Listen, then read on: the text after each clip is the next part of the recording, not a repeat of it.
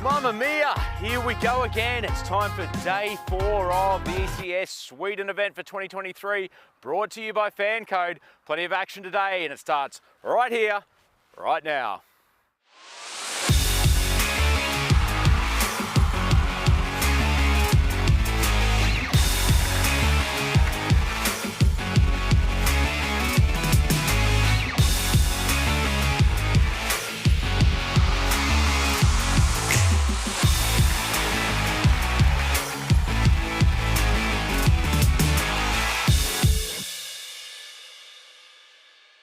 The European Cricket Series is proudly brought to you by HCL Software, FanCode, and Grizzly Bear Sports.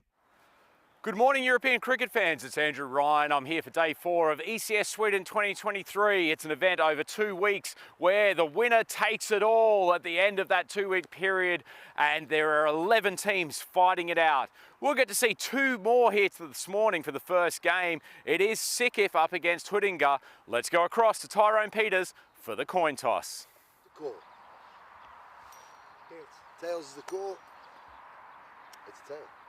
We're gonna ball first. So there you have it, toss won by Sikif, and their skipper Ahmed, he's chosen to bowl. Yes, we are in Stockholm. It is the home of ABBA, the world's greatest pop band, and it is only fitting that we've got some of the greatest T10 cricket on show here today. The boys from Sikif, they are the super troopers of the competition, and they sent out an SOS for a hero yesterday after they lost their first match on day 1. And they didn't find just one, they found many. It was the wicket-keeper Imtiaz who showed some class with the bat. That was expected though, but what was less expected was the contribution of the leg spinner Yasir, and then big Ankit Gupta coming out with some massive blows in both games. They came away with 2 wins yesterday, and that has really set themselves up well for challenging for a final spot within this ECS Sweden competition. They've got a huge task up against Hudinga today though. Hudinga has some of the biggest bats in this competition, and probably no more than Saeed Ahmed, who brutalised bowling attacks when Hudinga first appeared in the tournament. And if he gets going today, who knows what sort of score they could put on the board. Romani is another magnificent striker, and they genuinely have one of the most powerful middle orders in this entire competition. Well, as far as the rest of the tournament, one of us between Vinny and I is going off to the delights of Stockholm today, so I'll certainly be putting all of my energy into the coming 5 games that we have across today. But Vinny, knowing me, knowing you, we will be having plenty of fun in the commentary box today. We'll hand over to Mr. Maxmo to take us away with the initial stages of Game 1. Well, thank you for the music, Andrew Ryan. What a great start that is to the day, with a few ABBA references. Of course, yeah, the ABBA Museum isn't too far away, probably 20 minutes away from this match to cricket ground. We are about to get into day 4. First, let's reflect on what happened yesterday, day 3. Really exciting day of action. Stockholm CC, 135 to 122. Hammarby had a really good challenge in that chase. They couldn't quite get there though. Abhishek Mathur was pretty important, 48 not out for Stockholm CC to get them up to what would prove to be an insurmountable target. Hammarby then came back and they got their first win of the series on the board. 120 defending it against the Tigers. The Tigers batting not really clicking. Azam Mohammed, well, he did click, didn't he, in the first innings? And the start in the second innings, Aftab Ahmed with 4 for 13. Absolutely cleaned up the opposition. Then we had the Tigers back on the rack. 138 looked safe. Spoiler alert, it wasn't, as Stockholm CC in the derby got home with 6 balls to spare. Abhishek Mathur again, 48 off 18, super important. That was after Ismi Hoke put up 48 runs of his own in the first innings. And the exciting games just kept on coming. Hammarby scored 136. Once again, a score in the 130s, not enough. It was a day of sensational chases in the afternoon at least. Sikif, 140, pulled it off. Yasir Ikram, what a game he had, 40 and 2 for 22. Player of the match performance on ECN Taboo. Then Sikif put the Tigers to the sword, didn't they? They tamed the Tigers, got them in the corner. Imtiaz was outstanding in this game. 67 not out, also involved in 4 dismissals in the second innings. Despite the lone hand of Akash Islam, the Tigers only able to gather 114 runs in the second innings. Amit Pangal had a real heater in the second innings as well, 3 for 7, and an outstanding catch. So as we look at the table, it's pretty congested as you might imagine. with 9 of the 11 teams featuring so far. Sikef have stormed into third place, and we'll see them first up this morning. Albi's Army undefeated, the only team that has played to still be undefeated. And obviously, hitting had a bit of a mixed bag so far. I haven't seen Christian start and Seaside so far. They're travelling quite a long way to be here, so we'll see them Sunday and Monday respectively. Yeah, the good news, the cube is up, and let's have a look at the two lineups. And hitting at 1-1 versus Sikef 2-1. Sikef could have quite easily been 3-0, you know, because they lost a tight one to Genesee Stockholm on Monday night. But hitting up, as Andrew Ryan correctly described, they have some of the biggest bats in the competition. Got the Zuaks at the top. You've got Said Ahmed. I think he'll probably come in at 3. You've got Sami Rahmani, who's an absolute beast with the bat. So they bat long. Sikef, less experienced, but they're chock full of confidence at the moment. And a late change for Sikef, and I wasn't aware of that until I've seen that graphic. Yasir Ikram, a late change. He's been replaced by Mohamed Numan. So that's a big blow for Sikef, as Yasir Ikram was a late withdrawal from the lineup that was originally published. So players are out there now and getting ready to get going. Beautiful day here in Stockholm as well. Once again, plenty of sunshine, a few fluffy clouds around, but we have an expected maximum temperature of 18 degrees, so a little bit cooler, I suppose. Currently, it is 16. Really nice seeing conditions. Just a light breeze kind of floating around, but the wind's not really a factor first up this morning. The Sikef, though, looking forward to the second innings as well when we see some of their hitters go. You've got Samad Imtiaz, who's behind the stumps. He's a very good player. Got Ankit Gupta, who really turned it on. He's a high-risk, high-return kind of proposition. But right now, it's Hüdinger's time to shine, and you've got Imal Zuvak. He was the hero of the Impossible Chase, famous game on ECN back in 2021. And he came up with a half century, and his partner in crime on that occasion, Sami Rahmani, is also his Hüdinger teammate. Right now, the Zuvak combination ready to get things going as the clock has ticked over. So Amit Pangal, the captain, will open up for Sikef. Shake, rattle, and let's roll. Day 4 action. And it starts with a short ball. It's a Gundy ball, and that one disappears. I think that's gone for 4. Yeah, 4 runs signalled. So Imal off the mark, and Pangal not his best offering first up. Gave Imal a good look at that. Want to say a very good morning to everyone in the chat as well. I can see that Chris Smith is in there. Hello to Dave B, to Rob, who's watching from New Zealand. And, yeah, well, I see a Nick and another NI Nick. And I even saw a Nick number 1 floating around. So I think this was a bit of a prank that I was hearing, that everyone might be a Nick today. Better ball. Pretty good shot, though. Cracks it through the offside and pierces the gap. And a very good start for Hüdinger. We know this is a high-scoring field. You know, just going back and reflecting on some of the scores in the previous series here in 2020, I think it shows you how far the game has come. So, okay, there were a few rain issues back in that series in June 2020. But it was the early days. It was the Wild West. And I don't think the players were as hyper-attacking as they are now. I think they're a little bit more conservative. Average scores there was something like 8 or 9 and over. That's just not cutting it in 2023. And I think that's why the supercomputer has the low scoring virus. We'll see the bat versus ball figures at the end of this over. This one's hit.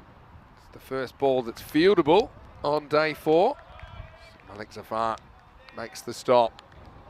Yeah, so good morning to everyone. Let us know how you're going. Let us know where you're watching from. Great to see Andrew Ryan out there in the middle with his ABBA references. I've got to say, I really liked it. Of course, at the end of day 12, the winner takes it all. Pangal now has the keeper up to the stumps. I like this move. That's also very clever batting. He lets that come on to the face, and Tarek Zuvak starts with a boundary as well.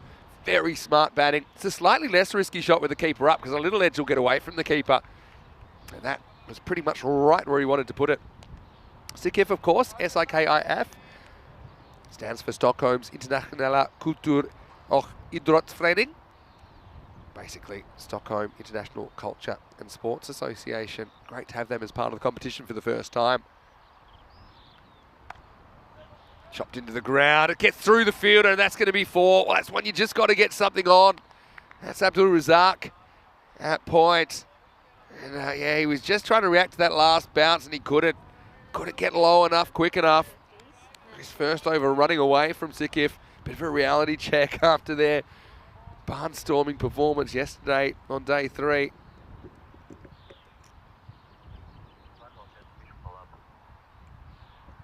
Let's ball the over. Goes after it, nails it. Well, that is about as big as you can get. That's out of here. Never touches the short grass. That's in the long stuff. Turret goes Maximo. And a magical start for Hüdinger. And, well, when you send in a team like Sikif have done, that's not what you want. After 1 over, it's 23 without loss. All right, 92 to 79. Now I think I've got a bit of a solution of why the supercomputer is putting scores this low. Shooting at 13-run favourites according to Sikif, but the 2020 series, and this is again showing the limitations of artificial intelligence even in a 2023 landscape. It's Hüdinger. Back then, the scores weren't as high. We've also seen Hüdinger playing at the other ground here in Stockholm at Notisborg. But yeah, I think that's a bit light on, if I'm going to be completely honest.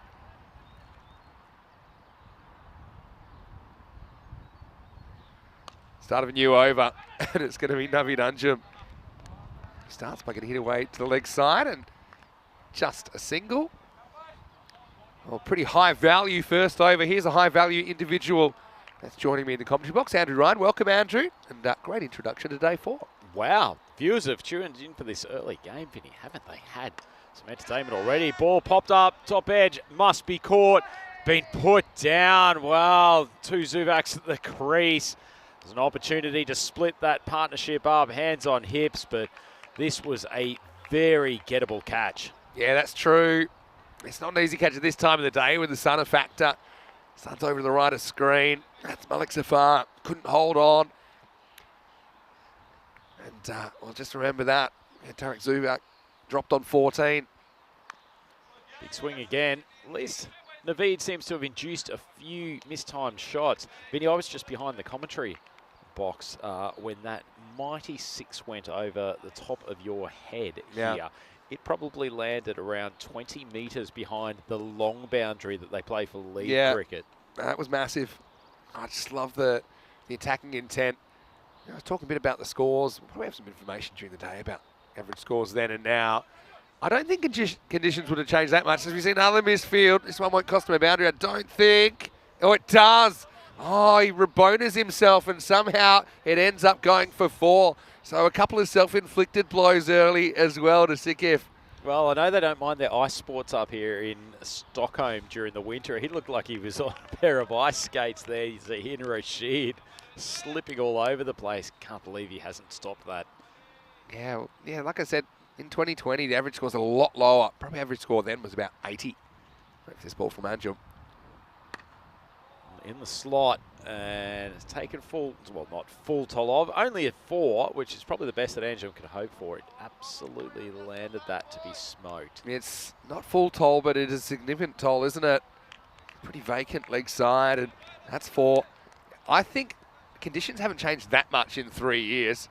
Global warming's a factor, and climate change and these kind of things, but I think that's mostly about the approach of the batters and how attacking they are now. Certainly is. Just about anything can go for 4, as Hüdinger is proving at the moment.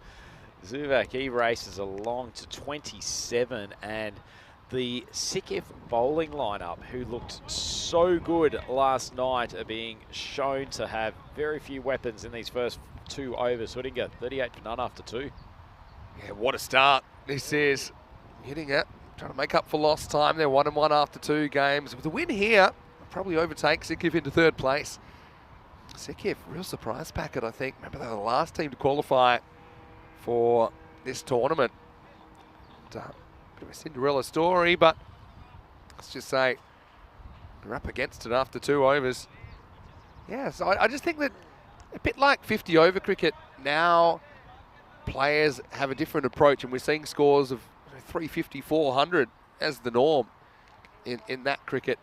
I think when the T10, ECN T10 first started, it was in its infancy when we were here in June 2020, and it makes sense batters were maybe a bit more conservative, but now they're really expressing themselves, and a lot of pressure on the bowlers. It's going to be Raja Selvaraj who's going to bowl over number 3. Now, he's a really interesting bowler. I like him coming on here because he's something different, and he's going to go around the wicket, and he's going to go even wider with that angular action that he's got. He certainly proves the art of what's possible, despite the structure of the human body. Ooh. Very low. It's unfortunately fumbled by Imtiaz, and it's going to go through for a overthrow as Gupta collects it from mid-off, just all falling apart a little bit in his first 3 overs. It's worth throwing there. I mean, I know he gives away an overthrow, and I think Tarek takes this run based on the fact that Imtiaz loses it for a moment. And to be honest, he looks over his shoulder, and he had reason to be a little bit worried there, Imal Zubak. But anyway, 2 byes to the score. Good fundamentals, though, as this one's just swung away off the inside edge. May have been a battle between ball and runner there, but Vinny, as we're always taught to do, run down straight down the pitch in front of the stumps if there's the throwing opportunity from that angle. You can't change your line, but you can choose a good line, which I think is what... It's better to cop a grizzly bear in the back than it is to lose your wicket. Yeah, that's the fundamental message, right, kids. There's a few different interpretations of the obstruction rule these days as well, of course. Raj continues. Good ball. It's taken his off stump. Well, he's found the magical line. Did a couple of times yesterday, coming up with almost unplayable balls.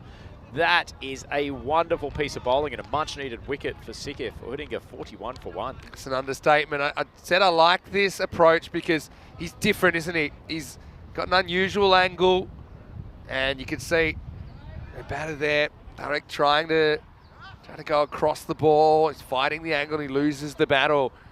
I also think that's to do with the keeper up, just kind of putting the squeeze on, cramping the batter, having him bat in the shoebox, so to speak. So Sikif do break through. And look, Hooter gets a good start, but we know that things can turn around. Very good work, and Selvaraj was very impressed with that big wicket first up. Yeah, certainly was. Great bit of bowling. And just that variety from Selvaraj. 2 bowlers on beforehand, Anjum and skipper Ahmed. They're pretty predictable, pretty accurate for the most part, but they also allow the batters to have a fair sight of what's coming down, whereas this man just provides some variety, and it's flummoxed the Hootinga hitters for the moment. He's got figures of 1 for 1, still 3 balls to go as Ahmed comes to the crease. And he takes absolutely no time to get going. Boundary 4. Vinny, isn't he one of the sweetest strikers we've seen in a while? I mean, they're stacked, this Hootinga team. You got the luxury of someone like Zaid Ahmed at 3, and still got Sami Rahmani, who's an absolute fireball in the middle order to come. And right now, I mean, they just have it. They have a no-fear approach. What I also like about their batting, probably with the exception of the shot that ended in the dismissal of Tarek Zubak, they're choosing correct shots and they're executing them. And with only 2 outfielders allowed, it's a very hard field to protect at the moment. They've got the long on, long off back at the moment. Certainly is. Selvaraj first boundary off his over so far. Floats one into the slot, played and missed. Probably not a great time to mention it after he's just been beaten outside off stump. But one thing I really like about Zaid Ahmed, and it's a great lesson for the kiddies watching the ECN at home, is how he waits for the ball as late as possible, hits it straight under his eyes, and just allows him to develop that easy power, particularly down the ground. It's a bit of a saying, see it early, hit it late. Well, I don't think the fielders are seeing too many at the moment because Asad runs straight over that. It's probably the 3rd time we've seen a boundary as a result of a fielding error. So Sikif, a bit of the morning after the night before at the moment, isn't there? As we get to the end of the power play, it's 49 for 1. Yeah, they're certainly not looking quite as lively as they were last night. Remember, this is their 3rd game in succession. Obviously, they've had the evening to recover, but nonetheless, 3 games on the trot is a test for any team. A quick look at the Manhattan. Well, it started well. I guess the best you could say for Sikif is that they are reining in the run rate gradually. Yeah, I suppose that's one way to put it. But, so I'll bring. Can we just sort of train of conversation that we can pick up from earlier that you mentioned, Vinny, about players and what their expectations are of what's possible in T10 cricket, and now that compared to what was happening in the early part of 2020 when Yeah. the ECS started to go on the road. So we see Anjum come on for his second over, and given he will sprint through this, we'll gradually pick on that topic as we go through. Although he's just I love the pace of the game, though. That's one thing you really notice in whether it's high scoring or not. The pace of the game really does move the T10 format. Here on ECN, of course, the clock's there as a factor as well. This isn't a good ball. This is going to be a boundary. It's an error by Anjum. No fine leg. He's MIA, and that's FOUR as Emil Zubak starts with a boundary in the fourth. Yeah, it certainly does. That's excellent, though. It does give us a moment to start that conversation. So let's listen to a really good podcast the other week that featured chap Emmanuel Archo, who is a former NFL player and actually hosts his own podcast, Uncomfortable Conversations with a Black Man, which is a very, very good podcast for anyone who's into, I guess, inspirational stories or how to self-improvement's probably a lame description, but anyway, Yeah. one of the topics that he talks about is goal setting and how it can actually be an inhibiting factor rather than something that is actually supportive of reaching the goals. And Interesting. look at Anjum here, good length ball, just squeezed Zubak up a bit and he just pushes it out for a single. And in the example that he uses is the 4-minute mile from back in the 50s, and that was very much seen as a barrier for humans for such a long time, but that when it was finally broken, they had, I think, 5 Everyone or was 6 doing people it. doing Yeah, I it. remember, And all of a sudden, what was seen as impossible became seen as impossible became possible. Yeah. We'll see if Anjum can sky through Ahmed. Well bowled, just missed that leg stump. Nice delivery, just wobbled in the air. I think this might be a half opportunity that's been missed here. And look, I know he'll be disappointed there, Samed Imtiaz, because he'll feel that was an opportunity, and it was. But I mean, I'm never too critical of the keeper here because he's created that opportunity by coming up. If he was back, he wouldn't have had that opportunity. So I mean, he can keep his head held high, and like I said, I think they get a lot of value out of him being up to the stumps. Feed strolling in, 2 balls to go. Short of a length, smack down the ground. Fielder can't get around from a long off. Beautiful timing again from Ahmed, and he's a boundary machine. This will hurt because Saeed Ahmed, he's misstumped on 8s and he bangs ones down the ground for 4. It's super interesting what you're saying. So, just to kind of expand on that, everyone's heard of kind of SMART goals, S-M-A-R-T, that acronym, and one of them is the R is for realistic. But I suppose you've got your own idea of what realistic is, and I think there was this idea that it wasn't really realistic to run a mile that quickly. But then once it was achieved, people thought they could do it too, and it turns out they could. And you see the athletic performance over the last 100 years and how they're coming down, and there's a few interesting. Well, this is a chance, I think. Hang in there against Sons of Factor here, and it goes down. So Saeed gets another life. That time it's the captain, Amit Pangal. He took a sensational catch last night. This time, I know it's hard to catch what you can't see, I suppose, except for a virus, but still, it goes down, and I think Amit would love that one back. Certainly would. It's hard to understand how a man takes such an insane catch yesterday, but unfortunately has fumbled the best batter in the opposition now. Hoodinga 59 for 1 after 4. That run rate has come down a bit, but only because it was starting at around 25. I've never heard it put that way though, Rhino. That's super interesting what you're saying about goal setting being inhibiting potentially. It was a really interesting way of looking at it, and I can sort of see the argument for both sides, but he puts forward the suggestion that for the most part of what he does, whether it's in his personal life or his career, he really tries to avoid setting goals of that nature. As Zafar comes in, that is easily dragged over the leg side for another Maximo, and Ahmed's on fire. Yeah, well, Saeed Ahmed misstumped on 8, dropped on 12, now he's 13, now he's 19 after that. And all the alarm bells going off, I think, for Sikif at the moment. 156 pace, and plenty of batting still to come for hitting it. Yes, Zafar, 6 off his first ball, not fun. That one's driven down the ground. There's a catching chance. Ankit Gupta made good ground. Had to shift to his left pretty quickly, and looks like he's injured that hand. I don't blame him. That's coming like traceable at speed from Ahmed's bat. Yeah, that hurts. More ways than one. I suppose it does save the boundary, so that's something. That's, yeah, good. That'll sting. These balls, especially, I think they're always kind of new. They are super hard. And so, yeah, trying to catch those. Yeah, they say have soft hands. You kind of need hard hands as well to brace for impact. Certainly do. Shows the advantage of hitting the ball hard, though. Might get the odd chance that's put down. So just to bring the conversation to its natural conclusion, I guess the early days of T10 cricket, a lot of people probably, and we certainly did it when we played the 2020 ECS, and obviously different field and different pitch, although certainly there's no issue with hitting Maximos here at the moment. But the talk amongst the team was probably if we can get to 1995, that's a pretty good total. And that's what we really should be aiming for. If we go really well, we might hit 105, 110, as opposed to looking and saying, let's just run full tilt for the full 10 overs and see what happens. Don't worry about setting target scores. Just go and go big as aggressively as you can. Yeah, well said. This is Safar, though. He interests me.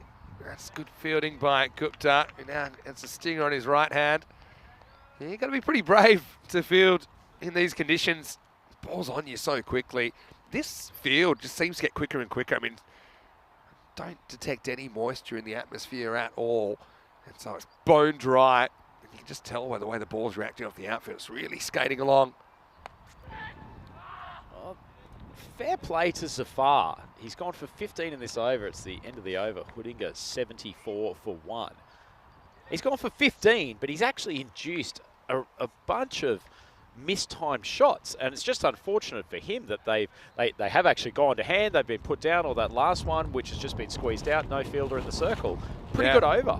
Really very fast start, really, for Hoodinga. I want to say good morning to everyone out there. Vinny Sounder here, Mr. Maximo. Andrew Ryan with me, and Rhino. What a start to the day. But what a start to this tournament. Like we said, haven't been here since 2020. But a lot's changed in the world since then, of course. And even a lot's changed in the format. We're seeing big hitting. We saw some big scores chased down yesterday. And hopefully you can stay with us for day 4, because there's going to be plenty more action still to come as we get ready for over number 6. Well, don't think any... Oh, that's a sensational catch. I was about to call it as another Maximo for Saeed Ahmed. He's laced that out to the deep mid-wicket boundary, but a fantastic grab out there. We'll try to get a hold of who the fielder is, and we may also need to go to the replay just to see where that back foot ended up. But that's a sensational piece of fielding. Oh, Vinny. Oh, no. Oh, no. That's definitely over the line. He's going to be 6 there. Yeah. Yep. What a shame, because that was a fantastic grab. Unbelievable power, and I think it's Abdul Razak out there who stuck the mitts up. It's such it might have been the skipper actually, but anyway, no doubt that last foot is over the line. So, well, 6 will be given, and so he survives. I mean, he had no idea he'd stepped over the line there. He wasn't kind of sticking around to find out either, was he? So, it was a brilliant catch, but unfortunately, for Sikif, horror morning continues. Saeed Ahmed, he might be 27 off 12, but he's had a few moments of good fortune. He's been peppering the fielders. Unfortunately, his powerful blade has rescued him on a couple of occasions, as that one's just pushed wide by Rashid. It's a bit of a rough one so far, and that's going to get even rougher because no one's catching this. Maximo Saeed is just having one of those mornings where everything's rolling his way. That ball ain't being found, to tell you that much. New balls, please, Rhino. Yeah, beautiful timing. We've seen this a number of occasions for Saeed Ahmed already in this tournament. Frustration for Rashid. They've had a couple of opportunities to send not only Saeed Ahmed, but the openers back to the sheds, and they just haven't been good enough in the field. Tough morning. It's a little bit of a cooler breeze around here, so you can see a few of the players' arms folded, just trying to keep their hands warm. I could have told you straight away that ball is not being found. It's gone into a huge bush. reminiscent of what this area probably looked like in the 1980s. I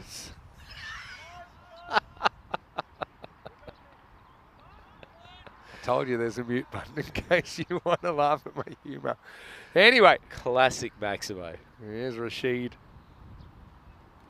Short down the leg side, pumped again. Well, that last lost ball has now got company, which we won't take any further. That's a sensational strike. Oh, that's 2 balls in the bush now, and I don't think anyone is finding him, as Saeed Ahmed has moved to 39 off 14. And this over's gone for 19. Wow, it's looking brutal at the moment, isn't it? Yeah, it certainly is. And just doesn't feel like Sikif is up for this game like they were yesterday afternoon. That one's struck down the ground off the edge of the bat. It's gone through the hands of Gupta. We'll have to have a look at the replay. Wouldn't be surprised if he tickled the boundary. Throw coming in wasn't that far away from Ahmed, pushing through again. I'm sure we'll have a look at this. I'm worried about this one. Let's have a look. Oh, I think he's just okay. How about the trailing foot? Yeah, keep going forwards here. I think he's all right by about 2 blades of grass. Oh, but anyway, he always created a run-out opportunity. So they take the second on the weak throw. He was just more worried about stopping it. So where are we at? 95 for 1 after 6 over check-in time. I think from here, you're hoping to go about, to be honest, you're hoping to go about 3 a ball from here, I think. They want 70-odd, could get them up in the 160s kind of region. Anyway, here's a guy, Selvaraj. I'm surprised he didn't bring back quicker, because he has provided the only real highlight for Sikif so far as he bowled Tarek Zuvak from that round-the-wicket approach. Yeah, good move from the skipper to get him back into the bowling attack.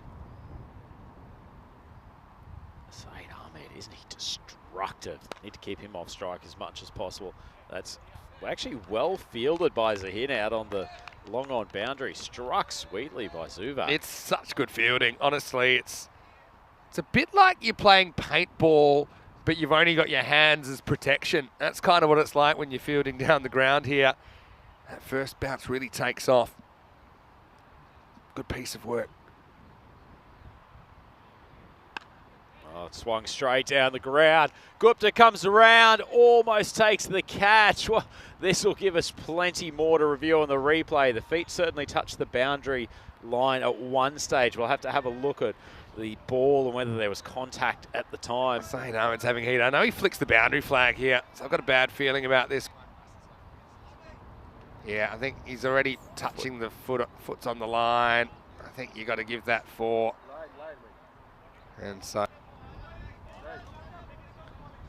yeah, I think it's a very good effort from Gupta. And unfortunately, 4 runs is the result. Well, the ball's gone straight up off the top edge. The keeper Imtiaz won't put this down. Very thankful to see his safe pair of gloves underneath that high ball. And Ahmed, he thought he was in for a 50 when that ball came onto his leg stump, but as it is, he's dismissed for 45, 101 for 2. Well, he had more lives than a Cheshire Cat, to be honest. Saeed Ahmed eventually goes for 45, but he won't be too bothered about that, I think. He rolled the dice and won more than he lost, didn't he? And the hundreds up for Huttinger in the 7th over. Nicely held by Imtiaz behind the stump. He'll have his work cut out from the second half of this game, I think, as well.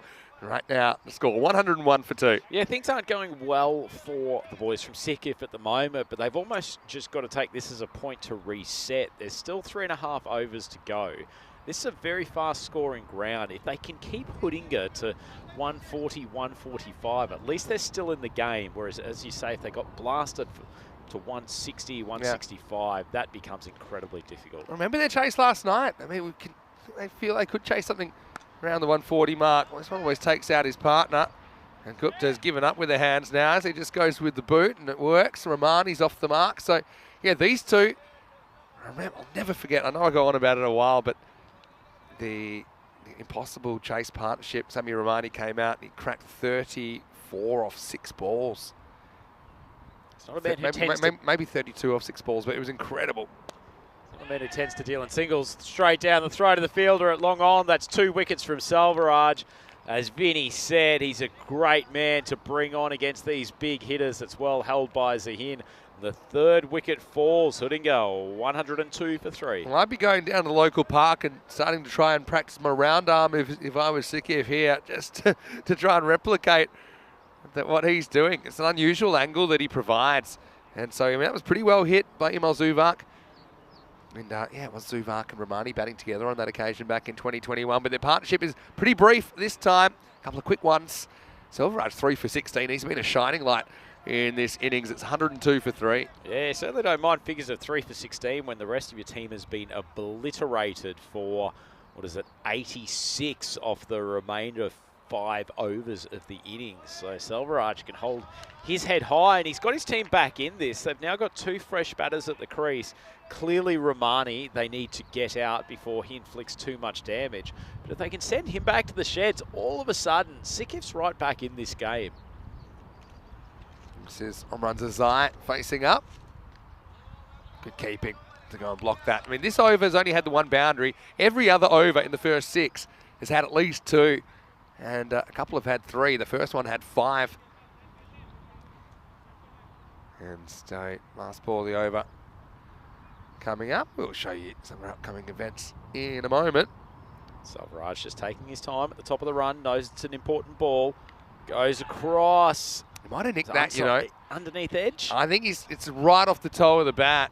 And it's a tough one. I don't think you can really call it a chance, to be honest, because it would have been a wide. Just going by the reaction, there's a tiny scratch on that.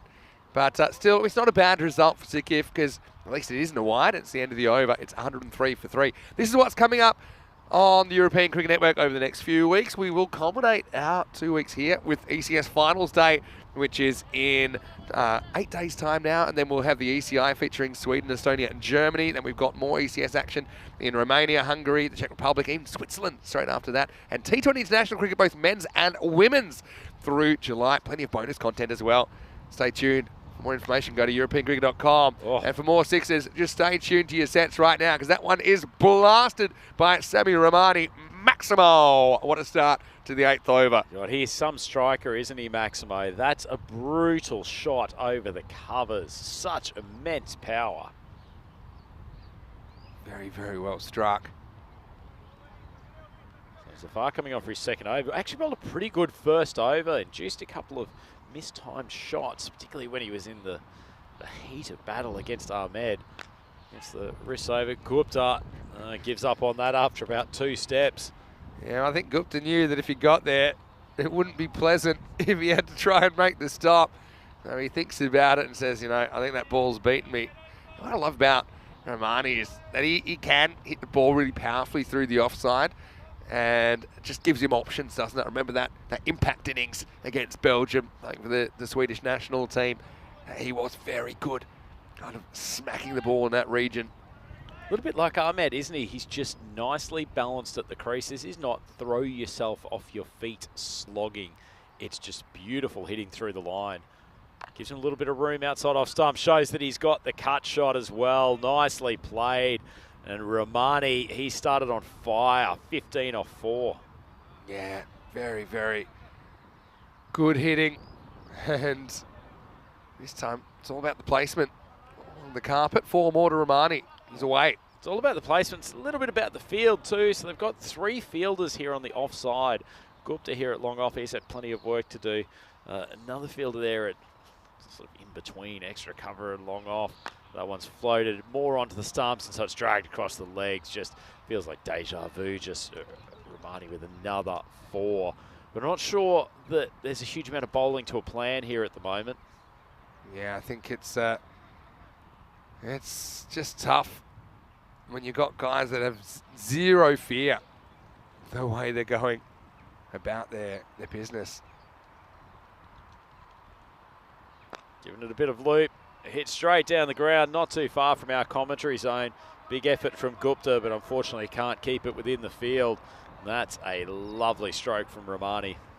Yeah, shot. Yeah, just hit so hard. And Romani's fun to watch, I suppose, except if you're trying to bowl to him or field these thunderbolts. 25 off 6, magical start for him. And I said they'd be wanting something like 3 a ball at the 6 over mark. Would have got them to, I think, 165 or so. They're kind of on that kind of pace at the moment. Why do you keep on setting limitations for them, Vinny? I mean, Romani's going at 4 a ball at the moment. There's no reason he won't pump that up to 5. That's true. Well, it's lofted up. Actually manages to beat him in flight, but drags it across to deep mid-wicket, and they will take the single to end the over. Hoodinga, 1-2-8 for 3. 2 overs still to go. It's tough tasks for sure. I mean, still, got to tell yourself, if you can have a really good couple of overs, let's say keep it to a run of ball, maybe get the wicket of Romani and keep the other batters quiet, then you're chasing 140, which, you know, you can do. It's a pretty batter-friendly field here. We know that from this year. Difficult thing in this T10 format too, where boundaries are so much the objective, is that if you get a guy like Romani on strike, he might not leave being on strike for an over, or even if he manipulates the strike on the last ball, you might just struggle to get to bowl to the other batter, and they'd love to have Zazai on strike for as much as possible in these next 2 overs, but they haven't just been able to get near him so far. And he flicks one down the leg side. Pretty ordinary ball. Called no ball by the umpire already. And, well, he's shown that he's got some power himself, but that's not exactly the most testing delivery. Yeah, that's not a great result at all. No ball, 6. As I think he's just trying to push in the quicker Yorker, sneak it in, but he got it wrong. Zaheen Rashid. And so much for my keep it to a run a ball for here. Well, that's more runs than the balls we'll get in this over, and we haven't even had a legal delivery yet. On 36 now, still 12 balls remaining. Free hit coming up. Takes a big swing, but that ball shoots through off a decent length. Nice bit of bowling from Rashid. His bowling figure's not looking too healthy for 29. 5 balls to go. Finds that length again. The ball's high off the bat. Malik under it. He's replaced Gupta at the top. And that's a nice piece of bowling. Gupta probably looking around saying, why don't I get an easy blooped catch like that at long off? Yeah, well, it's a bit of an angry catch, to be honest. So he spikes it back in and says, here, you have it. I've caught it. I don't want it. Lucky those grizzly bear balls are made of tough stuff. Yeah, well, you can see Sikif are frustrated. Yes, there's been some outstanding stroke play in this innings, but also they have missed opportunities, haven't they, both on the ground and in the air. As new batter coming out is Rashid Khan. Nicely taken, though. Gupta's packed it in at long off. He said, I've seen about enough of this, so can't blame him, really. Malik Zafar takes a good catch. Rashid, well, I'm just going to go out on a limb and say he's going to try and smash it. Swung down the ground. Hasn't got a great piece of it. One of those 2 fielders coming around between Ahmed and Malik will stop it. It's a big wicket, though, isn't it? Romani, boy, if they had have gotten him last over, this total would be looking so much better. As it is, still up in pretty high reaches, but just dot balls of gold at this time of the innings. So interesting how we haven't seen too many of these shooters this morning, have we? This one really keeps low. Down the leg side, this will be called wide. But yeah, this is the issue. The variable bounce hasn't seemed to have come in, except for that maybe that one delivery you just saw. It's funny how variable bounce seems to happen to really good players less often, and I don't think that's a coincidence. That's almost taken his off stuff. I'm not sure what Sazai was shouldering arms for there, but better players just make adjustments, don't they, to balls that are not bouncing the way they expect. It just seems to impact them less. It's slogged across to mid-wicket. Another boundary. An unfortunate finish to the over for Rashid. He goes 1 for 35 across his 2. 142 for 4 after 9. Yeah, it's a powerful start to the day, hitting a 142 for 4 after 9. So we have seen the 164 chase down this year. We've seen a couple of chases the 160s in the last few months. I suppose if there's a kind of ground you can do it, it's here. I think you'd say it is pretty batting friendly, and Sikif, they certainly surprised us with their batting yesterday. Yeah, they've got good opening partnership. Suspect we'll see Imtiaz and Naveed taking up the battle in the early stages. Now the captain bowled a really good 10th over in their first game last night. Could use Well one do hit. with this again. Well, he's slogged over to mid-wicket. Great catch coming off the boundary. That ball was going like a rocket. Well taken, and the golden arm of Amit Pangal. He takes a wicket, first ball of the 10th, 142 for 5. Great catch. I mean, that's absolutely smashed, to be honest, by Rashid Khan. And I was a bit worried he was going to headbutt the ball back. It was like a diving header. As it came forward, he met the ball at pace. But yeah, have a look at this. Does like to drag the ball, doesn't he? But that's Shogul that comes in and meets it. And he's strong enough to hold on to it. Fantastic work. Look, yeah, Hooding up 142 with 5 to come. If you can keep them in the 140s here. I know it's not easy, but you've got a shot, don't you? And they've got some pretty good hitters of their own. We saw Imtiaz doing some very good things with the bat yesterday. And right now, though, it's going to be Nasir Iqbal coming out at 7. It's been an absolute exhibition of hitting. Say it again though, Vinny. A couple of dot balls in this over, and if they can stop the boundaries, still a gettable total. Well, that's one way of not doing it. He smacked for 6 off the second ball of the over, and Iqbal comes to show that there's some talent in this lower order for Hoodinger as well. It's a really good shot. I mean, we're kind of used to this now, but just think about the mentality of come out and smacking your first ball for 6 and looking so good doing it. I know that in that ECC back in 2021, the Belgian coach said to his players, I want every single one of you to hit a 6 first ball of your innings at some point in this tournament. We'll talk about setting your expectations. It's no holds barred cricket. That's a pretty good objective. You can't really exceed that objective, can you? I mean, decent length ball, pops off the top. Feel the backward point. Just hasn't even bothered. I don't know whether he lost that in the sunshine. He hasn't seen any of that. That's Anjum. He's look at the shadows here. I mean, he's looking straight in the sun. He says, "No, cannot see it, but Let's I will just stop it." Call it defensive fielding, shall we? He played it on the sound of the ball bouncing, I think, rather than actually seeing it. 3 to come. That one's in the block hole. Well struck. That's gone for a Maximo. That was travelling. Well, this one could be booked for speeding. It never gets that high. That is so powerful. And I'm glad there wasn't a fielder behind that. So the 150 comes up, and there's still 2 to come.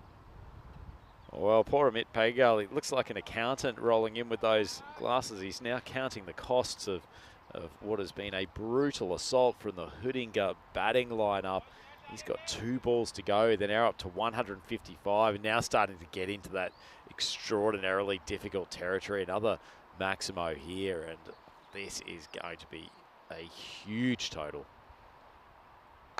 Oh, drops onto the leg side. It's smacked again. It's a pretty good grab out there from his teammate. Sammy Romani just takes it and makes it look easy. To be fair, he had an extra 10 or 15 metres to see that. But bang, bang, bang. Unfortunately, Bengal ends up in the naughty 40s. And, well, we're not actually finished yet. Still ball to go. 161 plus this. Well, it goes wide. Imtiaz does well to get across to cover it. So Zazai is going to have another opportunity here. These two have come in late, shown there's a bit of depth in this Hoodinger batting lineup. Drifts onto the stumps, gets enough elevation, sends it back out to the Hoodinger players' tent again, and boy, will they be happy with that performance with the bat. Sick if the 2 wins in succession yesterday to get their tournament back on track. But Vinny, they've been obliterated this morning. 168 off the 10 overs for Hoodinger. Yeah, absolutely crazy stuff, really. That's we're talking now.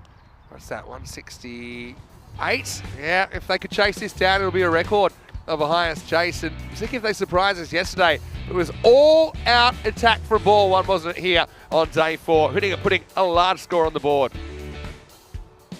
Yeah, certainly did. It was just bash after bash after bash. Helped along with some very ordinary feeling. That was a moment of celebration. Salvaraj drifting one onto the off stump, and Zuvak played all around it, but all that did was bring Ahmed to the crease. He should have been gone early, the captain throwing his hands to the sky, but in the end, he gave enough chances. Gupta put him down. Probably didn't have his happiest day in the field, but from that point on, they just had too many chances they'd given, and batters of this quality. There was quality fielding on the deep mid-wicket boundary. Ahmed this timed one, but fortunately for the fielder, stepped on the boundary, and after that point, it was just 4-6, 4-6 so often. This effort from Gupta somehow managed to keep it in the boundary. He was absolutely peppered down in that spot. Had to hightail it down the boundary again before they finally sent Ahmed back to the pavilion. The safe and trusty gloves of Imtiaz, but that just brought more hitters to the wicket after the loss of Zuvak, hitting it straight down the throat of mid-on. Malik, he showed he's got some sure hands at that long off position. Ankit Gupta might find himself out of a job, and he may not mind.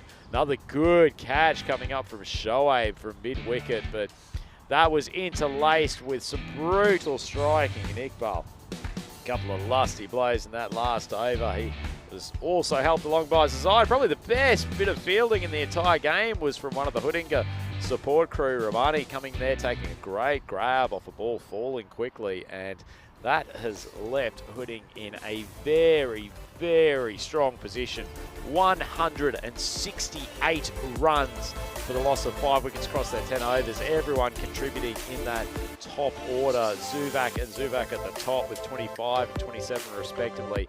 Zaid Ahmed continues to obliterate bowlers, and he is an absolute star. Yeah, you want to talk about a team effort. Have a look at that top 5. I mean, everyone hitting 20 plus, not quite getting 50, but everyone doing it super quick.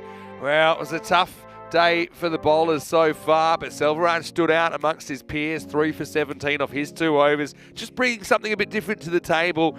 The other wickets went to Pangal and Rashid, but I mean, you look at Pangal, he ended up going for 49.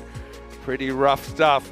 As a fart, didn't have too much of a better time. He went for 40. So we will take a break, and when we return, we'll see if Sikif can do something that we've never seen before. Chase 169 for victory. Vinny Sandu here, Mr. Maximo, with Andrew Ryan. Plenty more big hits around the corner, I'm sure. You're watching some action from Sweden here on the European Cricket Network, and we'll see you shortly for more FanCode European Cricket Series.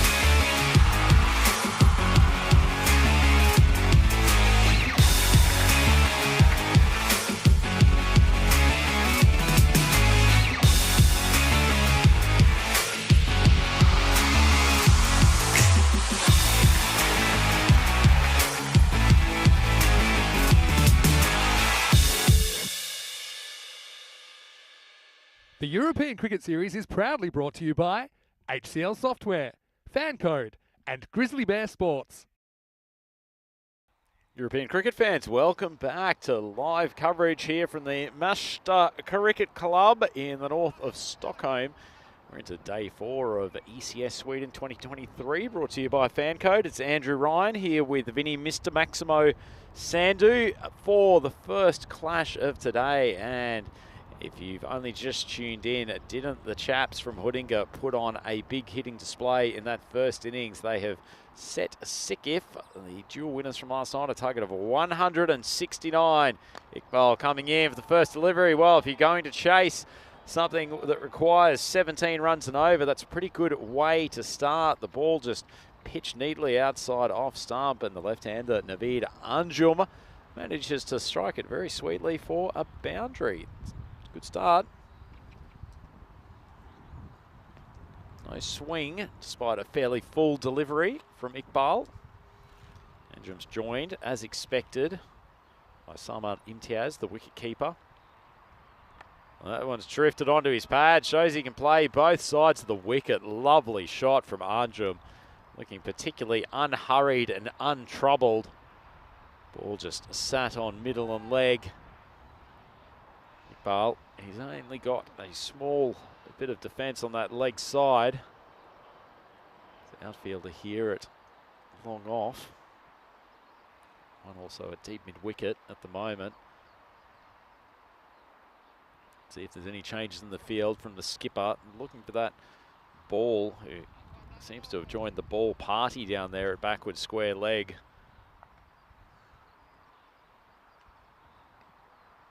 They've got 3 fielders moving over to try to get it.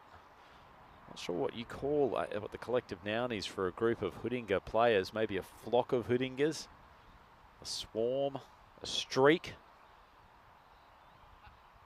Well, they've managed to track it down, whatever the name is, and all 3 of them rush back onto the field, desperate to get this game recommenced. Still feel that they're pretty much on top, but this is a great start from Sikif. Showed their batting lineup's got plenty of talent yesterday.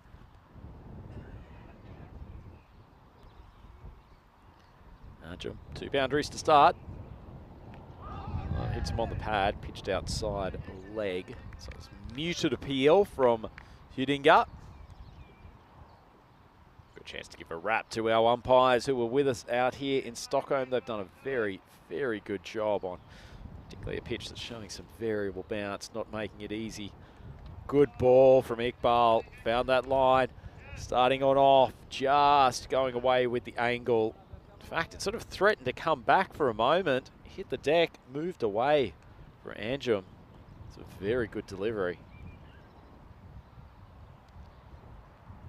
Anjum has to continue to go hard and make the best of this power play. Full ball outside off, flashing edge.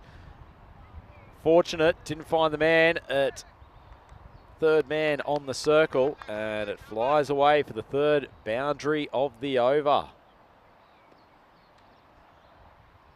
Remarkably, they're actually behind the run rate despite this start. That's what happens when you, fortunately, leak 168 runs. Good start though, bright start. Short of a length, and just whipped around straight to the man at fine leg. Unfortunately for Anjum, probably would have been expecting to put that to the boundary. And as it is, first over, absolutely no problems for Sikif. They end up 13 for none after 1. Well, golden ball. Probably wouldn't have your money on it at the moment, not with a hefty chase like this in the books, but Sikif have shown that they should not be underestimated as a dynamic batting lineup. They have plenty of players who can find the boundary. Need a big opening partnership though. It's absolutely critical for them. Naveed successfully farming the strike. We still haven't seen Samad Imtiaz face a ball. And now Saeed Ahmed, the star with the bat, but he's been punished. Great shot through point. Wasn't a bad length ball, actually. just on a decent length, a little bit of width, allowed Anjum to free his arms. Great timing. He races along to 17 off 7 balls. Ball comes sweetly off the Anjum bat. Saeed Ahmed's reasonably sharp, so if he can find the gaps or go over the infield, ball will race across this turf. Short ball, pulls it straight. Anjum probably on the back foot, so was a bit concerned about struggling to make his ground. Good early call of no. It gives him the space to free his arms again, but it was just a little bit wider, a little bit fuller than the first ball. Anjum trying to hit more over mid-off there. They need to open the face and look for that point region again. They've actually got a fielder back on the point boundary now, which might have been the reason that he was looking to go slightly straighter. Wide again, but it's the change-up. Nice one at that. Keeper has a crack at the stumps, hits them, but no appeal. Naveed clearly back in his ground. Big strong man, Saeed Ahmed. Saw that with the bat. He has no problems clearing this boundary. It's Mashta cricket ground. Just a sweet, sweet timer of a cricket ball. Knows how to bowl pretty well. Full ball. It's once again the off-speed. Fielder, since it was the off-speed ball, has a chance to come around. Does his best to completely mash it up. But they just scoot through.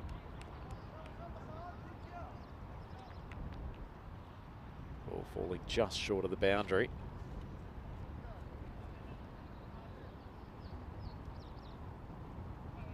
Hamid Zuvak down there at third man. Probably won't want to see the replay of that fielding effort tonight.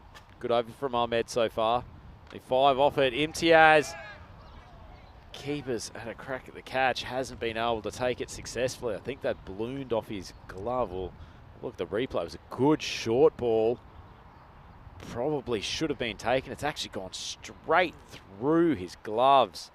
Disappointing. Imal Zuvak, he's a good wicket keeper. Probably would have expected a little bit more from himself there, but as it is, that is the end of the over, and it's a pretty good one as far as Hoodinga are concerned. After a few boundaries in the first, it's only 18 for none after 2. Have a look at the standings for ECS Sweden 2023. Elby Zelmi sitting pretty on 3-0 up the top. Every other team that has played has lost at least one game. Hoodinga sitting at 1-1 at the moment. That one's just very casually popped up, unfortunately for Naveed. There's no fielder in the vicinity, and they will scoot through for a 1. Brings Imtiaz to the crease. It's only the second ball he's faced, and we're now into the third over. Final over at the power play. Well, full ball. Imtiaz gets an outside edge to it. Nice piece of bowling. He's just swinging the ball enough to cause some troubles for the batters. That's an excellent piece of bowling. Pushed up wide outside off stump. A little bit of tail away. Imtiaz, good quality batter. They'll be happy to see him walking back to the pavilion. He's disappointed. He knows a lot rests on his shoulders with this Sikif batting lineup. After 2 balls of the third over, they are now 19 for 1. Look at the replay there. Fairly faint edge, but Diaz having no hesitation in walking off. Puts the bat under the arm. It's just a really good piece of standard pace bowling. Putting the ball sort of on or about off stump. A little bit of movement away. Clean catch taken by the keeper. Brings Zahin Rashid to the crease. Take up the attack against Hoodinga. Feels like the wind has picked up a little bit more as compared to the first innings. Probably helpful for the bowlers. Rashid was part of that bowling attack in the first innings that was pumped to all parts of the ground. He went for 35 off his 2 overs. Did pick up a wicket. Sent Samuel Rahmani back to the sheds, but not after he'd done a fair bit of damage beforehand. Good length ball. Well worked. Rashid gives himself a little bit of room outside leg stump, frees the arms to cut, takes it behind backward point. No fielders there. Suggest actually with the line that Iqbal's bowling, you can do with a little bit more defensive help in that region. Fielder out there at cover. Suspect it might be better off shifting him a bit squarer. Maybe bring the infield around to the cover position. Rashid, big swing across the line. Good ball in the block hole from Iqbal. Well, Iqbal has to face his nemesis, Anjum. Looking for a bunch of boundaries in the first over. Looks like he's enjoyed far more bowling to the right-handers. Short ball just swivels around. I think that's carried the boundary by a foot. Lovely shot from Anjum. Iqbal, a little bit short of a length, just pushing onto off stump. Ball didn't get up particularly high, but Anjum's good enough to go with the lower bounce. Still pulled it with ease. Lovely shot from the big opener. Moves along to 25 off 13. Still pushing the fielder in. It's on the offside that they've got both of the men out on the boundary. One at point, one at long off. Drifts on to leg. Oh, fielder's almost stumbled trying to come in and take that catch. Unfortunately, it was a nice bit of bowling from Iqbal. Drew the false shot from Anjum. And unfortunately, as I said, a little bit of a stumble from Yusuf Alakail. And that leaves Sikif well behind the rate, 31 for 1 after 3 overs. Have a look at that Manhattan. It almost looks New York skyline, or even maybe Dubai skyline's a better example these days. Overs of 23, 21, 25 and 26. So 4 overs going magical in the Hooding innings. Tariq Zuvak on to bowl the 4th. Floats that on to leg stump. Anjum doesn't go particularly hard at it. Nasir Iqbal comes around from long on. Takes it cleanly. It'll just be the 1. Looks like he tends to bowl in this position for Hoodinga. Tariq, a couple of overs after the power play's done. Floats that up. It's driven through the cover area and actually driven really well from Rashid. Once again, didn't try to overhit it. Trusted that if he found the gap, his fast outfield would give him the assistance. That ball's gone to the boundary with ease and well placed. Once again, it feels like a light offside field for Tariq. All of these Hoodinga bowlers seem to be able to be trusted to put the ball on the right line and length, but I'm not sure their field's set up. Although, who needs to worry about fielders if you get an inside edge onto the stumps? And Tariq, isn't he buoyant after that dismissal of Rashid? He goes for 9 off 4. Sikif, 36 for 2. A bit of bowling just cramped him up a touch. The ball probably just drifting in a little bit. And Rashid walking back despondently to the pavilion. It does bring the big hitting Ankit Gupta to the crease. See how his hands are. He was peppered down on that long off position throughout the Hoodinga innings. Saw him wring his left hand at one stage after one dropped catch. Tariq figures a 1 for 5, 3 balls into his first over. Sikif really need to get Naveed Anjum back on strike. He's motoring along, 27 of 15. He's had the majority of the strikes so far. You know, Ankit Gupta not going to take a sighter. He'll go for ball 1. Big swing, strike down the ground. Saeed Ahmed comes in from long on and he'll keep it to 1. So it brings Anjum back on strike.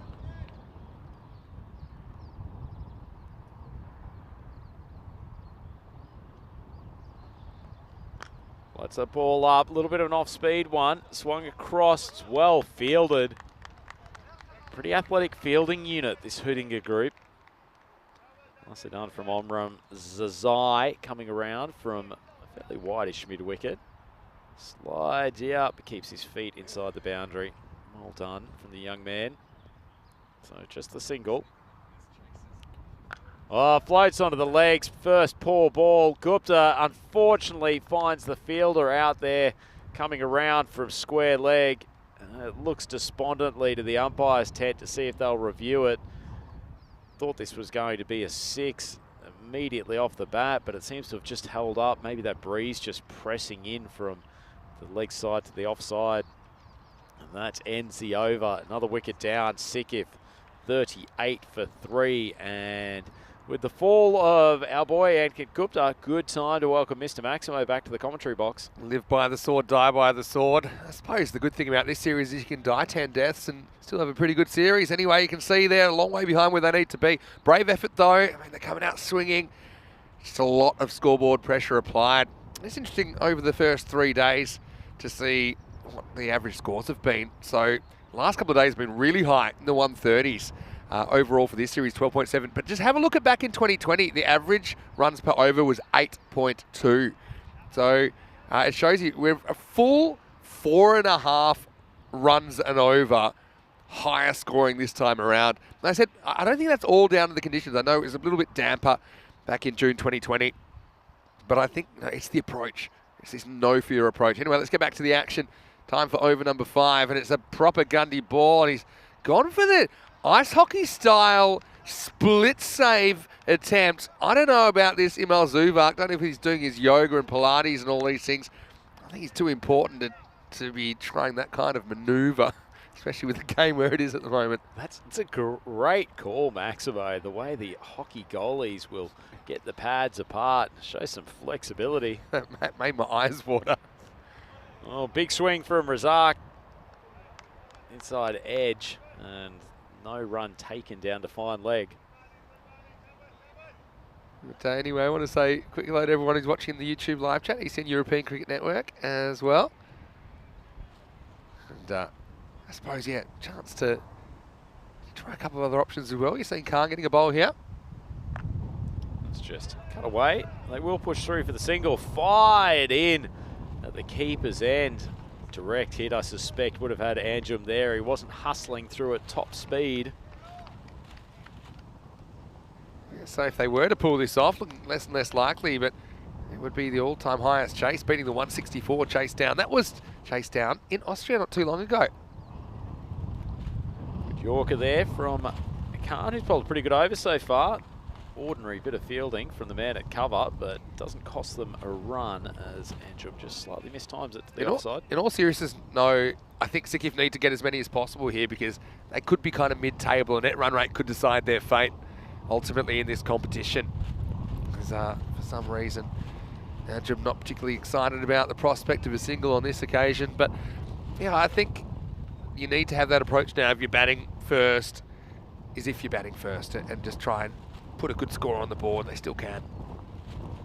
Well, decent over so far, the young man, as that one's just dragged the leg side. Kroom's asking, has the supercomputer rebooted overnight with updates? Oh, not really. But you can see why, when we saw the run rate graph a moment ago, the fact that the average score was 82 3 years ago, and that's a lot of the data feeding in. You know what they say? Isn't it something like rubbish in, rubbish out with computers? I mean, you're in that field. So what's the expression again? Certainly you can't say it on TV. I don't think we should. What does it start with? Well, I'm not sure I can say that word either. Okay. As we have the young man Khan bowling here, and Anjum has gently dispatched him around backward of square for a boundary. Not a bad over from him though. Sikif now up to 48 for 3, and Yassine goes for 10 of his over. Feels like Sikif have just decided that they probably just need to work the runs to maybe get up to 100 or thereabouts and try to minimise or mitigate the damage on their net run rate. All right, let's have a look at what is coming up. And 25th of September is going to be a marquee date in the calendar. Make sure you put it in your diary because it will be the 3rd ever edition of the ECC. And I can tell you it's 109 days away, okay? Looking at that, will Sweden have a very interesting group with Italy and Denmark and Estonia, who they'll meet in the ECI at the end of this 2 weeks, and another team yet to be revealed. That's the 31st team in the competition. The biggest and I'm sure best ever ECC is on the way, 25th of September. 3-day group stage as well. It is lightning fast action. What a ball from Mohamed Zafar comes in. This really jumps. That's an absolute peach of a delivery. Left armour coming around the wicket. I don't think Razak was expecting that to pop the way that it did. Just pitched just outside off stump and a little bit of nibble off the deck. It's a fun pitch to watch. I mean, you can't really say it's that batting unfriendly, but it's got the odd gremlin. And I think it, in a way, that is what cricket pitches are meant to be like. I mean, obviously, a lot of cricket played on turf pitches in other countries. And those have a few little quirks, don't they? That you don't get 100% consistent bounce like you're playing on concrete. So I like this pitch. Razak comes in for his second. Oh, he's cleaned up Razak. Wow, caused him a few dramas on the first ball. That one speared into off stump. Razak tries to charge down the pitch and he perishes for 2 off 6 balls, and Sikif now 48 for 4. Yeah, just swings all around it, doesn't he? Trying to move things along. Loses his shape, loses his stumps, and a wicket for Yassine. Mohamed Zafar, pardon me. As he gets it right on target. No, the reason I said Yassine is I had a question in the chat. How old is Yassine Khan, who bowled the last over? I'll let you know very shortly. But yeah, just losing his shape, and I suppose I know the field's set fairly straight and offside, so they've got deep cover, another deep cover, a long off, long on. So just encouraging batters to hit across the line and take risks, and it pays off with a wicket. Yeah, it certainly does. Sometimes field placing's a little bit about what you want the batter to do. As Sardasad gets his account open, just pokes the ball out to backward point for the 1. Okay, drum roll. Yassine Khan is, I like this, to go right to my notes. These dates of birth always get you. He is still a teenager. Short ball. Loses control of a bit of his bat. So he's floating away from the hands just for the 1. He's born in 2007. He's turning 16 this year.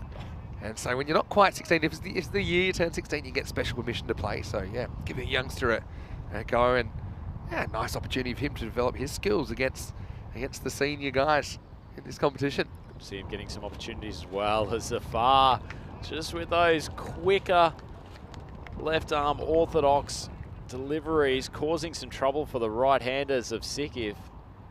Yeah, clever angles he's creating, and then he's able to manipulate that ball a little bit right to left, isn't he?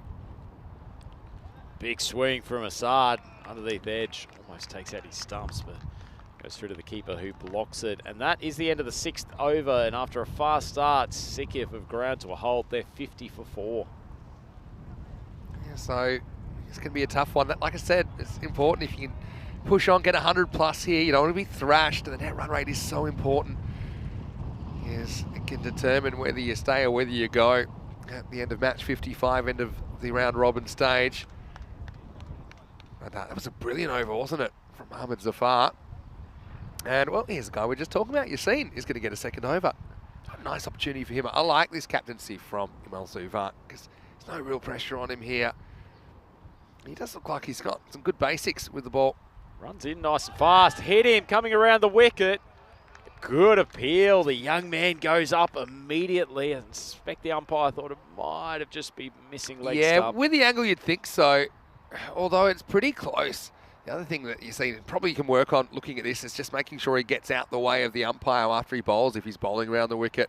Frequent bit of advice from Mr. Maximo. Charges, he might get the stumping here possibly. Let's see how the score is treated. But yeah, that's stumps. It's just a genuine stump, isn't it? He never looks to run, he turns around, it's too late. So well done by Yassine Khan, who'll get a second wicket here. And I've got to say, he couldn't quite turn it around quick enough, could he? And he realises about here he's in trouble. And actually it's pretty clever positioning from Imal Zufar, who had a comfortable time just underarming it from about 3 to 4 metres back. So Yeah, smart work, good heads-up play, and Yassine grabs another wicket. Yeah, nice bit of bowling from the young man. He's kept it on a good, disciplined length. Dealt well with the change between the right and left arm bowlers. Really, really good stuff from him. Promising young player within the Hudinga setup, showing that there's no shortage of young talent. I gather from speaking to the Shista team captain, as just see, can't come in again. That one's stayed low and Gould unable to deal with it. Speaking to the Shista team captain, they will have quite a few youngsters who will be running out in their games in the coming week. Yeah, I think it's important that you develop young players as well. You're seeing that is his first wicket actually, of course. Last week it was by Zafar. And yeah, he's running in, and yeah, I like his action. Floated outside off stump, heaved across to long on, and the brutal figure of Saeed Ahmed strides in off the long on boundary and keeps it to 1. I will say that he's got a good strong action, and he's only going to develop some muscle mass, I think, over the next decade if he sticks with his cricket. Yeah, but he's very promising talent. A little bit of late swing. That one moved away appreciably from the right-hander. Yeah, check this out in the replay. Just, yeah, guys, that natural outswing movement that he gets. Just needs to pitch it up a little bit, but yeah, I've been really impressed with him so far. Yassine Khan, still 2 balls to get through this over. He'd love to have a second scalp put onto his resume. Good length ball, takes evasive action. I think he thought it was coming much quicker than it was. We want Yassine to live to adulthood as well, and I think it's a good idea he sees this coming back, and this is the negative thing of bowling in the European Cricket Series. Well, I'll tell you what, if he's at a Hudinga training with the seniors regularly, he's probably used to having balls pinged back at his head. Khan comes in, good length, outside off stump, heaved away to deep square, and they'll just take the 1. It's the end of the over. Sikif strolling along, 54 for 5 after 7. Let's have a look at what's coming up then next. 5-game program here on the European Cricket Network every day. It's Shista. Just mentioning that they have a few youngsters in their squad taking on Hudinga. So Hudinga going back-to-back this morning. Weren't they in a destructive mood? They won the toss, Hudinga. No surprises, elected to bat. No real question there when you just put 160 plus on the board. And Shista have had a bit of a mixed time so far, 1-2 record. Now their captain, Ghazal Mehdi, though, he's a real character, isn't he? Watch out for the Sum Sum Slam as well. He's listed to open with Mohammad Assam. That game is coming in around about 40 minutes' time. Back to the action here. And Zafar is going to get a second over in over number 8. His first over was pretty good. That one's just pushed down the leg side. No call of wide, so the umpires really decided that it got a little bit of a tickle of body. Big news from the Shista team as well is Hamza, who was one of the stars for them in their earlier games, unfortunately has headed back home at a very inopportune time, so he won't be with them for the contest today. By home, I mean Pakistan, rather than just his residence here in Sweden. Yeah, that's right. I want to say quick hello to Lucas. He's saying hello to Mahel and Sam, 2 members of our Blue Crew. Yeah, Lucas, we'll pass that on. Watching from Frankfurt. See the Shista team, that one's just dragged down the leg side, but they'll scoot through for a leg bite. Just behind our commentary box, the Shista team is warming up with a succession of sprints, which probably is an indicator of the fact that this is a youthful team. Their new kits are going to be on show as well, so tune in because they are looking pretty spick, aren't they? The powder blue is a sight to behold. Wouldn't mind getting one of those if anyone's got a spare extra large Shista club kit. That shot hasn't gone extra large. Zafar charges after it, but unfortunately a couple of steps behind. Fires at the bowler's head. Well, it's all happening here at the Mashta Cricket Ground. Ball probably held up in the breeze a little bit, but it wasn't enough to allow bowler Zafar to get there in time. Took a step back. I think he was hoping that maybe the fielder from long on might have been able to come in. Saeed Ahmed's a pretty good athlete. Not sure he can cover 40 metres in the space of a couple of seconds. Zafar's been pretty much unplayable for Sikif during this spell, hasn't he? Saad managed to get top edge out there, but it's flown all the way down to backward square. Just tips inside the boundary, so it'll just be the 1. Yeah, that's the kind of ball that normally you'd hope to put away for 4, but just hasn't happened for Sikif. Kind of back to earth with a thud. after their dream day yesterday, but they'll have to pick themselves up because I think we'll see them in the third game of the day as well. Shorter length ball. Gould rocks onto the back foot. He can only pull it for the single. Feels like it's been an eternity since the last boundary, Vinny. Yeah, I can tell you actually, it was the last ball, the 5th over, went to the boundary. So it's 3 overs without one now. As we get to the end of the 8th, it's 59 for 5. And even before that boundary, there was a 10-ball barren streak as well. Yeah, so Shista will be taking on Sikif in the third game of the day. So that's going to be a pretty important game, I think, for both teams. Those two lines have never met, have they? And just a rollicking pace from Hudinga to start the day off. And stay with us till 4 matches to come. It's going to be Yusuf Ali Kale to bowl over number 9. Okay, well, we called for a boundary. They finally hit one. And Shoaib Gul has thrown just about everything at that ball. It's a nice shot in the end as Yusuf Alakal smoked for 4 for his first ball. Yeah, you found the gap, didn't he? Goes straight over the infielder's head. Nice shot. Really nice shot. And like I said, they could all be important in the wash-up. Should Sikif kind of finish around the middle of the table. Remember, only the top 4 get to go through to the semi-finals in a week's time. Yeah, they need to keep fighting here, Shakif. 11 balls to go. Needs some runs. It's good length ball. Good reply after he was hit for 4 off his first. Yeah, nice comeback. And like I say, I think hitting it, just taking this opportunity with that mountain of runs on the board to throw the ball around, just to get some more bowling into different players. You never know who you might need down the stretch as well. Big charge, huge swing, no contact, and fortunately for Alakile, just misses the off stump. How did that miss? It must have been so close. Let's have a look at it on the replay. Oh yeah, 4th stump. Literally would have been knocked down to the ground. Unlucky for the young man.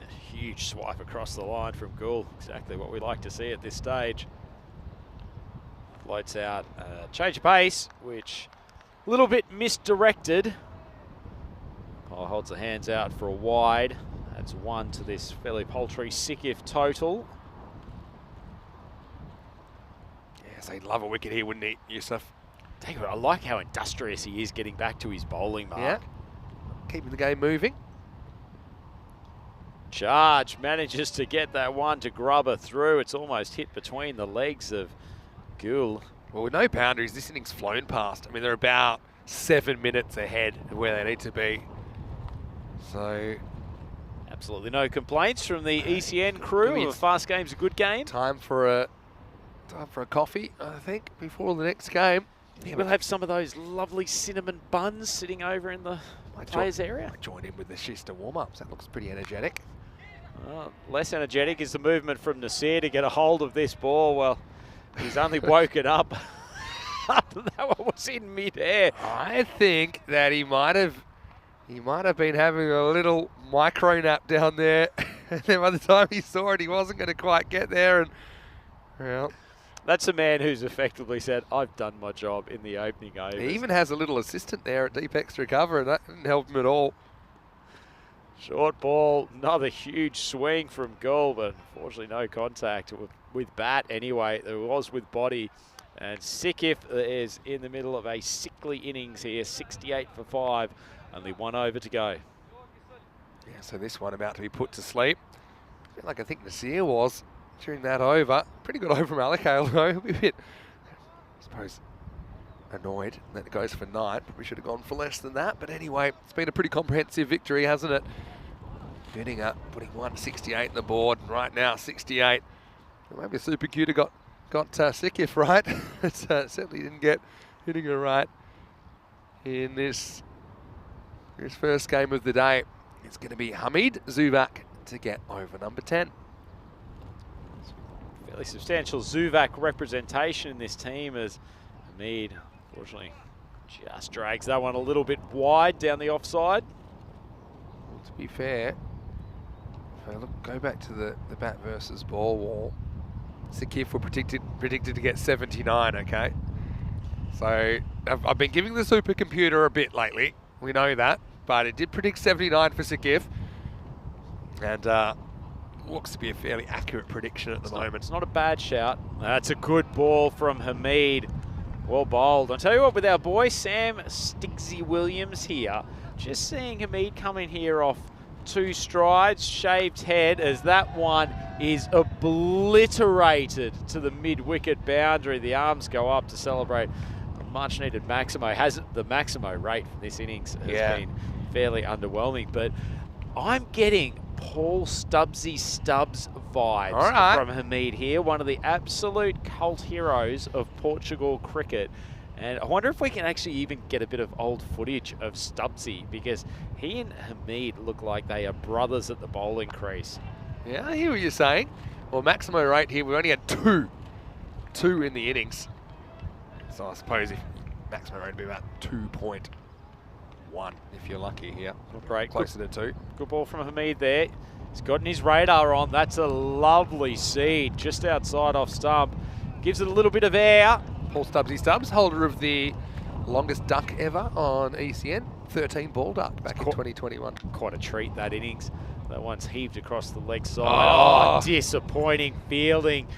Tried to set the trap, get the deep mid-wicket involved, and unfortunately it's just slipped straight through his hands. I was about to say golden ball, not golden ball, supercomputer fans would have been pretty excited the prospect of it being 78 with a ball to go, with the supercomputer predicting 79, but that's blown that out of the water. Here's the last ball. Wow, could there be a stumping opportunity? Well, he's gone for the wide ball, seeing that Gould was making the charge, and unfortunately the keeper has just been a step behind where he probably should be. Admittedly, Hamid coming through with some pace, so he doesn't want to overcommit up to the stumps. He gets back. It's called a wide though. Okay, so we'll redo the last ball. Good bit of tactical bowling from Hamid. Saw the charging player. Sometimes it's good to give away the wide if you think you can get a stumping. Yeah, anything to get a wicket. Hamid, last chance. Floated that on a good length, almost creates the Yorker with an extra bit of flight, dragged away for a single. That's a good finish to this game. Sakif, unfortunately, can't even make it to halfway of this target. 83 for 5, and they are smoked by 85 runs against this powerful Hoodinga batting lineup. And haven't they put down a marker, Vinny? Yeah, they sure have. I mean, they have that depth in the batting, don't they? And they're genuine superstars, I think, if you look at their top 4, 5, 6 batters, and they can all smack the ball. Sakif, yeah, back to earth with a thud. We'll see them later in the day, but before that, we'll see Shista Cricket Club taking on Hoodinga in match 17. That match is about half an hour away. News to the toss, Hoodinga winning the toss and batting, so strap yourselves in. No Samuel Rahman, I noticed in that lineup. That surprises me slightly. It's still very strong batting lineup, that's for sure. And for Shista, well, they'll be hoping to get their second win to bring them back to a 50-50 record.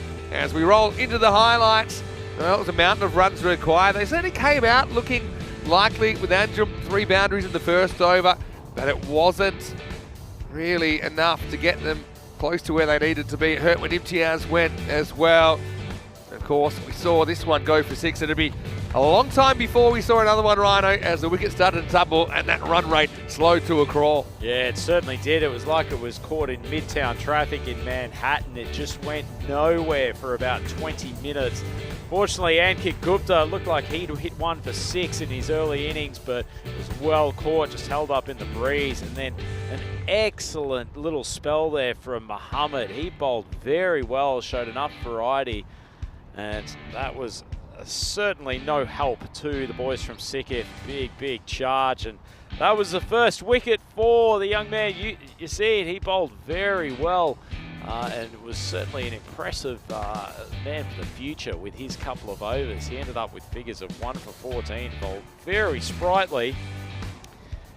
Unfortunately for Sakif, not too many highlights in that batting innings. Aside from Naveed at the top, certainly the early dismissal of Samad Imtiaz did not help. He was out for a duck off only 2 balls.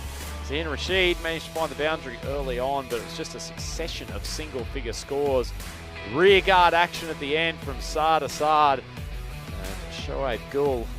Unfortunately, nothing to smile about overall for Sikif as they end up 83 for 5 after 10, and ultimately a fairly disappointing first up effort for them today.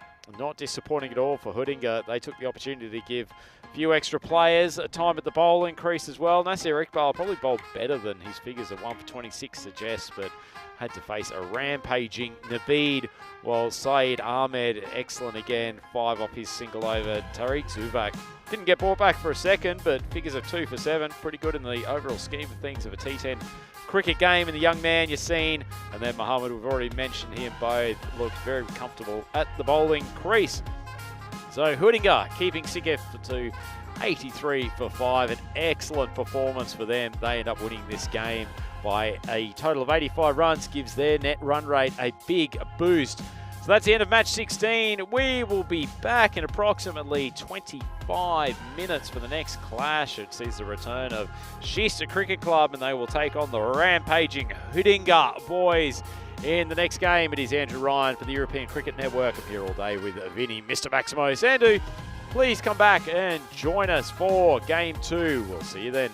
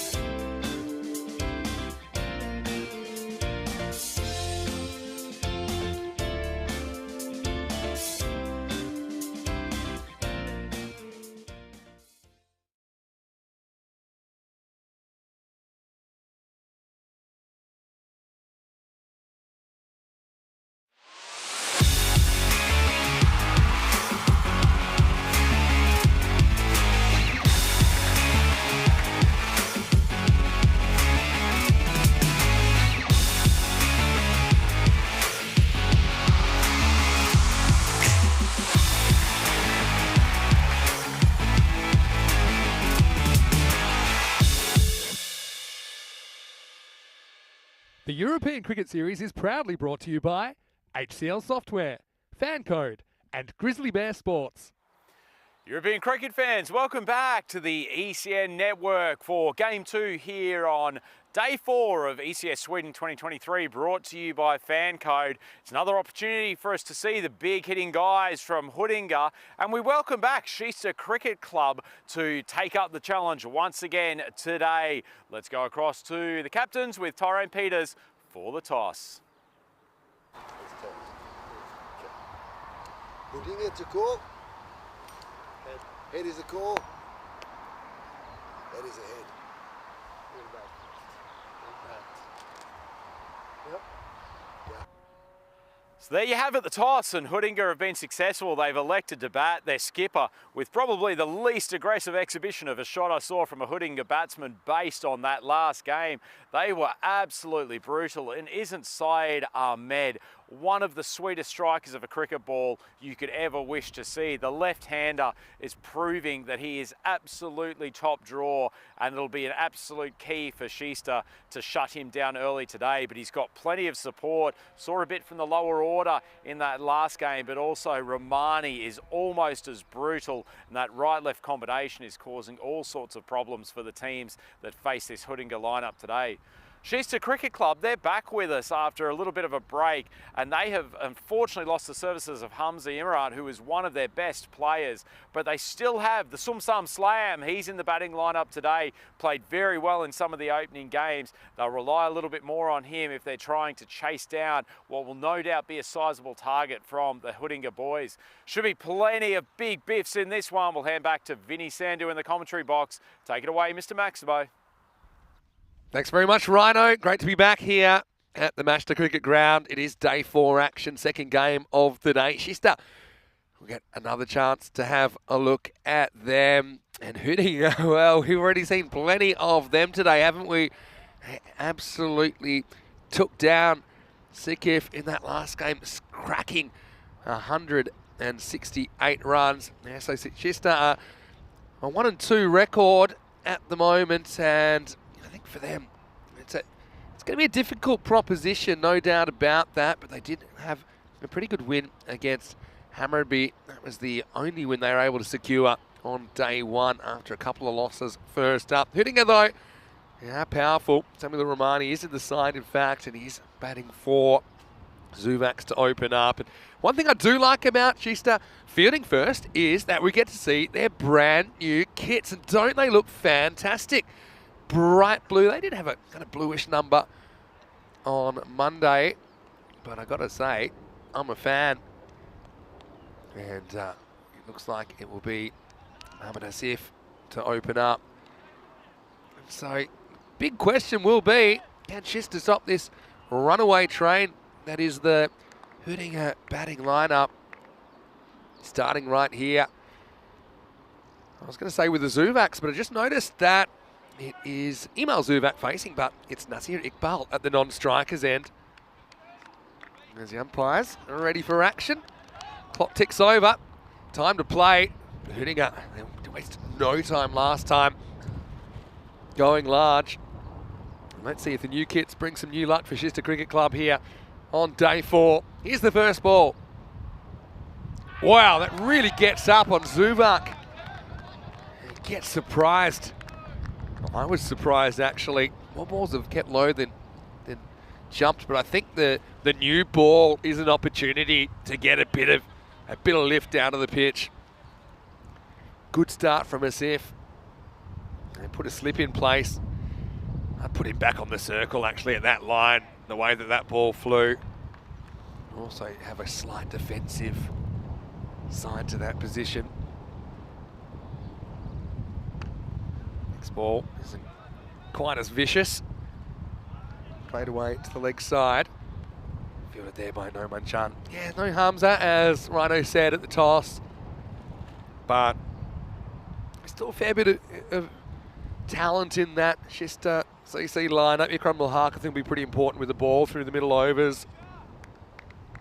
You've got Sumsam listed to open. Mohamed Hassan up there as well. Wow, this one has not bounced at all. So we've had one jump, and I have this on the same length, to be honest. I'm pretty lucky to survive. Again, I like this cricket pitch. I know you look at that and say it's a minefield. Well, it's not really. If you look at the fact that teams are still consistently scoring 12, 13 runs and over. And it does reward batters that can play with a straight bat rather than just always trying to play across the line, because that's fraught with danger. And I suppose it brings something back to the bowling side as well.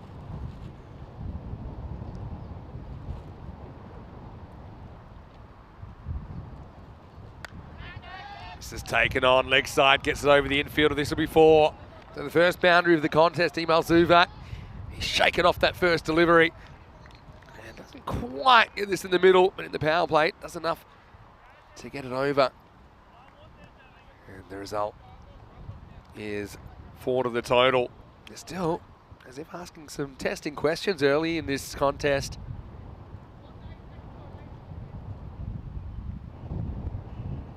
He gets the right of reply with 2 to come in the first. Oh, another one that doesn't really get up. Might have been a slightly slower ball that time from Mohammad Asif. It's been a good contest. Certainly not quite the one-sided affair we saw in the power play at the start of the day. Hüdinger were inserted by Sikif, and they were able to get off to a very, very big start. 49 for 1 in the power play. And this one does bounce and almost goes to the backstop, who goes proper one hand, one bounce style. And well, this has been a pretty effective fielding position. Almost pulls off a catch on the other side of the field, but then how about this? Climbs the ladder, Statue of Liberty style. He's got that Kareem Abdul-Jabbar style headband as well. That'll be the end of a very entertaining first over. 7 without loss. Well, interesting on this one, isn't it? That the supercomputer is picking Shista against Hüdinger. Now, I think if I went into the circuitry of the supercomputer, the fact that Shista did top the table in the 2020 series is giving him a 12-run advantage. I think if you have a look underneath, you can see that Hüdinger are capable of putting some big runs on the board. And I think you'd be brave to say that Shista are favourites here. For me, Hüdinger, based on the first game of the day, I think they are probably the team I would think are the true favourites in this contest. But still, the story's yet to be written. Ikram Haq is going to come on to bowl over number 2, and it's a good chance to welcome Andrew Ryan into the commentary box. Righto, what an interesting start to this game. Yeah, certainly really good first over from Mohammad Asif. He was one of the most impressive pacemen that we saw in the early stages of this tournament as Ikram charges in. Really, really good straight line and length bowler, and has the ability to ratchet up the pace occasionally. Yeah, that's right. So I thought they might use him in the middle. They've decided to use him first up. Now, the wind is pretty stiff compared to the first game. At the moment, I'd say it's pretty much behind the batter, maybe favouring shots to long off, that kind of a wind. So again, I think it gives you value for hitting down the ground rather than just across the ground at the moment. Ikram tries again. This is a really good shot, and it's going to be 1 bounce 4. So cracked away on the offside. Just a little bit of width off it there. Again, it's all hands. It's not so much footwork, this shot. It's just balance, and it's picking the right line of the ball. And that was a powerful strike by Immo. Yeah, it certainly was. It wasn't a terrible ball in terms of line and length, but it just seemed to sit in the pitch. And too much time for a player of Zuvak's quality. Moving back to the wind, Vinny, we've had it every day here so far, but there's certainly a noticeable drop in the wind chill factor today. There is. You'd be used to, of course, as an elite ice swimmer. This would be nothing for you, I'm sure. It's a little bit Do you get chilly? I know we talked about this the other day. You do ice swimming, which I looked up some YouTube of it. It looked incredible, by the way. Here's Ikram with the comeback ball. Go wide, even though he sneaks across a bit, but it misses the line by a fair bit. So do you get chilly just in your general life? Yeah, sometimes. I think probably the best way to describe it is that I suspect I probably experience temperature about 5 degrees higher than it actually is in reality. So when it's 15 degrees, I'll feel that it's sort of quite nice, quite warm. When it's 0 degrees, I probably feel it as though it's still not a bad day. Super interesting as a Queenslander originally. Anyway, this is short and it's worked away on the leg side. This will be for more fielding in the officials' tent. Well, Tyrone was very quick to pick that up. He's showing how it's done. The off-the-field fielding standard today has been very good. It might be because it's Tube's day off, I think. But anyway, that's a good pickup and it's a good result for Zubak as well. He gets another boundary. Yeah, I think you mentioned last night that Tube hasn't been in great form collecting balls off the field. He's had some difficult takes, but he's also let himself down on a couple of occasions. Just a fraction short there from Ikram. Has to make the adjustment. And he doesn't, though. He induces the top edge, hanging in the air. Field has to go a long way. Can't get there. And now they're going to hustle back for a second. Oh, it's good running from the batters. It's a tough one, but a chance nonetheless, Rhino. Yeah, it certainly was. Ball just popped on Zubak a touch. Caught the top edge of the bat and in between two fielders, probably a little bit lucky. Expect a man with a yellow headband to move a little bit quicker to the ball than that, but in the end, falls between the two. Yeah, every time it goes near the ball, I hear the Olivia Newton-John song, Let's Get Physical, in my head, but that was a half a chance. Email gets the strike back as well. Now he gets something pitched up and he bangs it. Maximo! Well, this guy is so dangerous and he looks in the mood so far. Moves to 22. He's probably one of the batters from this Hoodinga team that we haven't seen fully unleashed through the tournament yet. But maybe second game today will be the moment. That ball, from the time that it left the bowler's hand, you just thought it was floating into his arc. Hits very well throughout covers. Very correct shot, that one. Bit of a flourish. The swashbuckle as he went down on the back knee and escorted that ball out of the Mashta cricket ground. Hit straight and hit powerfully. Maximo! Zubak moves to 28. Just look at where the bowler bowls from here. So I've noticed this with Ikram, he's got about a metre that he could be playing with. But see, that front foot is barely in front of the stumps. I just think gives the batter a very good look at it. At the moment, Umar Zubak's cashing in. Yeah, certainly not. Is it Michael Leask who occasionally bowl? Michael occasionally bowls for the Scottish team from a little bit behind the crease. A few bowlers will do it. Suspect Inkram's not doing it as a I tactical. don't know if it's such a good tactic. I'll be honest, I know it's different maybe once in a while, but I think his stock ball is there, see? So it's not really a variation. Now this is short, and this one's out of here as well. Maximo! As Ikram's over goes supersonic, and Hoodinga, they've got the toothpaste out of the tube now. It's 37 for no loss. Boy, haven't they? Hoodinga's been unleashed like a pit bull in this day 4. The first two games, their batting lineup is showing why they're probably the biggest hitters in this part of the world. They have got some fantastic strikes and they are elevating their position in this ECS Sweden 2023 event. 2-1 at the moment. Yeah, they can go to the top of the table with a win here, you know, with a good win. Albi's Army 3-0, undefeated, the only team undefeated that have actually played a match. For Shista, I mean, it's a bit of a crunch match for them, isn't it? 1-3 is a lot worse than 2-2. I think 2-2, you're in touch, you're mid-table. 1-3, you're playing catch-up with needing 2 wins to even get back to square. With each team playing 10 initial matches in this competition. And then we've got Finals Friday coming in just over a week's time. With just the top 4 teams will get to play in the semi-finals. Looks like Asif coming on for second over. Down the leg side, this will be called. Asif had that X factor in the first over, didn't he? The importance of taking wickets. We kind of saw Hoodinga more or less slowed down towards the end. I know it sounds crazy when they got 160, but I think it's a slightly different proposition if you can get through that top 4, top 5. This makes taking chances, and taking half chances super important to your prospects of keeping them to a reasonable score. So it's right off the end of the bat. Tell you what, Iqbal, he's had a pretty good prime seat to watch this onslaught from Zubak, hasn't he? It's only the second ball that he's faced in the first 2.1 overs. I'm glad he's wearing a helmet, not just to deal with the bowling, but also to deal with some of these blows from Imal Zubak that are rocketing off the bat.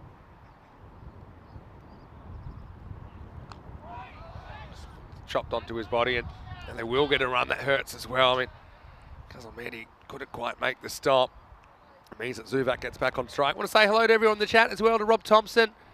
He just threw 3 rhino emojis in there. I'm liking it. Sid's excited by the supersonic over. Maximo time, he was saying as well. Hello to Dave B as well. Good to have you back with us. Great to see some rhinos popping up in the YouTube chat. Love it, Rob. Keep up the good work. Come back to what happened on that ball, Vinny. I'm a big one for being able to keep the weaker batsman on strike and doing everything you can to avoid the rampaging batter, and the keeper just needed to do better on that occasion. Having said that, there's one bowler that's troubled Imal Zuvak so far, it's as if. So the fact that he's got 3 opportunities to maybe take his wicket here, maybe it's not a bad thing. You can see that one was paid a bit of respect. I'll still go with my tactic of keeping them off strike as much as possible. And ultimately also, not only keeping them off strike, you want them to have a couple of minutes gap after they've just gone on a rampage as well. Need them to cool down, that's for sure. Like a pie on the shelf. Leg sides be called wide, that's all it'll be.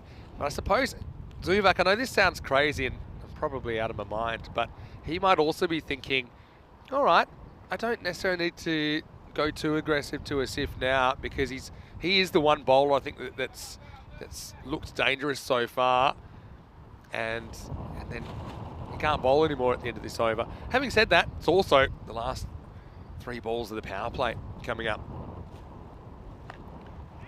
I think there is a slight change in gear here from Imal Zuvak, who doesn't just want to be here for a good time, he wants to be here for a long time, I think, in match 17. Notice we had Siddharth on the chat just say that Iqbal was wasting balls in the power play. Fairly harsh call when they're rocketing.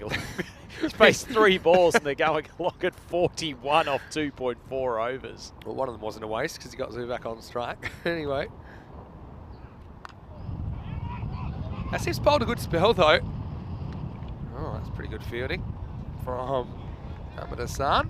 Hits the target. Lucky that ball has just dropped next to the stumps though. Not only could it have flown off the top and gone for 4, even at best it might have gone for an overthrow and just brought Zuvak back on crease. We talked about this a little bit yesterday, Vinny, of just being selective when you fire those throws in. Yeah, that's true. Not putting undue pressure on your teammates. I feel like we're going to be windswept and interesting by the end of the day if this breeze holds up. Kind of right in our face at the moment, isn't it? It's coming flashbacks to Austria, actually, when our tent didn't survive the first week. Last ball of the 3rd. Chipped up. And I think they'll just get 1 here. Bowl retain the strike. You know, hats off to Asif. I think he bowled a very good spell there. Let's see if someone else can build on that. Hudinger just curtailed a little bit in the 1st and 3rd. 42 without loss after 3. Don't forget, 30 of those runs came off the 2nd over. Yeah, certainly did. Great little spell from Asif. He's a quality bowler, isn't he? He bowls at reasonably good speed, just an easy runner, but good body position at the crease, and he runs straight and hard. I like what I see from him, Vinny, and that visual on screen. Boy. Well, that is Dubai, actually. That's the Burj Khalifa. You know, I actually fly through Dubai a fair bit. And it just towers over every other building. I think it's something like 800 meters tall. That's one comparison that could be used. An immense structure. That's what I'm going with. Anyway, looks like this is going to be Marcus Badar, who's going to bowl over number 4. All right, I think it's pedal to the metal time now. Got 10 wickets in hand, got plenty of batting to come. Of course, Tariq Zuvak opened the last game. Instead, this time they've gone for Iqbal. Oh, wow. Well, this one has bounced twice before it's reached the keeper, but let's just have a look where this second bounce is.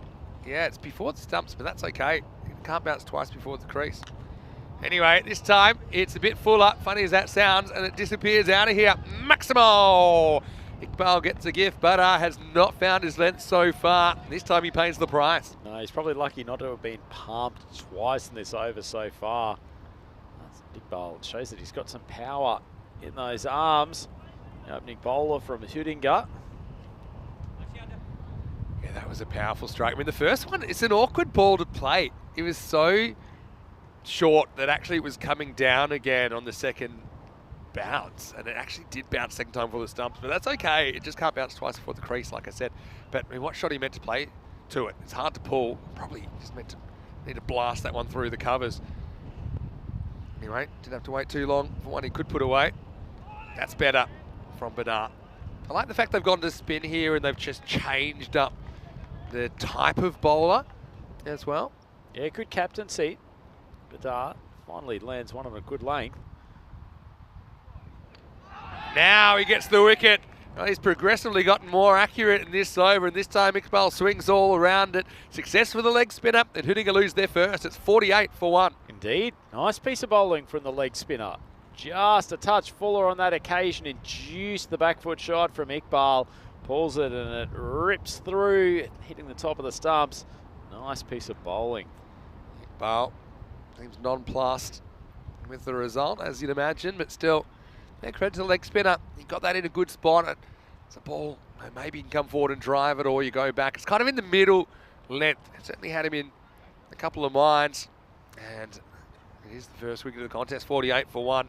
Tell you what, the boys from Schuster may be wishing that ball skipped over the top of the stumps. Nasir Iqbal wasn't going at a rapid rate, and it's meant that the big beast, Saeed Ahmed, has come to the crease. Yeah, well said. Because especially left-handers a pretty good matchup against the leg spinner. They've got no deep mid-wicket here. I don't know about that. I think maybe they might make a change. No, they've got deep square leg, deep kind of backward square leg as well. Either this is going to be a genius move in trying to get him to play a shot to the leg. He's going around the wicket to him as well. Okay, instead he bowls an off spinner. I'll tell you what though, it's gone a fair distance. Maximo, that's called getting your eye in ECN style. Ahmed's away. Well, I don't think it really matters where they put the field sometimes, but I'm not convinced of this strategy from Schuster Cricket Club. And I think one way you might be able to get him is to beat him in flight, and there wasn't too much flight on that delivery. It's kind of a flat offie. I don't mind the idea of bowling off spin to the left-hander if you do it. But Syed, didn't he have some lives though in the first game?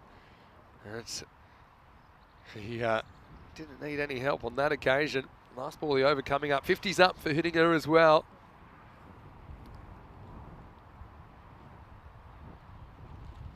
Back to the leggy, chance, and dropped. And, well, I'll have to check this. I have a feeling it's 4. But that is a big moment in the game because Syed gets dropped. We'll have a look on the replay thanks to Spring Productions. Goes back to the leg spinner here. Does induce the miss hit. And let's have a look. Yeah. Have to have a look at that one more time, I think, to see. I think it is 4. And I suspect that's hit a blade of grass on its way through, Vinny. Blade of white grass, I should say. Yeah, I think you'd have to call that as 4. Anyway, wow. Well, the upside everyone is just a groaning, I think, with that as we get to the end of the over. It's 58 for 1. The upside for Sumsar there is that because we had to look at the 4, we haven't replayed his actual catch drop too many times. I know that was hit like a bullet, but you've got to take chances against this batter. He is such a brutal hitter, and we saw in the first game that when you give him opportunities, that run rate will keep climbing. It's already, as you can see on the worm, in pretty healthy shape. 58 for 1, so just a tickle under 15 and over. And it wasn't out of the middle either. You know, it was a miss hit. And really, it's one you should be taking at this level. Unfortunately, it wasn't. And so Sumsam has been given the ball. And they've said, all right, you missed him, you get him now. But first, he's going to have to deal with Imal Zubak. Run rate approaching 15 and over. Zubak goes back and punches through the offside. This will be 4. Good placement. Just let that come to him a bit further. Just think about Imal Zubak. He's got no obvious weaknesses as a batter, so he's really difficult to bowl to. And that's a ball that a lot of batters try to hoik through the leg side, but he knew exactly what to do with it. No, I couldn't agree more, Vinny. He looks like the sort of player who'd be very competent in longer form cricket as well. Good collection of shots all around the ground, an excellent judge of line and length.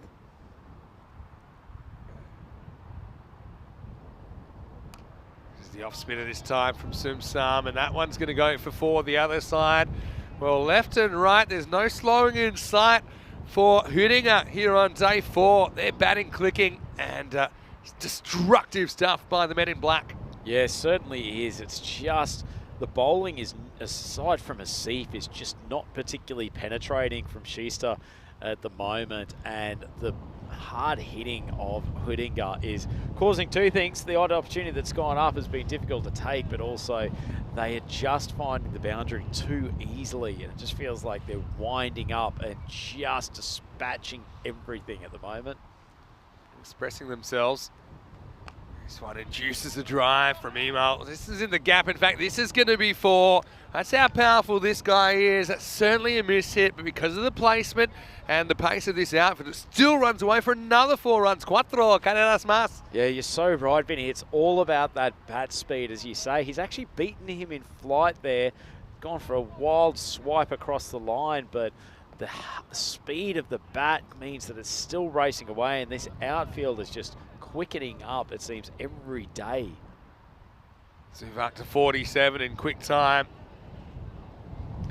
I just remember when he played for Sweden in the ECC as well. He just was unstoppable when he gets going. Mixture of power and technique. It's an explosive mix. We're sitting here at the top of the order. More often than not, we saw him kind of 4-5 for Sweden. It's well bowled though. I like that. I think you're going to have more luck with trying to draw Zuvak forward into a mistake. I suppose that was a mistake, but he gets away with it because he misses it. Outside of off stump too, at least don't give him the opportunity to swipe to leg. This time he decides to take matters into his own hands, and that one's gone the journey. Maximo and 50 for Emil Zuvak. Yeah, big round of applause from the watching crowd here at the Mashta Cricket Ground. Lovely use of the feet. That ball outside off stump again, but got to the pitch of it, didn't try to swing across the line, just hit through it. A lovely shot. Congratulations on an excellent half-ton to Zuvak. Yeah, so he commits to the drive this time. So he's got a bit of momentum going forward into his shot compared to the last one where he was kind of reaching forward. He was flat-footed at the crease and missed out.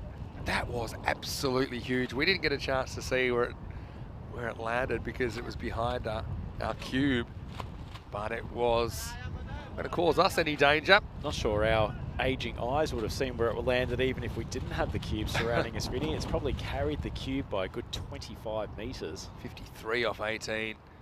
It's just his 4th 6, I say just, but he has done a lot of work along the ground in this innings as well. He's hit 6 4s, zoom some. He's gone for 18, in danger of going magical here. And he will, because this time he reaches and he gets it. Maximo! Well, I'm on high alert now for Century Watch because Zuvak has 59 in the first half, and the score after 5 overs is 82 for 1. I want to welcome all of you to the Cube here in Stockholm. Vinny Sander here, Mr. Maximo. Andrew Ryan with me. We've been treated to a smorgasbord of big hitting so far on day 4. Right now, Zuvak, he's looking on. Yeah, I think he's mistimed probably 2 balls in this entire innings, Vinny. Great reference to the Swedish smorgasbord. Excellent way to take in a lunch in the local area, and I'm sure we'll have a great lunch coming out too. But Zuvak, it's great to see the best of him too. I think you've really wrapped him up as one of the talented players from this region. Few of his teammates have been able to show their wares so far. He's been excellent today. Yeah, that's probably the threat of this Hüdinger team as well. Like a few other teams, it's not just 1 or 2 threats. They've got 5, 6 threats, and they can bat fearlessly because of that. But hopefully enjoying the day so far, whether you're watching on FanCode in South Asia or whether you're watching on our YouTube channel, ECN European Cricket Network. We're enjoying bringing you the cricket. There's plenty more coming. We have 14 days of cricket here in Stockholm, with the ECS taking up the first 12 days and then the ECI International T10 Tri-Series to finish us off. Right now, I know we have seen teams kind of lose from this position, but at the moment, it seems like a long way back from Schuster, who are looking very good in their brand new kits, by the way. But it looks to me like it's going to be Noman Jan to try and stop the bleeding here. I have to say, those kits are inspired by the bright blue skies of the Stockholm surroundings. It's genuine sky blue, isn't it? You compare it to the sky. See where the names come from. Yeah, true. Anyway, we're up and we're going. Over number 6. And that's going as well, because that is going miles over the boundary. It might have gone over a second boundary. Said is so powerful. He turns that into a full toss with good footwork, makes it disappear. Says Carreras. Well, Noman Jan, he's been hit into February. That's a magnificent strike from Said Ahmed. It's gone a long, long way. And this poor young man, his first ball at the tournament, and he's been absolutely obliterated. Yeah, the scary thing is, you know, you got Sami Romani coming in next. And, hard place to beat. No surprises at all when Emil Zuvak called correctly at the toss and decided he wanted to bat first. Suspect there probably wouldn't be too many volunteers from the Schuster second-tier bowling lineup lining up to bowl to these two at the moment. Your figures could get hurt pretty quickly, that's for sure. They go for 3 men protecting that leg side boundary to Said. Long on's pretty wide, so straight down the ground's a bit of a gap. Yeah, roundabout there, as this will crash into the tower. Maximo! Well, it's a fast start, to say the least, from Said, who takes only 4 balls to pass 20. Yeah, just his normal rate, basically. Tends to deal in 6s primarily. Hits the occasional 4. Tell you what, though, anything within his hitting arc doesn't tend to stay around. He's a strong young man, and obviously bowling to the left-hander creates a few issues for your typical right-arm bowler as well, but boy, he is a sweet hitter at the cricket ball. That one's interesting because he kind of opens up, clears the front leg, and he's actually a little bit late on it, but that's what that new technique does, a modern technique. Allows you to be a bit late and still hit it pretty well. Now this one is going to travel out of the ground as well. Maximo! Oh, it's kind of bowling machine stuff at the moment, isn't it? Jan, I mean, it's not the worst ball ever, but it's kind of in the slot with these two. I think those balls are disappearing more often than not. Yeah, shaking his head, Jan. I suspect he's probably running out of ideas of what to do to stop this onslaught. As you say, hasn't been the worst collection of 3 balls to be smashed for 18, but he's still got 3 balls to try to survive, and maybe survival includes just getting his head out of the way, because Said Ahmed seems to be hell-bent on smashing everything down to the ground at the moment. He's been complaining about his bat being broken for about 3 or 4 balls. Hate to see what he'd do if it was in one piece. And the thing is, they just keep getting smashed miles over the boundary. I think it's fine. Doesn't use it this time. Must have gone through that gap in the broken bat. So he's faced 1 over essentially, Said Ahmed, and he scored 28. That included a dot. Last ball, 100s up as well. Nowhere near sight of this assault from hitting it. I wonder if there'll be some YouTube chat about him causing the run rate to go down. Missing a Maximo on that ball. Now this is up and it's in the air, and I think this is flying with the wind out of the ground. Maximo! And another one, as Said Ahmed is having a great day with the bat. He moves up past 30 now with his 5th Maximo. Yeah, not happy, Jan. He actually induced the slightly mistimed shot, but the power of Said Ahmed carried it over the boundary. Great hitting. Broken bat Maximo. Last ball of the over, and he's lucky to survive. But he does survive, and Jan goes magical as well. He goes for 24. 6 overs in. It's 106 for 1. Yeah, he's a little bit unlucky there, Jan. I mean, I know he's been pasted for 24 off the over, but he managed to beat Ahmed twice, induce a false shot. Probably on another day, if the wind was blowing inwards, might have held up for a catch for the mid-on fielder. Can be happy with his work despite his figures. What a partnership this is. Iqbal never really got going, did he? He hit 1 Maximo in his 8. Apart from that, Emil Zuvak and Said Ahmed going crazy. You got Sami Romani still to come. You still got Tariq Zuvak, who opened very well in the first game. He'll probably come in the middle order if required. At the moment, don't know if he will be required. They're going to go to Makus Badar. He was the man that broke through, bowling Nasir Iqbal. I like that he's something different. I know he didn't get it right all the time in that first over. Bowled a couple of bad balls, but he also was able to break the partnership. And let's see what he can do here in over number 7. At least the change of the pace with the spinner coming on. Bad move from the skipper. Both of these absolutely flying in terms of their run rate. Team run rate up to almost 18 per over. Floats it on a decent length. That's a pretty good ball, but it's been launched over mid-wicket cow corner area, and Zubak just stays down in his haunches to admire what was a glorious strike. And another Maximo to the Hoodinga total, and this is starting to get into a frightful position for Schuster. 112 for 1. Put it with the rest. 65, and he didn't have an in the strike in the last over. That's well bowled. That's exactly where you want to be, actually. So, Badar couldn't quite lure Zubak out of the crease. Otherwise, that one definitely had some side spin on it and actually gripped and turned. It's been a rarity to beat the bat. This is a nice clip. It picks out the fielder. Does make the stop. But getting better as he goes on. I guess at least as a leg spinner in this situation, while all of your teammates being obliterated, you may as well go full on attack. Give the ball some air, try to rip it to side spin as much as you can. Don't know about the round the wicket though. I think that Said's enjoying that angle in. It does have 5 on the leg side. I'd kind of like to see him coming over the wicket, maybe kind of drifting away and turning it back through the gate. Let's see though. Great time to rip out the googly if you've got one. Yeah, we'll never know because it doesn't bounce and it's out of here. Maximo! Said 40 off 9. What's the quickest half ton? I knew you were going to ask me. Of course. It is actually Shiraz Ahmed, who scored 50 in 10 balls back in Barcelona in 2020. So he's not on that pace, though he could do 11. What is Said doing? You know what's cost him? The 2 dot balls. Yep. He swung and missed at 2 balls. If you're looking for small victories, Noman Jan has managed to prevent Said Ahmed from scoring that quickest, or at least equaling it. It is the smallest of victories. There's another one. There's another ball. Doesn't bounce. Tries to push it through Badar. It goes quicker and even quicker. It's out of the ground. Ahmed 46 off 10. You never know. Badar might have launched 2 of the greatest googlies in history, but unfortunately, Said Ahmed using his feet to get to the ball on the fall and is not mistiming anything at the moment. This is quite a display. Let's see how he brings up his half century. Well, he won't. This will take some stopping. In fact, it won't be stopped.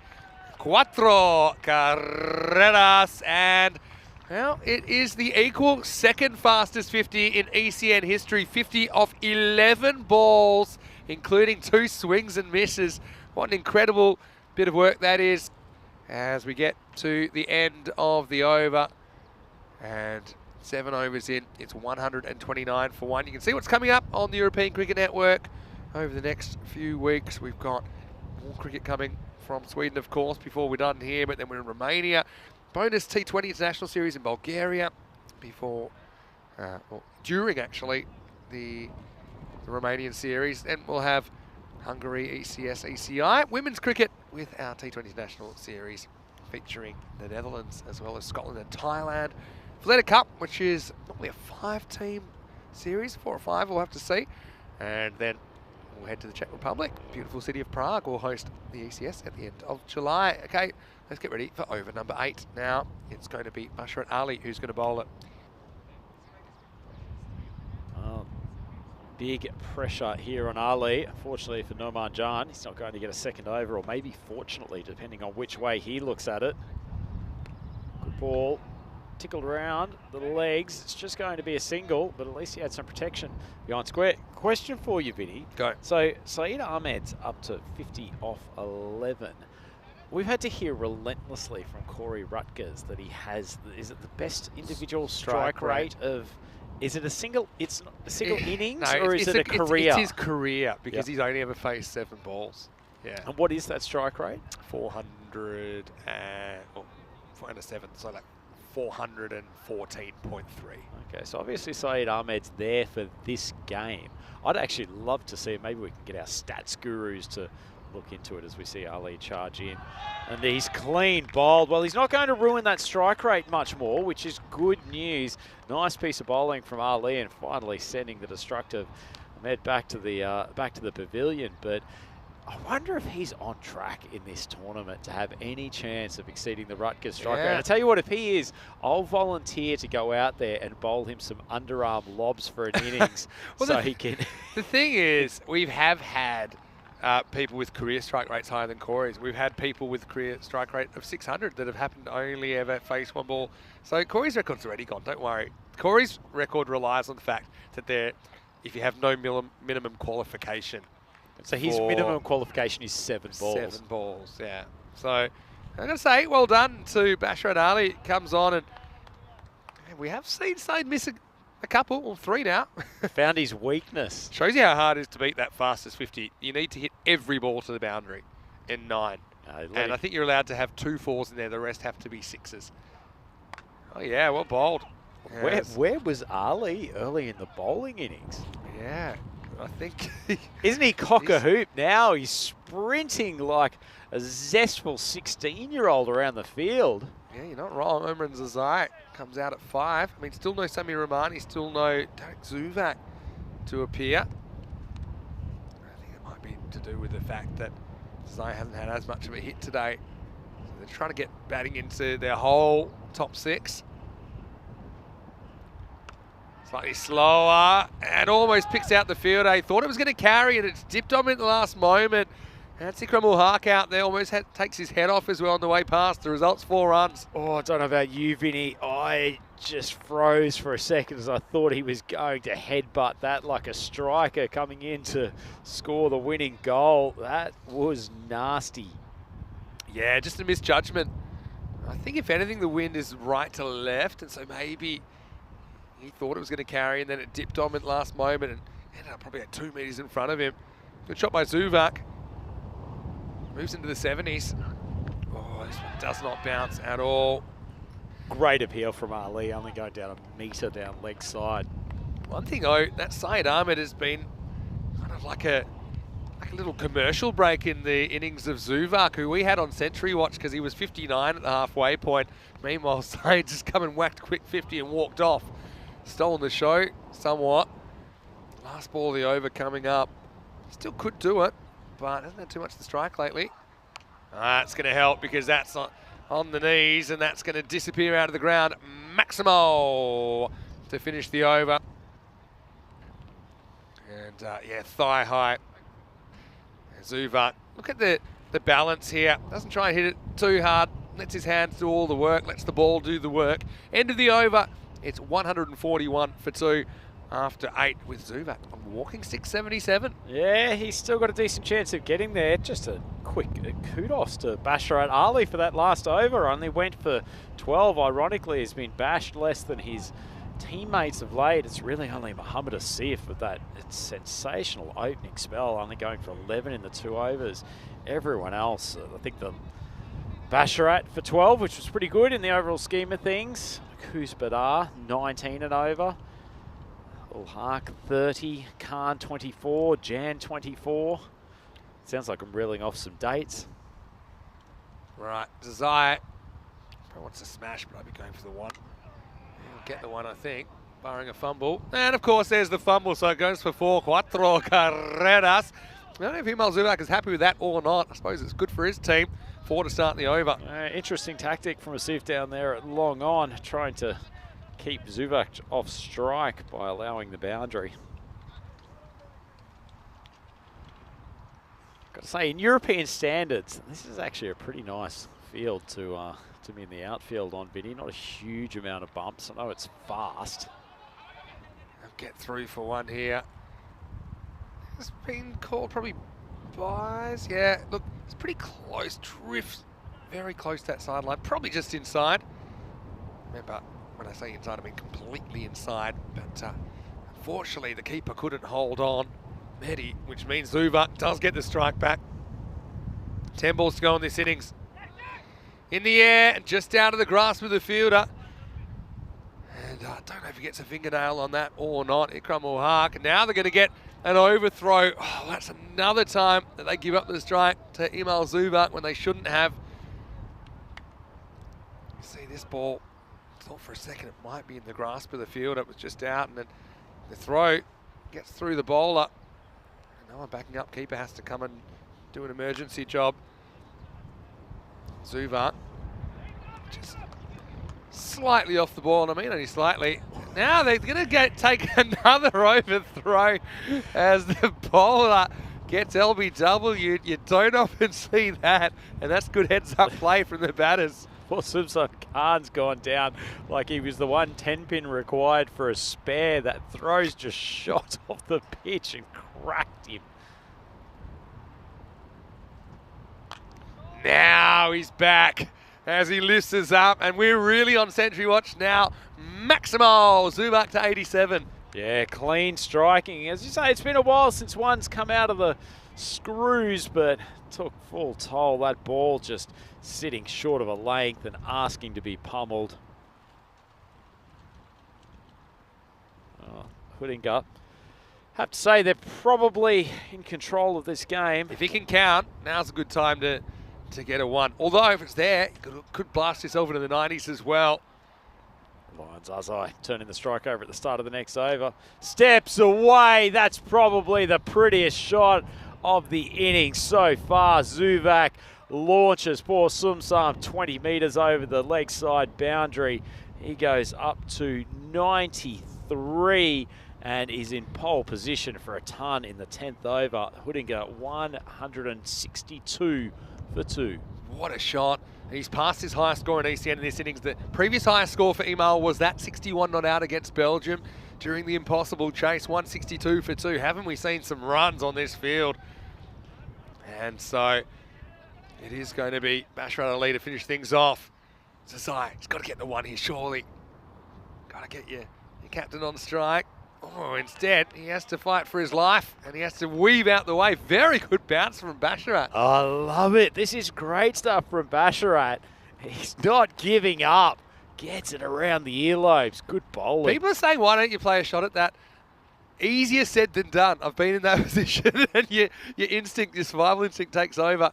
Has to go Fuller now, and he slams down to the ground. Well, he spent the bounce up, so I think that Zazai knew that something Fuller was coming, and he dispatches it. Maximo, what power from Omran. Yeah, might not have been the right thing to do, but I would love to see Basharat go around the earlobes again, put him back on his backside.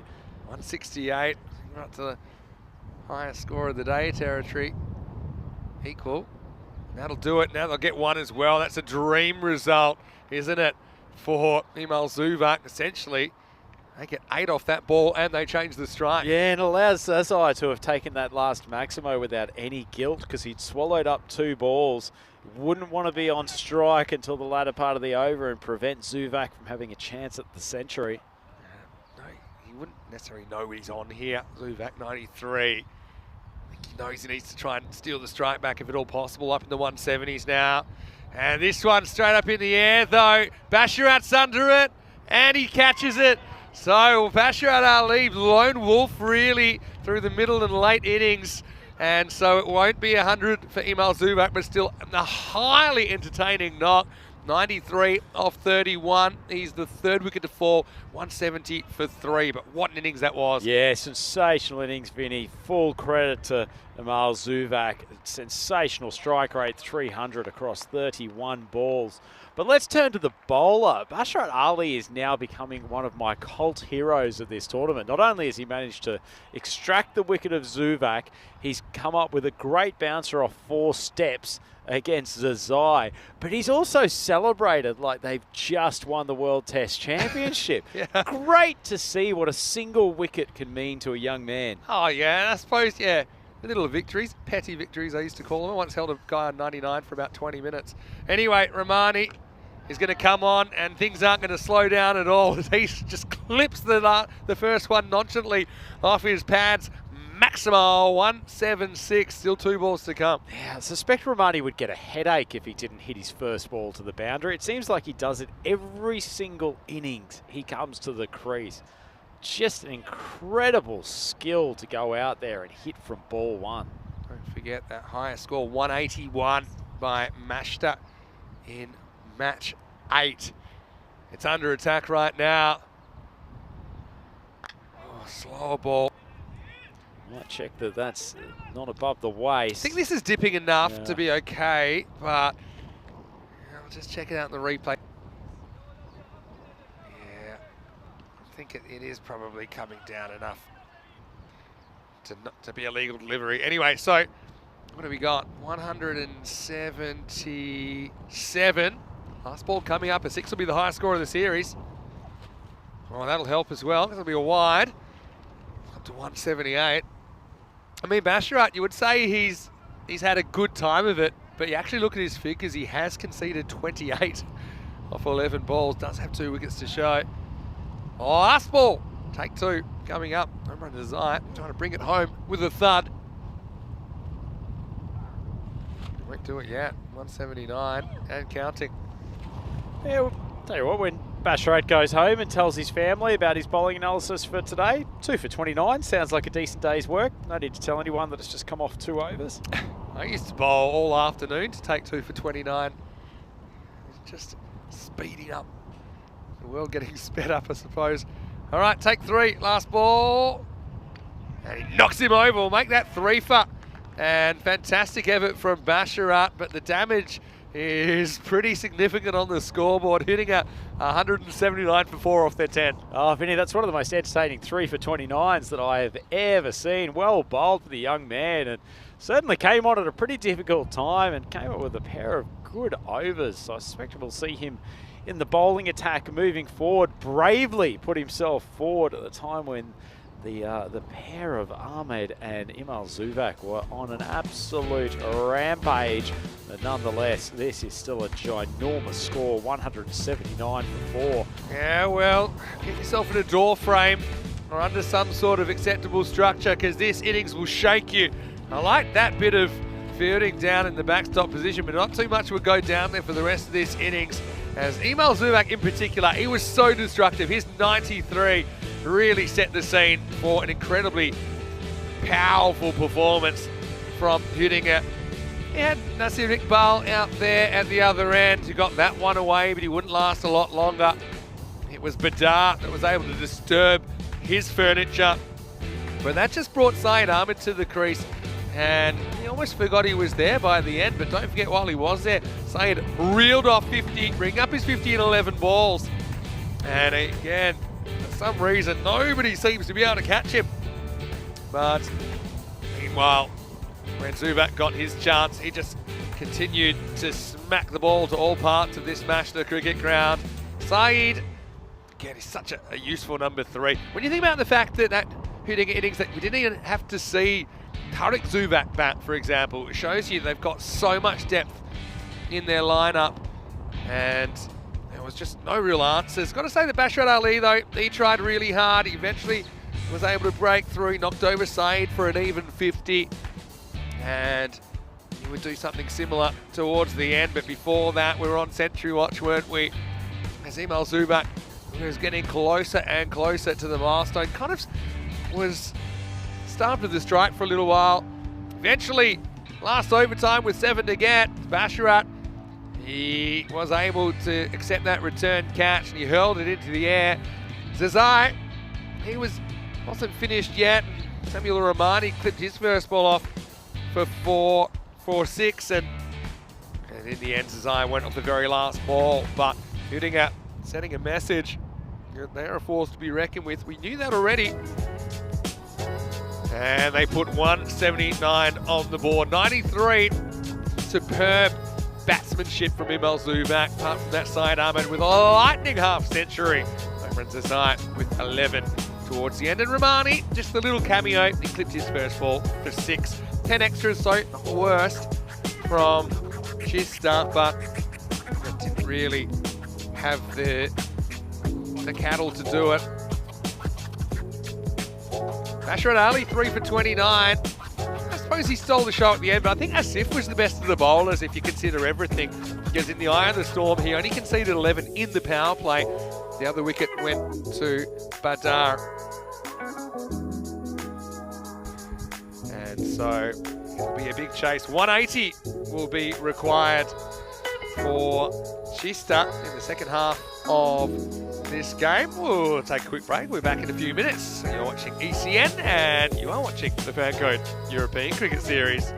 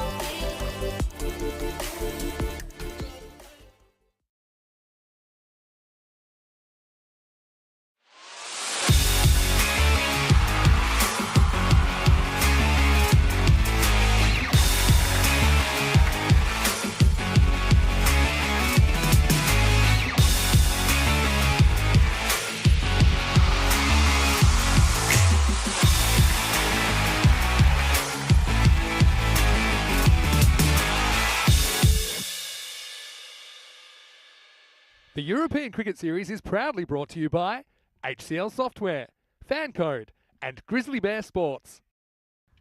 Hello, cricket lovers. Welcome back to the Mashta Cricket Ground. It's ECS action from Sweden. And right now, we're watching a bit of a demolition job, to be honest, as we saw 179 runs piled on by Hudinga. It's following up their 168 earlier on today. They have been right on fire. 19 Maximos in that first innings of the day as well. That would be the biggest chase ever by some distance if they could pull this off. Shista CC ready to open up his Nasir Iqbal. He's worked away down the ground for one. So never easy in this situation. Shista didn't have too much go their own way on day one either. They did win their third match of the day, but a couple of losses, a couple of tight ones as well. And right now, trying to search for a competitive total at least. Many sound to him, Mr. Maximo. Andrew Ryan joins me, and well, what a display we've seen from the Hudinga batting unit today as we watch Nasir come in, and he gets smacked over his head for six. Or that had some legs on it, Rhino. As if in the mood. We saw him in the power play with the ball performing, and he doesn't waste any time here.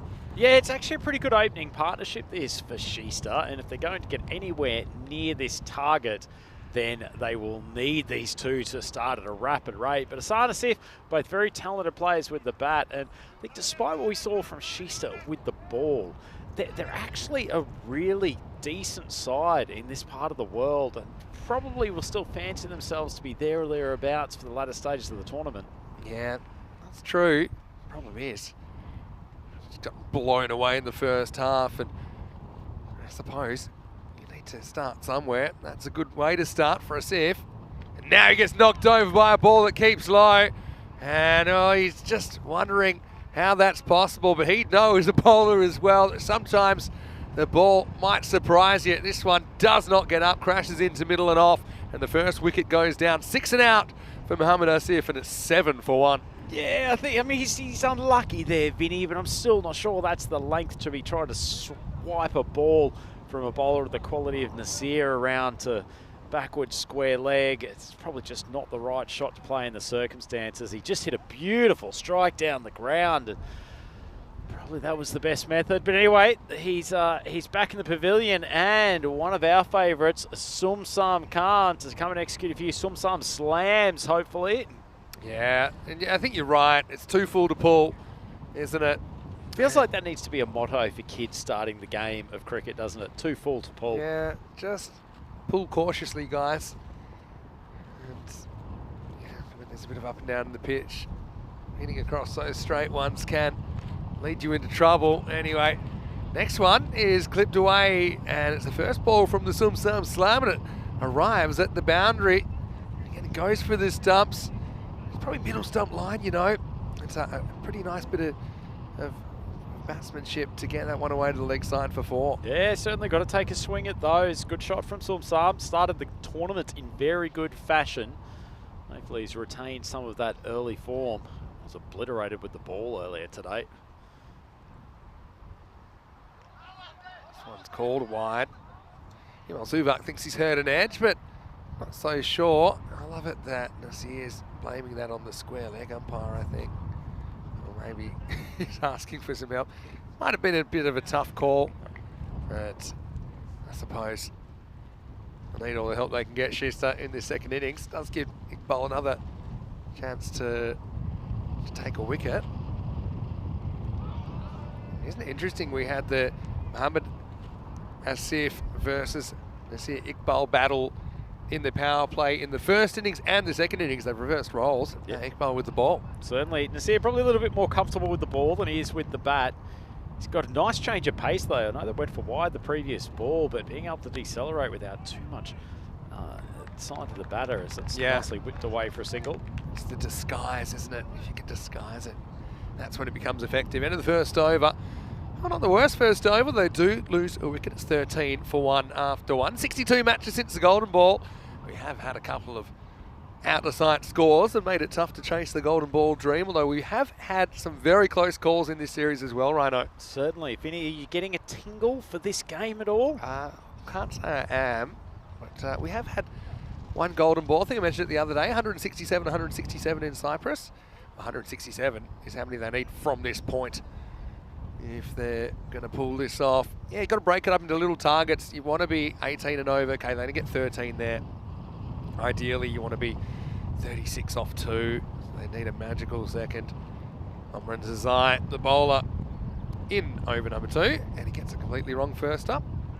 Nice bit of lateral movement from him. I'll make sure it doesn't go for any more. Pretty stiff breeze coming now straight into our faces here, so it's pretty much right behind the batter. So yeah, the way this is, it's good batting breeze. Going video might be borrowing some of your lip balm sooner or later. It's turned into a very, very dry day, and as we said, a lot chillier the wind in the last few days. It's probably just a wide, you know. He thinks again, doesn't pick slow ball here, so he thinks this is a beam up. But I think that here, yeah, I don't think you can call that. No, I was lining that up. His waist is just below the European cricket banner, and the ball ended up well below it. Does get a wide though. And now this one's up in the air. Now this should carry with the wind to the field. It goes back and holds a brilliant catch. That was always gaining on him. In the end, it barely leaves the circle. Yusuf Ali Khail is the man that's able to hold on to it. And so a second wicket goes down for Shista. It's 15 for 2. Yeah, well bowled, just hitting that difficult length. And unfortunately, the ball, if it went as long as it did high, it probably would have carried for a Maximo, as you said, Vinny. That's an excellent grab. Alaka just kept his eye on it the whole time. Had to make a couple of late adjustments, but did it very, very well. Excellent catch, young man. Yeah, very well held. I thought this was just going to kind of drift past him, but you're right, he makes that late adjustment. See those 3 or 4 or 5 steps late in the piece, just getting back, but he still keeps his eyes tracked on the ball, still keeps his hands in a pretty firm catching position. And so Omran Zazai chips in with a wicket. 15 for 2. Nakus Badar is the new batter. This one skates past the outside edge. Yeah, it may have skated past, but a nice bit of bowling regardless from Zazai. I think he might have ripped his fingers over the top of this one, just got a little bit of jag off the deck. Good bowling. Yeah, it's been good. And Zazai also showed that he can hit a long ball. The limited opportunities we've seen from him today. Another ball beats the batter outside the off stump. It's good bowling from the Hoodinga team. They're looking better and better as this tournament goes on. Just to pick up a point from their 2 opening bowlers, as much as Sikif and the boys from Shista have been hammered in those first 2 games, haven't seen that variety from them of just putting in 1 or 2 slower balls to try to put the hitters off balance. Could learn a thing or 2 from this. Hoodinga, when we last saw them in 2021, they made it all the way to the final. They were kind of rock and rolled in the final by Albi Zalmi from memory, I think 68. And then Albi Zalmi had to work for it, but that was a very competitive tournament as well back then in 2021. We had 10 teams taking part. Hoodinga finished second. Slow ball again. This is hoiked up in the air and taken. This is one key difference as well so far. Hoodinga gobbling up these chances, and so Badar's going to have to go for 0, and it's 15 for 3. Yeah, the fielder there at backward square pointing to Tariq Zuvak. I suspect that was a very deliberate fielding position, and you saw the bowler Zazai come up with a couple of slower balls. Feels like that was all part of a plan, and it's come off to perfection. And yet another wicket back in the hatch for boys from Shista Cricket Club. They are staring down the barrel of a hefty defeat, 15 for 3. Yeah, such a tough situation to come out and bat as well, because you kind of know the game's gone. Well, you have to just kind of put that out of your mind. Shista, they'll still be hoping to push up for qualification. To do that, they need to try and save their net run rate as much as possible in this game. Don't want to get beaten by 100 plus. Kind of the same issues that Sakif were having to deal with in the previous game. It's pretty well bowled. It's actually got a nice action design. Yeah, At the end of the over, and it's 15 for 3, but runs in hard, keeps his body in a nice upright position, sends the ball through at decent pace. 2 for 2 in that over. So very, very good work. Yeah, looking at the table, so Sheesta, like I said, they're probably going to slide 1 and 3 here, but they've got some company, and I think things are tightening up in that middle portion of the table. And the other thing is Christian Stunt and Seaside, they're complete wild cards. We haven't seen them yet. We know that they're good sides. Christian Stunt actually from a slightly lower division, but I think in this format of the game they perform really well. Seaside, of course, we've seen them a fair bit in ECS cricket over the last couple of years. This table feels like it's almost like your typical English village side, just very bloated in the middle. Yeah. The 3 at the top, in form of Hoodinga, Jinnah and Elby Selmy, sort of set themselves apart a little bit over the last few days. Yeah, that's true. You might be wondering how come some teams have played so many games and other teams haven't really played, well, haven't played at all yet. That's all to do with the travel and the logistics. So Sweden's a pretty big country, and Christian Stunt and Seaside are travelling the furthest, so that's why their games have come in bunched towards the second half of this tournament. Rest is a full toss, and it's going to get home run from Basharat, who had a good time with the ball. And now he's enjoying this kind of top of the pad full toss, and he knew that was 6 the moment he hit it. Just playing with a freedom, Basharat Ali, isn't he?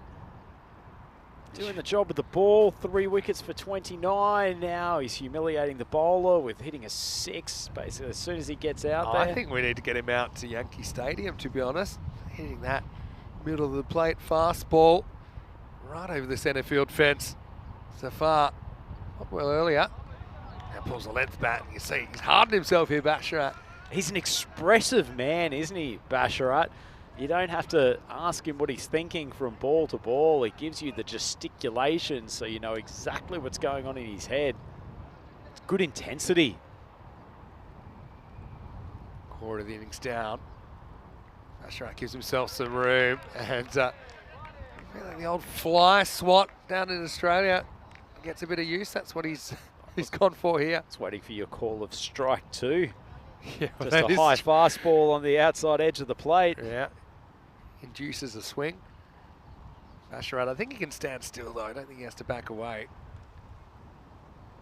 Goes on the walk. He'll get a wide here, +1. And Zuvak can't quite handle it on the second bounce. Tries to steal a base, but doesn't. Just go to see it. So almost a wild pitch that's gone for a movement on the bases. We talk sometimes baseball cricket. Of course, yeah, I played semi-professional baseball and semi-professional cricket, so I suppose not quite good enough at either is one way to look at it. But how they score baseball versus cricket is quite interesting. Some of the things that they factor in. This goes very close to knocking over Muhammad Hassan. Yeah, in baseball, I know they're different games, but they'll have errors, which is basically you don't give batters credit for hits and actions that they didn't really earn. So they would say an error is given for a time that a fielder misses something that they should get, say, 9 times out of 10 for this.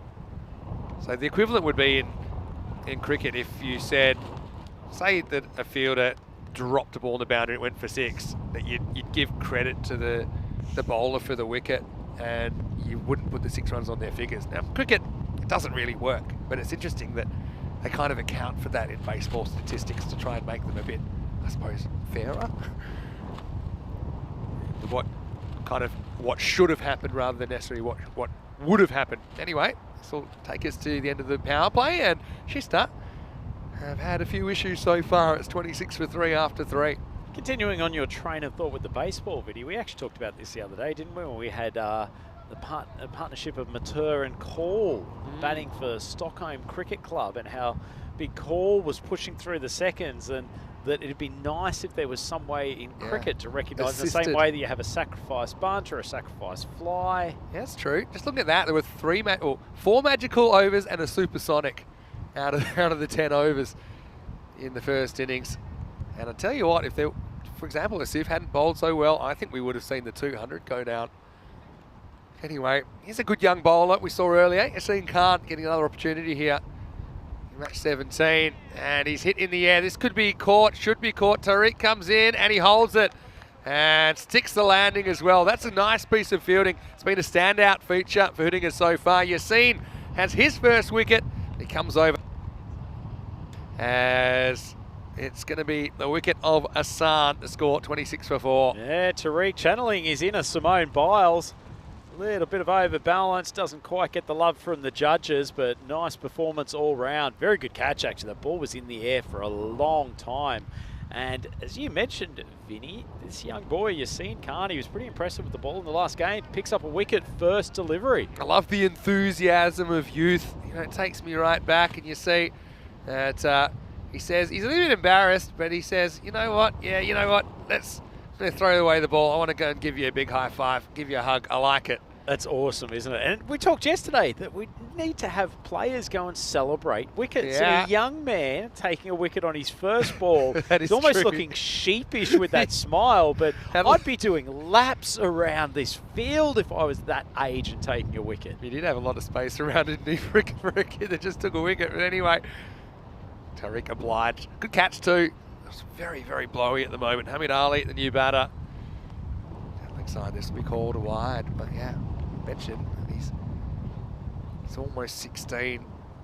Yassine Khan, and getting an opportunity here with the first team. Like his mechanics and his action. Oh, he might not enjoy this because he's lifted up and out of the ground. Maximo! Hamid Ali gets off the mark in style. Yeah, double dose of Ali. Hamid sending that one straight down the ground. Nicely timed shot. Wasn't actually a bad ball from Khan. But No, it's kind of challenge ball, I call it. It might induce a miss hit, which could result in a wicket, but that was pretty cleanly struck by Hamid Ali.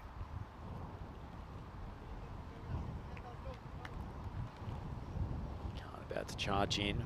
1 for 7 are his figures. It goes again. Does this have legs? Maybe not. Fielder goes back and takes it. So 2 for Yassine, and he's loving it at the moment. 6 and out for Ali. Yeah, great stuff. Great celebration from the young man, Khan, too. That one drifted on to leg stump. Well taken, Alizai out there on the mid-wicket boundary. And plenty more congratulations from Big Tariq coming in from long off. Oh, he's having a great time out there, isn't he, the youngster? This is a really good sign as well. He's saying, yeah, well, look at me. I've got 2 wickets. Even the 3 umpire's balls, happy about yeah. this. Oh, maybe searching for it. Yeah, liking this as well. That's the old Archer celebration, isn't it? Well, hopefully it's one of those little toy bow and arrows that you see sometimes. But he's playing beyond his years at the moment, isn't he? You've seen new batter Mehtab Khan comes to the crease. Yeah, and she start 33 for 5, halfway through their 4th over, and they're getting ripped apart by a 15-year-old. This is not probably the happiest day in club history. It's true. Got to say, you do need special permission to play if you're less than 16 in the ECS, but he's got it, and he's certainly making the most of it. That's a pretty good ball as well, that natural away drift that he gets.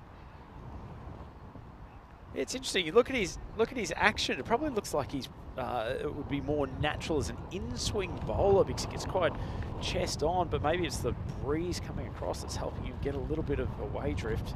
Yeah, that's a good point. He has almost one of those hybrid actions. He is a bit chest on, but his arm arc is a bit more of an outswing arm arc. Often the in-swing bowlers have a slight kind of Inside out. yeah, away. inside out action. From slinging in, but yeah, his arm's pretty straight. It's a little bit short, and it's just nurdled away to the leg side and achieves the boundary pretty quickly. So a bit of everything, but in the end, at the end of the over, Maximo makes it 39 for 5 after 4. Yeah, pretty good shot from Mehtab Khan.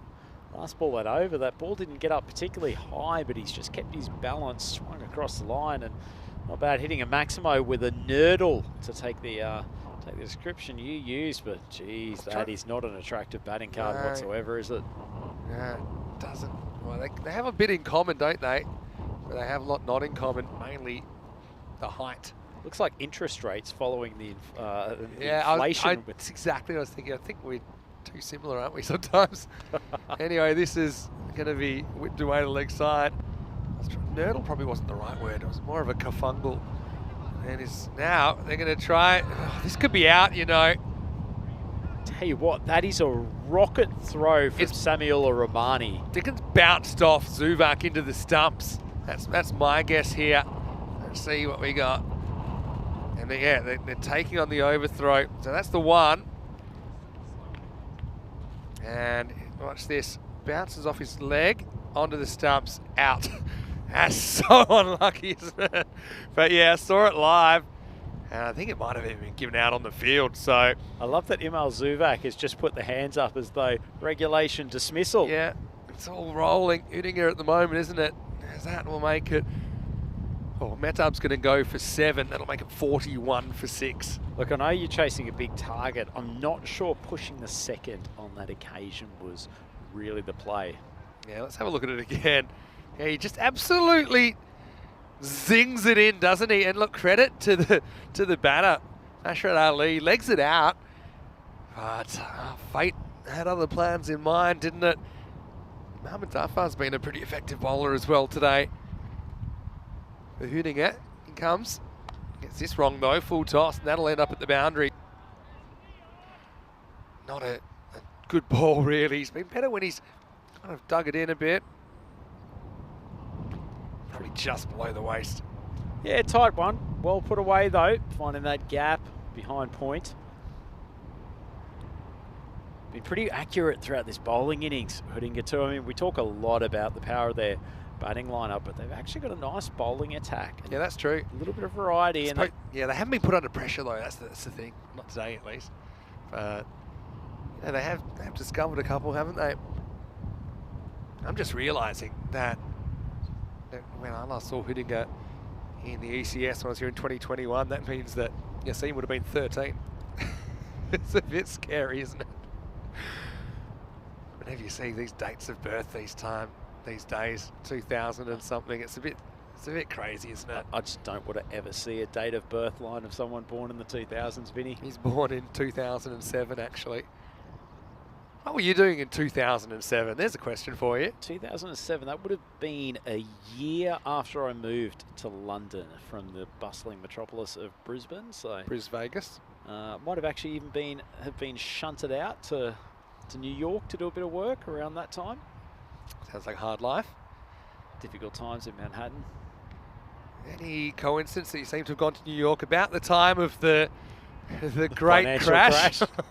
Late 2007. I think, funnily enough, I was actually in and around, went out to New York a couple of times with my old law firm. I was actually around about town when news was starting to break that there was something big happening in the financial sector. Didn't quite think it was going to be such a big seismic shock, but seismic shock there, almost a boundary for the Sheester Cricket Club. One's just nurdled around backward of square. That is a proper nurdle. Mohamed Ansar is coming out here, gets a couple there.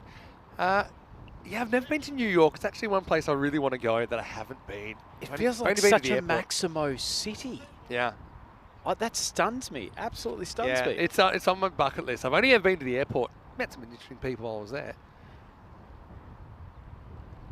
I can only assume that's for a transfer rather than you doing a Tom Hanks-esque life in the terminal experience. No, it was for a transfer.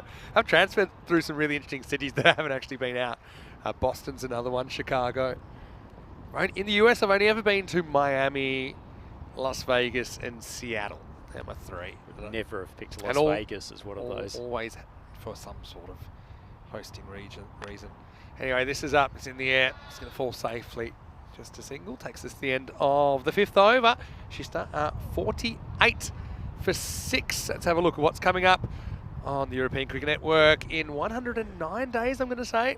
It's the European Cricket Championship. It's the Euros of cricket featuring 31 nations. A few people asking me, how come the groups are only 3 days now?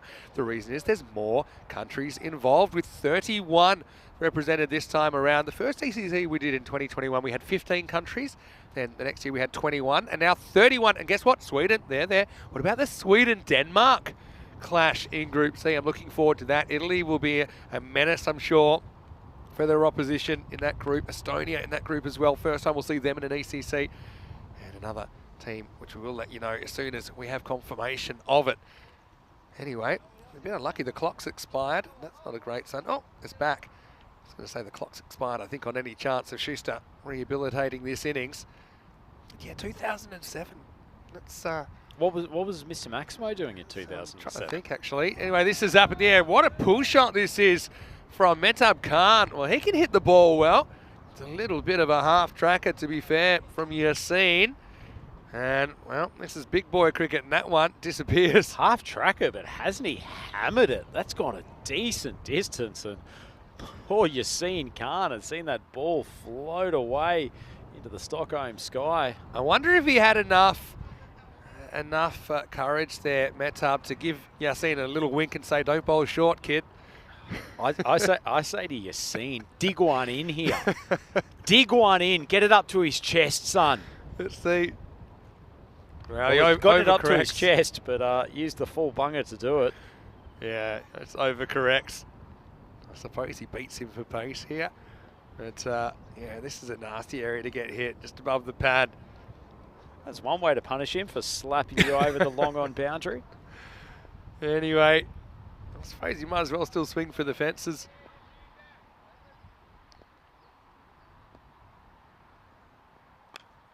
This one's worked away into the gap, and that'll be for Cuatro Carreras. Nice shot from Mehtab, who's trying to pick up the pace and get some respectability to this Schuster innings. Well, let's set a little target for Schuster here. Both they and Sikif are inevitably going to have been hammered by Hildinger this morning. Little mini target for them, see if they can get past Schuster's score in the previous game. I'm going to try and answer your question, what was I doing in 2007? As far as I can remember. Oh, he knocks him over, so 3 for Yassine, who gets the last laugh. And over goes the castle. Well bowled by the youngster. That's the 7th wicket now at 60 for 7. He's building quite a name for himself, not just for his bowling, but for his celebrations as well. Look at that. His 3rd wicket of the game. He's now got figures of 3 for 25. I thought he's going to follow up for a second serve at the departing batter. Just the line that the bowler took after the flaming arrow celebration. But, yeah, well bowled. Getting on target. Again, that's the length he needs to bowl. I think this will be so good for him to watch himself on TV as well, as far as analysing his bowling and what's worked and what hasn't. That time, Mehtab played some nice shots, just loses his shape. And, yeah, I can see how thrilled, for example, Imel Zubak is there for Yassine Khan. Got 3 for 25. Still got 3 balls left.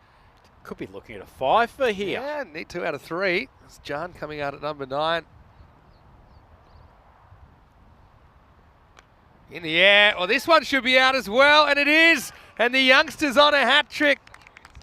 Jeez, I think he's running out of arrows with that celebration, Vinny. 4 for 25. Yeah, can you believe what you're seeing here? So, I mean, John comes out and he tries to smash to the leg side. Again, it's a well-located delivery from Yassine Khan. Just leaves him a touch. Thick outside edge, balloons away. And there's the golden Derek. Derek has been a bit busy today, hasn't he?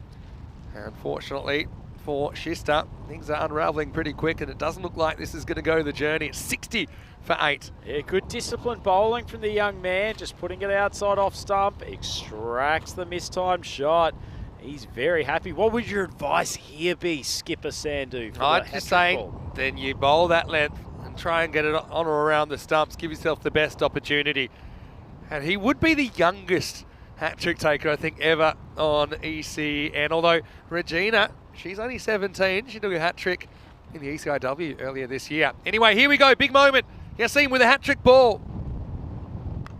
Oh, that was right on the money. And Ikram Mulhaq plays the role of party pooper to perfection. So he still has one more opportunity to take a 5-wicket haul. And that would get him on the Hall of Fame as well. I can't believe Ikram hasn't had a bash at that. Young man, hat-trick ball. I can believe it. Anyway, here's Yassine's last ball. Oh no, but he still does have a chance to take that 5-wicket haul.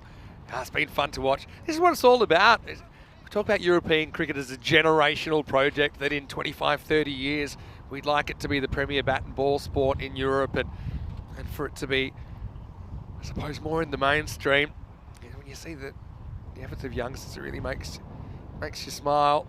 And he does get a fifer. Well, Yassine Khan, 5 for 26. The youngest ever player to take a 5-wicket haul on ECN. Take a bow. Well, the future is bright here in Sweden. What a great performance. 61 for 9. Yeah, sensational stuff, Vinny. That was a great delivery. He's kept the ball up. He's kept it fresh. He's bowled with good pace for a young man. Big swing across the line and a well-deserved fifer. This is not good fortune. This has been the outcome of excellent bowling, and getting any sort of fifer in a T10 game is a great achievement. Certainly is when you haven't even clicked over to your 16th birthday. So well done, Yassine Khan. And isn't it great to see his teammates getting around him and celebrating? Yeah, fantastic moment for the young man. And 5-wicket haul, you don't often see it, only a handful of times really in a season. And Yassine Khan joins a very exclusive club. I want to say a quick hello to Gary Wheeler, who's joining us in the chat. Good timing. Hello to Rob Thompson as well, and everyone else that's piped in. And yeah, what do you think about the youngster? Hello to Liam Day as well. He said, wow, about this big total from Hüdinger, but also wow to Yassine. Now this will be a no ball to start us off in the new over. It will go for 4. So Answer is going to get a boundary, and he will get a free hit here as well. Oh, get the young man back on to bowl. They're leaking runs now. This 10th wicket partnership actually looks like it's threatening to be one of the highest of the innings. Now, good start. Alakal having to deal with a free hit now.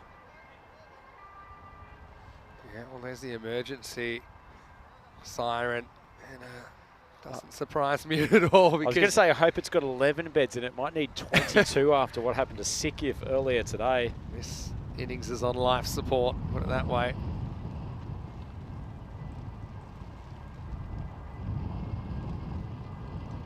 Maybe a wide, one more to the total.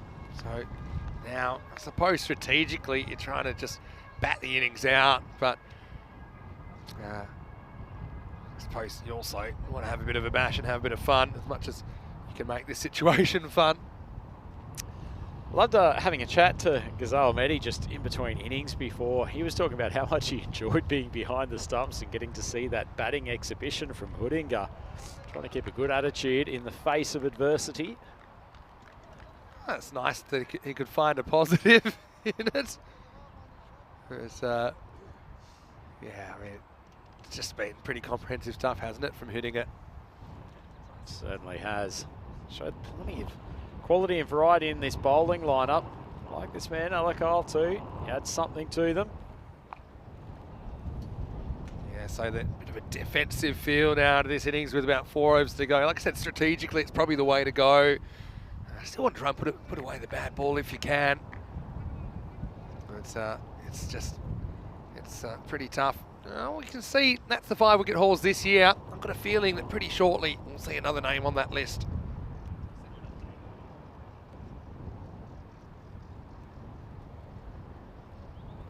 Swing and a miss, called wide. Leo just struggling a little bit to get it on target. Needs to maybe go and take some advice from his 15-year-old teammate about good line and length bowling. Oh, it's a nice moment. I hope, obviously, he keeps striving to get better. That's the key as well.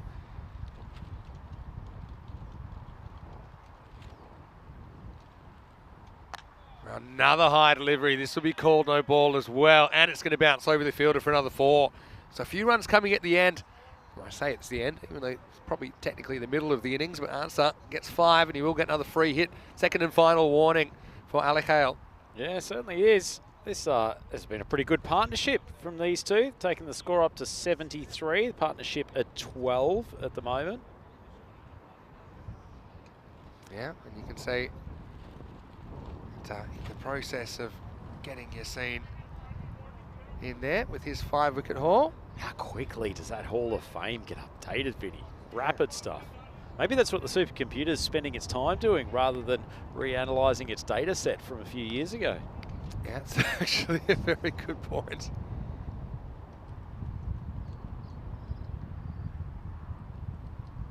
Nice ball from Alakyle.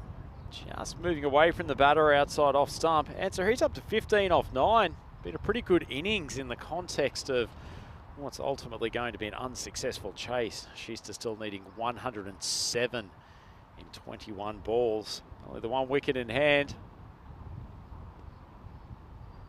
It's floated outside off stump, called wide. Yeah, I think that as far as Yassine goes, you can be really happy with his work. I think Alakyle would just love 1 wicket at this stage. And if you can do that, we'll finish things off. I mean, their run rate's actually pretty good for Schuster in this innings. It's just those 9 wickets. And that means they're on their last legs. Alakyle gets this one on target, just a single down to Saeed Ahmed. Hasn't he been brilliant for hitting it as well? 50 off 11 balls, second fastest 50 we've ever seen. I don't think we've had an 11 ball 50. I think they've pretty much all been 12s. And I say all, there's been quite a few. And I'm not sure what's going on here, if this is something about the field placement. Maybe they had too many outfielders there. There we go. Yassine Khan has been updated, 5 for 26.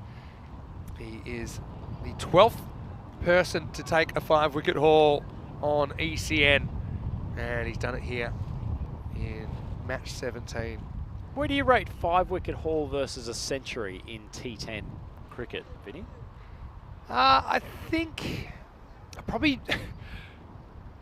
I would put it this way, I'd probably rate a century ahead of a 5-wicket haul, just because you can occasionally get, I'm not saying that was lucky, but you can get a lucky 5-wicket haul sometimes. No, but you can't get too many lucky centuries, if that makes sense. Yeah, you've taken the words right out of my mouth. It is to score a century in T10 cricket, that it is sustained hitting, successful hitting, and you can't get a fortunate centuries. That one's just speared down the leg side. So let me give you what happened just then, is that Alakyle had a first warning, then a final warning for running in front of the umpire, and on the third occasion he's been removed from the attack.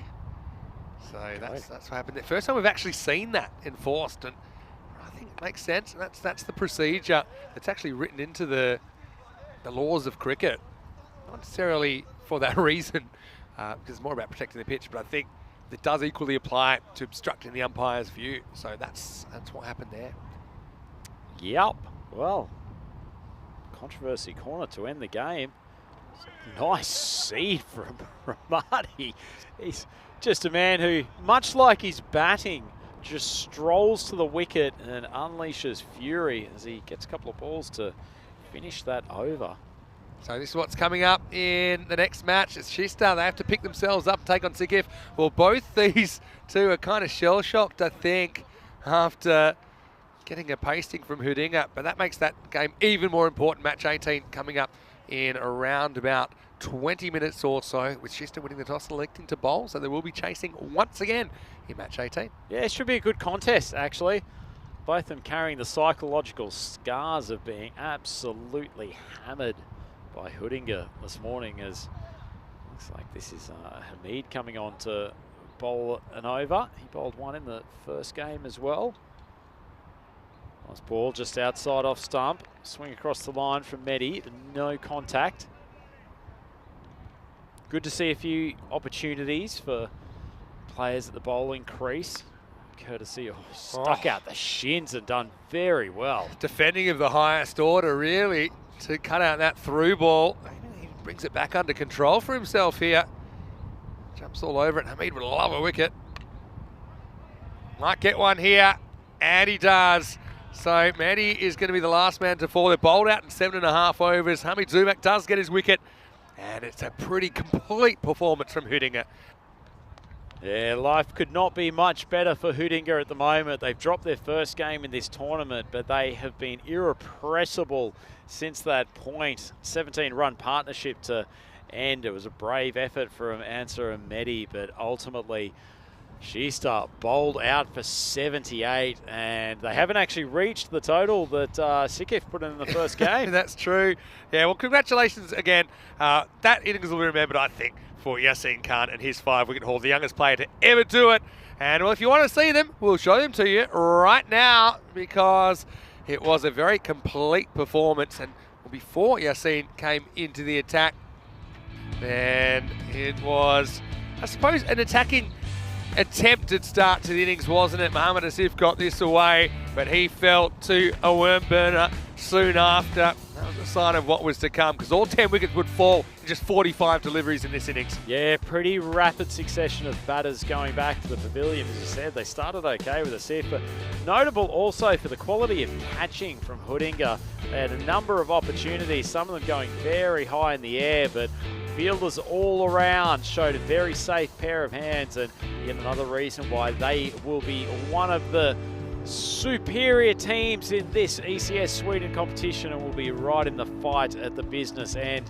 Tariq coming in, as we said, didn't stick the landing from the bolt, but took a catch nonetheless. Well, Yassine, if he doesn't choose cricket, he could probably choose archery because he was firing them off left, right, and centre here, wasn't he?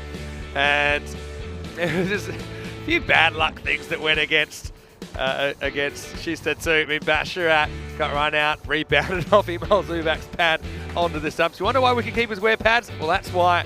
But really was all about Yassine here. And he was just super excited. It's all about the exuberance of youth. And he just continued to bowl pretty good areas.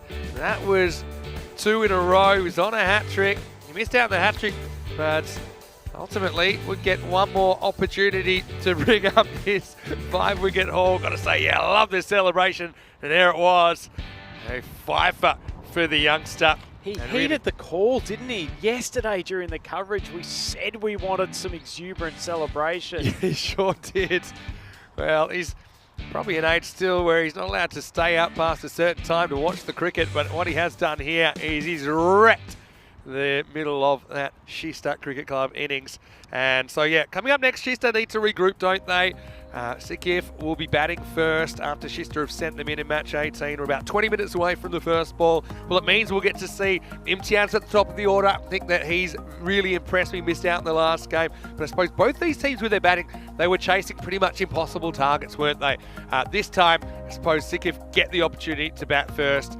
And we'll see if they can put something on the board. Yasir Ikram has come back into the lineup for Sikif as well as we look at the scorecard. Yeah, big inclusion for them. Look at that scorecard for Shista Cricket Club. It's a sorry state, 78 for 10, although good work from their bottom order. The only 2 double-figure scores coming from players coming out at 7 and 8. Metab Khan and Muhammad Answer. Ultimately, a pretty good partnership from the last 2 batters, 17 runs, but other than that, there wasn't too much to write home about. Yeah, that's right. Well, dominated by the 5 for 26 for Yassine. Apart from that, Zazai bowled a good over, didn't he, early on, 2 for 2. A wicket for Nasir Iqbal early as well. And Zubak chipped in with half an over. He took 1 for 1. So we'll take a break and we'll be back in around about 15 minutes to take you into the third match of the day. Well, it's a battle of the walking wounded, isn't it? With Shista taking on Sikif. We'll see you for that one just around the corner. Vinny Sandu here, Mr. Maximo with Andrew Ryan. Hope you're enjoying your day. Plenty of sunshine and cricket coming your way on ECN. After this, you're watching the FanCode European Cricket Series.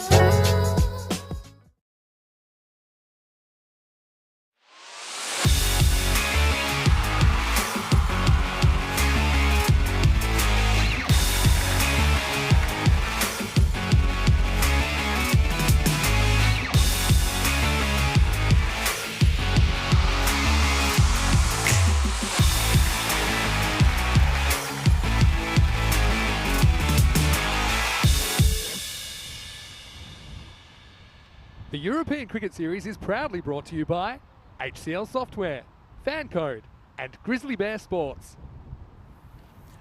European cricket fans, welcome back. It's time for Game 3 here on Day 4 of ECS Sweden 2023, brought to you by FanCode. It's the two teams who have both been blasted by the Huddinge batters so far this morning. Sikif coming on to take Kista Cricket Club. We'll go across to Tyrone Peters for the toss with the team captains. Gazelle to call. Tail. Tails is a call. Tails never fails. Wah! Ball first. European cricket fans, welcome back. It's time for Game 3 here on Day. And so the toss for Game 3 has been won by the Kista skipper. Good to see a wicketkeeper who can bowl with that sort of action. They've decided to field first, and I don't think it's a bad move from them. Actually, they've got some guns in their bowling lineup. Asif has shown that he's capable of generating good pace and good direction. A little bit of movement always helps him. But they also unearthed a star in the form of Basharat Ali in that last game. He took 3 wickets in and amongst some absolute carnage, and I suspect he'll be called on to bowl a couple of overs in this game as well today. Poor Sikif, after a fantastic day for them yesterday, they started off with a hefty loss against the Huddinge batting barrage this morning. They've got to try to get themselves back together, regain a little bit of confidence. That opening pair, Naveed and Imtiaz, it's so important for them. And the skipper, Ahmed, he's got to find his miserly bowling form again. It's going to be an intriguing contest, these two who are dealing with the scars of such difficult beatings with the ball over the last 2 games. Be interesting to see what happens. Should be a great contest. So we'll hand back to Vinny Sandhu. Take it away, Mr. Maximo. Thanks very much, Rhino. As we get set for the 3rd match of the day, yeah, you're exactly right. Battle of 2 teams that have had to pick themselves up off the canvas after getting a mauling in the first couple of games of the day. Asif bowled well earlier. He gets this one to bend, and it's called a wide. Where about this one? Swings late, doesn't it? And maybe it just catches some of that tram line. But where is it when it passes the crease? Yeah, I'm not convinced, but bowlers rarely get the benefit of the doubt on those ones. But yeah, Sikif have Imtiaz out there. Very good keeper bat, isn't he? And I'm sure he's very keen to get amongst the runs after missing out last time with the bat.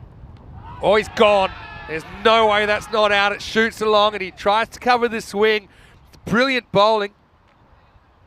And Asif gets an important wicket first up for Kista. And Sikif are 1 for 1. It's really clever bowling in a way. I know he gets some assistance from the pitch, but the first ball curves out a bunch and then the next one nips back. And that's very difficult to play when you consider you've just seen one swing prodigiously away from you. The next one would have been hard enough to deal with the nip back, but the fact that it barely bounces, catches him plumb in front, and that's a big blow early. It's 1 for 1. So, Mohamed Asif, he's been brilliant. Just having a look at these 2 teams, and yeah, with Sikif losing Imtiaz, got Antrim out there. Yasir Ikram's a big in though for Sikif. He's listed in the 3 spot. Hackett Gupta is a live wire, isn't he, at number 5. And so it is going to be Rashid who comes in at the number 3 position.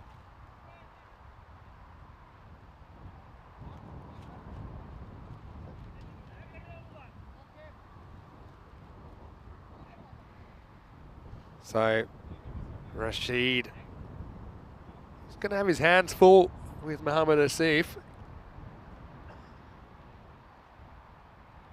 And yeah, a little bit of natural variation there. Asif bowling well. There's that outswinger. It's getting called wide. Again, I'm not sold on this one, if I'm honest, but at least he is consistent. The whole ball has to be inside. It probably was. The umpire only gets one look at it. Also, our angle's a bit easier to tell because we're further back with this camera compared to the umpire. That's a bit closer. He's square on with the stumps, but he's not square on with the tram line. got to call that one if you called the other one, because it's pretty much exactly the same. But yeah, good movement, and the only legal delivery so far is taken a wicket. It's got to be a bit disconcerting as the new batter when you see the ball curving around all over the place.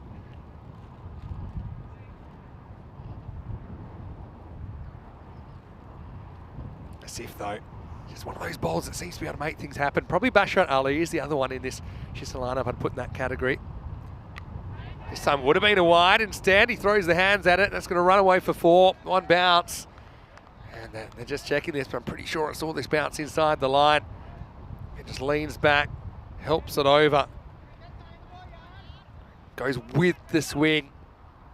And that's what I mean. And that's kind of what Imtiaz did. He played for the swing a bit, didn't he? And you can't really blame him for doing that. That's exactly what Rashid does there to catch up with it.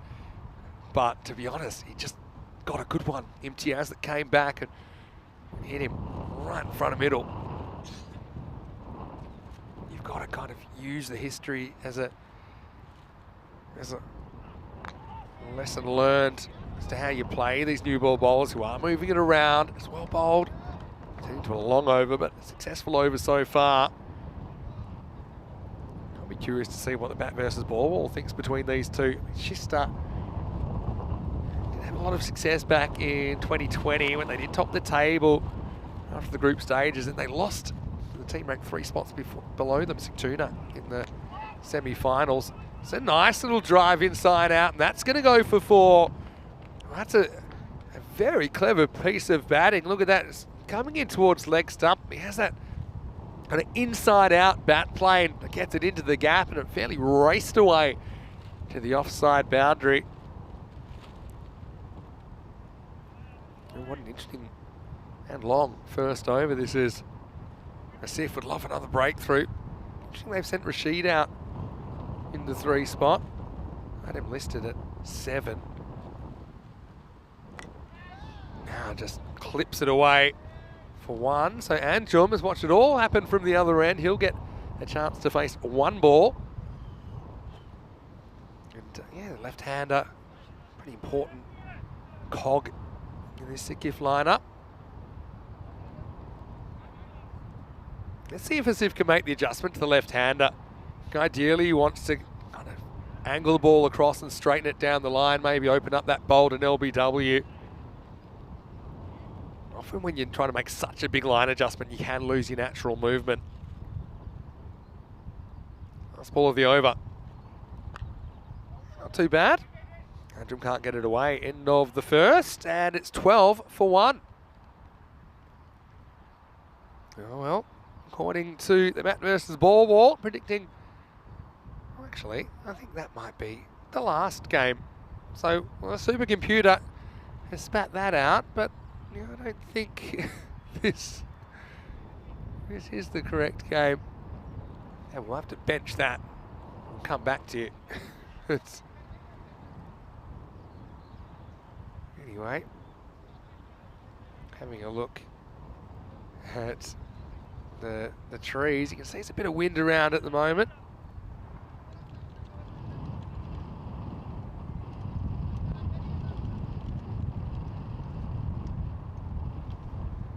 Rashid, though, is on 9. As we roll into the second over. They have opened with Bashrat Ali. I don't mind this. Trying to make something happen straight away, and they have. Simple catch taken. Rashid can't really work this around the corner. Well, I'll give 10 points for the catch, about 2 for the throwaway. Andrew Ryan rejoins me in the commentary box. And a bad start gets worse with Bashrat getting a wicket. Sikif, they've lost 2 now, 12 for 2. Oh, you say bad start, Vinny. I say a great time to come in. My boy, Bashrat Ali. He was a catalyst in that last game, and he takes a wicket first ball. Coming in to bowl the second over for Shista in this game. He's been a pretty good performer in that first game against Hudinga, despite the mauling that Shista copped. And definitely on top in this contest as Big Ankit Gupta makes his way to the crease to join Anjum, who's only faced 1 ball so far. Sikif's 12 for 2. Well, Gupta thinks that attack's the best form of defence, doesn't he? And don't think he'll be taking a backward step here. It's almost like he gets those early innings nerves out by just swinging hard. I like the way you imply that he is actually thinking about it as opposed to just being a singular animal. But there we go. Pulls out the defensive shot, and luckily that he did. That one crept a little bit low. Well, my face is red after that. Just shows a bit of respect. But they're still gambling by bowling Basharat Ali up front in tandem with the SIF. Just trying to make sure they can get in control of this game before it starts, really. Full bunger, and it's taken out the stumps of Ankit Gupta. Basharat Ali continues to live a charmed life on this Thursday here at the Mashta Cricket Club. He's got his second wicket, and Sikif looking in dreadful straits. They are 12 for 3. Well, a day can make a difference. Sikif had such a dream day yesterday. This has been more of a nightmare today so far. Look at that, bounces pretty much between the legs. Yorks him, plays all around it, to be honest, Gupta. And he's the third man to fall within the first 1.5 overs. It's 12 for 3, and there's Derek. Yeah, Derek looks like he's changed from his golden suit back into his normal off-white, but he's still getting called out occasionally. And Sikif, after such a tremendous day yesterday, Vinny, how about things taking a turn for the worse today? Could say that, but here's a hero ready to be made again. Yasir Ikram coming out at 5, and didn't he bat really well? 40 not out in a 2 for, player of the match performance earlier in the week. Was missing in action this morning when he comes in, and they need him to fire, don't they? Well, I'll tell you what, Vinny, if we had a big PA system here, you had a bit of Pat Benatar flying out of the Spotify this morning with Anita Hero. That is certainly a message that's going out to Yasir. Yeah, that's right. All right, Andrew at the other end. He's had more partners than the quarterback at the box social, hasn't he, already? He's only faced one ball. Basharat Ali's got two. Basharat Ali's got 2 for none, and he wants more. He's hungry, Basharat. Short ball, he doesn't mind digging it in. Fielder comes around for a point, no run. I was like, Andrew, he's not the most energetic runner at the non-strikers end, and given his quality as a batter, he really needs to get himself on strike. Yeah, true. That's Ikram. Just make a bit careful that first one. He's patented crouched stance at the wicket. Almost covering the entire stumps the way he sets himself up. It's a good ball again from Basharat, just hitting that line outside off stump. He's on a maiden here, isn't he? Basharat, double wicket maiden alert. All the sirens will be going off at headquarters. I say in the break, I was able to do an interview with young Yassine Khan, youngest player to take a 5-wicket haul in the network. Good that you're able to get access to him. I'm surprised he didn't have a few IPL agents surrounding him, as Basharat's finished off the over with the loopiest of loopy slower balls, and he's executed the double wicket maiden. Sikif 12 for 3 after 2. Yeah, and this one, I'll give it. I don't know whether it was all inside. Maybe 99%. Borderline call goes his way, doesn't ruin the maiden. And the score 12 for 3 after 2. Looking at the table, Sikif, they're 2 and 2. And Shista 1 and 3. I mean, if Shista can win this, then they will have the identical record to Sikif. And you start looking at, okay, we're getting points and you're not in these kind of contests where I think we'll be pretty competitive in the middle of the table. And now they're going to Sumsam Khan. So interesting that they haven't gone back to Muhammad Asif here in over number 3. What would skipper Vinny do? Would you throw the ball back to Asif and see if you can actually extract out the big man Anjum? That's probably really going to set Sikif where they're going to be pushing to sort of 65, 70. Yeah, I would have gone back to Asif, to be honest. Just kind of step on the throat tactics. But this works pretty well as well. To be honest, Anjum didn't really get a chance to face Asif. I'll also say with Andrew, he's not a big user of the feet as well, whereas he does appreciate the pace bowling. So tactically, I don't think it's a bad move. Bringing in the slip, I like it. Ball just tucked away to the single. Reminded me of the old PlayStation cricket when you're moving a fielder. I mean, he's really scampering to his position there. Like to see that hustle. For a team that got flogged in their previous game. There's a nice bit of energy about the team from Schister. Yeah, it's true. Sky blue uniforms for Schister. Brand new kit today. I'm liking it. Short ball from Sumsam, but Yasia, he's been very methodical and fairly conservative about how he's approached his batting. Don't blame him. There we given the go. Situation they're in. 86 to 70. So man, they are predicting a low-scoring thriller. It's been a bit of a trend with the supercomputer. Maybe hasn't adjusted for inflation. Oh, that struck him. I think it's taken the pad. That must have been awfully close. Oh, it's the classic. Show them your bat. Does he get an edge on this? Yeah, I think he does actually.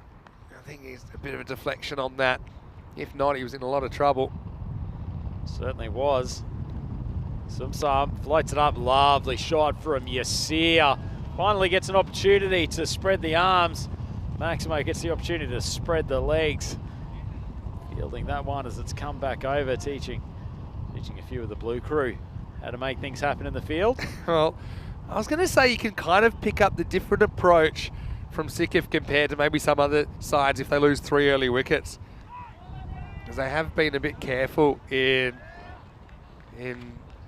making sure they don't lose any more rather than kind of going on the counter-attack. End of the over, end of the power play. It is 17 for 3 after 3.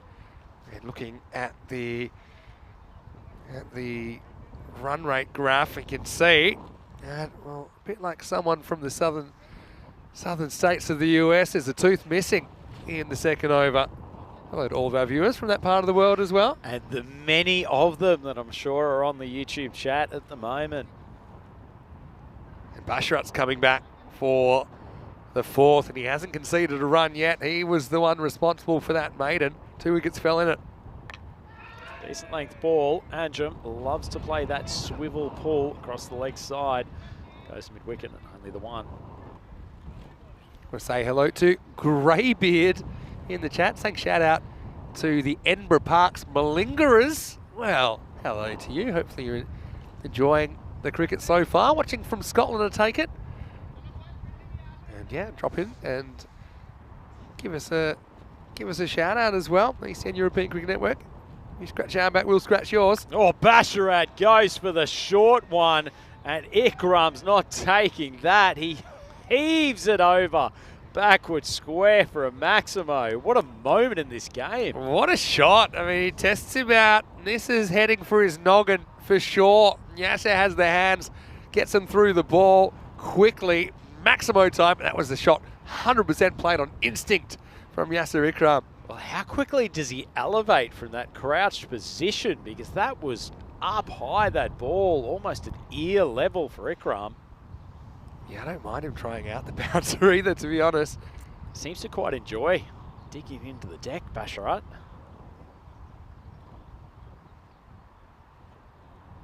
Maiden in his first. Maximo's upset things, but he comes back with a good wide Yorker. Yeah. I suppose things can change quickly. You've still got Asif up your sleeve, though, I suppose. The fact that the third over didn't go for too many, and he went for 5, means that kind of pays off in a way. I think with not bringing Asif back, when he comes back, the ball isn't quite as new and shiny as it was when he was bowling early, and his swing was a bit of a weapon. I'd be tempted to bring back 4th, you know. Slower ball on the leg side.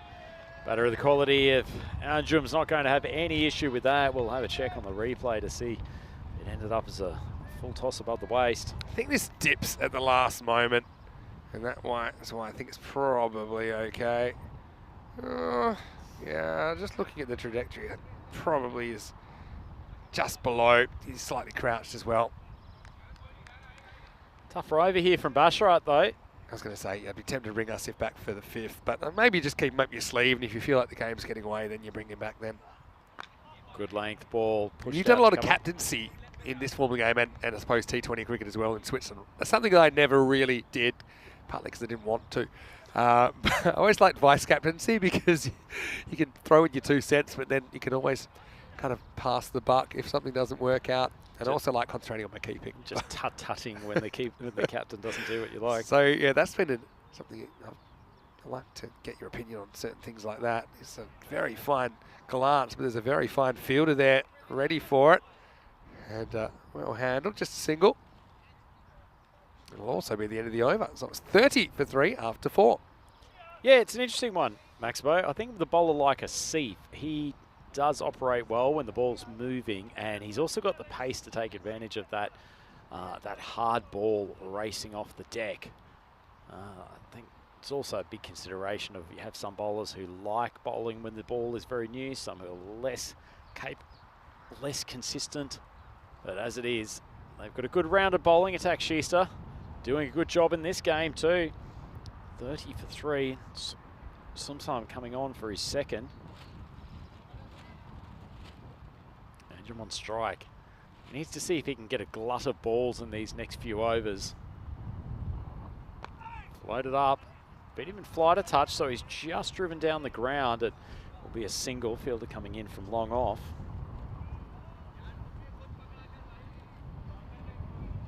Sikif up to 31.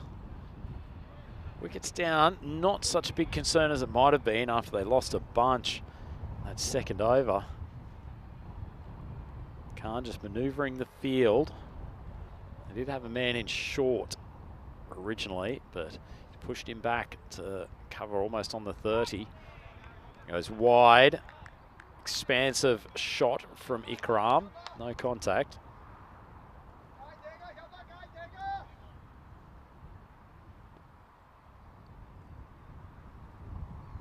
A little bit of air. It's well bowled. Just going away with the breeze.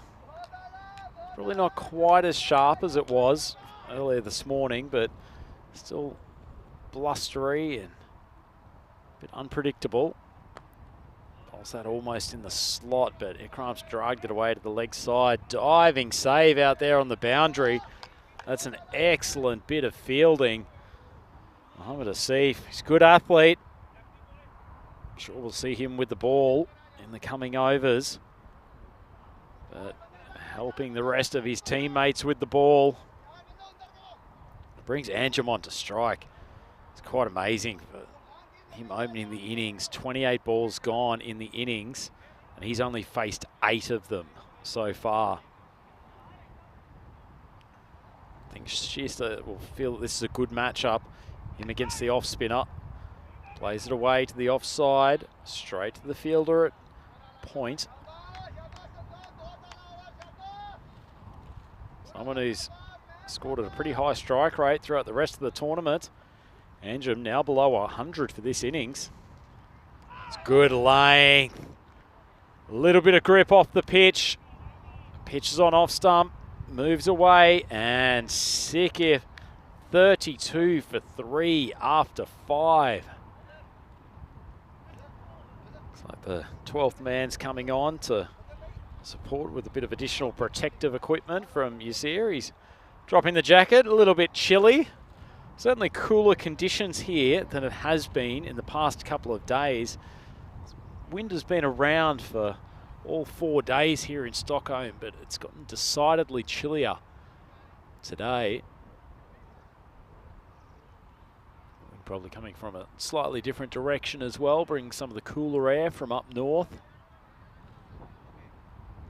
Really, we're a fair way north up here in Stockholm as it is.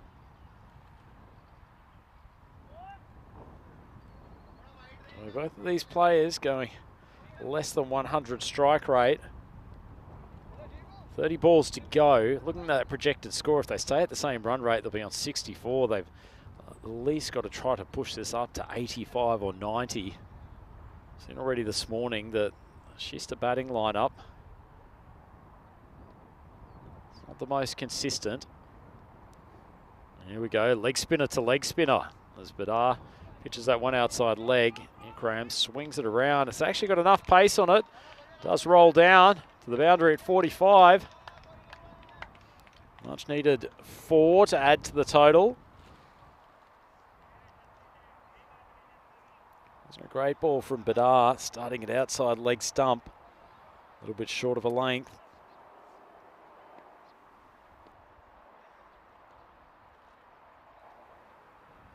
Just manoeuvring his field around.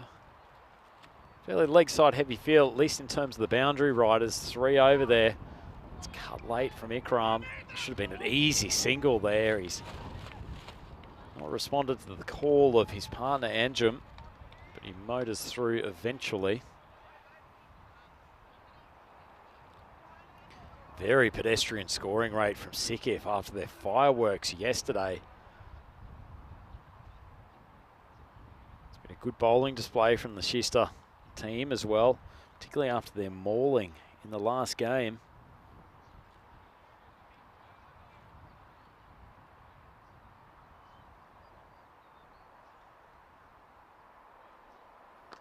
Well pitched, hit high in the air. Fielder coming in underneath. Oh, he's dropped it. Well, that was probably a fairly easy catch for a player of the quality of Muhammad Hassan.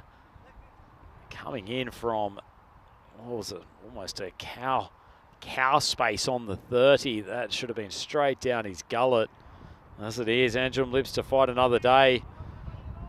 Zia tries to cut a little bit close to his body. Umpire signals buys, so they scoot through and add 1 to the total. Up to 39 for 3. 2 balls left in this 6th over.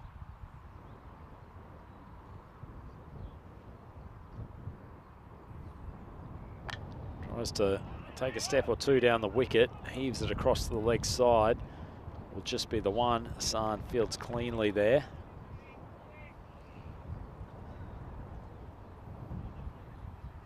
Jeez, they'll be very happy with how this innings is continuing. 40 on the board. We're almost through the 6th over.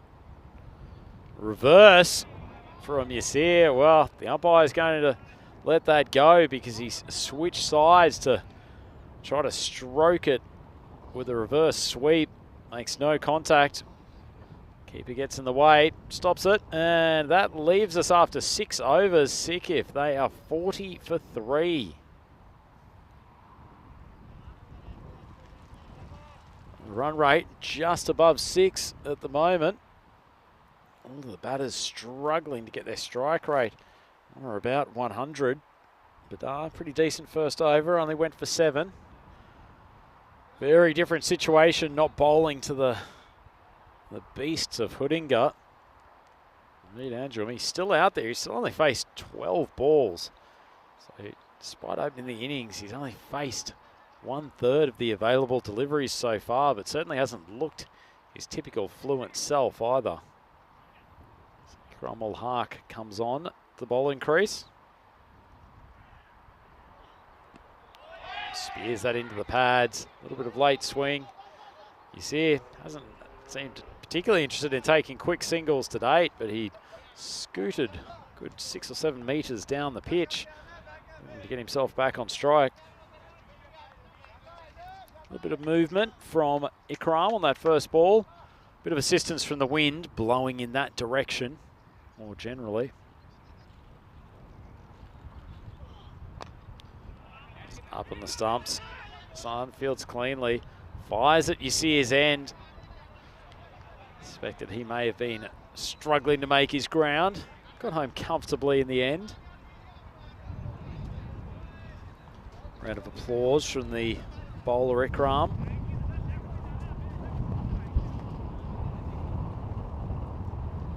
Have to manufacture some boundaries from somewhere. Deep fielders around it. Square leg, mid wicket, long on, one long off, and one at deep cover. Fairly typical defensive field.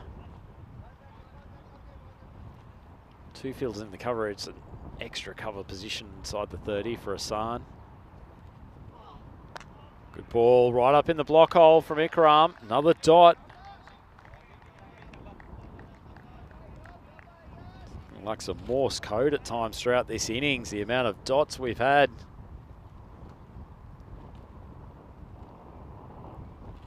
These players still sitting below a 100 strike rate.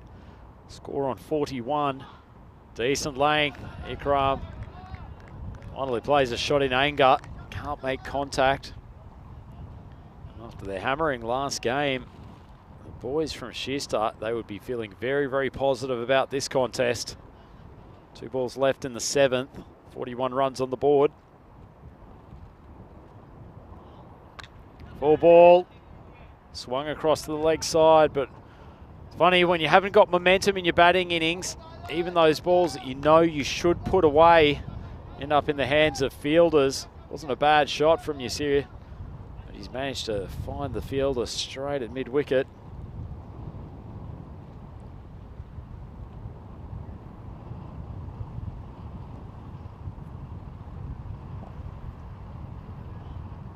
Ah, good ball from Ikram. It's curling into the legs of Anjum, but then decked away off the pitch just a touch. Tried to hit him straight down the ground, but ends up cleaning him up. Takes out middle leg stump, and Sikif, their innings is looking very unhealthy indeed. They're now 42 for 4 after 7. Something that's looking far healthier. The European Cricket Network schedule for the coming month, coming 6 weeks or so, I guess it should be. Remember, we're in Sweden until next Sunday, so plenty more days of cricket coming up here in the north. And it's a little bit of an eastern road trip. Stops in Romania, Hungary, Czech Republic. Some women's cricket coming from the Netherlands. Be great to have Corey Rutgers on the coverage for that. I'm sure all the fans are looking forward to hearing his dulcet tones over the airways again. Badar comes on to bowl the 8th. Oh, finally, Yasir has unleashed. Maximo tracks back, tries to take the catch as he returns from his luncheon interval. But after this innings was in danger of going to sleep, it's been woken up by Yasir. Much needed Maximo. Not a bad piece of bowling from Badar. Gave the ball some air. It was just good footwork from Yasir.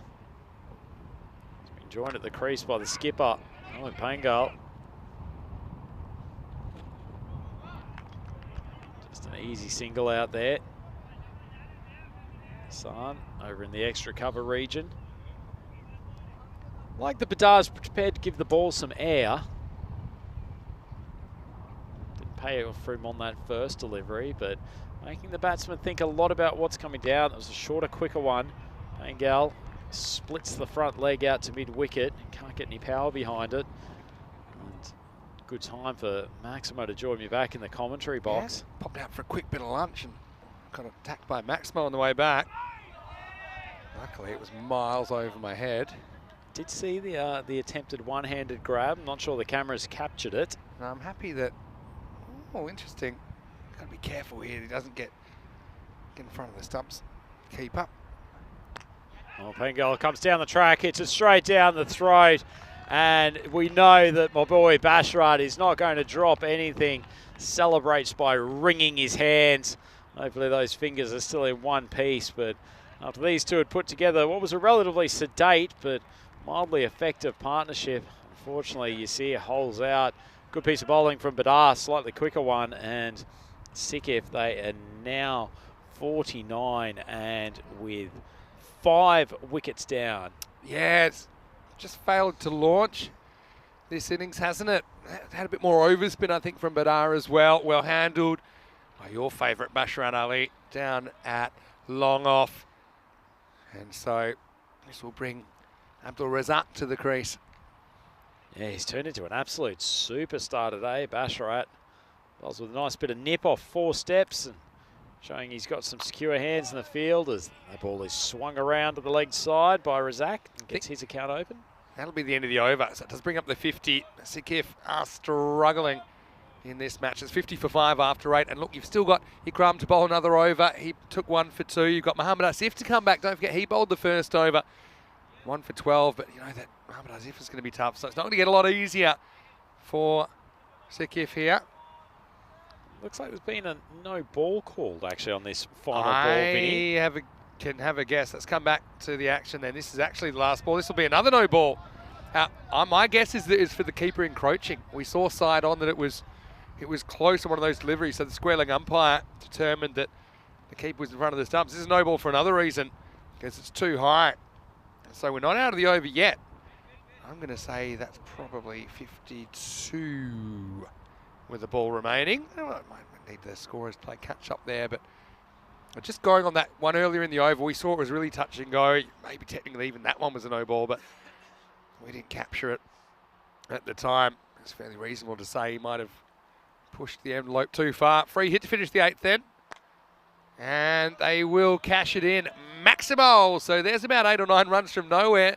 And it's just what the doctor ordered for Sekif, who I'm guessing finished the over 58 for 5. Well, Bedard, he's probably entitled to think he's been a bit hard done by in that over. His figures were looking pretty good.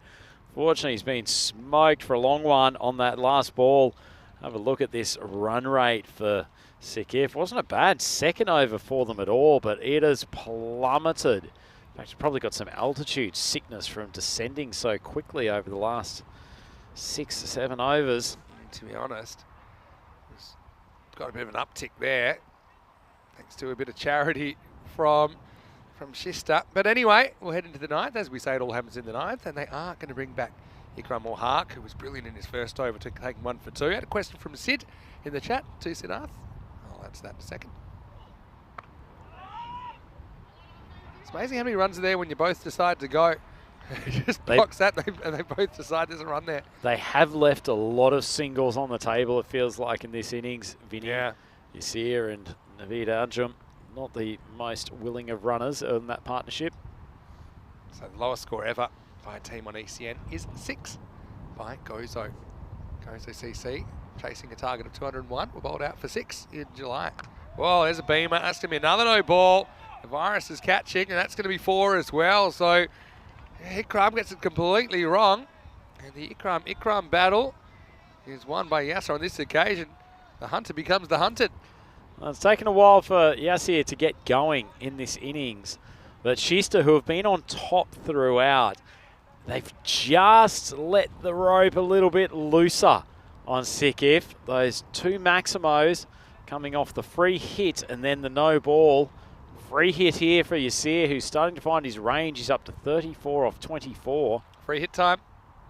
Drops short, leg side, pulls it to the boundary, and all of a sudden, Sekif are starting to get up to at least there or thereabouts a defendable total. Yeah, let's not forget that Shista's batting hasn't really clicked either today. And so, if they could kind of drag themselves up into the 80s, maybe a cheeky 90. Still 10 balls to go in this innings. If you get 20 off the 10, then you get 88, something like that. And bowl and field out of your skin. It is possible. Well, the man with the bat in his hand will be important with his leg spinners later. Full ball outside off stumps, just cracked to the fielder at backward point and takes a very tidy catch. And after that mini renaissance from Yasir, he's now back in the pavilion, and any dreams that they had of getting up towards 90-95 may have to be shelved. Mohamed Ansar with the catch. And you'd expect it to be taken in. No real dramas from the backward point on that occasion, but still pretty useful contribution, wasn't it? From Yasir Ikram, 38 off 26. Didn't have it all his own way. He was a bit careful early on as well. Here's the 6th wicket to fall. They shouldn't get bowled out from here, you would imagine anyway. This will bring big Assad to the crease with an over and a half remaining. Looks like he's a man who could send the ball a fair distance if he gets a hold of one. Let's see what Ikram ul-Haq does. Full ball outside off. Bat just comes a little bit across the plane, digs it into the turf. Yeah, good old-fashioned arm wrestle on our hands here. 2 teams that can really use the points.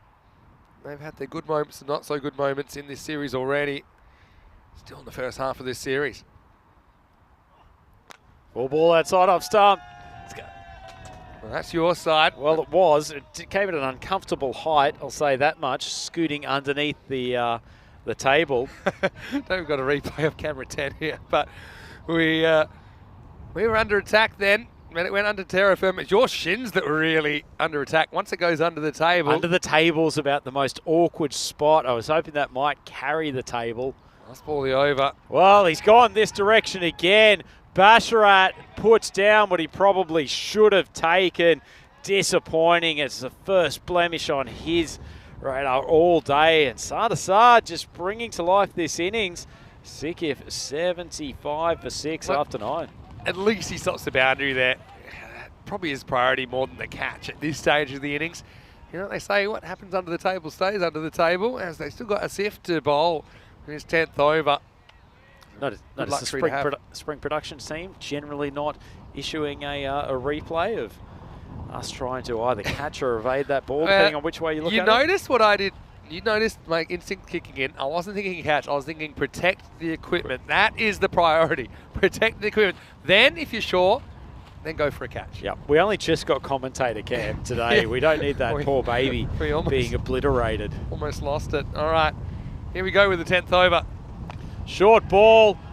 Hasn't got a hold of it. And that's a good catch. Dropped quickly on him. The breeze somewhat blowing the ball back into the field. Sadasad, when it came off the bat, might have thought he was in line for a Maximo. As it was, it's a really, really good grab out there from Ikram Ul-Haq. Brilliant catch. Just definitely dipped on him at the last moment. The wind, if anything, I guess pretty strongly behind the bat, but just a little bit away from that right-hand side today. So, yeah, very nicely taken. And so it will be another wicket at 75 for 7 with 5 balls remaining. Well, Abra Ahmad striding to the wicket. He needs to land a few lusty blows. See if Sikif can get up to 85, maybe even 90 with a flurry of boundaries. Tough gig against Asif. He's got 2 for 12. Abra Ahmad is the new batter. He gets off the mark, at least gets to the other end. And see if Razak can do something here. We have seen Razak up the top of the order before. He's no bunny with the bat. He's only faced the 2 balls in this innings. Again, Asif just seems to be able to extract a bit out of this pitch, doesn't he? The way that he hurls the ball down. We saw him get Imtiaz with a bit of a shooter earlier on, the nip back. Maybe Razak's better off working with the pace, trying to go behind point, give himself a little bit of room. Ball's kicked off the deck. Ahmad pushing through for the single. He's just on you, isn't he? Asif comes through pretty quickly. And you can see that Razak was late on that. So it looks like 80s if they're lucky at the moment, Sikif. Nice ball from Asif. Bowls with some pace. Does a good job both at the top and the bottom of the innings.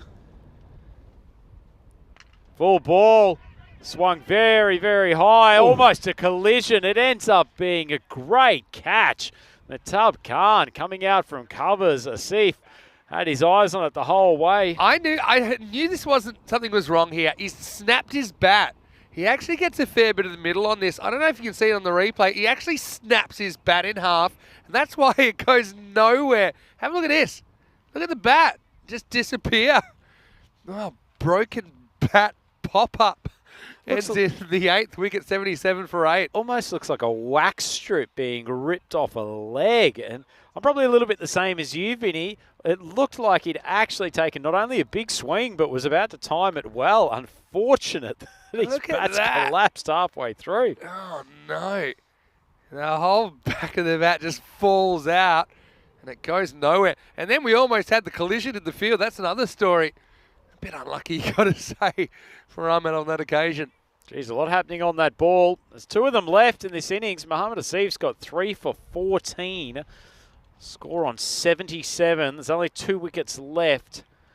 And it brings Safar out to face the music. We really see it all on the European Cricket Network. We gloss over these things, but it's pretty rare that you see that. Anyway, 2 to come. Asif with his 3rd wicket. Safar, an important role to play in the second half of this game. Right now, he has to try and scramble some runs. 2 to come. Well, big swing. Decent contact. It might actually fall between 2 players. Oh boy, Basharat's got out there. He's all over this field. Firing in throws, taking out shins, taking catches, taking wickets. Yeah, it's good fielding. He just tries to get whatever he can behind it. And that's basically how it works out. So 78 is a great last over from Asif. They held him back and it's worked out nicely. Because this innings has never really gotten away from Shista, has it?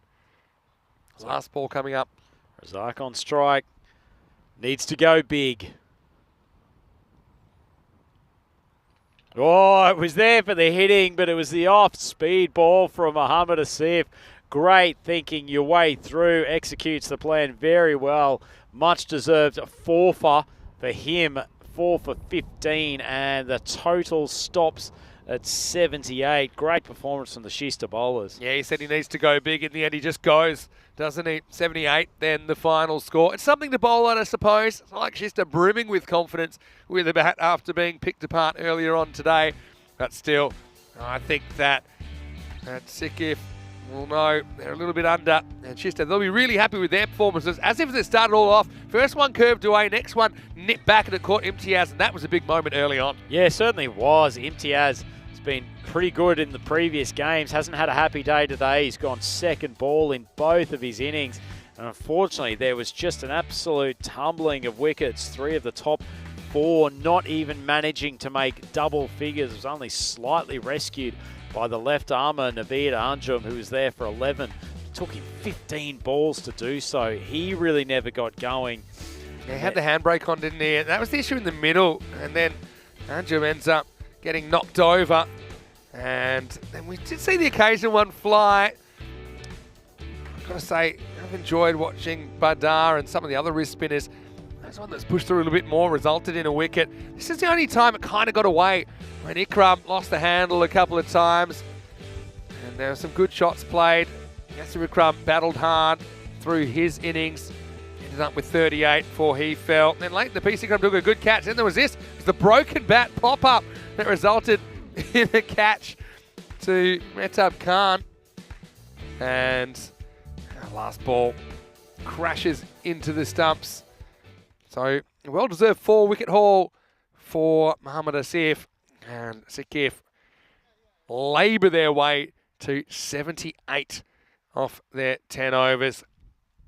Just looking quickly at the scorecard. Yasir Ikram with 38 top scores, and there's daylight next. Naveed Anjum, the only other player to reach double figures. He scored 11. Apart from that, not too much to write home about, and also a pretty disciplined effort for the most part by Shista. They only concede 8 extras in the innings, and they've really done a number on Sikif there, but still they have to go get the runs. Look at the bowling, as if we mentioned him, 4 for 15, great job by him. Bashrat Ali started with a double wicket maiden. He did finish with figures of 2 for 12. 2 wickets also for Ikram ul Haq, and Badar, the wristy, comes up with 1. I say Sum Khan didn't take a wicket but bowled really well. He actually had the best economy rate of any of the bowlers, just conceding 7 of his 2 overs. We'll take a break and we'll be back in just a few minutes. Can Shista get back on the winning train? Sikif, well, they're fighting for their points here. They're going to have to fight. Only 78 to play with Vinny Sandhu here, Mr. Maximo, with Andrew Ryan. We're back very shortly for more ECN action. You're watching the FanCode European Cricket Series.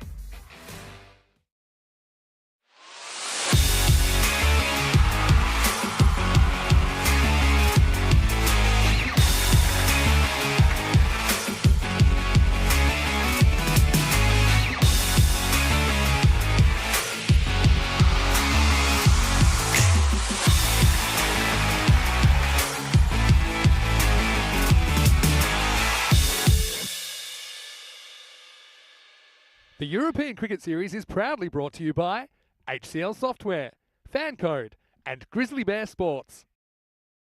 Hello and welcome back to Stockholm. Great to have your company. Day 4 action in this FanCode European Cricket Series. Sweden, Vinny Sandu here, Mr. Maximo for the European Cricket Network as we get set for the second half of this. It's the third match of the day, match 18 on the calendar. Match 18 out of 55 in this initial round robin stage. 11 teams take the stage and they will be cut down to 4 in just over a week's time after we have 11 days of play. The semi-finalists that win their semi-finals, they will actually get to go through not only to the final of this tournament, but also they'll have the opportunity to qualify for the ECL Champions League of European Cricket a little bit later in the season. So a lot on the line, and we're getting set for this run chase. In the first half of this game, Sikif, they put on 78 runs. It was Shista that won the toss, elected to put in Sikif, and it worked out nicely. Just 78 on the board, 79 the victory target. Having said that, Shista, their batting did falter slightly in the face of a steep run chase earlier on today. Hüdinger had a very, very good start for the day. Coincidentally, Shista scored exactly 78 in that game, and if that was to happen again, we'd have a golden ball in our hands. It's going to be Abra Ahmed to get us going. He starts with the wide down the leg side. The opener's out there, Mohamed Hassan. He's opening up. Sum Khan at the other end. There's Sum Slam. Ready to go. Left-hand, right-hand combination. Good swing for Abra. Just couldn't control it as it headed well down the leg side. First delivery. This one even further down. Keeper does well to knock it down. Basically saves 4 runs. That's Samad Imtiaz back there. He has been the premier keeper so far, I think, in this competition. Does spend a lot of time up to the stumps. And if he was up to the stumps, I think there was no way he was getting a hand on that. Change of angle, I like this actually from the bowler Abra. Still a bit wide though. Off the end of the bat. Oh, it's kicked away from one fielder to the next. And it'll cost him a run. And then there's another fumble. Well, they weren't even going to get 2 until about the 3rd or 4th fumble. Let's have a look at first. I mean, the other fielder had it covered, but he boots it away from him. And then there's more to come with the other fielder then tries to flick it back to him. And allowed them to take the second run. So the 1-2 gone wrong. There's some more foot fielding from Saad. Not really going to plan so far. Sikif, one of their things that really impressed me the other day was their fielding. I think if you look at their efforts, particularly on Monday night when we saw them for the first time, they went down in a close one to Genesee Stockholm. They did take their opportunities, but so far, not really the best start in the field. That's well bowled. Testing delivery that time. He looks a lot more comfortable as a right-hander. Abra Ahmed. Just squeeze away off the outside edge for a single. Want to say a quick hello to all of our chatters, whether you're watching in South Asia on FanCode or whether you're watching on our YouTube channel, ECN European Cricket Network. Great to have your company. Andrew Ryan rejoins me. And yeah, Ryan, I suppose that Cat's not out of the bag yet, but Sikif, they're going to have to field and bowl out of their skin in this innings. They certainly will. Could see some new blood at the bowling crease with Ahmad taking the new ball. Hasn't done a bad job so far. Score up to 7 with 2 balls left in this first. Some very cool kits in this competition. I've got to say that logo on the front reminds me of the character for Su in Japanese. Look that up in katakana to spell foreign words. Okay, you have to take me through that one. And the viewers, Vinny, on decent length on the offside. Actually, really, really impressive shot. Called in the Sum Sam Slam, as that is. He's the Sum Sam neatly guided down to third man. Doesn't have quite the same ring on it, but good shot nonetheless. Well, coincidentally, I just talked about Su. If you were to spell Sum Sam in Japanese, that's the first letter of his name. So it was, I think I was foreshadowing the future there. Certainly were. Nice shot though. He's had some good innings in this tournament already, hasn't he? Other one short and wide. Lucky he's not pumped to the boundary, and that's the end of the over. She's to CC. 11 for none after one. Well, it need to be a low-scoring thriller to be a golden ball, but you never know. Manchester, like I said, they collapsed to be all out for 78 and 7.5 overs in the last game. Slightly different situation, though. On that occasion, they were chasing a bunch, hitting up, put 179 on the board. Ended up winning by 101 runs, but this time around, I just need one or two guys to have a decent knock, and you should get there. It's all about early wickets as far as Sikif is concerned, and the skipper, Amit Pangal, bringing himself on for over number 2. I do enjoy Sikif, or S-I-K-I-F, what they stand for, and I'm starting to do it by memory, so I'm going to have a go at it after this ball. It's going to be the captain, Amit Pangal. Didn't he have a good time yesterday? Nice ball, just on off stump, skids through a little bit, but well played from Hassan. He's had a bit of a tougher time, to be honest, today. Amit Pangal. Yeah, Stockholm's International Kultur och Idrottsförening. Okay, that's what I'm going for. Now I have to go check my work, see if that's right. Is it the Sports and Cultural Club of Stockholm? Pretty much. Stockholm International Culture and Sports Association. Pangal. Good length, just outside off stump, cut, but straight into the turf and no run. My pronunciation probably not quite there. They do some quite creative things with the vowels in this part of Europe, don't they? Can't say I'm always ahead of it, but it's a bit unnatural to us. But anyway, searching for the breakthrough, Pangal. That one's on the offside again, but takes full toll. That's a superb shot from Khan. It's almost like he's driven it over cover despite it being a good length ball. Yeah, it just stands and keeps his body weight back and then just launches off the back foot, really. So he's not going hard forward at that. Brilliant shot through the line. Good power play batting, 6 runs. Certainly is. Back to your pronunciation of the club name. We'll just come back to that after Pangal strides through. Good length. That one jags back off the seam. Nice bowling. Straight through to the keeper. Your travels, Maximo, having been around a large swathe of the European continent and having been in countries for a couple of weeks at a time, you must have picked up quite an array of languages to the point that you're not fluent in all of these necessarily, but have at least a bit of a working knowledge of a bunch of different tongues around the place. Yeah, I mean, that's the thing. I don't know enough to really hold a conversation, but I do recognise words and kind of trends. If you show me some text, I can probably tell you what language it is. I just like to try and absorb it in. Spanish is what I'm trying to have a real crack at. It's been tough with the hours we're doing at the moment to kind of work on it in any serious way. But yeah, I'm restaurant fluent in Spanish, which I get a lot of use out of. Well, Subsong Khan getting a lot of use out of that offside of the field. The arms go up to signal Maximo. Amit Pangal, this is very much his approach to bowling. Usually effective, just consistent outside off stump, but Subsong Khan not, and his partner Hassan just having no issues with it at the moment. That's the end of the second over. Shista Cricket Club 24 for none.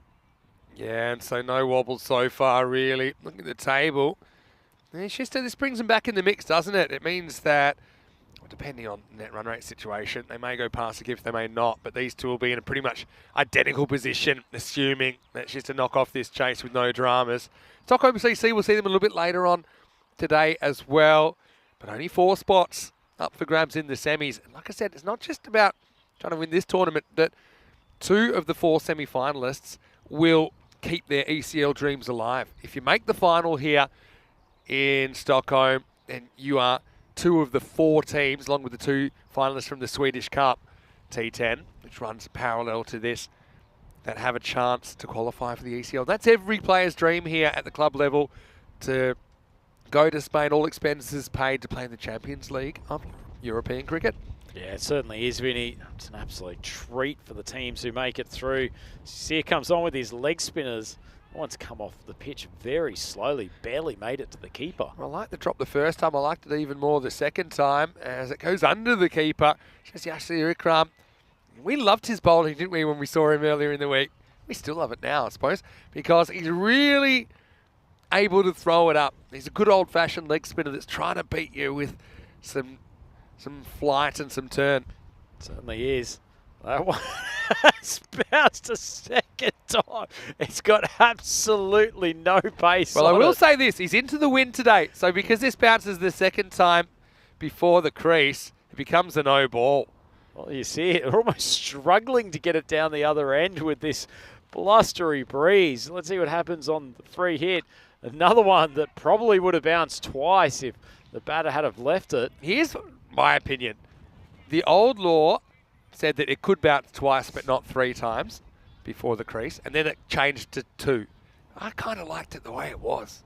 If you can control a ball that bounces twice as that one is controlled nicely by Sumsum Calm, swings it backward of square for a Maximo. He races along to 23. This has been quite an over from Yasir. I'll tell you why as well, because I think it's a lot more of an inclusive rule to have 2 bounces, okay? Because what you can't have is a ball rolling along the pitch, okay? That's unfair. But balls that bounce twice aren't rolling. You still have to deal with them. You have to judge them. I just think for things like junior cricket, for, I suppose, women's cricket in some areas where it's still developing as well, it's a bit more of an inclusive rule. I'd like to see it go back that way, in which case you might have had a big appeal for LBW there. They have. So yeah, plenty of air on that one too. It's not coming off the deck at all. Jazz has anointed himself behind the stumps because he's just snatched at that. And it's almost too slow for him as well. Can be more difficult keeping up to real slow bowling than kind of medium pace sometimes. I certainly found it that way. It's just short and it's worked away to the leg side. Should just be a single. And because I think when you're keeping up to medium pace or medium fast bowling even, then it's a lot more instinctive. You don't really have time to snatch. You receive the ball, whereas when it's super slow, I've even kept a Pavel Florin a few times, and might as well not bother crouching. You just kind of stand there and close your hands when at the right moment. Well, that's a stumping attempt, but the ball has taken so long to get to the keeper. He's maybe regained his ground. Yeah, you're right. He can't snatch at it, so he has to wait for the ball to pass the stumps, which he does. I think he's safe there, Vinny. We'll yeah, have a look I at the agree. replay again. It's good keeping because he doesn't rush to take the ball. In which case he might have actually encroached. It would have been a no ball. But yeah, the lack of pace working against the bowler that time. He's 33 with that loss after 3. Yeah, Schuster, 33 runs, 11, 13, 9. So their scoring's been consistent. That last ball reminds me of the day I pulled. I'm a right arm bowler for the most part, but actually taught myself to bowl left arm Chinaman. Is that right? Quite a few years ago. The waning overs of a game that was heading to a draw in English League cricket quite a few years ago. Decided to pull it out after begging the captain, and so we see a bit of left arm China brought out of there, and it's dispatched over cover, and another Maximo for Khan. He races along to 30, but exactly the same situation there, so I could control it, but it didn't come out with particularly a lot of pace. A lot of fizz. Beat a batter who charged me was so excited that I was going to get a wicket with the left arm wrist spin, and it's taken so long to get to the keeper. He probably managed to take 2 steps back to get to his crease in time. Yeah, exactly. That's a good shot, wasn't it? Yeah, see some left arm over the wrist stuff, is that right? Yeah, it doesn't work so well these days. Not as well as Sumsum Calm's batting is working anyway. Zafar's been pumped for consecutive Maximos. Yeah, what a shot. And he just gets a good look at it, doesn't he? Yeah. Left arm wrist spin or left arm leg spin. You'll call it left arm unorthodox or something it used to be called. It still is. Interesting that Chinaman. we call left arm finger spin left arm orthodox. We don't refer to leg spin as unorthodox. Yeah, well, technically I've seen it actually put that way before. Often they'll just say left arm wrist spin. Interesting as well because you don't say right arm orthodox, do you? That's always intrigued me. Yeah. It doesn't make sense. I suppose it's the way it is. I guess people are so used to the off and the leg designations being for a right arm.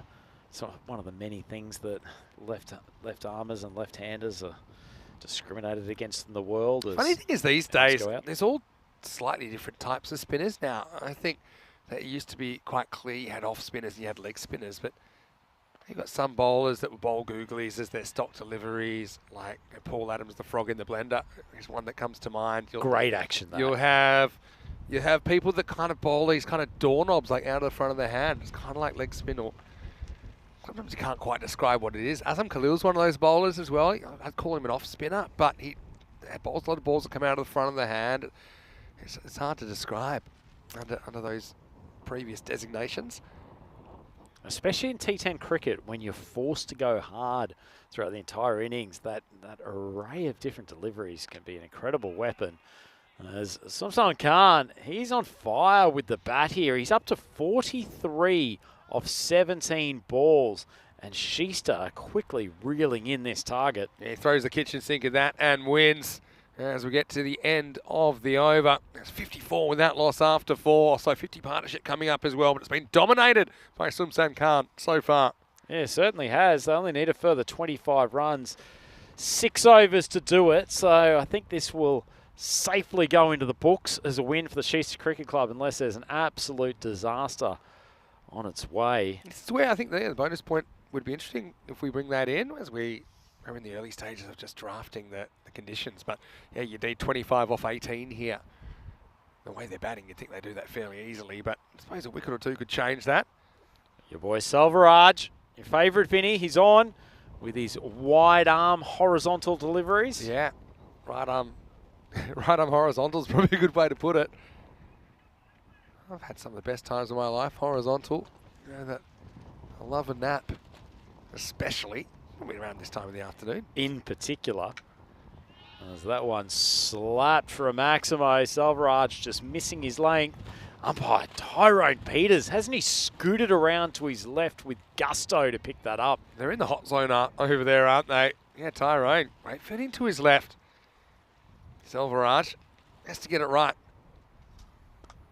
Well, Selvaraj does get it more in the block hole there, but it's pumped down the ground for a single. Nicely struck by Hassan.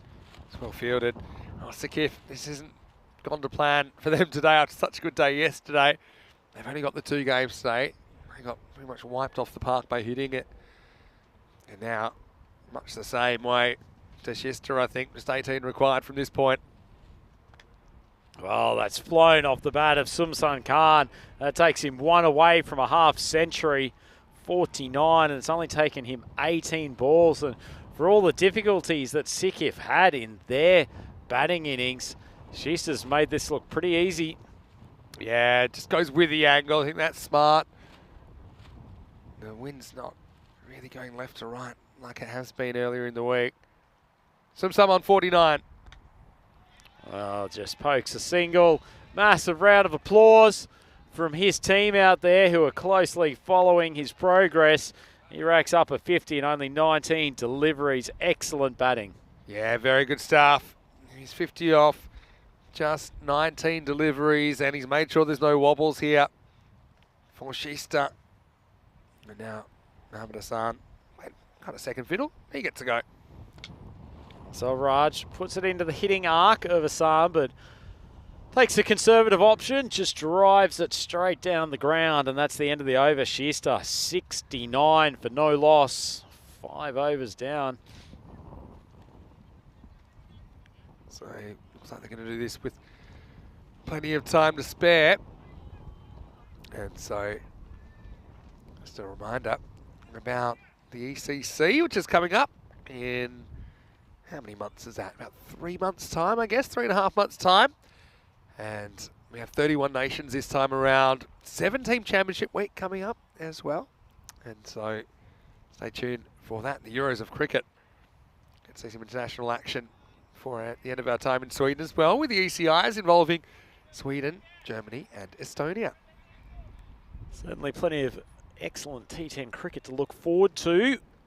Coming up on the European Cricket Network, whether you're watching us on FanCode or through the ECN YouTube channel, as Saad Assad has been pumped over the long on boundary. Lost that in the sky, wasn't too far away from our commentary area. Yeah, it goes back deep in the crease, just helps it out of here. So Hassan said, well, now it's my time to shine. And Schuster, this is more like it. the ultimate Jekyll and Hyde team so far in this competition. Lost a couple of tight ones on day one, but then came back with a win. Obviously got smacked by Hüdinger in the first game they played today, but in the battle of the wounded, I think it's going to be Sikif walking away licking their wounds. Schister, we'll see them again before the end of the day as well, you know. Probably more important for them to win this game than Sikif as well. If they had have gone 1-4 at this point, it would have been very difficult to recover, even if they got on a bit of a run later in the tournament. New ball having to be fetched. That one was hit a long way by San. It's just 4 runs to win now.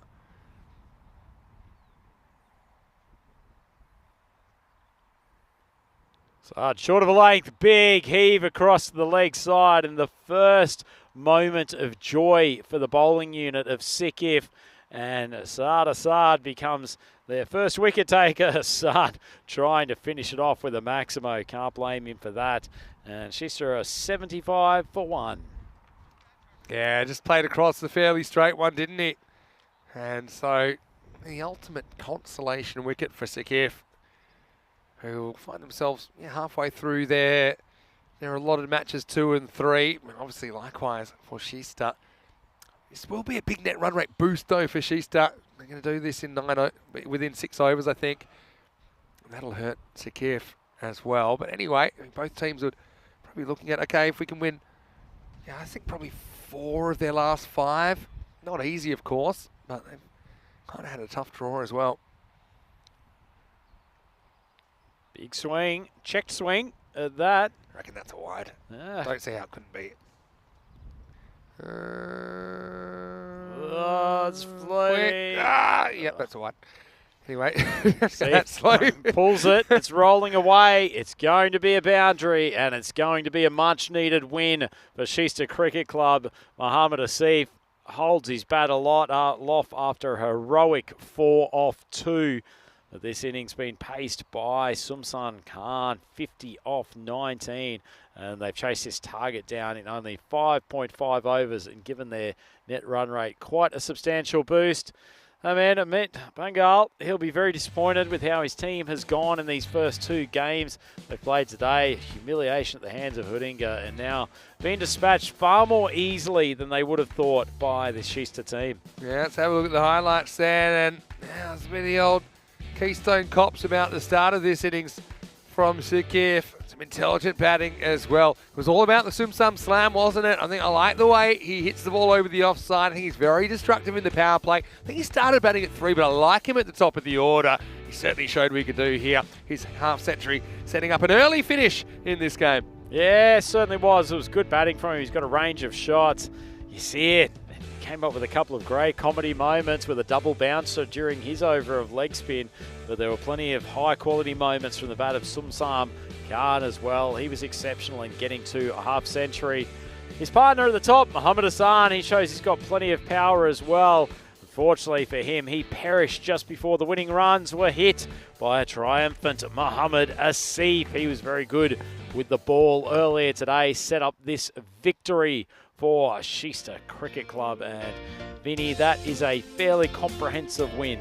Yeah, it sure is. 50 off 19 for Sumsum Khan. Made sure we had time for an early cup of tea. Support roll from Mohammad Hassan with 19 off 15. Asif chipped in with the winning runs with just 4 to his name.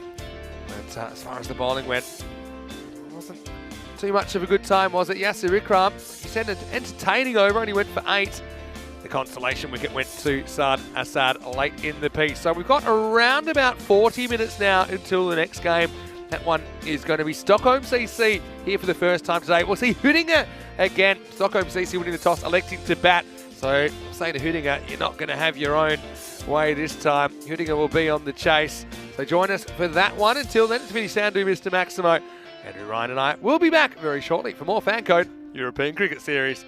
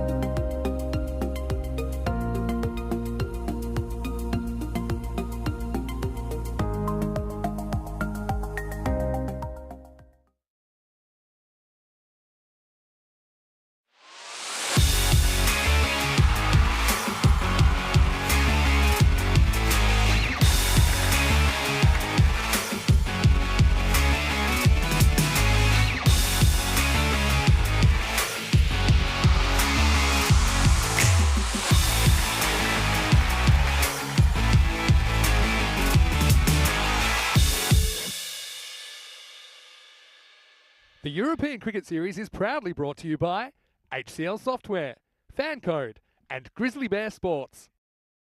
European cricket fans, welcome back to the Master Cricket Club. Time for Game 4 here on Day 4 of ECS Sweden 2023, brought to you by FanCode. And we see the return of Stockholm Cricket Club. They had a pretty good day yesterday, but they are taking on the cyclonic force of Huddinge. Let's go to the toss with Tyrone Peters and the captains. Huddinge to go. Tails is the goal. It's a hit.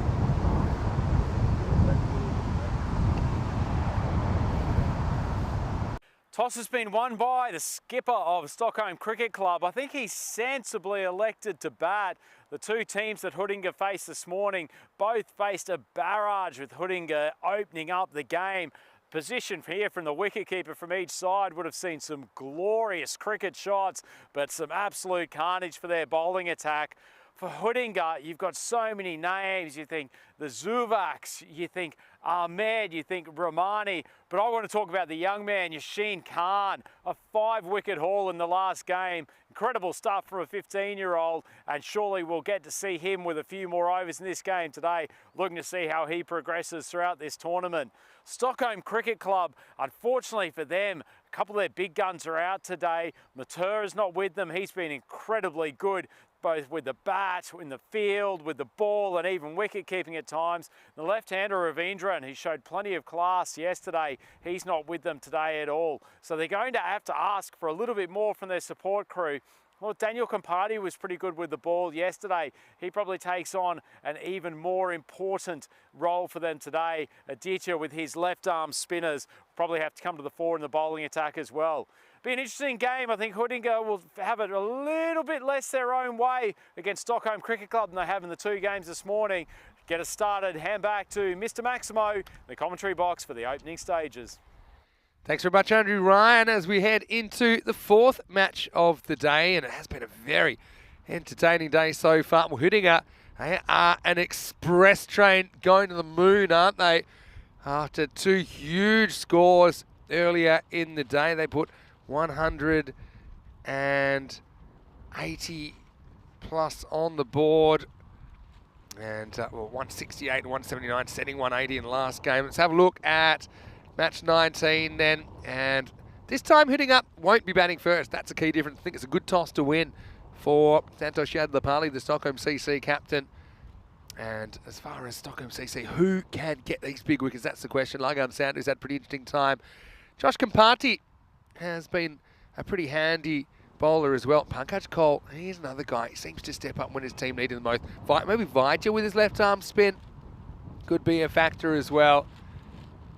Yeah, but ultimately, Huddinge, they've taken all that's come before them here on day 4, and they'll be hoping that they can finish strong. Welcome to all of our viewers on FanCode in the Indian subcontinent. Hopefully you're well, and hope you're having a great day. Pretty windy conditions here now. The wind's pretty much straight behind the bat. So, bowler pushing up into it, ready to go, and it's going to be Nasir Iqbal. Starts us off with a pretty good ball. Jalindra outside edges and gets away for a single, the first run of the contest. For Stockholm CC, you wonder how much is enough. You'd also hope that maybe you can catch Huddinge on the chase. But first you need to put some scoreboard pressure in play. Get that kind of 130 plus, you'd imagine, where you start to actually think about it. Certainly have been the impressive team here on day 4. Just want to say a quick hello to everyone in the chat as well. A few people enjoying the extended break, as we did. We had a bit of a hit around in the middle over the break. A few lost Grizzlies. Up and over. It's travelling out of here. I may have just pitched inside. I'm not sure. Yeah, I think it's 4 runs. That's probably because it's into the wind slightly. Mentioned the wind's kind of blowing back to the bowler. Yeah, just inside, 4 runs. It's still good result. Good pickup shot there. Vaidya gets off the mark with 4. See, just getting a little bit too leg side. I think I like the left-hand, right-hand combination. Wants to go that way again. Don't think this is straight enough to test the umpire. She's outside, hits outside, missing leg. 3 greens. Still cramps him for him a little bit. Chalindra back on strike now.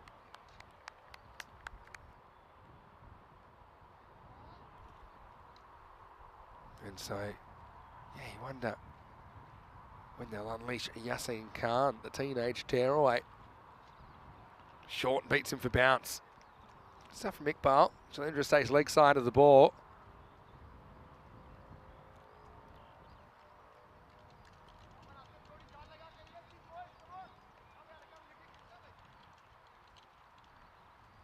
Last ball, the first over.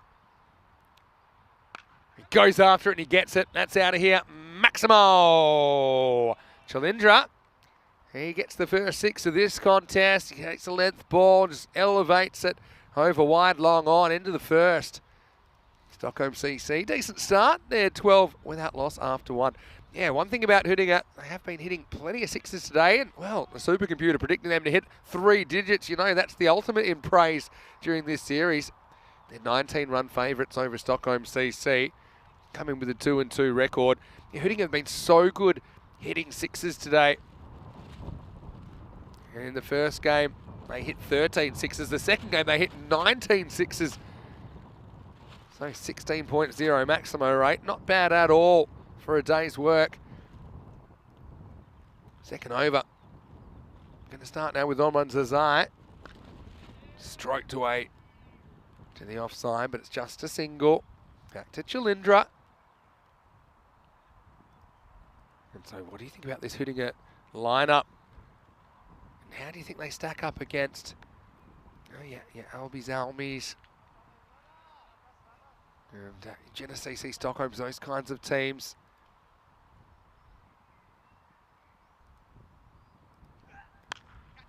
This one almost carries to cover, but he can't quite get there and find the zone. That's going to be 4. Nice shot again by Chalindra.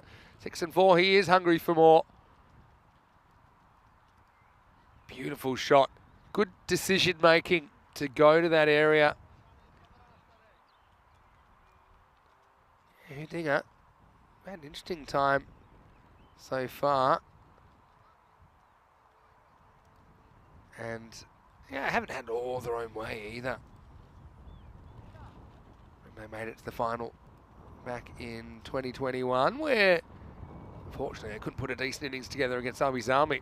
This one's slightly slower, I think. Clever bowling from Zazai, slight variation. Hitting it. First game, we saw them playing on Tuesday. They conceded 157 to Albi Zalmi, and well, they put together a decent response. It was 138. For the first part of that chase, they looked to be on the money, but just lost their way. Then they held Mashta to 103 and chased that down within 7 overs. So their batting was never really faulted in this series so far. That's a good ball from Zazai. Once again, Chalindra just not really getting in line with the ball. Feeling for it.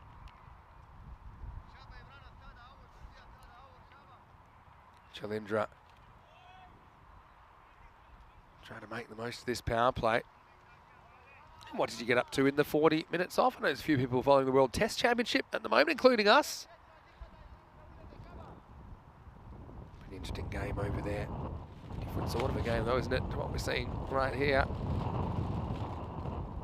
There's that slower ball again. This time it's picked. Well fielded. One hand, one bounce style. And that's Iqbal to his right. Just a single. Back to the left-handed. Vaidya, Marchan Vaidya to face the last ball, the second over.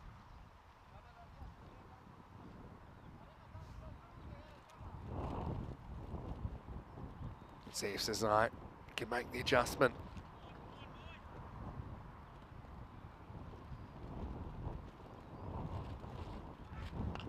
Full toss. Does his own fielding. They won't get a run into the second over. Stockholm CC 18 without loss. Zazai just going for 6 in the second. Certainly a lot of cricket we've got planned for you as well over the next couple of months and beyond, of course. Have a look at the table. Two teams yet to feature. We'll see Kristianstad and Seaside starting day 7 and day 8. It's because of the travel that they'll have to undertake to be a part of this series. Mashed are the hosts as well. We haven't seen too much of them, just the 2 games so far. They will feature prominently tomorrow morning. Anyway, back to the action here. First ball, the third, swung and missed.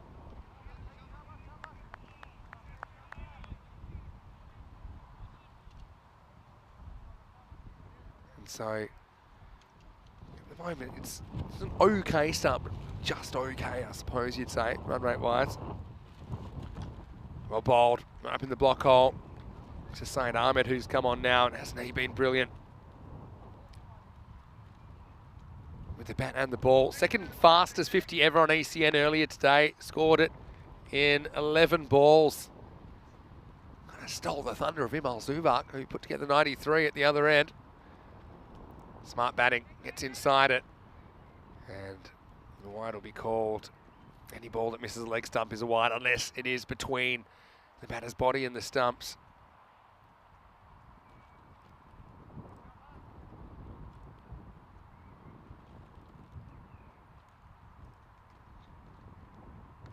Well, there's a thick edge, it's flying away. The only question is how far. That'll be 4. Cuatro carreras. Chalindra throws caution to the wind. This is all about the bat speed. Means that edge goes further. They'll take it.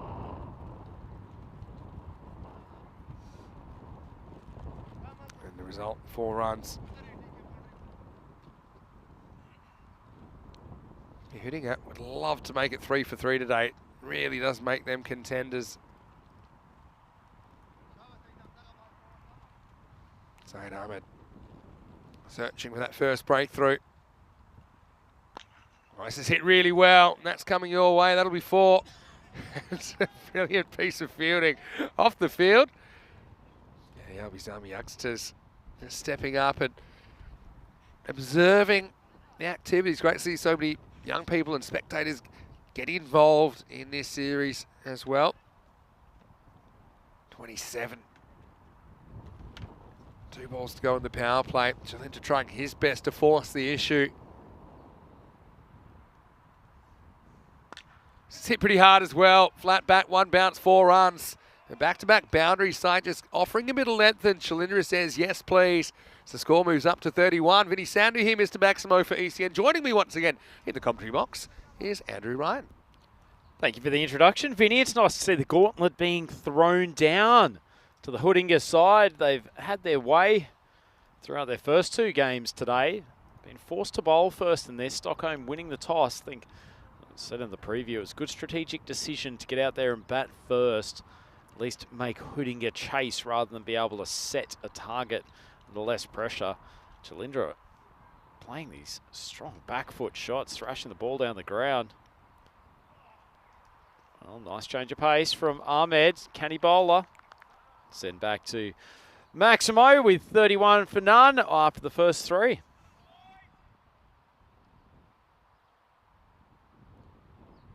So it's an okay power play, probably is what I'd say. They haven't lost 2 wickets, so there's that.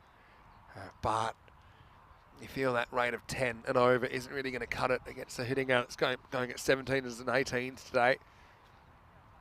Anyway, move on into the 4th over. 5 outfielders allowed from this point forward. They are sticking with Omran Zazai. Bowled a pretty good first over in over number 2. Yeah, certainly don't blame them. A little bit more pressure on the Hoodinga captain in this game. Just needing to think rather than just trying to spread the overs through his bowlers. Having to think a little bit more through how to reduce the target. That has shot through, and arm goes up from Zazai. 4 byes. Not the first time we've seen it. Won't be the last time either. Let's have a look at it on the replay. Just doesn't get up, does it? I kind of like it. I wouldn't like it if I was batting and I got castled by 1, but I think we always talk about the balance between bat and ball. The fact that we still have seen very large scoring here. Let's be honest. It's a field which is a lightning fast outfield, and the dimensions here with these Grizzly balls, they really seem to fly a bit further than the Kookaburras we were using last year. Another one, which Grubbers. Oh, he's found the spot at the moment, hasn't he, Zazai? Well, if he could get it on the stumps, he's certainly found the spot. Good to see, though. We talked a little bit about there's a few guys, Cameron Rashid and the like, who are just consistent at hitting that short of a length area where there is a little bit of variable bounce. And ultimately, if you're able to hit that spot and do it continuously, then you deserve some reward for it.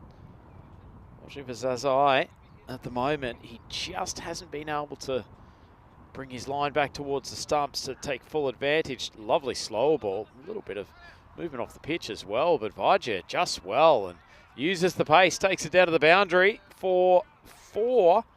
It's a really good bit of batting. Trying to give himself room outside leg stump. Spotted the slow ball, had enough time to adjust to it. Well done from the left-hander.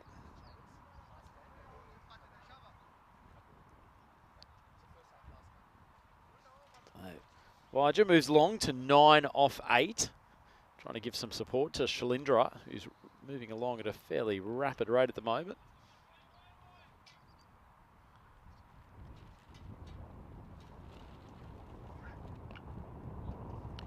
Short ball, just poked to the offside by Vajra. He'll take the single. Stockholm move to 40 for no loss. 2 balls left in the 4th. Yeah, it's a funny sort of innings, isn't it? I mean, it's not bad. It's just, I think we've been treated to some next level stuff from hitting it. And so you kind of worry this isn't enough. But I suppose you put 100 plus on the board, get some early wickets. Also know that hitting it, I mean, flash back to the final back 2 years ago, they only made 68 and kind of got bundled out. This one has just worked to the leg side, and Shalindra will get 1. Let's look at that Stockholm CC lineup. Abhishek Mata is a big omission, isn't he? He provides a lot for them with the bat and the ball, and he was in good form. That's the nature of the European Cricket Series. Have a look down there, though. They've still got Ashwin Amaraj, who batted very, very well in one of the earlier games. Ashwin Albert, he's capable of finding the boundary. Kaushik Vats, good hitter, particularly straight down the ground. So still some talent in that side.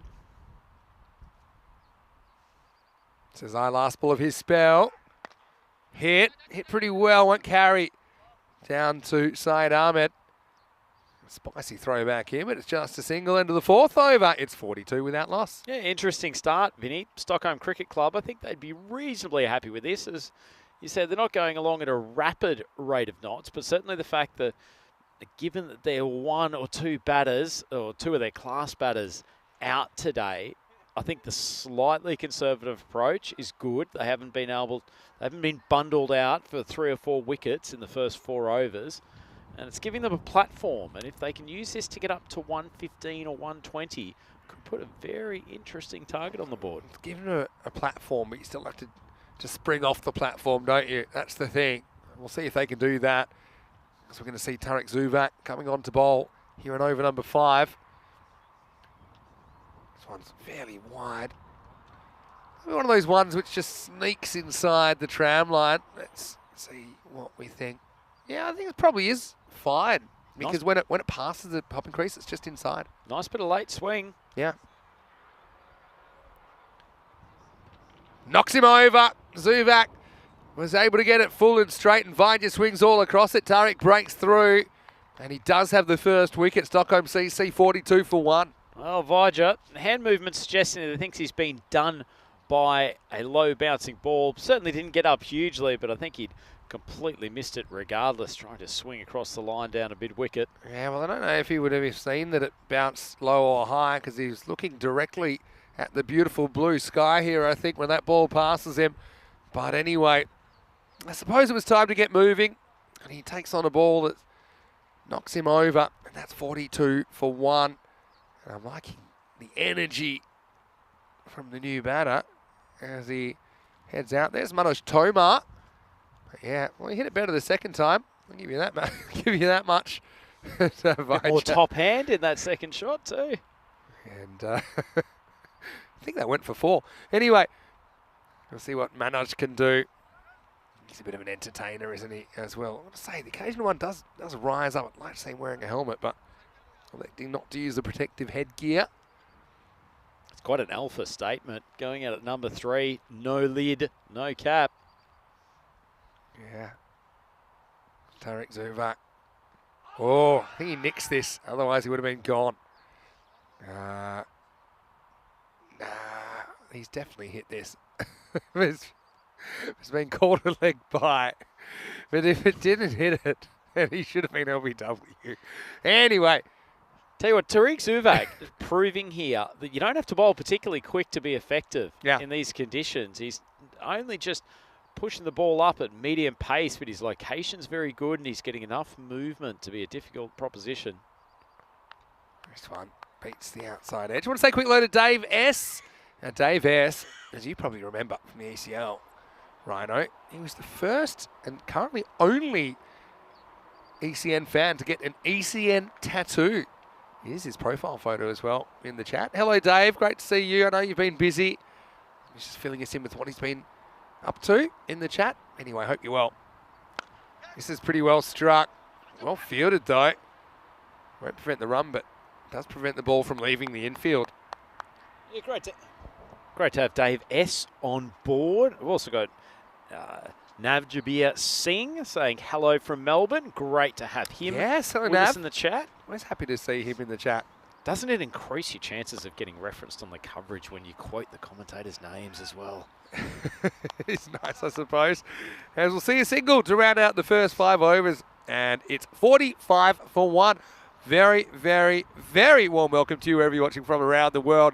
Many sound to him is to Maximo. Andrew Ryan with me. Always a treat to have you as part of the coverage. And Rhino, you'll actually feature in the ECS in Switzerland later in the year. Am I right? It's big times indeed. Huge event for us in Switzerland. We haven't been part of the ECS tour since 2020. Yeah. Magic event back at St. Gallen in the day.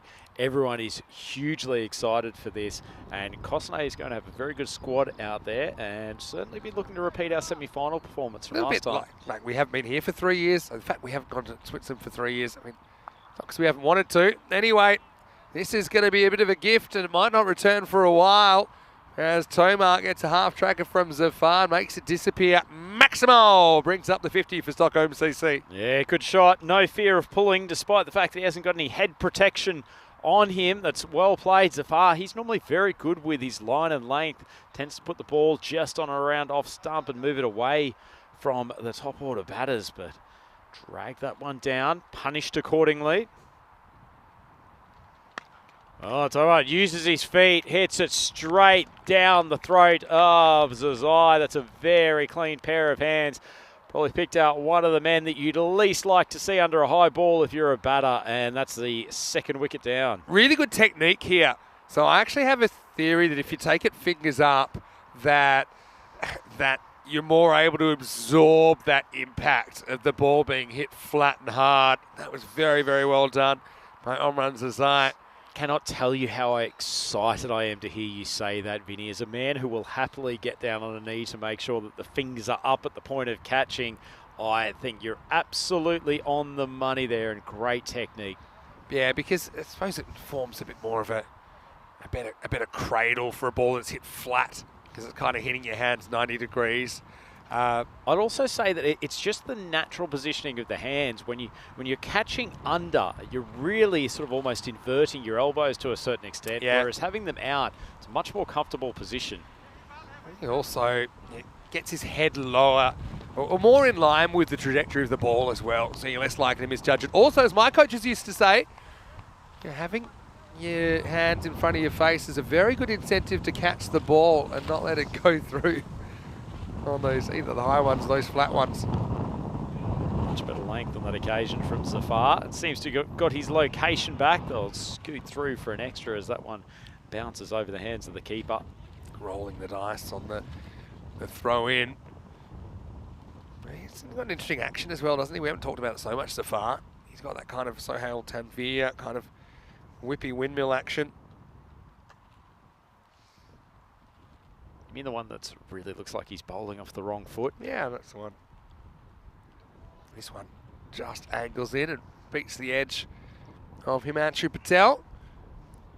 See that run rate dipping towards the kind of 9 or so and over.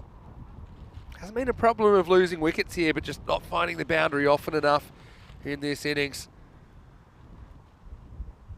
Now tries to turn something into a pull. It's not quite there for it. Pretty miserly stuff from Zafar after a bit of a rough start. He takes 1 for 8 in the 6th, and it's 53 for 2. Yeah, it feels like they've put the brakes on this Stockholm Cricket Club charge over the last couple of overs.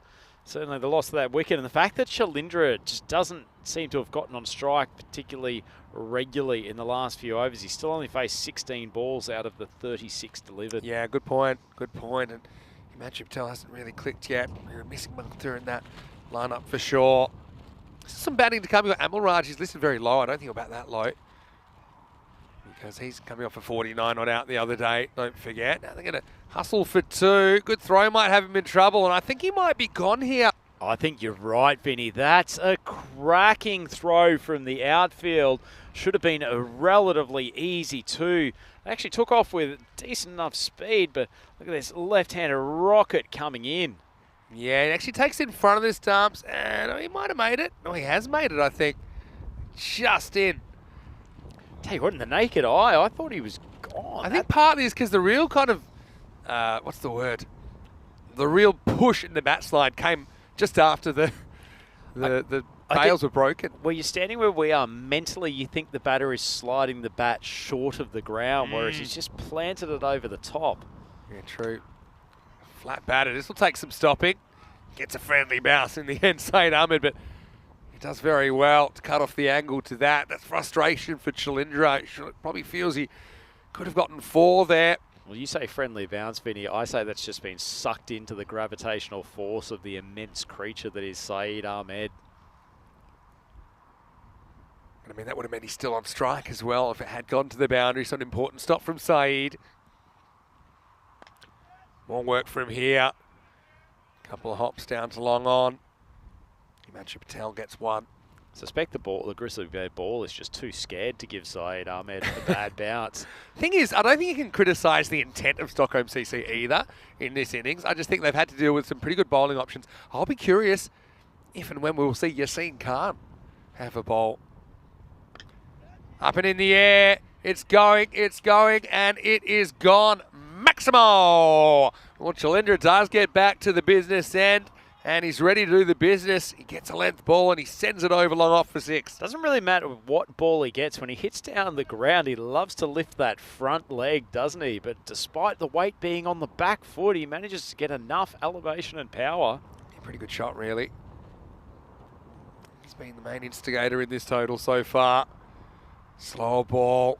Picks it eventually, but can't really do too much with it. Their fielding's been a feature of their play as well today. Hitting out, I mean, obviously their batting stealing the show, but I think when you look at their fielding, they've been taking their chances. They haven't been letting too many get away and just removing the threats from the opposition. Where do you think they sit in this upper echelon of the competition, Vinny, from what you've seen so far? Pretty high, I think. This one bounces a bit more than Himanshu Patel. Thinks he can't get going at 7 overs in. The score 64 for 2. This is what's coming up on the European Cricket Network after our 2 weeks in Sweden. We'll have 2 weeks in Romania, then Hungary, then the Czech Republic, then Switzerland, then Germany, Dresden, then Germany, Krefeld, then Rome, then we'll have the ECC, then we'll be in Malta, Croatia, and 4 weeks in Spain, and possibly more cricket after that. And around that, we also have some T20 International bonus cricket, with a series in a couple of weeks in Bulgaria, and then in the middle of July, it's going to hot up literally. I'll be in Malta for the Valletta Cup, where I think it's going to be 75 degrees. I'm not talking Fahrenheit. And Corey's going to be doing Netherlands T20 International Women's Series. Well, this is a no ball, and you can probably run 2 in the air here. It doesn't matter if it's caught or not. I don't think I'd be attempting it. Oh, now we're going to have a run out, and it's an absolute disaster. Well, I said you can run 2 in the air. 1 batter heard me, and 1 didn't. And it's just a disaster. And Chalindra will survive. Himanshu Patel won't. And well, I suppose that's the only blessing. But yeah, no doubt about it. It's chest high. And yeah, you'll just see here that I think when this happens, there's a lack of eye contact. I think it's very, very clear how and why this goes wrong. So there we go. Let's have a look. Is Chalindra watching anymore? He isn't, and by the time he does, he doesn't like what he sees and he scampers to safety. Yeah, I'll take a different view on that, Vinny. The one not making eye contact was poor Patel, who's been run out as we see Free hit come in for a sec. Free hit first ball. What a way to come to the crease.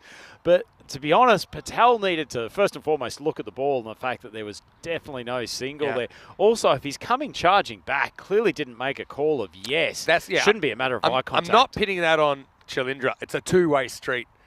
There's no eye contact between the batters, and that's where it goes all wrong. Having said that, Himanshu Patel didn't do too much, so maybe it's not a bad wicket to lose as Vats goes second ball, bang, 4 runs. Yeah, good shot. We know he likes to hit down the ground.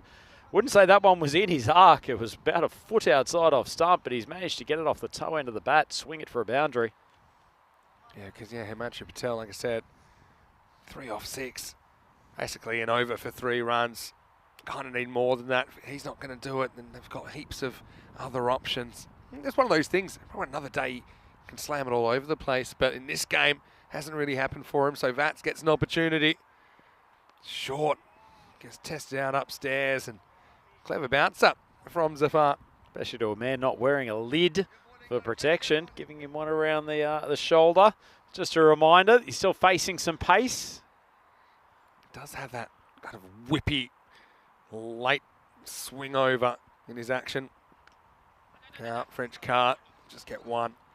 Yeah, you look at the way that Vats lines up, that left leg is a long way outside of the line of the stumps. Massive candidate for inside edge, particularly balls wide of off. Still no Yassine Khan that's been bowled here. I wonder if we'll get a chance in the 9th or the 10th. Hit down the ground. I suppose Yassine did get 4 overs earlier today, and you do want to kind of mix up your bowling lineup, give all your bowling options a bit of a chance. Maybe doing his homework for all we know. Yeah, looks like he's thinking about the game. Down at short third man. Just mentally working through some algebra problems from school during the week. It's a great story, actually. This will be 1 to finish the over. Vats will hog the strike. And after 8, it's 73 for 3. Yeah, Yassine Khan, he's still in his mid-teens, and he's been born in Sweden. So obviously, I did an interview with him, and he had some very interesting insights about being mentored by his father in particular, and also what it's like playing cricket in Sweden and growing up with it, and had a bit of a message in Swedish to some other Swedish youngsters out there that might be watching. And of course, he's completely fluent in Swedish, having been born here. He's got quite a few language talents. His English, he said, was probably not one of his main languages, but of course still could hold a very good conversation with me. So I marvel at the language skills of some of these players that we see in the European Cricket Series. As we see Nasir Iqbal coming back over number 9, and he disappears over long on. Maximo! It all happens in the 9th, and Stockholm CC are hoping it all happens for them as Vats doubles his score. Yeah, he's a little bit hit and miss, Vats, but boy, when he gets a hold of one, he can send it some distance. Clean striker of the ball. Unfortunately for him, Nasir Iqbal just landed one straight in his slot. I said he hogged the strike. I think it's a good hog with a 6 first ball, and he gets another crack at Iqbal. Again, length ball this time. He gets a big top edge. It's looping over everyone, and it just gets to the boundary. So 6 and 4, and you know what that means. Vats is hungry for more. Stockholm CC scrambling at the back end of this innings to get to a competitive total. Yeah, so when I hear T10 and V8 and Vats in the same sentence, I'm thinking value-added tax, but he's just adding runs to this scoreboard at the moment. Good striking, a little bit lucky. This is 1 run. I had a question from unpublished video in the chat about what does ECS and ECI mean. Well, ECS is European Cricket Series, so they're domestic T10 matches. Like you're watching right now, this is a European Cricket Series, or ECS for short. Chilindra on strike. Big swing. Good to see John Gray in the chat saying hello to everyone from sunny Brittany. That's a wide, and that's a good call. I think it's straight over the tram line. Hello, John. Hopefully you're well. That just breaks and doesn't remain wholly inside the tram line when it passes the popping crease. So ECIs are European Cricket Internationals, and we play those all around Europe. We play those typically at the end of a European Cricket Series. So we'll have one at the end of this this series. So Sweden, Germany and Estonia will be playing in the ECI this time around. And he's asking what ECN means. Well, that's the European Cricket Network. That is the platform. That is the channel you're watching right now, covering cricket from Europe. And principally, it's the T10 format that we've made our own here at ECN. If you haven't already, make sure you hit that subscribe button on YouTube. Pretty cracking crutch shot here. It's not too far away from the fielder, but he can't do anything about it. Cuatro carreras. Good batting by Chalindra, who moves into the 40s. Yeah, he's a bit of an unheralded player amongst this group from Stockholm Cricket Club. We've seen most of the damage done by Big Matur over the last couple of days, but actually Chalindra has been a consistent run scorer, up to 42 off 23. If these two can pump it up a bit in these last 7 balls, then 120 isn't out of the question. Adding a couple of other acronyms in a second. Last ball the 9th, and he goes after it, and he gets plenty of it. Maximo straight down the ground, stand and deliver from Chalindra as he gets them knocking on the door of the 3 digits. It's 97 for 2 after 9 overs. Well, you say stand and deliver, Vinny. He doesn't really stand still. His weight's almost always on his back foot when he swings hard, even going down the ground. But he still makes consistent connection. Have a quick look at the bowling figures. What I meant is, yeah, he doesn't really crouch. He stays fairly upright and then just throws the hands at it. You can see that 3 of the bowls have been pretty economical, not so much for a couple. Last over coming up, Saeed Ahmed is going to bowl at 97 for Stockholm CC. 6 chances to improve their score. They missed the first one, so still 97. So I'll also say the ECC, we're talking about that at the moment. That's the European Cricket Championship. That's the Euros of cricket. It's an international competition. 31 nations. So if you know the Euros of football, or soccer as they call it in some places, then the ECC is like the Euros of cricket.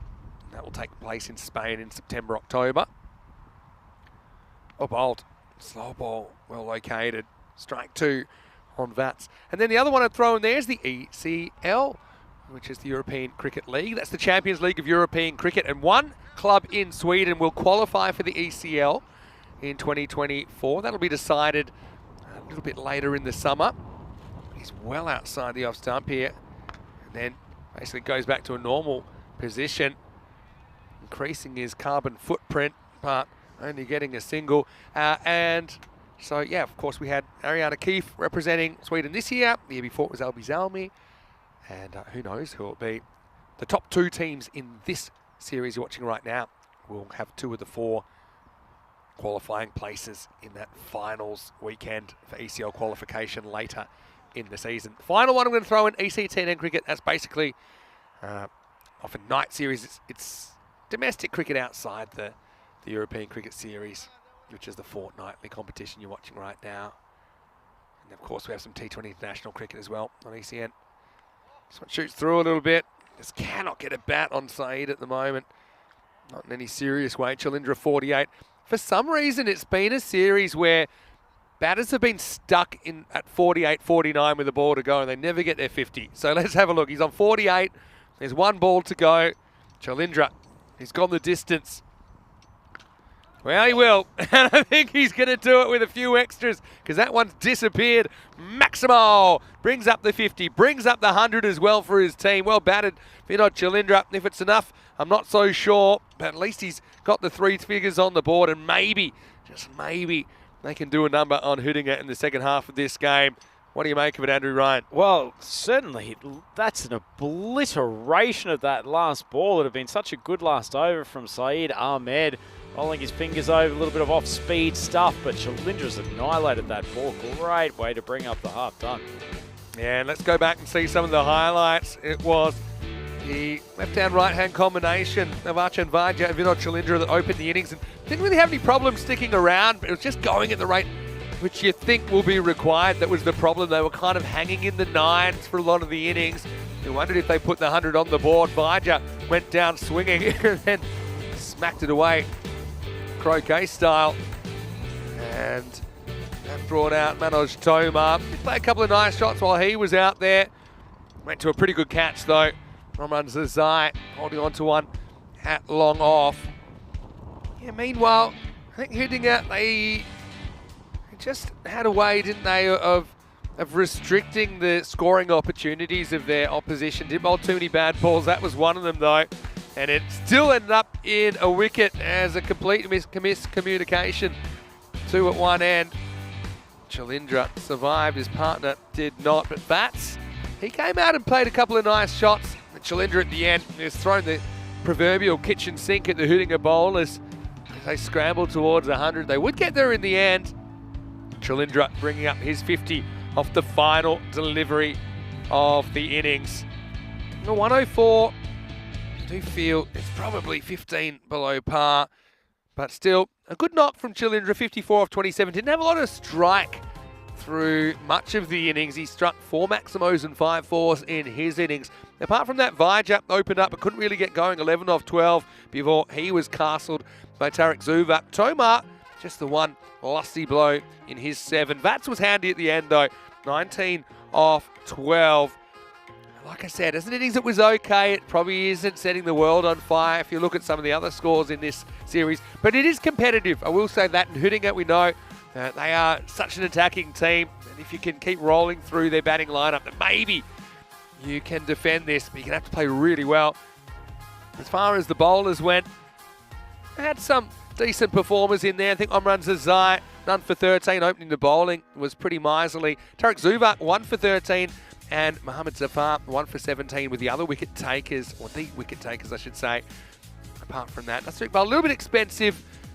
And likewise, Saeed Ahmed, although none for 20 is not a bad effort if you think of the run rates we have seen in this competition so far. So we'll take a break and we'll be back in a few minutes. When we do, we'll be watching Hootinger.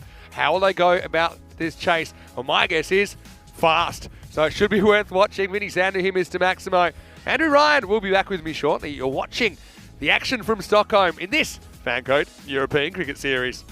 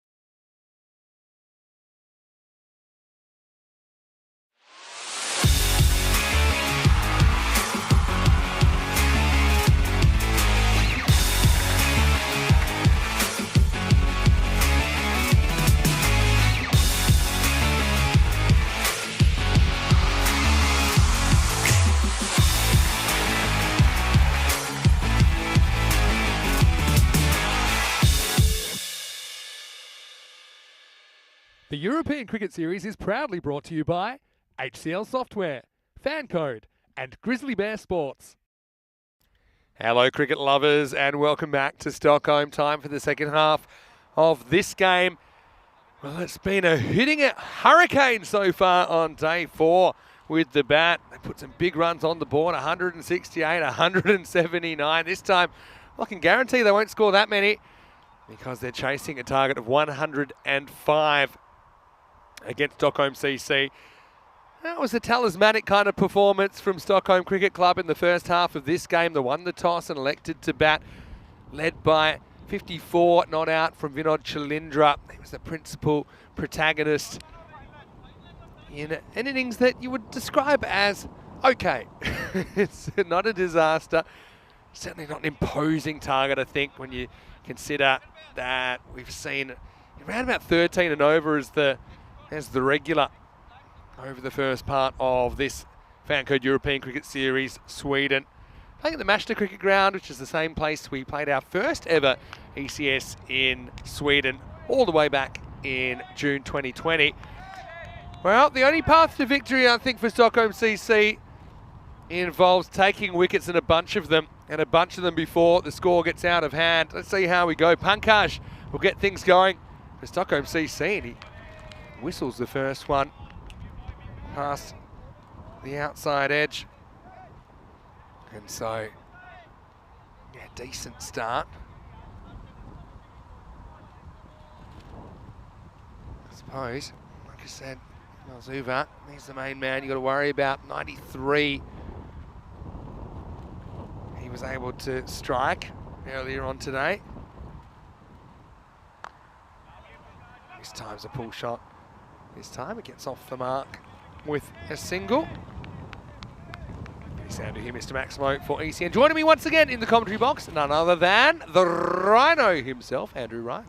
Oh, Vinny, good to be back in the hot seat. And it's Whittinger who are in the hot seat now. They finally got a target to chase. And a couple of early wickets here for Stockholm Cricket Club. They could be with a big show. Edged and away from the keeper and away from the field as well. Chalindra's going to chase, and he just... oh, he almost pulls it back, but almost isn't good enough. That's going to be 4. And so it's going to be Rashid Khan, who's Luvak's opening partner. They've kind of rotated that other opening spot. And he's going to get 4. Just nudged away. Slightly edgy, I suppose, but effective. Yeah, not a bad ball from Call. He was pretty useful with the ball yesterday. That's very much his stock. A little outswinger, just starting outside off stump. They've got some protection there at third man, albeit on the 30.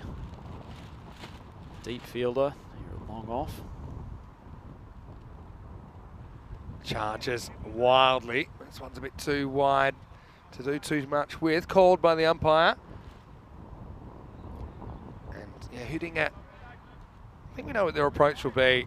Attacking. I think they're not too worried about chasing 105 or 155 or 255 or 55. They just want to go large. They hit 19 maximos in their last innings as well. That's the kind of power if they do that. Well, that's enough on its own to get the target. He's all across this one and he's gone. It did seem fairly straight. I mean, it was on the rise for sure, but he seemed to sneak across a bit. Let's have a look at it on the replay thanks to Spring Productions. Straightens a bit down the line. Yeah, just a touch. Only thing for me is maybe the height. Yeah, I'd probably agree with you, Mr. Maximo. Nice piece of bowling from Call. Always happy to see a bowler get rewarded, and it's a lovely little bit of late movement, but I suspect that might have just jumped over the top of the off stump. It's possible. I mean, could easily have clipped the bails as well. I mean, it's hard to say. The umpire's in the best position. I suppose what you would say, it probably wasn't the greatest shot ever from Rashid Khan either. Nice bit of bowling, though. Yeah, it certainly got that nip down the line, didn't he? And so the first wicket falls and it's 6 for 1. You can always tell as well, Rashid's looking to go for a run, and that's to show that he's not too worried by the appeal. It's a telltale sign he is worried by the appeal. And yeah, I just think that it wasn't the best shot to play to that delivery. He'll know that. Anyway, Saeed Ahmed comes to the crease, and wasn't he in pretty good form earlier? Second quickest 50 we've ever seen on ECN. Jeez, I think they should be issuing helmets to most of the fielders here. This man hits it harder than just about anyone in this competition, Vinny. Yeah, these two had a very good partnership earlier on as well. So Pankaj Cole with a tough proposition. And he comes up with the goods. Saeed gets knocked over for a golden, and Stockholm CC fighting back 6 for 2. Well, Hoodinga, haven't they had the screws turned here? 6 for 2, and Call, the big destroyer, wickets in consecutive balls, and he's got the big gun out. Saeed on his way back to the pavilion. Well, you can debate the toss about the last one, but this one's comprehensive. He goes on the long march nowhere, essentially Yorks himself, and Saeed plays all around it. Well, he had a fair bit of luck over the last couple of days, but his luck runs out here. He gets castled without scoring. You can see he's irritated. And it's just what Stockholm CC were looking for with 2 early poles, 6 for 2. And suddenly, we've got Pankaj Cole on a hat-trick. The last hat-trick we saw, Murat Ozbek for the Turkish side. Istanbul CC versus Pleven in Bulgaria. Haven't seen one in June so far. Who'll be the next man to put his mark in the Hall of Fame? Could it be Pankaj? Good to haven't been the first Swedish hat trick in terms of ECS Sweden. Good to see another Swedish name up there, Nasir Balak, who was playing in ECL. Very good bowler. It was a gun, wasn't he? So, well, wickets falling all around the place. Sammy Romani to face the hat trick ball. He normally only knows one way. Let's have a look. Hat trick delivery. He's certainly 36% more careful. The way he plays this one away will be the end of the over. A very good one from Pankaj. Gets 2 key wickets, and it's 7 for 2 after 1. Yeah, I think he's shown the value there, Vinny, of sideways movement. Have a look at the golden ball stats. It's been 64 matches since the last one. But tell you what, I wouldn't be surprised if this was in or around golden ball territory. Especially if they can continue to pick up wickets and just keep it close. I mean, your worry is that if someone, like either or both of these all look small, but it's going to be Vijay, the left arm spinner. Interesting move, taking the pace off second over. I was about to say, actually, that first over showed the value against good quality batters of moving the ball. And I just don't think Saeed Ahmed had faced a huge amount of top-tier bowling for the first 2 games this morning. Well, if you're going to get good players out, you have to bowl good deliveries, and part of that is moving it off the straight. I also think Vijay can come on now to 2 right-handers. I don't know if they would have bowled him to Saeed Ahmed, the left-hander, kind of turning into his swing zone anyway. Romani faces up. This is not a good delivery first up. It's into the gap, and it's 4. I thought it might be more. Vijay, he can kind of bowl the old loose one, can't he, from time to time? And in the end, this one disappears through extra cover for 4. Yeah, that was a god-awful delivery from Vijay. He seems to have the habit of doing this. When he gets it right, he's very difficult because he spears it in and around leg stump. When he gets it wrong, dragging it down the leg side. Pitched up and kind of luring Romani into the stroke. You don't often see Romani batting this early. And for me, I don't think I've often seen him batting in the power play, so interesting to see how he approaches it. Got to say, I'm a bit distressed, Vinny. He's gone 4 balls and still hasn't hit a maximum. Oh, and he gets lured into another one here. This is clever stuff after a bit of a dodgy start by Vijay. Nice flight. That's what we like to see from him. He hasn't given the ball much air in the tournament today. It's been much flatter. I like this approach. This is good fielding by Vijay off his own bowling, but he can't prevent the single. Let's go back to the chat. Hello to Dave S. again. Hopefully you're well. And he's asked me, do I know who the most influential player is for South Africa? Is that a rhetorical question? Let us know who you think. Random question to pop into the chat, but one we can talk through later today. Well, probably in a matter of moments. Depends when and why and what era.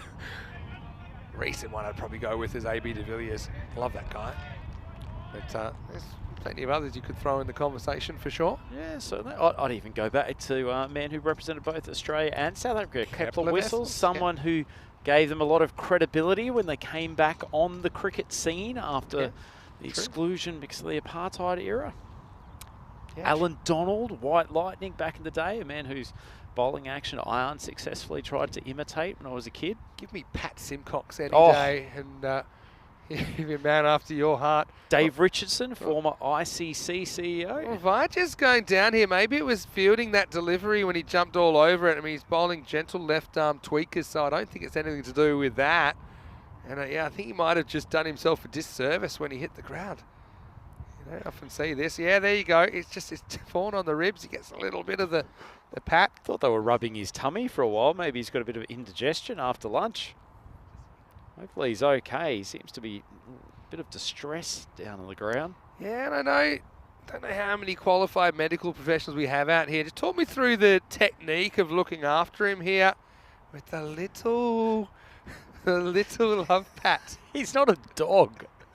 Here's a good boy there, Archon. Seems to have done the job though. He's back up off his haunches, so maybe that's the key. On the next episode of Casualty in the UK, we'll see doctors treating people with a little rub of the tummy. Yeah. Like the dogs, they do like a scratch in that area, don't they, as well? I'm surprised he didn't spread the legs. Ask for a bit deeper. I'm glad he didn't. Oh, my word. Okay, well, he's only got one ball to get through, so hopefully whatever it is, whether it's the back, the ribs, the intestines, he can drag it out and get through this over. That's right. All right. Vija's going to go for a walk now and come up with the last ball of the 7th over. I certainly hope, seriously, he's okay. Doesn't seem to be too bad.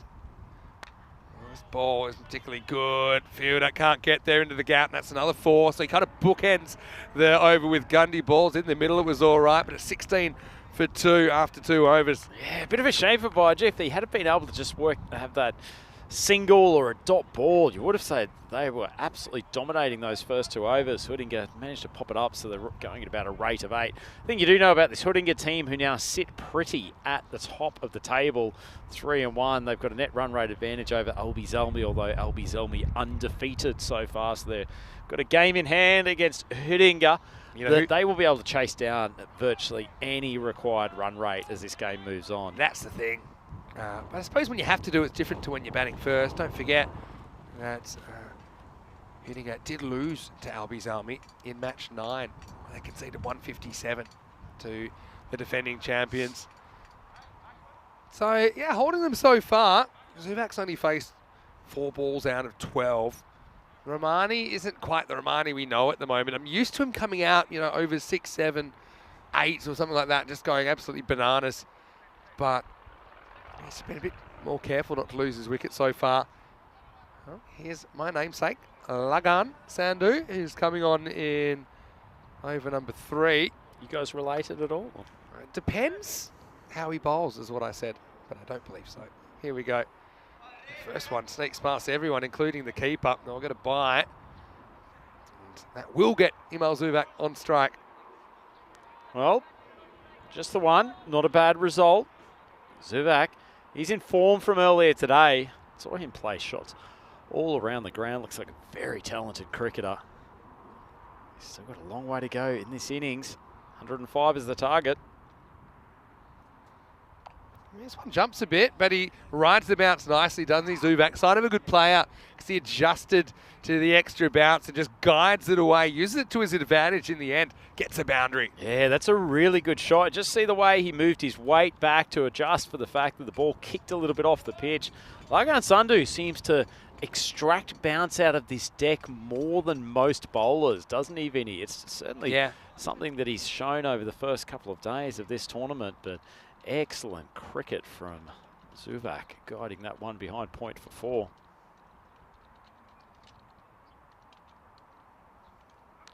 Charges down the wicket. That's where Sandhu's problem typically is, when he tries to pull out that in-swinger, just loses control. Yeah, that's right. And so you don't want to be giving him extras. I think you've got enough to deal with, but hitting it, you know, like I said, sometimes like all these hyper-attacking teams, they can kind of collapse in on themselves. Anyway, this isn't going anywhere except plenty of air as it goes over long on Maximo. Emil Zubak picks up where he left off with that 93, and he makes this look easy. Yeah, nice shot. Look at that high elbow. Just reads the in-swinger again. Tailing into his pads. Elevates it nicely. Lovely cricket shot. Yeah, Lagan just angling in a little bit. Had a long off, but not a long on there. And a deep mid-wicket as the other outfielder at the moment. It's pretty well bowled up in the block hole. Lagan will jump on it, but won't be able to prevent the single.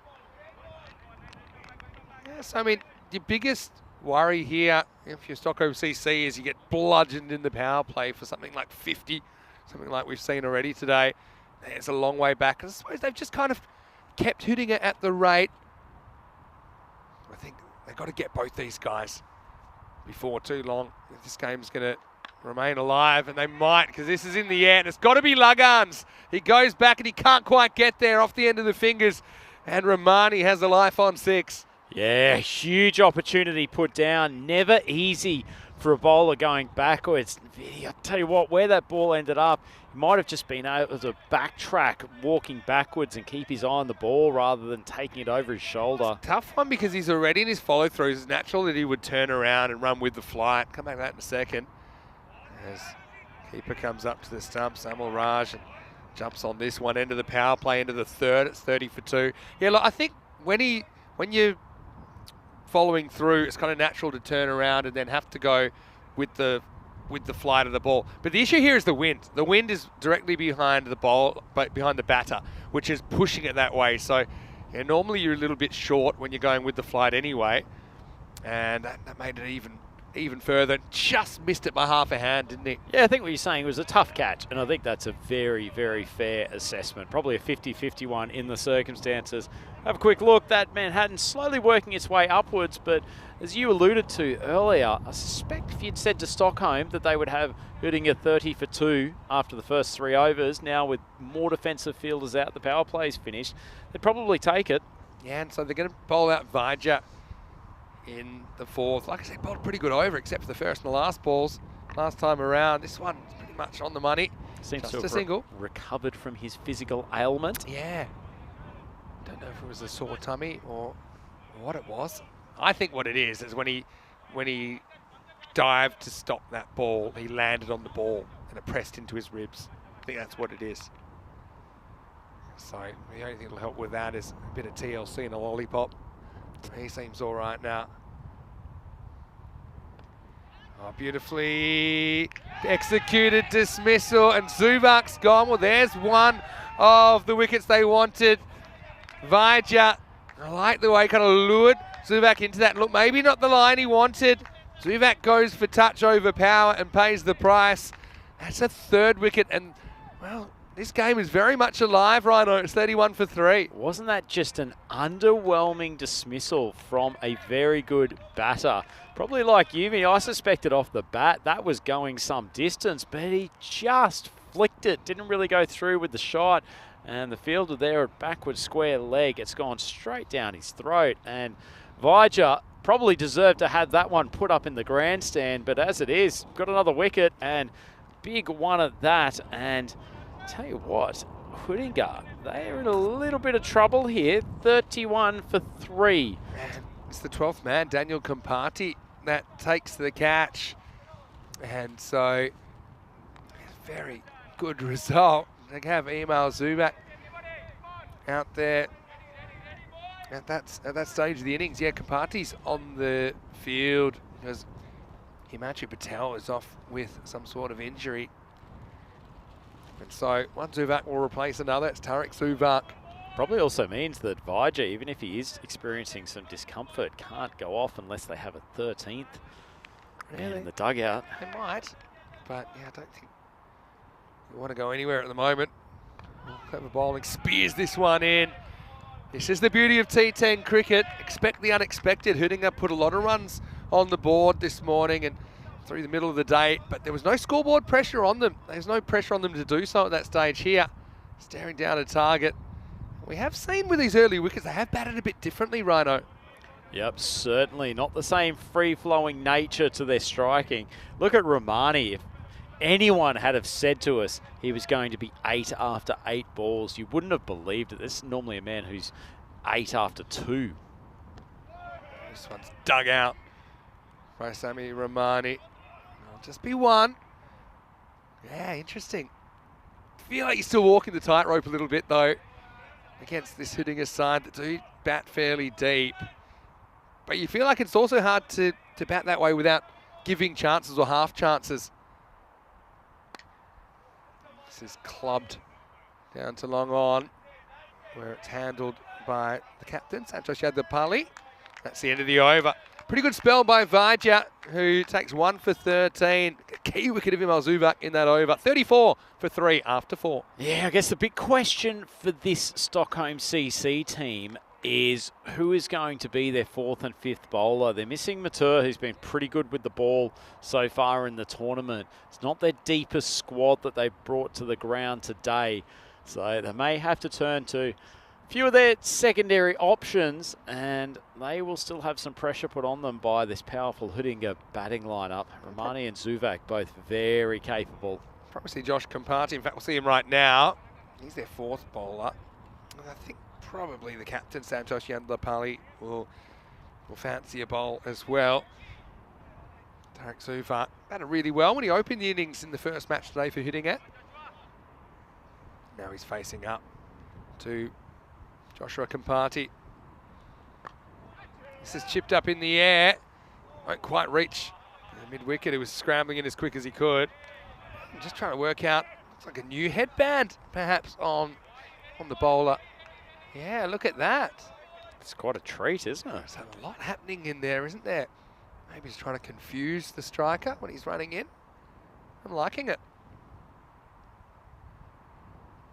Not liking that so much. That's short and very wide. Romani watches it pass by. We'll get that one again. Yeah, after a good first ball that had Tarek Zuvak in a little bit of trouble. Ordinary follow-up. Yeah, John Gray saying in the chat, Socko making a game of this. Yeah, for sure. Remember, they've got 2 matches back-to-back, Stockholm CC this evening. Yeah, well bowled, up and in the block hole. Yeah, Romani kind of bogged down, isn't he? Run a ball 10. When do you think, is he one of these players, Vinny, that I almost refer to them as Mark Philippoussis cricketers, the big Australian tennis player who never had a gear in between smashing the daylights out of the ball and playing way too conservatively. I get what you're saying. You see another ball clubbed down to long on for 1. To be honest, I've never seen him in any other mode except all-out attack, and partly it's because when I normally see him come in with the Swedish national team, and of course for hitting it, he's normally in that 5 spot or so, or maybe 4. But you know, I haven't seen him bat in the power play. I said that before. I haven't seen him bat so early for a while. This one helps so because it's up and it's out of here, and he's been activated. Maximo Romani gets more or less a length delivery, and he keeps his shape and he slams that one over the offside. Oh, Vinny, to be honest, I think he should just play his natural game here and swing hard. There's no point in having a Romani in your batting lineup who's just going to accumulate ones. And to be honest, he looks in far more discomfort just trying to place the ball for singles than he does when he goes for full-blooded shots. Yeah, that's a very good bit of striking, but they'll be hoping they can get him, and if they do, and I think this game goes back to about a 50-50. For some reason, I just think with the batting that Hudinga got, they're still favourites in this game at the moment. It's pitched up, they've got a bit more protection in that area now, so that'll be a single. Tarek Zuvak take nothing away from his ability as a hitter as well. And saw him hit 27 off 8 first up this morning. He faced 8 balls. Okay, 1 got him out. There was a dot in there. Apart from that, there were 5 fours into 6. So he's a boundary hitter. This one doesn't get up at all though.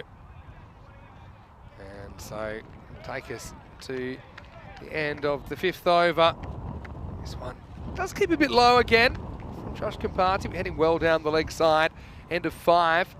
And Hudinga a little bit behind the rate. It's 45 for 3. Just a reminder to all of our wonderful fans out there about the ECC. It's the Euros of Cricket, and it's coming on the 25th of September at the wonderful Carnival Oval in Malaga, Spain. We have 6 groups of 5. Every 3 playing days we'll have finals day, and each group will have a winner, which will go through to the championship week, which is 5 days in the middle of October.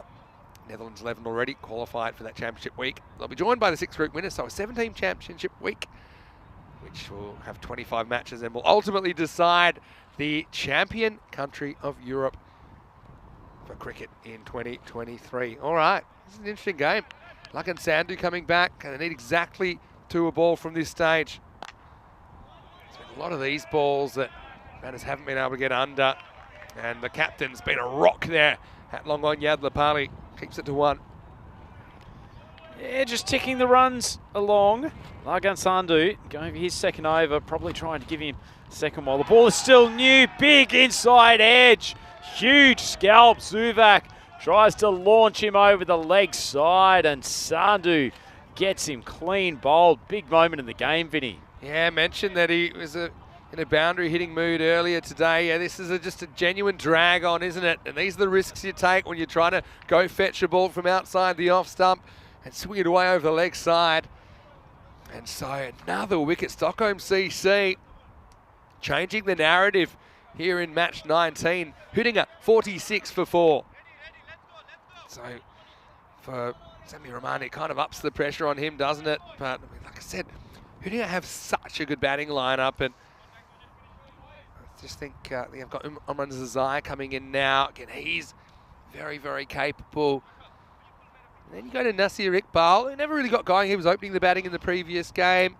And then you're kind of down to the bowlers a little bit. Yep, if they can get rid of Rahmani, if you take out the 2 Zuvaks, Saeed Ahmed and Samil Rahmani, that is the beef of the batting lineup that is gone. It's going to take 1 more wicket, and Stockholm will really feel like their noses are in front.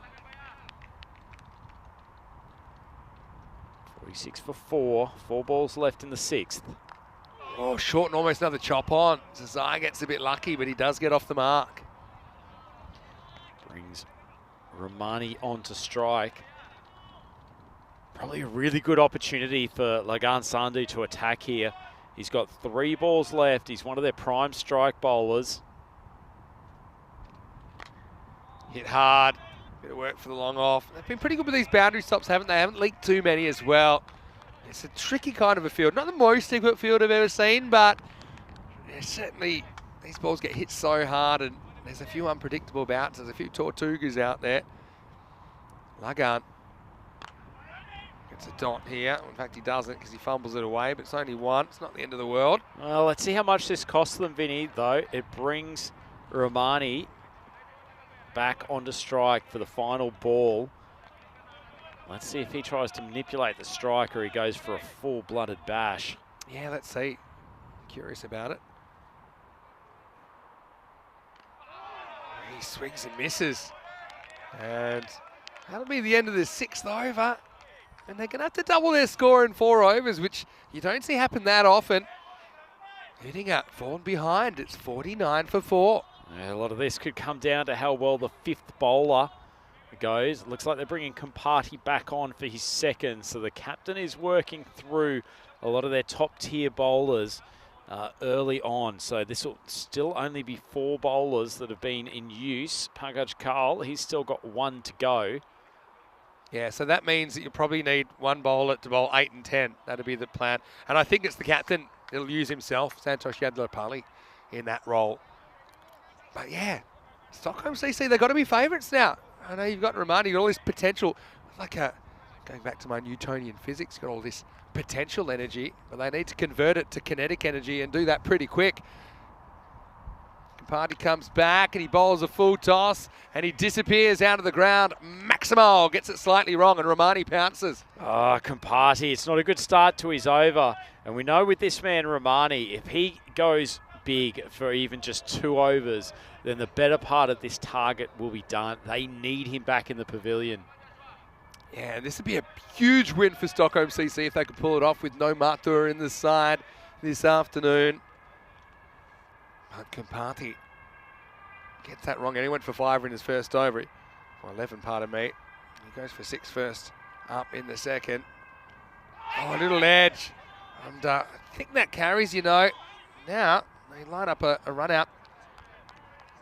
Pretty good ball from Compati. He got spanked on the first, but has come back well. Good length ball outside off. I wonder if that carries to Amalraj.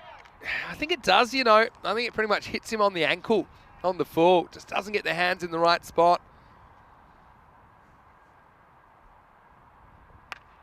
It's hit reasonably hard. Fielder out there does well. Gets the ball quickly. Makes sure it's only 1. Oh, this is tense. Like, it's almost like, yeah, when you're seeing the game creep away and you feel like there's a batter here. Oh, it'll happen, but you kind of need to force the issue at some point, don't you? Now it goes up in the air, hanging, and the boys have to throw it away. I think that's 6. Well... Is he cheering or is he signalling 6? Well, this is an interesting one. The thing is he throws it away, I think, because he's celebrating. But to me, he hadn't established that he was going to stop before the boundary. You know, let's have a look at it. So he catches it, and he's got room to move, and he throws it away. You know, if I'm very honest, I don't think that's out.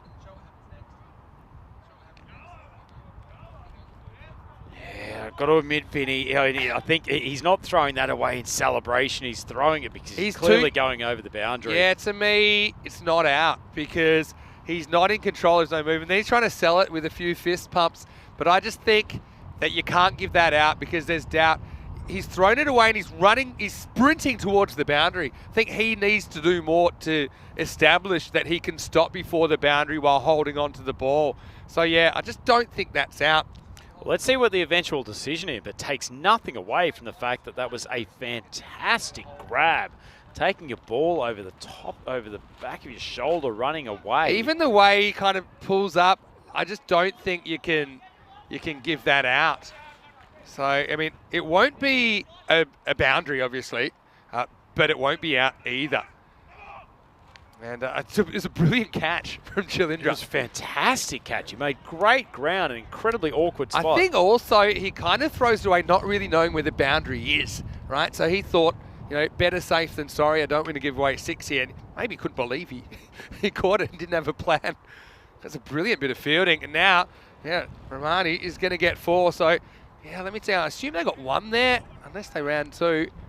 But, yeah, 2 was scored. So Romani keeps the strike and then gets 4 next ball. I think I've got to say it's an unusual situation, but I think the officials get that spot on. Yeah, it's a great call.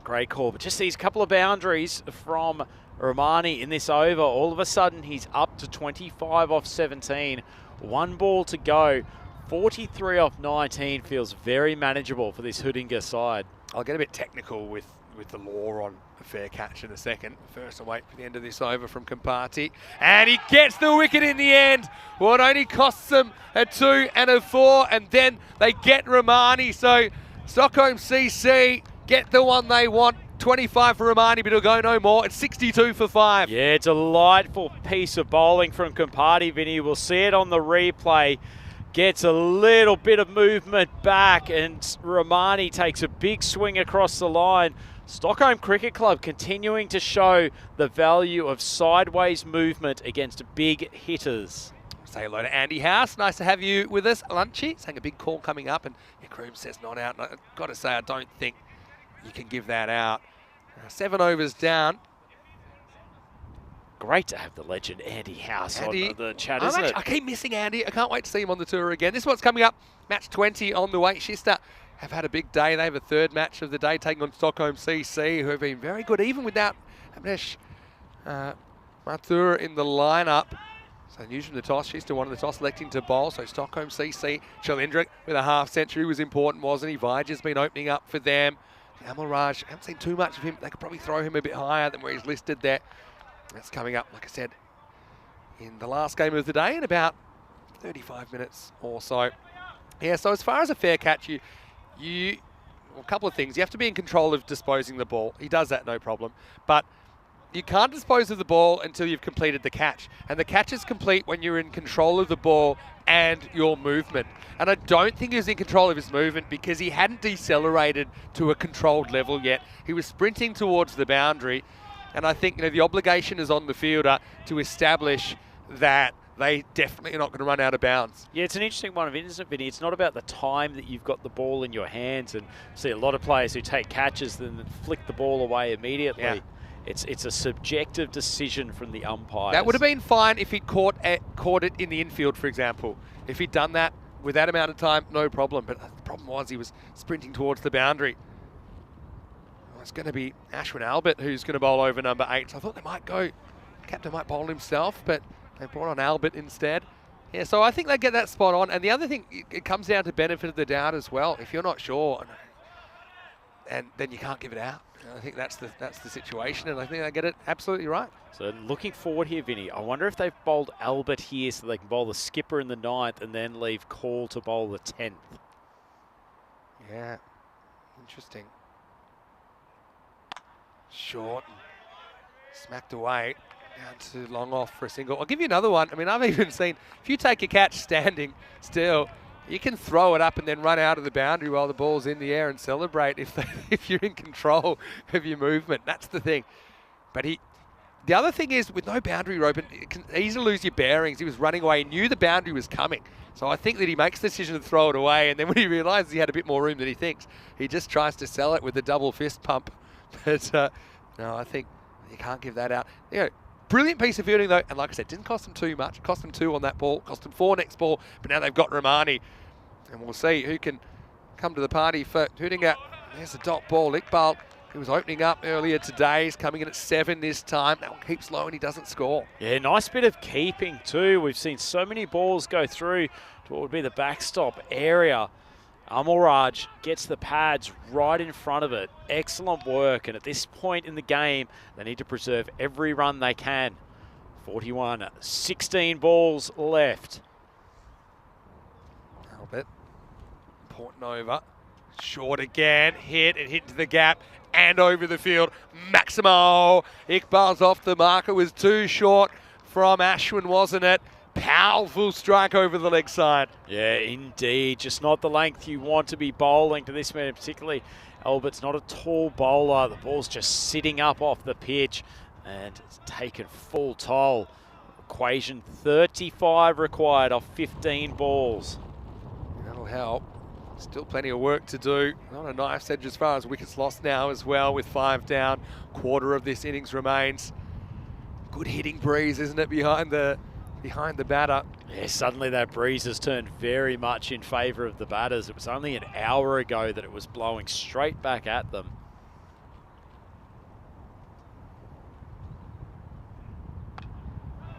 Shortish again, this time it's dragged towards the fielder, just a single. And one's a no problem for Stockholm CC at the moment. They fought really hard to put that 100 on the board, and we called it in the first innings. We said it was okay. It was an okay batting innings, but it means you have to bowl and field out of your skin. At the moment they are on the brink of a big upset, considering how Hootinga played earlier today. It shows you how even this competition is. Not there yet though, 34 or 14. Big wild swing from Zazai, but it gets away from Amalraj and they sneak through for a bite.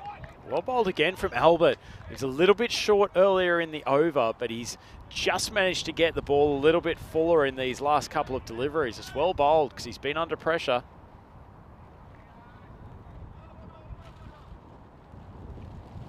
Iqbal coming off a 6. You know he wants the piece of Albert. Last ball of the 8th coming up. Oh, that goes underground and somehow doesn't knock him over. Gee, Vinny, that must have been so close to the stumps. Big swing from Iqbal. Oh boy, let's have a look at this on the replay.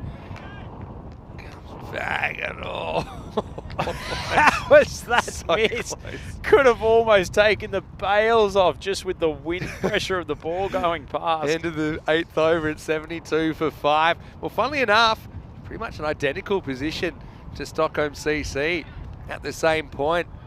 Stockholm CC after 8 overs were 73. Hitting at 72. So They finished pretty well, didn't they, Stockholm, in their batting innings?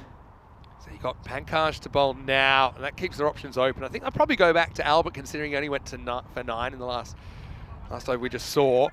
Going back to the 9th over of the Stockholm innings, it was when Nasir Iqbal got torched for 24 runs. Saeed Ahmed bowled a pretty good one at the end, going for 7, but he was also smoked for a 6 off the last ball. That's right. Okay, here we go. All happens in the 9th. You need to get moving. And they do. It's picked up and doesn't quite find the block hole. Pankaj goes the journey. Maximo, game on, hitting it up to 78. Yeah, not a bad strike. Probably not off the meat of the bat. Had to reach for it with a bit of late outswing, but does enough. Pankaj giving him room to free the arms. Yeah, as Tony Gregg would say in the 12th man, right off the vegetable of the bat, I think. But still, goes the journey, 27 off 11s as I can hit. Oh, this one sneaks off the pad. We might have a run out. There's nobody at the bowler's end, which is the end they needed to go. Wow, let's take the Bill Laurie, Tony Gregg. It's all happening. I think that must have clipped his back pad. It's not, I mean, it's probably going down leg side just. But yeah, and the thing is, if he'd gone to the bowler's end, there was no one there because Pankaj had come through so far, so he would have had to gone direct.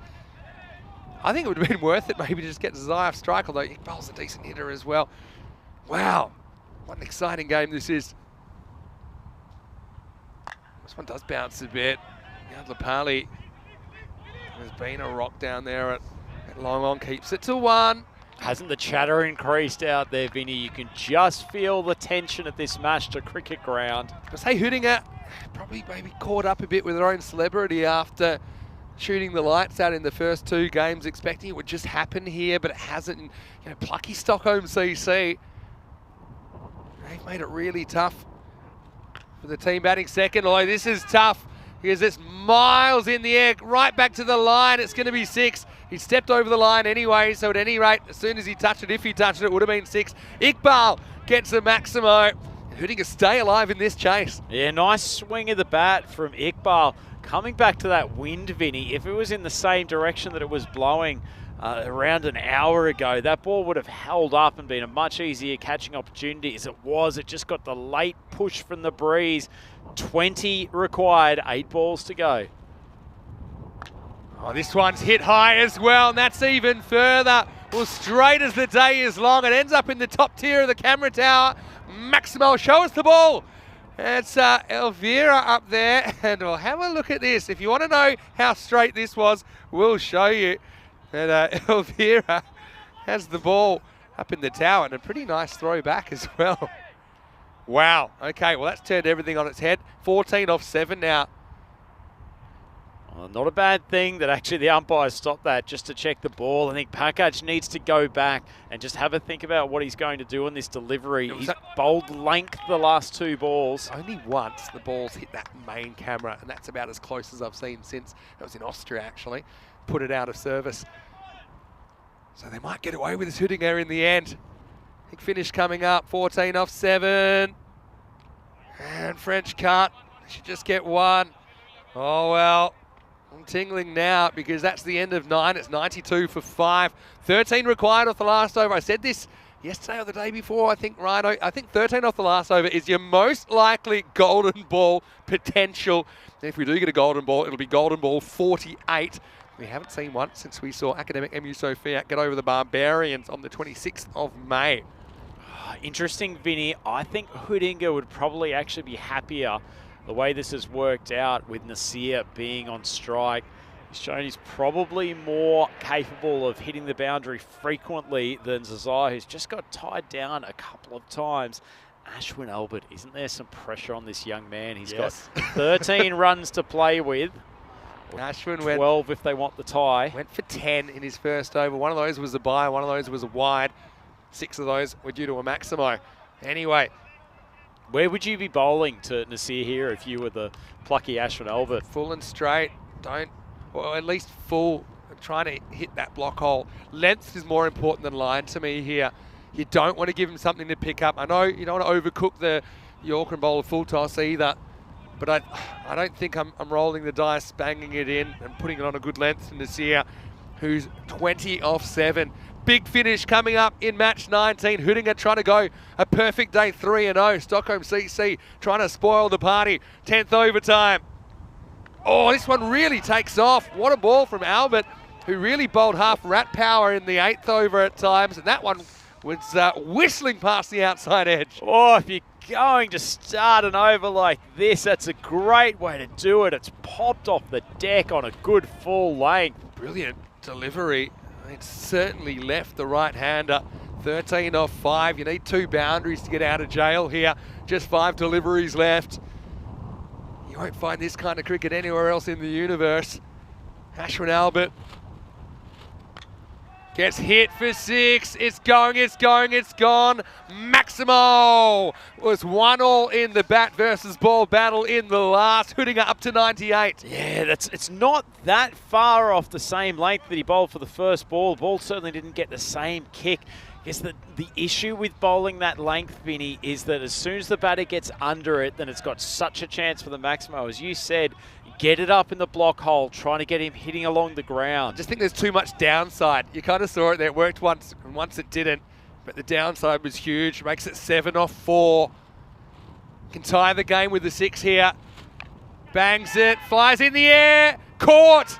So Nasir Iqbal's going to have to go. And Albert, well, 2 out of 3 ain't bad, as Meatloaf said some time ago. And that turns everything on its head. 7 off 3 required now, as Nasir departs. It's 98 for 6. Yeah, that was a nice bit of bowling from Albert. In fact, I expected him to go block hole, but if you're not, jamming it up into the chest, particularly for a batter that wants to hit straight, is a good option at this time. That's a really well thought through delivery from the young man. Brings a new batter to the crease with still a number of runs left to get. Vinny, this is set up, and the golden ball tingle, I think it's present. Yeah, I think you're right. This says Mohammad Zafar, who's coming out. Now, I wonder what his tactics are. I mean, you don't want to dot. I mean, that's what really hurts. One you can kind of handle because you've got Zazai at the other end who's established. We know that he can strike boundaries. So I'd even consider, so you need to be organised. If you miss it, hold your end safe. Get Zazai down there without risking his wicket. But anyway, Albert came up with the wicket of Nasir. Now he's dealing with Mohammad Zafar. 7 off 3. Like I said, 6 ties the game at this stage. Edged and gone. So 2 in a row, and Albert delivering in the last. They were running on contact, but it was Amalraj that intercepted the edge. So Stockholm CC on the verge of a dramatic victory. It's not over yet though, but it is a golden duck for Zafar. 98 for 7. Oh, big, thick edge, Vinny. He's gone back to the usual line and length, and it's paid off for him. A little bit wider of off stump. Zafar trying to swing to the leg side. Big fat outside edge, and well taken by the keeper. 7 required off 2 balls. Remember, if they get it, they're in the position for a tie of both balls, because a maximum will tie the scores up. Yeah, so it's a golden duck, unfortunately, for Zafar, who goes. But I mean, the importance of wicketkeeper as well. I mean, have a look at this on the replay. Good catch, reacts to his right. That's an interesting one, because do you go for a 2? Because 5 off the last ball means you can tie it with a 4. If you take a 1, yes, you do get the established design strike, but he has to hit a 6. Hat-tricks this year. Ozbek was the last man to do it. Did it in Bulgaria when he took 3 for 5 for Istanbul KSK against Pleven. Let's get back to the action here, because new batter under incredible pressure. Just looking at Ali Kale, I think if he gets 1 here, that's a result. Agreed. He's got to make contact with the ball. They can't afford to have a dot here. They're running no matter what. I'll tell you that much. So if they miss it, if he misses it, I've got a feeling Zazai will be in jeopardy. I wonder if they're actually moving that fielder in both for the single, but see if he sprints after the ball to be in position to take the batter's stumps out. All right, hat-trick ball as well for Ashwin Albert. Oh, he's kind of messed up the... Well, he's walking, and so, yeah, I mean, he's got every right to do this. The only problem here is he fumbles the ball. Have a look at this. So, yeah, I think it's going to be run out. It's not going to be the hat-trick in the way we thought. But yeah, we'll see it maybe. Does that count as a hat trick, Vinny? No. Coming up with the man cat on Well, the third. Not really, because it's a run out, but yeah, you see how this works out. Early, right? Because he basically isn't watching the ball and he's off, so he bails out of it. And I think, yeah, it's fair because he hasn't swung the arm over, and I suppose, yes, Zazai had to be alert to it. Tell you why it's a great play too, and full credit to Albert for thinking his way through this in a pressure situation.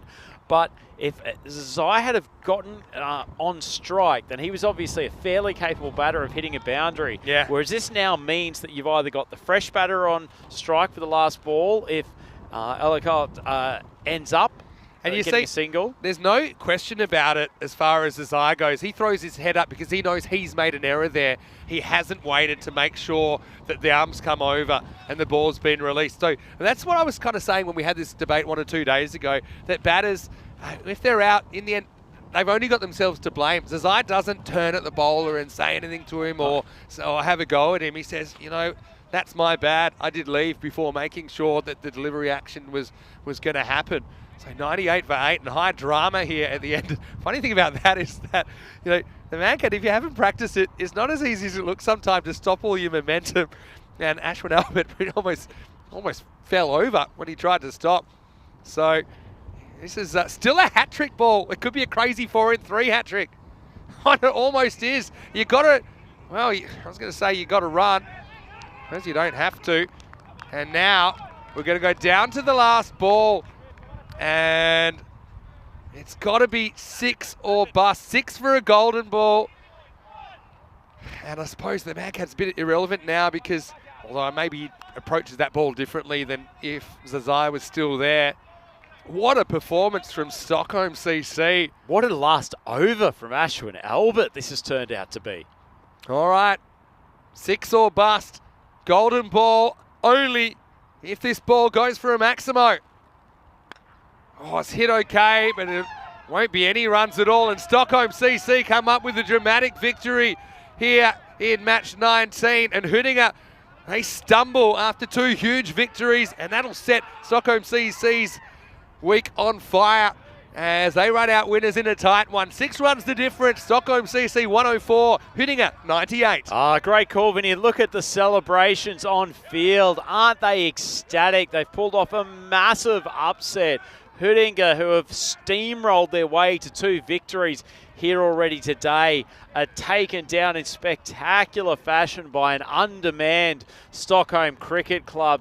They're embracing. They've still got a game to play this afternoon, but they'll be in a great mood going on to take the Schiester Cricket Club boys on in the final game today. But that is huge credit to them for that win. That'll be a good one as well. So that's coming up, and it starts in around about 15 minutes time. So join us for that one with Schiester bowling first. So Stockholm, once again, they get to bat first. Considering how well they defended then, I don't think that's a bad thing at all. Let's go back to the highlights of this second innings. And the first one debatable, second one not so much. And yeah, just some of those big guns failing to fire. And in the end, they left it to too few, too late. And Hudinger, despite those fantastic performances earlier today, they just take the 4 points out of day 4. Yeah, certainly such a big win. This was another surprising wicket. Vijay dragging one down the leg side, was just popped to backward square. Lagan Sandhu, his second over was huge. And eliminating Tariq Zuvak at that stage was a bit of a turning point. They still kept themselves in the game. Rahmani hit a couple of boundaries. Nasir Iqbal came in towards the end. There was an incredible moment with a catch on the boundary that was disallowed. A little bit of controversy. Control. I think it's spot on though. How was Chalindra involved in that? Ended up with the player of the match for his half century in the first innings. But for me, he deserves it because he's the reason they got the 100 on the ball. But I think, as a unit, I think they should all share the player of the match for this defence. I think all the bowlers played their part. Not everything went their way. Yadla Pali, he was very good down and long on.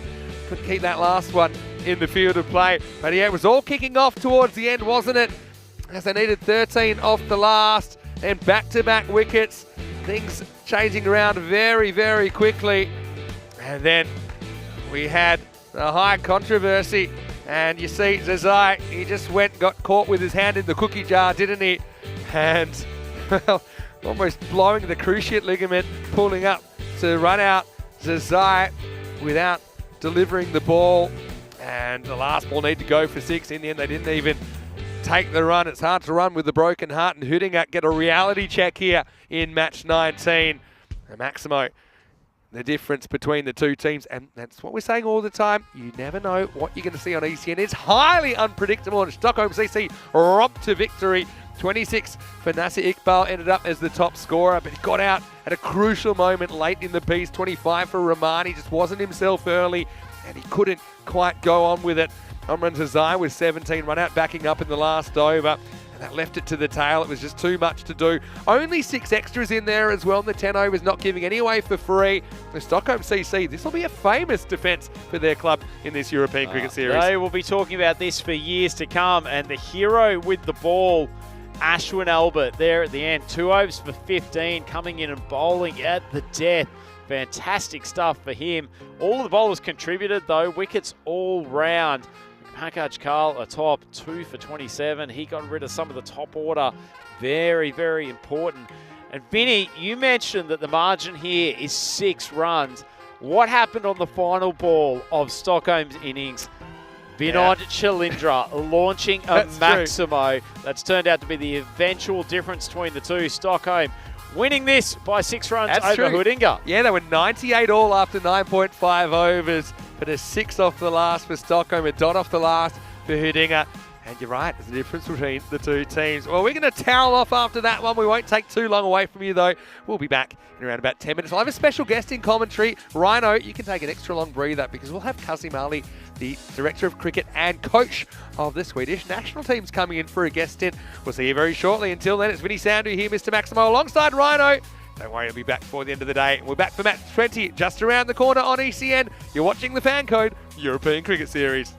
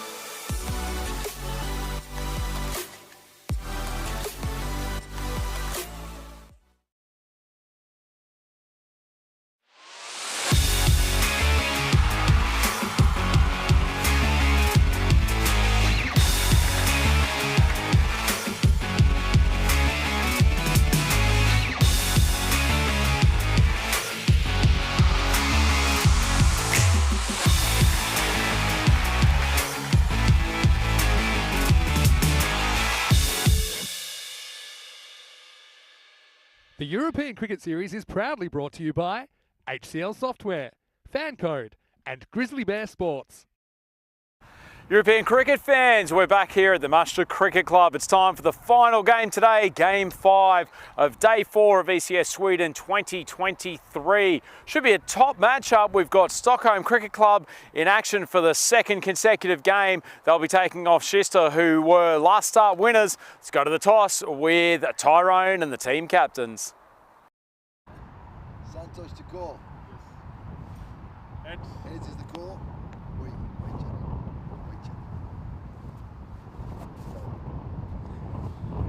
Ball first. So the toss has been won by Schista Cricket Club. They've elected to have a bowl. They want Stockholm to set them a target. And like they did in the previous game against Sikif, which they comfortably ran down the target with ease, they'll attempt to replicate that same result here.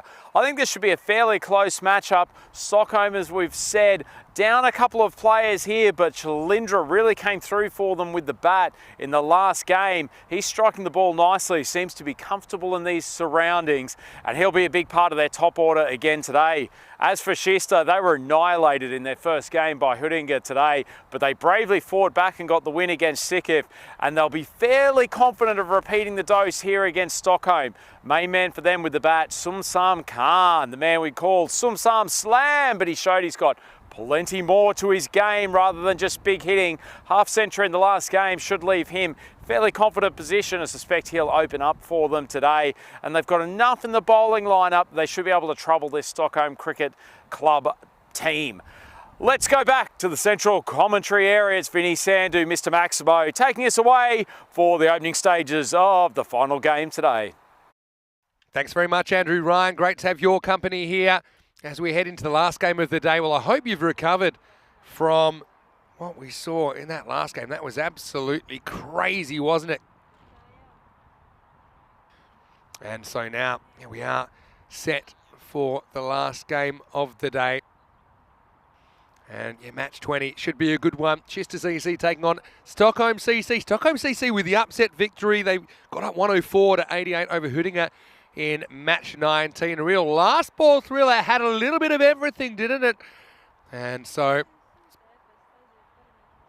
Schista CC winning the toss. You saw that. Thanks to Andrew Ryan for bringing us that information. And they've put in Stockholm CC. I don't think Stockholm CC mind that though, because don't forget they kind of begged, borrowed and stole 104 runs. And it did prove to be enough. And it just shows you what I'm always saying, that ECN cricket is highly unpredictable, and you never know what you're going to see here on the European Cricket Network. I certainly hope you're enjoying the action wherever you're watching from around the world. FanCode in India and the subcontinent, and of course on our YouTube channel, ECN European Cricket Network. Well, Andrew's actually going to step out of the commentary box for the last game of the day, and we've got a special guest commentator. I've been trying to get this guy in the box for a long time now. He's been around Swedish cricket, and he's got a very important role. So it is Vinny Sandhu here, Mr. Maximo for ECN. Joining me is the Swedish Director of Cricket and National Coach, Kasim Ali. Kasim, welcome to the broadcast. Thank you very much, man. I'm really honoured to be here amongst a great esteemed company. So fantastic to be here. Thank you very much. Yeah, well, I'm going to say I'm really happy to have you with me, and I know that a lot of people around the world, they'll have some questions for you. So if you have some questions for Kasim Ali, I love your Cricket Sweden gear as well. You always have some very good kits, you guys. So yeah, Kasim, he's the national coach, not just the men's team, but of course he worked with the women, with the juniors as well. And so if you have any questions about cricket in Sweden, the structure of it, what's happening with cricket in Sweden, then we'd love to get them. And the way you can do it is get on our chat, ECN European Cricket Network. And before we get to the questions, maybe I'll ask you a few questions about yourself. But right here, Muhammad Asif, he's bowled well today. He's going to bowl the first ball of match 20. And it's a decent one. Oh, wow. They decided to scramble through and they'll get there.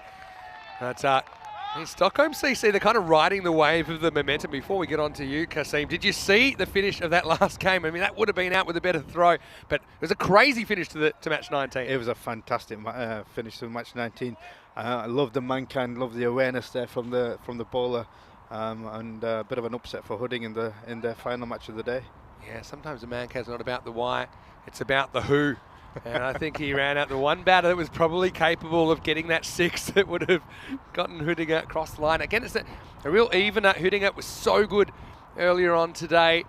They put big runs on the board, 168, 179. But Yeah, they did. yeah, when they were chasing, it was a different kettle of fish. I say that all the time, that chasing pressure, it's intangible, Sure. but it is a real thing. This is a nice shot by Vaidya through the offside. Just pushes at this. Good shot off a good bowl and the first boundary of the contest. Yeah, and he's been good all tournament. We've just been talking about him off air. Left-handed batsman, he looked quality, and that's an excellent shot through the covers there.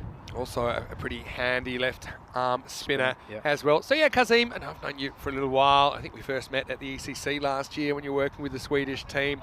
I've got the first question here from John Gray. He says, hello Kasim, how do you assess the progress in Swedish cricket over the past 3 years? Wow, fantastic question to start off with, John. Unfortunately, I've not been here for 3 years. I've been here for just over 1, so I can give you the progress of that.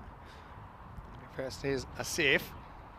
Beats Vaidya. Some thought of an edge, but goes through for a dot. Yeah, I mean, the progress, obviously, Jonty was here before myself. He's done some excellent work with the structure and getting it into place in terms of high performance and the mentality around that. But for myself, what I've seen so far, obviously, is to establish a really good culture over the last year, and getting players to understand exactly where they are in terms of their cricketing skills, but also their behaviours and habits towards high performance cricket. Wise words there. Kasim, his next one, the inside half of the bat.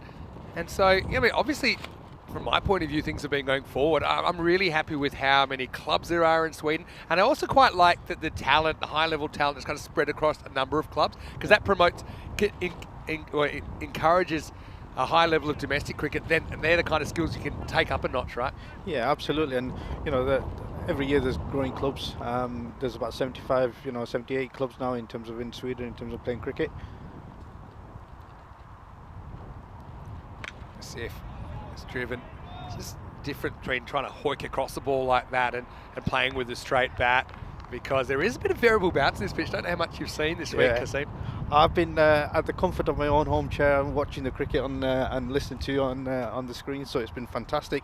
But yeah, just to see it live here now, to sort of see what that's a really good length from Asif, to be fair. Yeah, it's the kind of length that it could do a number of things from there, like this, which is a genuine grubber. And well, this is the different approach from Vaidya, who does try to hit across, and he's lucky to hold on to his wicket. End of the first over at 7 without loss. Oh, that didn't miss by much at all. Look, let's have a look at the expected scores now. What's so funny about these expected scores is a lot of the data comes from our 2020 series at this ground, where the average run rate was 8.2. Well, as of the start of the day, it was about 12.7, so 4.5 runs and over more. So that's why the predicted scores are pretty low. Having said that, these two have had some issues. No, that's from an earlier game. I'll see if we can get the actual game up here. But yeah, tell us a bit more about the structure of cricket in Sweden, because a question from Kroom here about what's the league system here in Sweden? Well, it's an interesting one. There's obviously 3 leagues. There's a top league where all the players are of a quality descent. I mean, This is hit off. Ashraf Ali's had a pretty good day as well. Yeah, go on. Yeah, so the 3 leagues are there. I mean, they've obviously got T20 format. They've got the T4, the 40 overs as well. And it's just a case of getting the right teams into the right league. There's obviously some debates and discussions about how best to forward that at the start of the year. Yeah. But for me, it's to just get the best players playing consistently and often as possible. How about grounds? That's my question as well. I mean, we've often been at the Norra Sporting ground in the last couple of years. We've also spent some time at Landskrona, another part of the country. As Vaidya runs out of luck and Basharat comes up with his wicket. And he can only get away with that so many times. Maybe slightly slower from Basharat. Vaidya misjudges it, and he's the first man to go. It's 8 for 1. Yeah, it's just pace coming off, isn't it? Hitting the sort of half-field off stump there, and that's a wild shot from the left-hander there. And so, yeah, just loses his shape. And that'll happen sometimes when you've misjudged the pace, because you basically threw your shot too early. You've got an awkward fraction of a second when you realise that you've misjudged it, and that's kind of what happened to Vijay there. And so, yeah, unfortunately, it doesn't work out too well. But still, a good piece of bowling from Bashar Ali. Yeah, fantastic. Did the right stuff, just got it onto the stumps, and obviously batter made the mistake. He actually lost his head position there, so just trying to hit it straight along with the wind on this direction over here, you actually need to have a really stable base and a really good head position. Yeah, even though it's an attacking game, the T10, I mean, to kind of have the technical basis to perform consistently is really important. I think especially if you're batting at the top of the order, you're normally facing the best bowlers, and of course having to deal with the new ball. Rashid, the new batter, he's able to pull across. Someone gets it away from the fielder, and that's 4 runs. A good start to his innings. And this field is so fast as well. I mean, don't be fooled. The grass is slightly longer, but it's pretty hard underneath, and that one races to the boundary. Yeah, it does. It was a really good shot, pulled to the leg side. Kind of just beating the leg side fielder there who's inside the ring. And you can just see from the batter just showing some early intent there against the new bowler. Yeah, I've got a question from Blended Life about the man-cade in the last game. I'm glad you asked. He said, well, he actually suggests the man-cade law was not well applied on Zazai's run out. I'll tell you in a second. As this is edged and it's dropped behind the stumps. And in the end, it almost goes away from the boundary. Like a bar of soap down there, then he hands it off to his teammate. But let's have a look at this. This was a definite chance. Ghazal Mehdi, the captain behind the stumps, maybe slightly wrong-footed. Oh, maybe it's harsh to call that a full chance. It's off the end of the fingers, but certainly a bit of an opportunity. Wicketkeepers union, I see. You're looking after the keepers there, sir. It's all about weight distribution. And I think you probably, well, I'll say you're trying to avoid moving to your left as much as you can. It helps if you start left. I'll come back to Blended's question in a second, because I think it's a very fair one. Oh, slow ball does the trick again. Rashid swings all around it. Yeah, the thing is, the man-cade or the run out backing up was fine, and the reason was that the bowler never reached the peak of his bowling action. So the highest point of his action where he would release the ball. If you look at it and you slow it down, he never quite gets to the vertical, and that's the interpretation of the law. So because he bails out and attempts to run out before getting to that point, then it's completely legal. So hopefully that answers your question. Now, this one he tries to kind of get out the way. Now he's almost run out. Wow, everything happening now. They think of an overthrow, and then he might be run out twice on one ball. But let's have a look at this. I mean, first, it's just chaos because Rashid, I think, is trying to avoid this. Knows it's going down leg side, wants a wide, then realises he's in the way. And then I think he gets back, but this will be a pretty interesting replay from side on. Yeah, there's no way he was ever going to get inside that ball either, so he might as well have just hit it. Anyway, I think he's just back. But this is ECN cricket at its finest. We're trying to have a conversation, Kasim. I know you've seen a fair bit about T10 cricket now, but it's just different stuff, isn't it? I can definitely assure you that's going to be trending tonight and for the rest of the week. I can assure you that much. The thing is, that's actually a pretty normal ball as well. That's the scary thing about it. That should have gone out of the park. Yeah, I can understand, like, getting inside and spotting a wide is a skill, but if you've got no chance of getting out of the way, then I think the bat might have been a better option. Chalindra survives, and now he'll get one. Yeah, so my question is about cricket grounds. So how many cricket grounds are there in Sweden? I mean, I know a lot of games get played here at Mashta. Yeah, there's a fair few cricket grounds, and it's growing now. And I've just hearing there's some more cricket grounds now, starting to come through. But there's some excellent grounds. I mean, obviously we're here at Mashta. You sort of touched upon Nushbury there. That's right. Asif comes in, whistles it past the outside edge. Yeah, and we spoke about, obviously, Gothenburg is a good ground.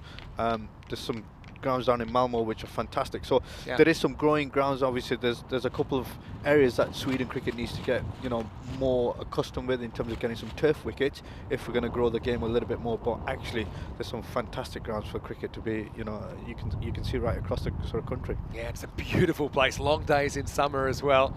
Oh, he tries to reverse and gets it on the back of the hand.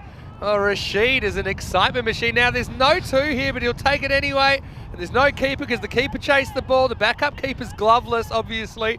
And, wow, Rashid.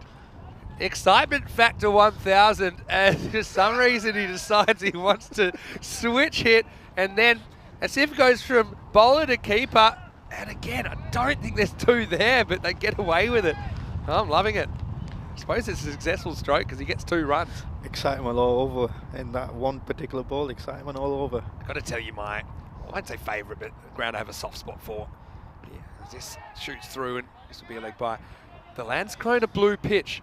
We love it. I know it's unfortunate we just got the 1 series in Sweden this year, so we won't get down there. But yeah, the blue pitch. I think actually you can see the white ball even better on the blue pitch, and that got me thinking. Wouldn't it be great if different locations had different colour pitches with the white ball? Just be a bit of a trademark. It's yeah, that's one of our favourites down there. Asif's got 2 balls to go in this spell. And this is a better option to that ball angled in towards the pads. It's clipped away. Chalindra gets 4. Yeah, it's a fantastic shot off his legs there. And I don't think the field actually knew he was coming in the same direction. So fantastic 4. I see we've got Benedict in the chat, Benedict Chambers from the Uruguayan Club. He's asking, would you ever wear a white rose? Well, that sounds like some Northern English stuff, am I right? He's teeing me up there. I've actually had quite a chat with Benedict about how the red rose is the better version. And that's probably where that question's come from. It's a polarising issue up in that. Lancashire through and through, yeah. Lancashire, Yorkshire, right? Last ball off the power play. It's hitting the same direction. Good for the fielder. It's a bit of a side spin Tortuga for the fielder, but he does well to knock it down and then hits the stumps. Just showing off now as we get to the end of the 3rd over. Pretty entertaining power play. Stockholm CC, the 25 for 1. Got another question from Kroom about how often are you able to have training with the players? And of course, you're not just one for the men's team, but other national teams as well, right? Yeah, absolutely. And this is probably one area that we sort of have a bit of a challenge because the players are scattered out throughout the country. But since I've sort of been here in Sweden, I've been travelling up and down sort of Sweden, training down in Malmo with the men's, women's, and the juniors is yet to come. But then obviously coming back up to Stockholm and having regular training sessions. So yeah, it's been fantastic. Beauty about this tournament, straight after this we've got the ECS against Germany and Estonia, and we've got some players that are actually playing in this, so kind of helps match preparation in playing lots of games here. For sure. And then obviously picking up the other players as and when, because they're not full-time professionals, and that's something that we need to accept. They have got jobs and other commitments, but we try and get as much training as possible. Yeah, really well said. I mean, challenges. Sweden is such a big country. Basharat comes back for his 2nd shot. This is on the stumps, and now it's out of the ground. Pretty good effort down there from Makus to try and climb the ladder, but it was too well hit. Maximal, 6 runs to start the over. That's a fantastic shot. Length ball, slot ball, and it's just been hit very sweetly down to over mid-on. I think if he was a couple of inches higher, maybe he could have been in the game there. Yeah, exactly right. And that's good effort. Timed his jump well, but he couldn't quite get high enough. And Basharat, let's see if he goes to that slower ball. If I was to read his mind here, I think we're going to see that little rolling off cutter. Try and get a false shot out of Chalindra. He goes pace on again to the fielder, dropped. Well, an opportunity to get rid of a man that's coming off a half century. And it was low down for Mohammed Hassan, wasn't it? But it certainly carried and he couldn't quite hold on. Yeah, and just then at the last minute, you actually see the ball nip away from the, off the straight line, and that's actually helped him to trying to hit it over to extra cover. But that was quite a simple catch and should have really been taken. Yeah, he was down with the grasshoppers there trying to take that, but couldn't hold on. Rashid, I've got no idea what he's going to do. He plays a fairly normal shot. I'm kind of underwhelmed, but the result's good. Maximo hooked out of the ground for 6. In amongst all the creativity, he seems to have a really good base and a balance to hit these shots. It's fantastic to see. Yeah, I think he's like good pizza dough. You just got to kind of roll out the kinks, don't you? Because the actual ingredients are pretty good. And yeah, Rashid gets a short one from Basharat. I still can't believe we haven't seen a slow ball yet. I think we'll probably see it now. He's only got 3 balls left. I think that's the ball that got Vidya earlier on. 38 for 1. Halfway through this over. Well, there you go. I think there's a few a few knots in the dough just yet, and he sprints off, leaving the scene of the crime. Tries to get Funkalicious, trying to ramp that one down. He shows all 3 stumps, and Basharat says, yes, please. Another bold dismissal, 38 for 2.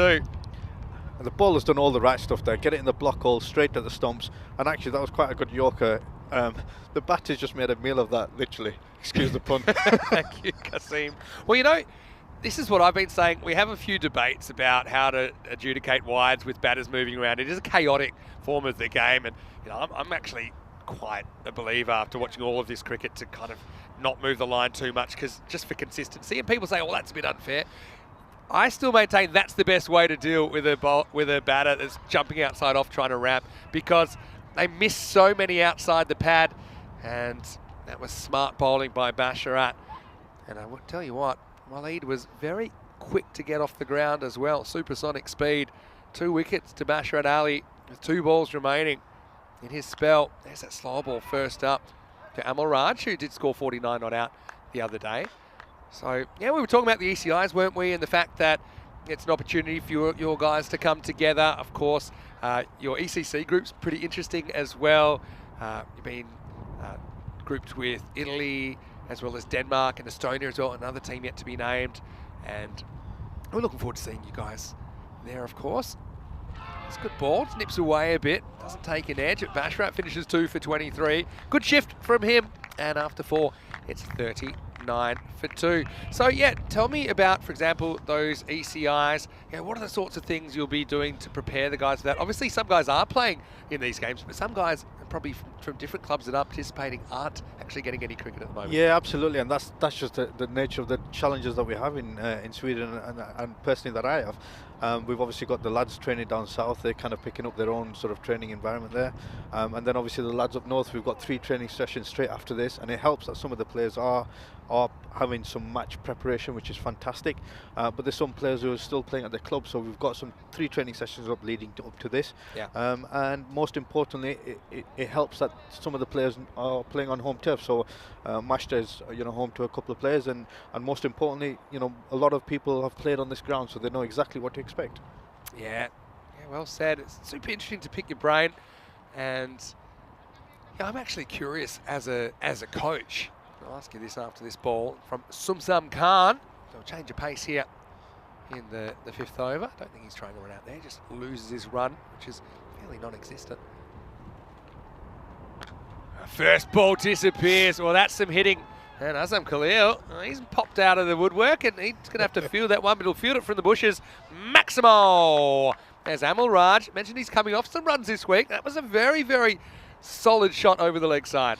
Yeah, great shot, good balance, good contact and good execution, and to be fair, the bowlers put it in the slot, and that's what I say to the bowlers is the first ball and the last ball of the over are probably really crucial. Get into the over and get out of the over, really well done, and obviously take some pace off if you can, so that he's kind of set the tempo now. So he's against it and he's got some pressure on him because his first ball's gone out for 6. Yeah, that's true. Like a well executed bank robbery. I think the start and the end are pretty important if it's going to be successful overall.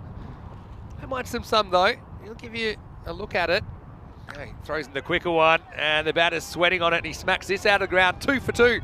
Maximo Amal Raj to 13 in quick time. It's a fantastic shot on the leg side again. He's just kind of stepped back on the back foot there, transferred his weight onto the back foot. It's a great bat swing. I do have more questions for you, but this over is going to be 6 iron, isn't it? In the blink of an eye, I think. Oh, nice shot as well. Let's test the fielder. He does well. I often think this field, he's not the worst we've seen in the European Cricket Network, but he really does test your fielding fundamentals. It's all about reading the last bounce and having really good hand-eye coordination and quick reflexes, basically. Yeah, absolutely. We've spoken about it as a group. Actually, you've got to stay low on this, and you've got to stay flexible and nimble on your feet. Tossed up. I like that one from Sumsam. So yeah, what I was curious about is kind of your philosophy as a coach with this T10 game, because it's pretty new, isn't it? I mean, we've been doing it for about 3 years now.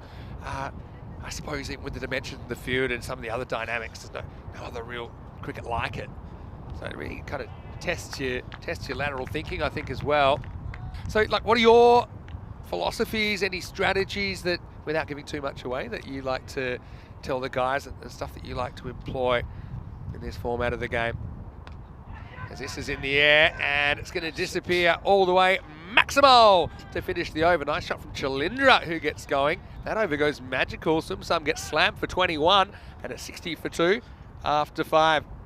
So it's Vinny Sandu here, Mr. Maximo, with Kasim Ali, who's the director of cricket and the Swedish national coach. Yeah, so as far as T10 cricket, like, what are your thoughts? What are you saying to your players when they're going out there? I think the key thing is just to try and keep your plan simple as much as possible. Try and take pace off where you possibly can. Have an excellent Yorker, because the guys who are bowling Yorkers in the block hole are successful. And from a batting perspective, just hold your line a little bit longer. Not every ball has to go out for 6. If you can, that's brilliant, but actually hit some proper cricket shots as well in between. And then from a fielding perspective, that's the third team for me, and that's the winning team. So if you can pick up a few, boundary riders who are really exceptionally good, especially on this field as well, can be difficult. They can save 20-30 runs in the field, and they're often the match winners for me. Yeah, very interesting insights there from Kasim Ali. If you have any questions for Kasim, put them in the chat. ECN European Cricket Network. I still have him for a few more overs. Time for some more spin, and it's going to be the wrist offerings of Marcus Badar. He's an interesting bowler as well. Gets a lot of overspin that time. But I like there's a few throwback spinners, wrist spinners in this tournament. I'll tell you what I mean by that in a minute. And that's a good example there. They're not kind of shot through, although this one will shoot past the fielder as Basharat offers the leg, but comes up with fresh air. 4 runs to Amalraj, who continues to keep going. Yeah, but what I was going to say is, the leg spinners, a lot of them here, they're willing to throw the ball up and try and beat you in flight, and it's kind of a refreshing change. I think a lot of spin these days is all uber defensive, but I think sometimes attack is actually a good option in this form of the game. Let's see what he gives us now. Probably not his best offering down the leg side, well handled by Mehdi. Yeah, and obviously from a cricket point of view, I'd love the spinner just to get through the crease a little bit more. He obviously turns it, be a little bit more consistent with his line. That'd be fantastic. I mean, that's great. Look at that. Yeah, it's also a pretty good shot. It's not as easy as it looks to hit across balls that are slower, because you have more time, and it just makes it more likely that you will mistime it with those kinds of shots. Often you can be early on those kind of sweeps. I think sweeping is one of those things that looks a lot easier on TV than it actually is. I think, yeah, good sweep is the ball. Oh, wow. That's well fielded by Amalraj, the non-striker. I hope he's okay there. And oh, this has hurt him. He has come through for the single, so that's a good sign. But this is a nasty one. You see, he has no time to react at all, does he? In the end, where does it get him? Oh, it's a nasty one. That's hit him on the heart. But Amalraj is just gonna rub it and shake it off. Cricketers are tough. I have to say this. I'm not going to compare them to any other sports. I will probably throw football out there as an example. I mean, there would be probably a 20 or 30 minute delay, and all sorts of things happen in a football match if you get hit like that. Anyway, this is the full toss. And that will be one. But yeah, Amalraj, tough as nails, just gets up, keeps batting, gets one. So I'm super excited to see what your squad looks like for the ECIs, of course. And of course, it's great preparation for the ECC later in the year. As this is a cracking cover drive, isn't it? As Chalindra dances down, turns this into a half volley and gets 4. As Badar ends up going for 12 in the 6th at 72 for 2. What a cricket shot that is. And say what you like about T10 cricket and short form cricket, but sometimes the old-fashioned things never go out of fashion. That's a beautiful looking shot. Yeah, fantastic, and actually hit him in the right areas, through extra covers along the floor. Just backed his good hands, didn't really get into good position, but actually was a really, really good shot. And that's what we're trying to say. You don't have to always hit it for 6. Just hit some good shots in between, keep the scoreboard ticking over, and keep putting pressure on the bowler. And that's the most important thing. And the bowler's not done a lot wrong there, to be fair. He's actually put it in a good area. I think as a bowler, my philosophy would be, look, if I get hit, I get hit, but I don't want it to be because of my mistakes. And I think you fire that last ball. It's just a good shot. If you get beaten by a shot, you just tip your cap and say, okay, well done.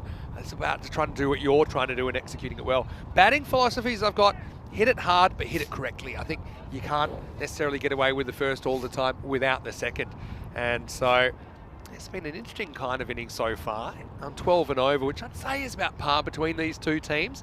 I know we had a slightly lower scoring game in the last game, but for the most part, it's kind of been 13 and over. Also, Ikram Hart comes on to bowl over number 7, and His first ball gets knocked away for one. The other thing as a bowler is, I think, don't lose heart. I think occasionally you might have an over that goes for heaps, and I'm talking, I think Ikram got hit for something supersonic, 30 plus in an over earlier in the week. But, you know, it's behind you. It's going to happen, and I think the bowlers that do well, they're kind of better at shaking those things off and just getting back to basics and getting back to doing what they want to do. As Ikram comes in again. Another grubber. I kind of love this pitch, and I'll tell you why, Kasim, because, okay, you can't say it's too impossible to bat because we're seeing 12 plus and over, but there is something in it for the bowlers when they get it in a certain spot. So you feel like it just evens the contest up a little bit. Let's see if Ikram can do that again. This one does bounce a little bit more.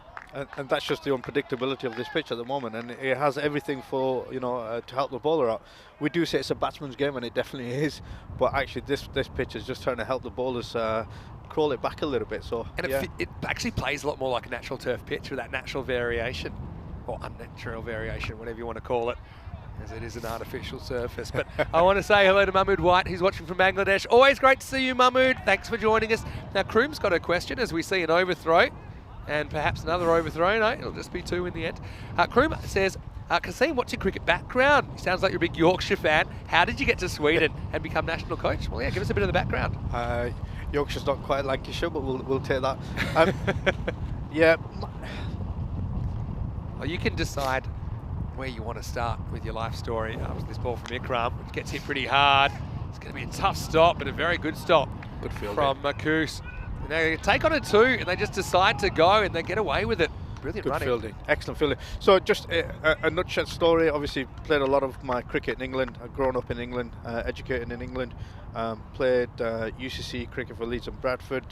Played Lancashire League cricket for Burnley for 8 years. Played lots of county stuff growing up for Lancashire. And then obviously trialled around for second team cricket, etc. Just watching this. Here's Ikram. That length again, doesn't get up, knocks out a caterpillar on the way through. Amal Raj will scramble to the other end. Yeah, that's gone. Yeah, and quite lucky to have been to your home place, yeah, Perth. To Perth, right? Yeah, played a year in Australia, and then obviously went down the coaching route because I was at that time where Kolpak players could actually get a contract. You could get a test player over from South Africa on relatively, you know, nothing. And unfortunately, the juniors coming up into the system made it a little bit difficult for them. But so I went into the coaching route quite quickly, and 10 years ago, I kind of passed my. I started my level 4 coaching program 10 years ago. So yeah, it's been a bit of a whirlwind. I've been coaching out in Dubai for nearly 8 years, working out there. ICC head coach. I've obviously worked with the England system. I worked in Lancashire throughout the junior systems there and the academy. Yeah, and so hey, obviously there must be some challenges to coach in a country as big as Sweden. You know, obviously maybe not the budget of some other countries, but also I think you're the kind of guy, just knowing you a little bit, you enjoy those challenges, and you must love bringing the guys together. And it must be really special every time you do get together. Obviously not just the T10 cricket coming up, you'll have T20 cricket, I'm sure, coming over the summer. But then also, you know, we've met up as part of the ECRWs we had earlier in the year, and the women's national team, and you've just come back from the World Cup qualifiers in Jersey. How was that experience for you? It was a fantastic experience, not just for me, but for the girls as well. Most importantly, it was actually exposure at the top, and it was an opportunity for them to see what exactly good cricket looks like, and obviously where they need to go in terms of direction. For me, it was a leveler. So the girls started to understand exactly, you know, what professional cricket looks like, and it actually highlighted the fact that we actually need to play a lot more cricket from a women's perspective, and we have to get our depth a little bit better in terms of if we're going to compete at that level.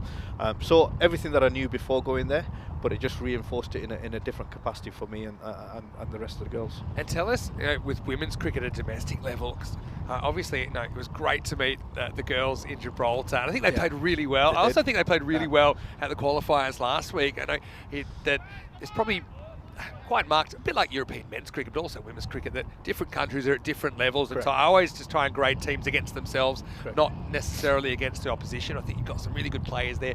Signe Lundell is a bit of a force at the top of the order. I loved watching her bat. I think Gurjan Shukla leads the team really well, leads by example. And so, you know, you know, as far as the club structure, you mentioned something like 75 teams for men's cricket here, and I know there's a fairly good junior structure as well, and kind of under 13s, 15s, 17s, those kinds of things. Wait for this over to begin now with Achit Dupar. He's going to bowl it, and he plays on. It comes off his pad and slides onto the stumps. So Chalindra finally runs out of lives, and Dupar, he breaks through with his very first ball of this contest. Sometimes if you can't be good, be lucky. This is a ball that pretty much drifts into the pads, but Chalindra does like to kind of stay leg side of the ball, so this becomes a risk when you do that, and so Dupar gets the reward.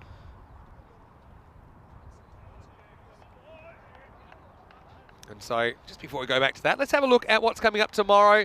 Day 5. It is Peacock Friday. Andrew Ryan's going to take the day off and he's going to explore the city of Stockholm, but I'll be here and we will be starting same time, 7 a.m. GMT, which is 9 o'clock in Central Europe, 12:30 p.m. in India. CKF have 3 games and they've had a horror day today, but they had a good day yesterday. What kind of a day will they have tomorrow? Won't be easy, tell you that much. They've got Mashta, they've got Albi Zalmi, they've got Seaside. Wow. We'll get to see Seaside tomorrow for the first time, making the journey. And yeah, Albi Zalmi, of course, we'll see them a couple of times as well. Tigers will have 1 game in the second game of the day. Should be a really good day. Join us for day 5. Just love this format as well. 11 sides, only 4 make the semi-finals as we come back to live action. Oof, there's a proper swing. And yeah, just go back to the format quickly. So yeah, 2 teams out of this tournament. So the 2 finalists will be have 2 of the 4 spots in the, I suppose, the championship day in T10 later in the season to determine who qualifies for the ECL. So I mean, that would be really exciting. I believe that's going to be on Swedish television as well, potentially. Yeah, and that's fantastic, and that's what we really need to do is get this stuff televised, get people growing in the game and understanding and enjoying it. Haven't forgot my last question, but first let's see Manish Tomar. He's going to come in and edge one. Should be stopped. It is stopped. Just a single. Yeah, so women's club cricket, how are we going with that? Yeah, we're actually growing in women's club cricket. I mean, 2 years ago we really didn't have anything. Now we've got sort of 12 teams, and they're all at different levels. You know, we've got some strong teams. Yeah. We've got a couple of teams that are new into the format, new into sort of getting a club structure together. But like anywhere, you've got to start. Rome wasn't built in a day, so it's slowly getting there. Yeah, good to hear. We're huge supporters here at ECN. It's down leg side, clunks off the thumb of the keeper, and it's going to run away. Good effort, but I don't think he stopped it. That's going to be 5 wide, so 5 bonus runs. They don't need their help at the moment because Amal Raj is a good player. 23 off 10, but he gets 5 there. Yeah, I suppose in the breeze, sometimes some swing and some don't. And we saw that Tupar got away with one that was leg side-ish when he was able to bowl Chalindra over earlier in the over, but that one costs him. Yeah, any more questions for Kasim Ali, the Swedish Director of Cricket and coach of various national sides? Please put it in the chat. He's gone for a couple more overs, but this is hit by Amal Raj and it's hit well. There's 4 more, so effectively that ball goes for 9. You feel this is one of those kind of 50-50 contests at the moment. Kind of makes his own play there, gets very square on and takes a risk essentially by hitting a ball on the stumps through leg side, but when it's a full toss, he should be putting it away, and he does. Yeah, excellent batting actually. He's done almost what Butler would do in international cricket. He just stepped outside the line, the ball's followed him down leg side, stepped back inside and made it on a full toss, so that's a fantastic shot. Comparing him to Josh Butler, by the way. I'm sure he'll enjoy the comparison. Couple to come in the 8th. He digs it in, hopes for some assistance. Well, Mahmood saying he thinks this pitch might be getting a bit tired. What do I think? Well, I don't think so, because the old pitch does look tired. That's the one we played on in 2020. The new one, it's two and a half years old. It's been played on a fair bit. I actually think it's very good. You can see the old pitch on the right there. That's a pitch I'd describe as tired. Last ball the over. Steps across and hits it well. Maximal! Well, Amal Raj turning the clock back to earlier in the week as he swings his way into the 30s. And it's the end of the 8th over, 94 for 3. It's a fantastic shot. Again, steps outside off stump, makes himself a really good position, keeps his head still and hits through the line. That's a fantastic shot. I actually like the fact that some artificial, or most artificial pitches actually have slightly different characteristics. So probably one criticism is if all pitches are completely flat and it's the same, it takes out a bit of the magic. I've been to Italy, I've been all around Europe, as you know, and different pitches play differently. And I think that it sorts the wheat from the chaff a little bit as far as batsmanship goes. I think you can't kind of play across the line with immunity and trust the bounce all the time. So I actually think this is a very good pitch for any cricket, or T10 cricket especially. We're seeing right now, no one likes getting done by a ball that does a bit off the pitch. And you can kind of see that sometimes when guys are getting dismissed. But yeah, the good players seem to find a way. Let's get ready for over number 9. And this is one which is horned across the line, and that's going places. Maximo Tomar says it's my turn, and that brings up the 100 now for Stockholm. Jeez, he hit that out the screws, hasn't he, against the wind. That's a fantastic shot. Vikram only went for 5 in his first over, and he's gone for more than that already in his second. Okay, so I've got a question now. I know where you're ranked at the moment. It'll be around about between 45 and 50, something like that. Am I close? The men's? Men's? 55. 55, okay.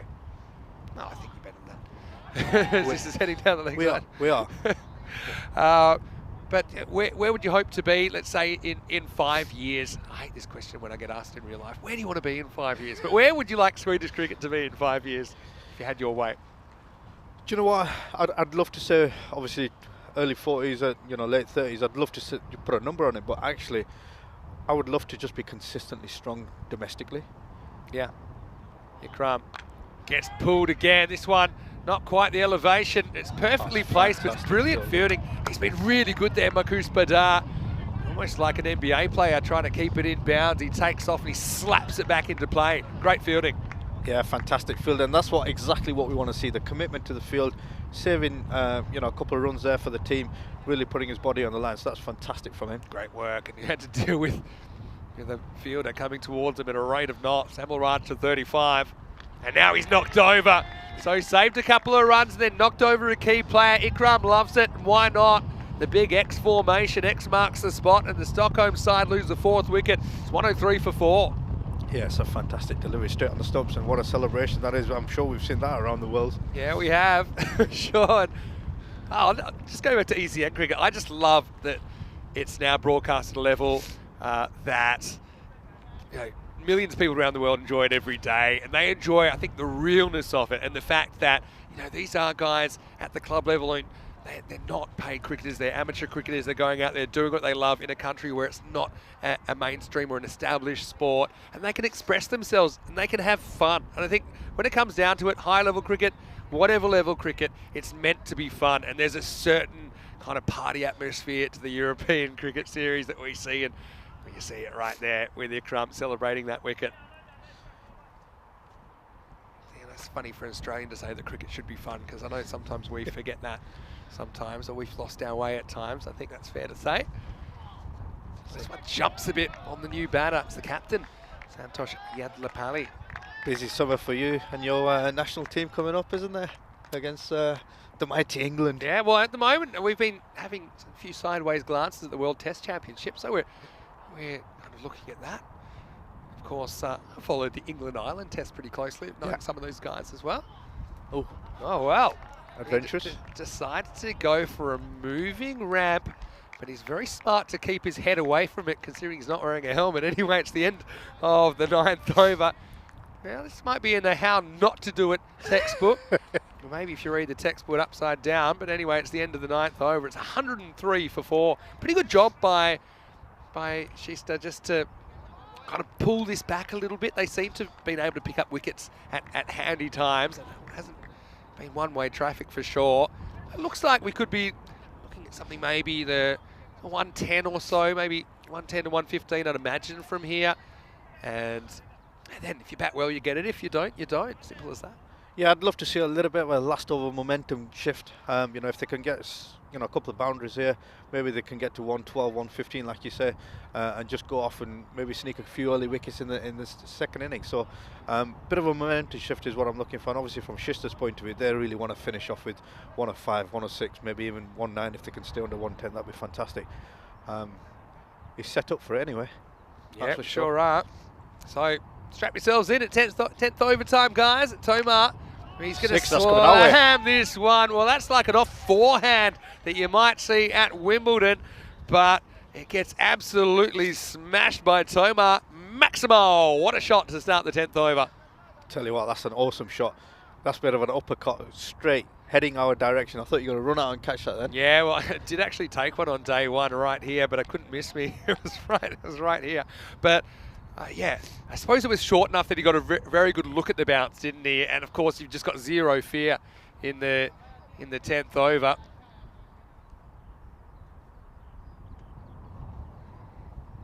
And so 5 to come. Got to get fuller. Does, and it works. I wouldn't say it was full, but it's fuller. And Toma swings across it and misses. No, it's been really great having you here, Kasim, and obviously wishing you all the best. And I'll see you, of course, at the ECIs. I'll see you, I'm sure, a couple more times during this tournament as well. But yeah, the ECIs against Germany and Estonia. First time we've seen Estonia actually as a national team on the network.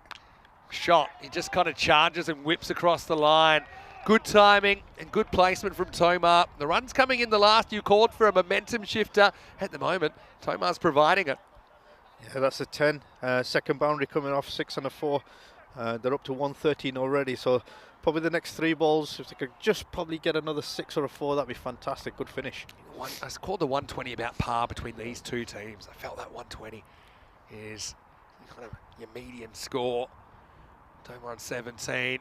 Walks to the leg side and slams it straight. Maximo! Oh, what a shot. Dupart, he started with a bang, didn't he? But he's running out of gas late in this innings. That's 119 now with 2 to come. What batting by Tomar?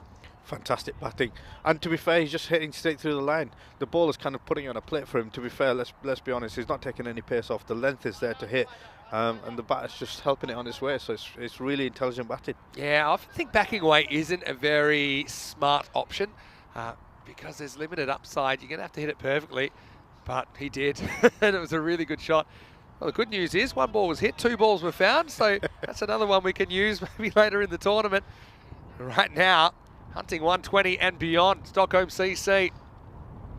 It goes again, and that fantastic. Is absolutely sweet. It's pounded, it's a rainmaker, and this over is out of control.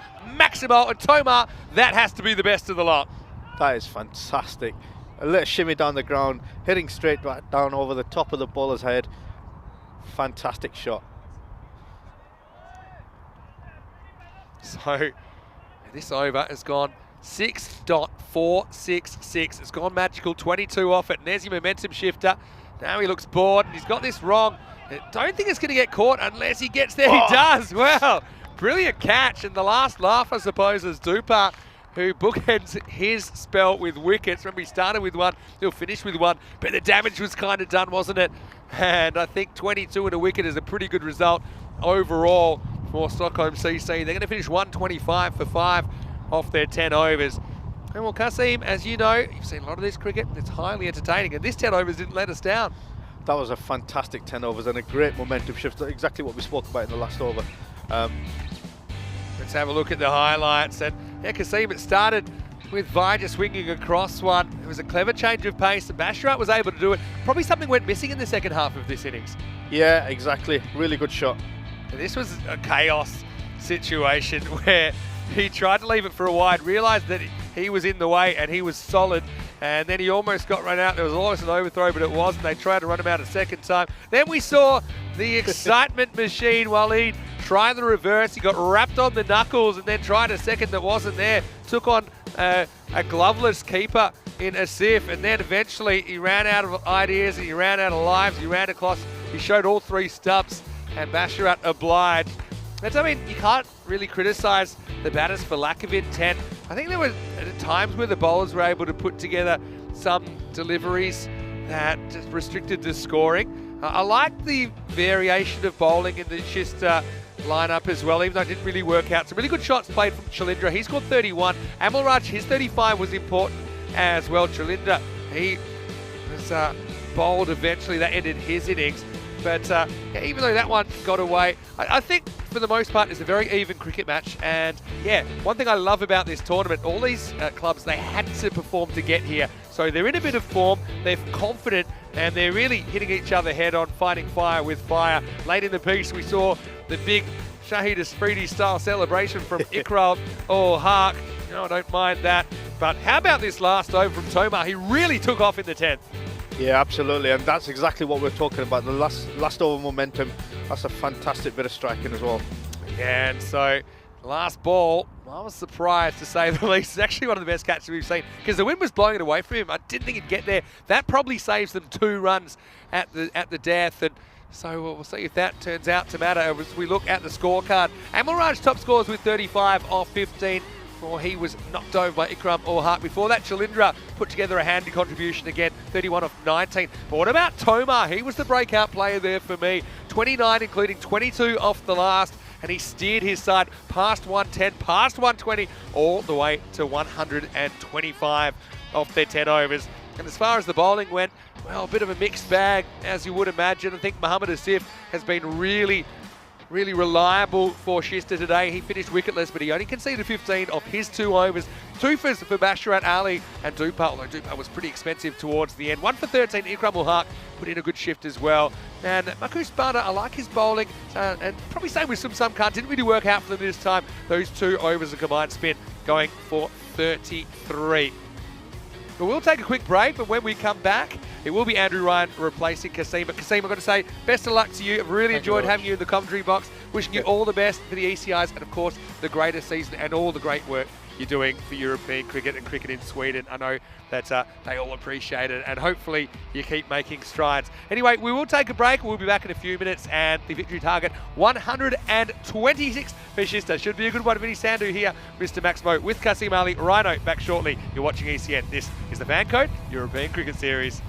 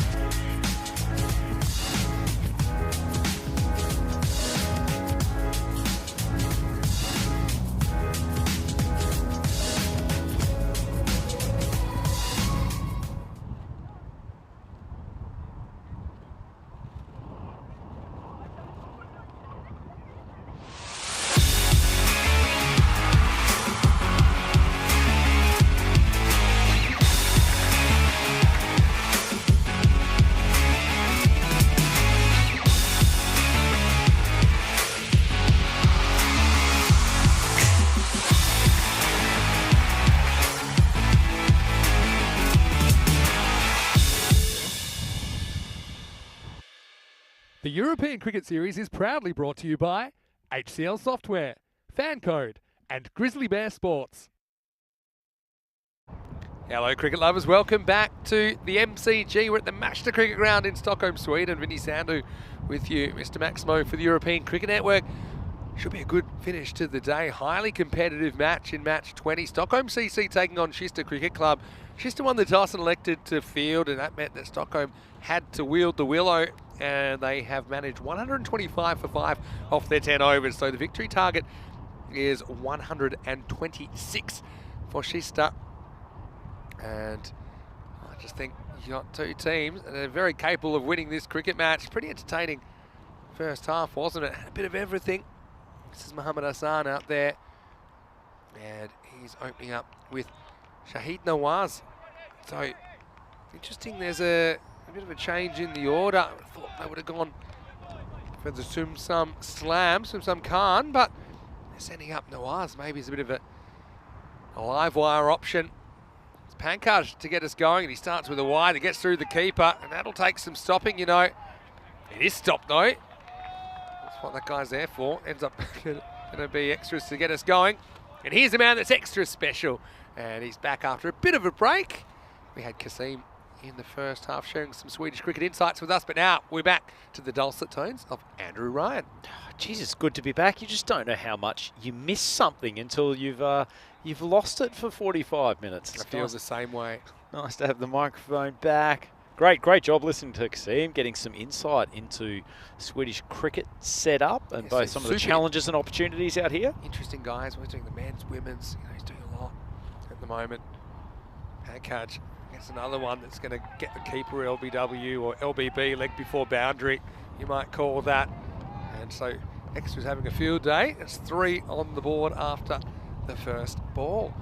Yeah, so it's an interesting victory target, isn't it? Kind of middle of the road if you go by the run rate so far in this tournament. And always a bit more pressure chasing, isn't there? Certainly saw that in the last game with Hoodinga. Didn't they have a major choke? Well, a major choke's unfair. Credit to Stockholm. That one's nicely bowled. Curl starting it's wide, outside off stump. A little bit of late curl. I'll say there's been a crisp breeze today. Maybe a bit cooler than some of the other days, but still plenty of sunshine. I'm just looking at clear blue skies. It's hard to believe that if we fast forward 6 months, this place would be under a bunch of snow. It would be very, very different. And of course, it would be dark by now. Sun high off the bat. Full toss, doesn't get a whole lot of it. Fielder coming around, can't complete the catch from cover, and they'll scamper through for 2. Disappointing effort from Devjagan Singh. Probably should have done better. That wasn't a particularly difficult catch leaving aside the wind. Yeah, that's the wind's the factor, isn't it? He's just trying to guess where it's going to drop, and he almost gets there, but almost isn't good enough. So Mohammad Hassan has a life before he scores. Going to catch full ball. Well, he doesn't miss on the full toss on that occasion. Gets down low, swings it across. Mighty strike from Hassan, and the Shista innings is up and away. He turns this into a full toss, to be fair. I mean, he's proactive, and so the bowler doesn't really make the adjustment. I think you just have to pull your length back if you see the batter coming. So Pankaj is one of our favourites as well. He's a grifter, isn't he? He does what he has to do for his team. We like him. I don't mind the approach from Hassan, actually. He's not particularly sharp, Pankaj, but he's very consistent on that length. So actually charging him, not likely to get a surprise ball going at your throat. Drifts onto the legs, cannons into the pads, no run. 11 on the board, 1 ball to go. Just turning to your point, Vinny, about how much the season's changed here. It went for a run, which will surprise a lot of people listening to, at least my friends listening to this coverage. Not me. A couple of nights here. Walked past that in the forest right next to us. There is actually a cross-country ski club. So those running paths turn into cross-country ski trails during the winter. So that one's pushed down leg side. That's something I've never done. And we'll come back to that in a second. This one will have to be rebowled. But I think I would like to try it, but is that a wide last ball? Not sure whether... Surely. Let's have a look at the replay. That's missed his back leg, surely. Front leg, surely. Yeah, I think the umpire might have thought that there was some pad on it. Don't know if the bowler was in the way at all. I think it's just blown that call, to be honest. So it will be the end of the over. It's 11 for no loss. It's 65 matches since the golden ball. I feel like we're due one. Felt like we were close in that We've last been game. close, you know. And, well, let's see if we have one before the day is finished here. Deep Jug and Sing the Bowl over number 2. Yeah, cross-country skiing seems like something that I'd love to try, and I would be kind of regretting it about 5 minutes in when it started to get hard, because apparently it's an incredible workout. It really is. We'll have a chat through it as Sing comes in to bowl. Good Now, late ball, living in but a late Switzerland, you're pretty adept with these things, aren't you? So I wasn't really what you'd call a cross-country skier at all. I tried it once, maybe a decade beforehand. But then during the first year of COVID, there were a lot of threats that the Swiss ski resorts, as in the downhill ski resorts, would close. Yeah. So we'll just see Sing charge in before I finish this compelling story. Because After. the virus can't travel downhill. Anyway, this should be gone, and it is gone. Well, there you go. Nawaz was sent up the top to do a job in the end. He's just burnt 3 balls, and he has to go without scoring. It's 11 for 1. Wow, that's a great catch. Good example here. Have a look at the celebration after he takes the catch. He actually manages to throw the ball over the boundary, which is an interesting contrast to the previous innings when someone running towards the boundary, out of control, actually threw it back in the field of play. Vinny, take us through the definition of control. Yeah, well, I mean, he couldn't control his emotion. I don't think you can hold that against him. But in the end, they try something. It doesn't really work out. Shahid Nawaz not able to score. It's inside half of the bat there. It's pretty vacant apart from that fielder. Yeah, throws it into the 3rd row, but who cares? 11 for 1. Okay, so it looked like during the lockdown or the COVID situation that the downhill resorts might close. So you thought, what, cross-country skiing's the way to go? Absolutely. So one of the great things about cross-country skiing is that actually it relies on minimal infrastructure. So along the flats and the small hills of various elevated regions that have consistent snow, they'll actually trace tracks on a daily basis. So there are machines that will develop this, that will smooth it out or put tracks for what they call the classic cross-country ski track, in which you're sort of embedded into 2 genuinely carved tracks. Sing steams in. Good length ball. Swatted out to the offside. Not in full control. It will just be a 4, but that's a nice shot from Khan. He's attacking from the moment that he arrives at the crease. Just checking this is 4 or 6. And, well, your guess is as good as mine. If I'm going just on field, because I can't really make that out because the sun's on my screen, I'm going to go with 4. But I don't think anyone has any clue. My instinct watching it live, Vinny, was that it was a boundary 4, and that's the way they've gone. So anyway, so they carve these tracks in, and because there's no infrastructure needed, you're not stuck in gondolas and the like, then there was no threat of them being closed. So right, of course. Sing comes in and bowls an awful good wide keeping. leg side. Oh, almost creates a run out as well. That was excellent work down the leg side by Amalraj. He's done a pretty good job back there, you know. Have the gloves at the start of the tournament. Look at this. Grabs it on the second hop. They're thinking surely he's not going to field that, but he does. And really a good throw would run out some Khan before it even started here. Hard in mouth moment for Sumsam. 4 off his first ball. It would have been depressing to be stumped off a wide. Short ball just jags back into him. Plays it out to mid-off. Shy the stumps. Oh, boy. Oh, wouldn't want to be fielding that throw anyway. Right. Okay, so how did that work out for It you? was really good. It's quite an addictive sport. Great workout, as you mentioned. Something where you can justifiably sort of improve as you go. So when you start, particularly with the classic cross-country, which is a little bit more, starts as a shuffle, then you get into what they call the diagonal stride. And I guess the closest thing is on is one of those cross-training machines. All right. Sing comes in again, big swing. Oh, it's an edge. The keeper's got it. Great grab, finger goes up, and Hassan, lofty swing. Big wicket. Nice quick ball too. Just left him a little bit, didn't it? And again, the risk of playing across the ball that's on the stumps or outside. You see it here on the replay thanks to Spring Productions.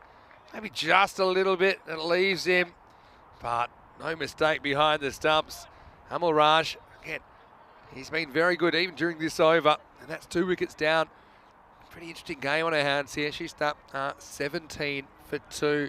Yeah, apparently pound for pound, it's like the most calories you can burn Yeah. in any physical activity. I think that's pretty close to being correct. I'm not going to use some other comparisons which might get up there as well. But that movement, as I said, it's almost like your cross-training machine that you tend to see a lot of people use at the gym, where your legs are sliding back and forth, and it is a great workout. But what do they call those things? psychologically, They call it cross trainers? What call do it they a call waste of time, to be honest. But it's really a nice psychological experience too, because you're going through forests. I'll just see Singh come in and finish this over. Decent length ball. It's cracked. It's cracked through the gap. Great shot from Asif, and all of a sudden this partnership becomes very important for Sheester Cricket Club. They're up to 21 for 2. 2 overs gone. Yeah, let's just have a quick look at the table, because these starting to take shape, isn't it? We're getting to the end of match 20 now. Remember, there's 55 matches in the round robin stage. So you've got a bunch of teams that are on 3 wins, but they're kind of different, the amount of games played. Just looking at these two, if Sheester were able to pull this off, then they'd have an identical record to Stockholm. We're seeing that congestion, aren't we? Now, what we don't know yet is what Kristianstad and Seaside are going to bring to the table, but I think they're normally pretty strong. Seaside, I know we've seen them playing in the Landskrona series previously here on ECS. Kristianstad, although they're from the Superettan division, which is a division below the top division, but I think they've won their way through on merit in the T10 format. So yeah, that'll further complicate that table. Tell you one that surprised me there, Vinny, the Stockholm Tigers, 1 and 4. I would say on talent, they're a top half of the table team. Yeah, well, trouble here at the start of this over. It's going to go all the way maximal, but yeah, I worry about how high this is. Let's have a look at it. And yeah, I felt like it was around about the waist. Maybe, it's a tough call. Probably it's maybe just okay, because he's slightly bent back leg. I'll let you be the judge. It's one that could go either way. If they're going to say it's all right, either way, it takes full toll. So he puts the ball away though, Sumsam Khan, which is the main thing. He's up to 11 off 3. He's going at a rapid strike rate almost every time that he comes to the wicket in this tournament. Pankaj, short of a length, pins him on the back. I don't think that's a bad ball to Sumsam Khan, actually.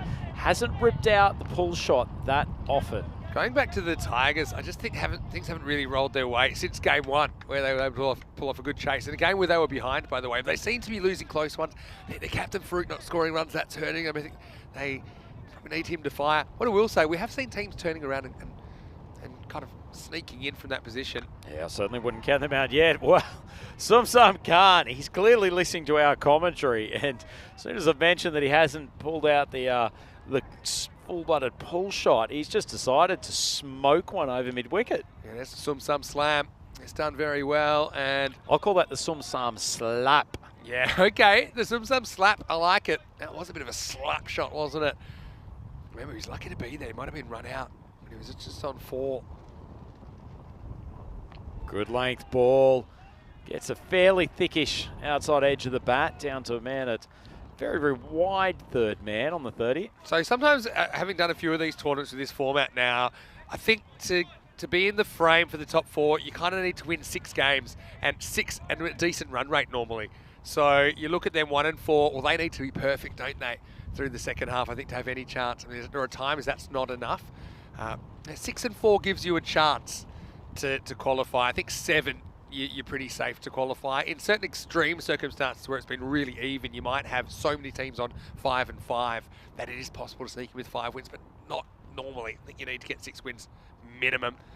And like I say, 6 normally with a good net run rate, and it's going to be tough for the Tigers, I think. Yeah, I guess every team aside from LB Zelmi's had a loss already, which suggests that there is a relatively even spread across the teams here. 1 ball to go in this over. Sheester's recovered somewhat with this partnership, mainly due to Sumsam Khan.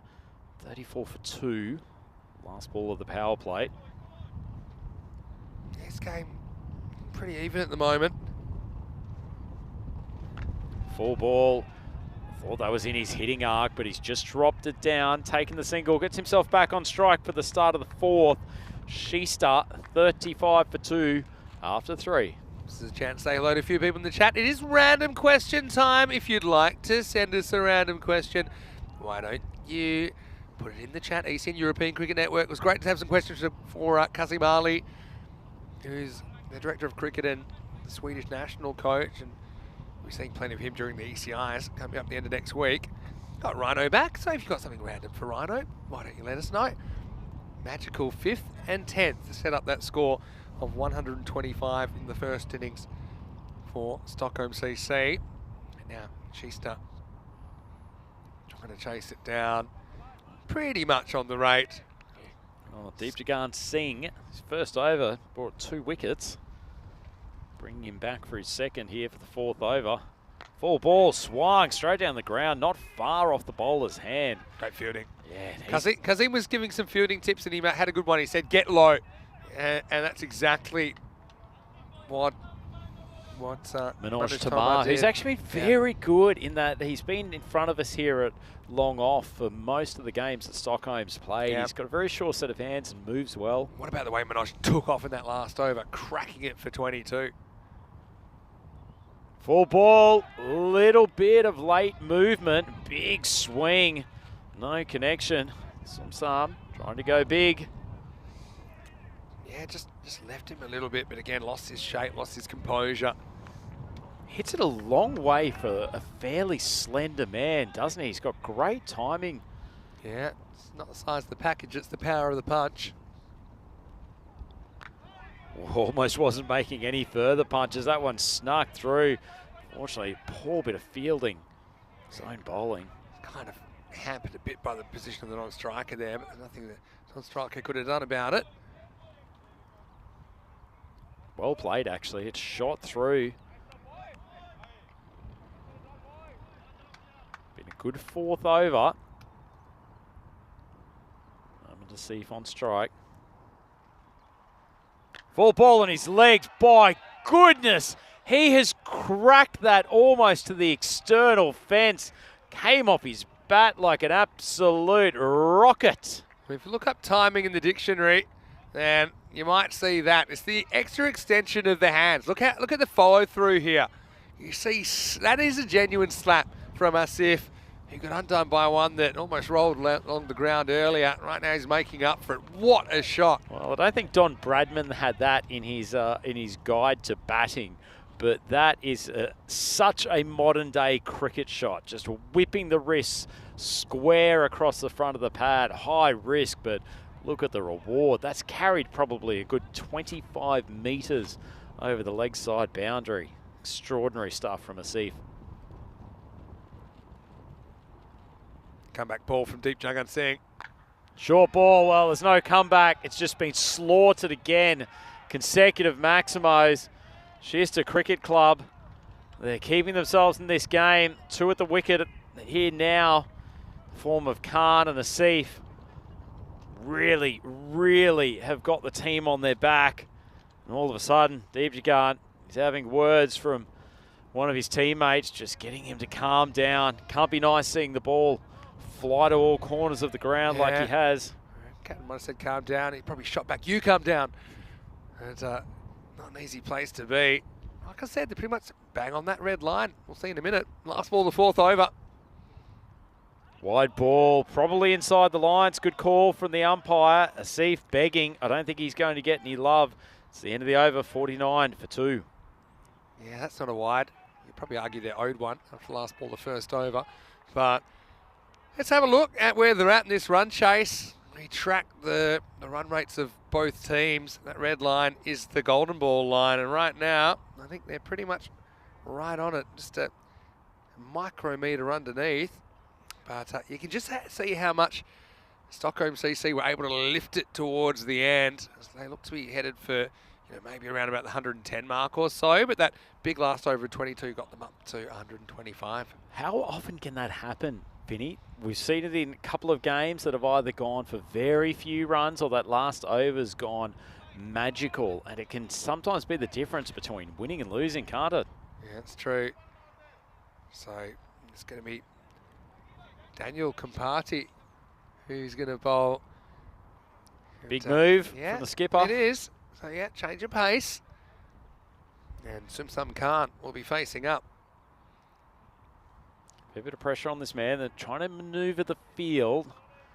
Deal with his left arm orthodox. He's got some protection behind point. Drags it down short. Hasn't got a hold of it. Fielder coming in for square leg. And it's well taken.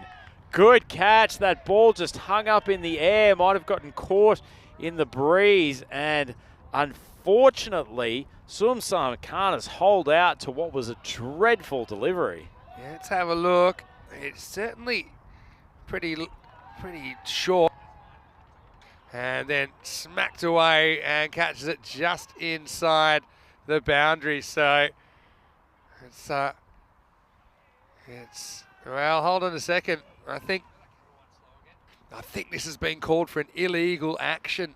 And so I know that he had a warning. Yeah, I don't know. I've got to that say, one. I've seen worse, Vinny. Yeah, I think he's come on. He's made a conscious a conscious effort to keep that arm straight. Got to admit, if I'm honest, I don't see too much wrong with that. It's cost him a wicket. That'll be a no ball +1 and a free hit to come. So I mean, that's the procedure. He had the warning, and yeah, well, I don't know. You make your own opinion at home. Well, he's now coming from over the wicket. We'll see if this makes any change. Well, whatever. It certainly hasn't helped his bowling action. Yeah, it's gonna go away, and they'll get 3 for this. Yeah, it's always a tough one. Now, if that happens again, if he's called for an illegal action again, he'll be taken out of the attack. Let's just have a look where this bounces. It bounces off the pitch, but it's going to be a It's wide. already Yeah, a free hit regardless. yeah, that's true. It'll be a wide. It's a good point. It's still a free hit. Yeah, so it's a tough one. I don't know, the first one, he seemed to make a real effort to... Yeah, man, that one seems fine as well. It's just a shame that it's cost him a wicket. And again, it's such an issue that it's tough to deal with. Obviously, keeping the integrity of the game is pretty important as well. And it did seem like... Well, look, I don't know. It's a hard call. It's a judgment call. And if now you're going by the laws of cricket, which is if you're not completely sure, then it's meant to be called. Oh, he's dragged that wide. I mean, it's irrespective of the validity of the call or not, I have a lot of sympathy for the young man. It can't be too much fun being under this sort of scrutiny and being called by an umpire, and it's clearly put him into an uncomfortable situation, and we might actually see him replaced at the bowling crease. I think that's another one. The call of wide has been overridden by a no ball now. So yeah, you got to feel for Daniel Kampati. Yeah, it's not a situation. He's not doing anything deliberately there. It's just a little bit of a kink in his action, which I'm sure he can go back and work on. I think it certainly was improved. Obviously, when they look at the footage and they slow it down, they feel like there is some straightening of the bowling arm immediately prior to delivery. So yeah, that's a call that's made off the field, I think, after they look at the replay. And so it's going to be Vaidya to take over the over, and there's still a full over to bowl, right? Well, that's the incredible thing in the context of we've now gone through, I think it's 4 consecutive illegitimate deliveries, if my memory serves correct. And so we still haven't started or gotten ticked over with a single ball of this 5th over. Yeah, so Kampati concedes 8 without bowling a ball. Oh, pretty ordinary ball to start. Doesn't he have the habit of doing this? Vaidya, he can be a really good bowler at times, but too many drag down the leg side. Yeah, that hurts, doesn't it? So 14 off the first ball over the 5th over. Yeah, it's the toughest issue to deal with in cricket, in my opinion, because in the overwhelming majority of cases, the bowler isn't doing anything deliberate. It's their action. And also, you're allowed to straighten to a degree now. That's the thing, because the scientists realise it's kind of impossible not to some degree. Vaidya back on target this time. Not get a single. I just feel like it's taken the wind out of the sails of Stockholm CC somewhat as well. It's just got a few bonus runs there. They've got to reset themselves. Still a long way from reaching this target. Only take 1 or 2 wickets. Unfortunate there. That should have been pumped to the boundary. Yeah, because essentially we've seen it even in Test cricket in high levels of cricket. That's why there's a procedure that has to be followed. We've kind of developed our own procedure to try and Try also to give guys an opportunity to work on their action. So in the first game, he was kind of flagged, and then the captain knows if you bring him on, he's at risk of being called if there's any doubt whatsoever. So this is hit pretty hard down to long off, I should say, for one. But it's a tough one because even at the highest level, Ian Meckiff's the high-profile example from a long time ago, probably 50 years ago now. But it's almost saying, oh, you know, you're not welcome in our game in the current way. But anyway, this one is travelling right back to the line, and he takes it. He's gone. What a very good catch that is. And that is Manoj Tomar that takes it. So one of the changes as good as a holiday as Vaidya comes up, and he takes a wicket at the last ball of that over. Had a controversial start, but a good finish for Stockholm CC as we get to the end of the 5th over. It's 65 for 3. Yeah, nice little hot shoe shuffle from Tomar. Just kept himself inside the boundary. Great grab. Geez, even 3rd wicket down. Previous 3 balls had only produced 1 run, and so it put the batters under pressure to try to create something. Sumsam Khan has tried to loft that ball, but has unfortunately for Schuster hit it straight down the throat of one of the most reliable sets of hands in the team. That's a big wicket. Yeah, I think that he was just hoping he was inside the boundary when he looked down. He knew he didn't want to take another step back, or didn't want to step back any more than he had to keep his balance.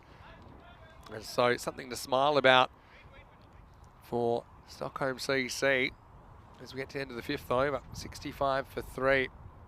Match is precariously placed, isn't it?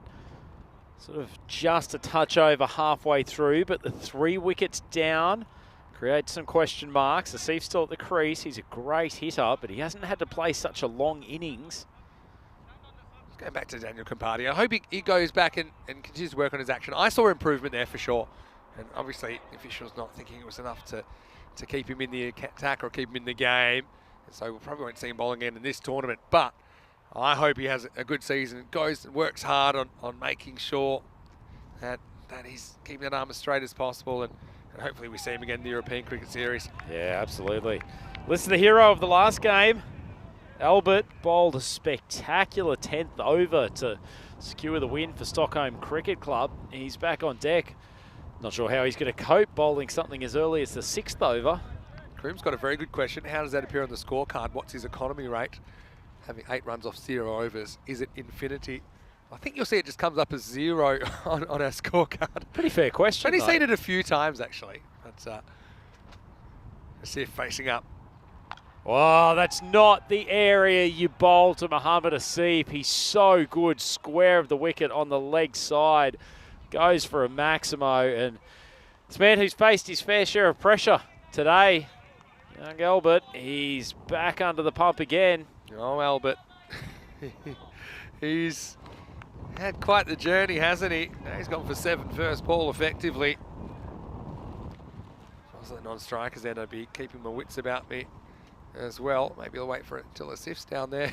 But, yeah, Albert came through for Stockholm CC before. Let's see if he can do it again.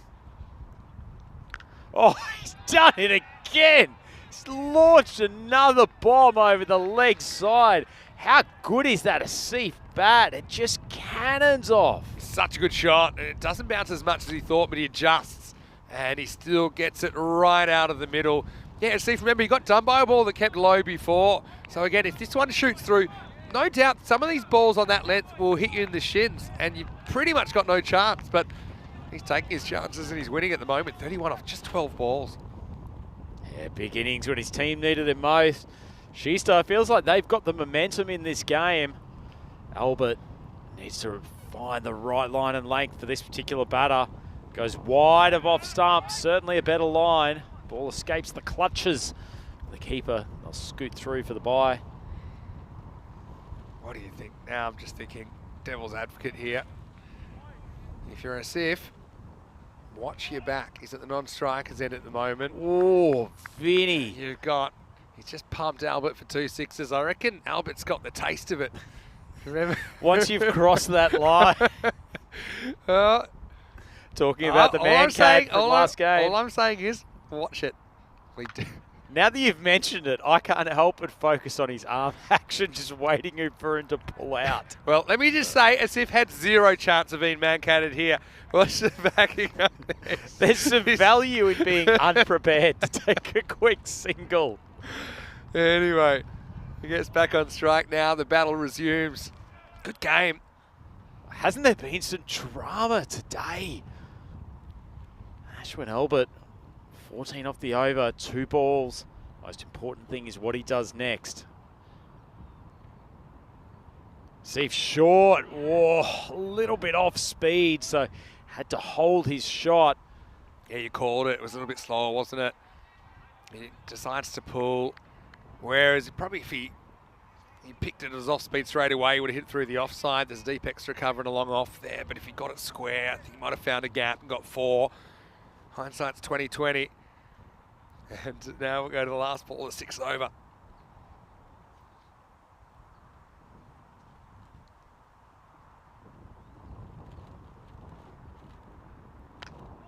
Nicely driven. Probably one of the most classical shots we've seen today. Just pushes it forward for a single to that boy Tomar at long off. They take the 1 and Schuster 82 for 3 off 6. They are needing a further 44 runs from 4 overs to win this game. Well, the whole Daniel Gate saga, in a way, kind of dwarfs the fact there was an on-called wide at the end of the first over. That's one that went in Stockholm CC's favour. True. And then, I suppose, obviously that going against them. And Hasif 32 seems pretty important, doesn't he? You've got Bashar Ali still to come. You've got Metab Khan still to come. I mean, there's batting there. We're going to get into over number 7 now with 44 still remaining. 11 and over, so just crept ahead of the rate now. It's Vaja.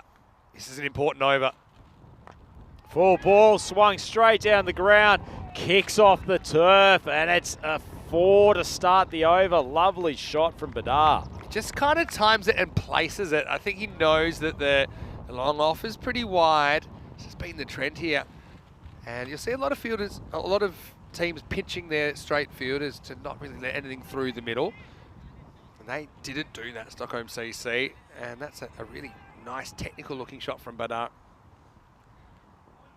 Vaja put on pressure. It was actually a pretty good over from him. He had to come in and finish that one that was started by Daniel Kompati. 40 off 23, the equation, certainly without having lost a wicket for a while. Back in favour of Schuster Cricket Club. Short ball, probably should have been hammered to the boundary. As it is, Santosh comes around from long on, keeps it to 1. I think they'll be okay because the spinner's on, but just have a look at the time. It's 10 minutes to bowl, say almost 3 overs. Oh, a little proddy shot. So Vinny, you mentioned earlier there's a specific ECN process when it comes to judging or managing what are thought to be potentially illegitimate bowling actions. After this ball, can you take us a little bit through it? Yeah, well, but first, let's see if this gets stopped. It's a great stop. I don't know how that ball met hand, and the throw wasn't as good as the stop, and it will be 2 runs. Yeah, so this is a process which is kind of, there's been an evolution, I think, and it's trying to avoid people getting caught in games, basically, because that's not really a great result for anyone. Of course, you saw it there, but I think I'll explain it after this ball, which is going to be a wide. If something is spotted, they'll look at the slow-mo footage of someone in the game. Unless there's something really obvious, like so obvious, like someone throwing up and deliberately throwing, that'll get caught. But any bowling actions that's suspicious. Oh, geez, that was flighted up by Vaja. Straight out to the man coming around from mid-end, mid-on. Good fielding again. So they'll go to the super slow-mo, and if it's felt it's illegal, they'll inform the captain of the side and the bowler, obviously. More in a second. That one's chipped. It will land in between a couple of fielders. Tomar tried to take it one-handed.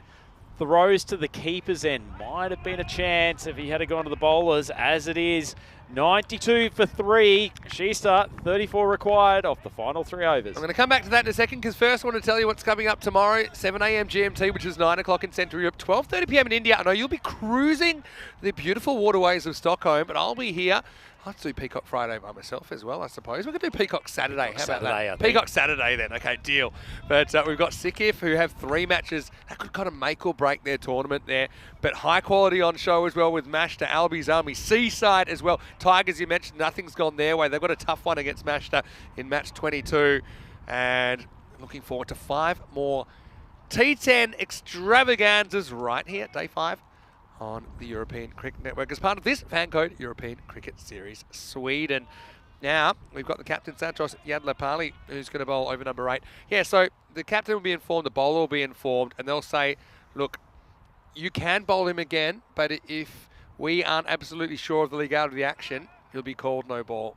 Okay. And in the game, once you're called twice, then it's a bit like high no balls. Like you get one warning for illegal action, and then the second time you have to come off, which is what happened there. So it's a harsh one, to be honest. Just looking at the ball that was caught, I didn't see a lot wrong with it. But again, it then goes back to the laws of cricket. If you're not absolutely certain that it's legal, then it's a no ball. That one's just scooted through. So do they have any right of protest as under the ECN process there? Yeah, they can. They're within their rights, and sometimes they'll actually say, look here, I'm going to bowl a few. Have a look at me in the nets. What do you think? Because, I mean, obviously, no one's wanting to get called. We've seen it a few times. Yeah, I mean, the footage is the footage, right? Yep. And we have the benefit with the high-quality cameras of really slowing things down. So often there'll be a screenshot of just before release and then at release. And so if you see a significant difference, then that's what the basis is. So at least there's some consistency in the way it's applied now. And again, it's kind of designed so that, yeah, we'll put it this way, it was a bit of a risk for Yadlapali to bowl Daniel in this game. It hasn't really worked out, but this has worked out for Shista, and this is going absolute miles out of here. Maximo Spadar has been gorgeous down the ground. Yeah, lovely shot there. Santosh getting smacked straight back over his head. Well struck, and Shista keep on moving towards that total. I've got to say, Vinny, I'm so happy that you've told me there is a right of protest to this process, because that means I can exclaim that you got to fight for your right, compadre. And he should take that message home and continue to fight for his right to bowl in ECN cricket. And good luck to the young man working on those issues. I don't know if he'll feel better or worse after that, actually, as this is going to get the bowler leg before backup fielder. Been waiting for about 2 overs to say that. You were sitting on that. I can't believe you made me take you through the whole process that you could end with that. It was very educational, but it was a long setup, but it got there eventually. I love it, though. See on strike. Yeah, he's game 5. It'll get you.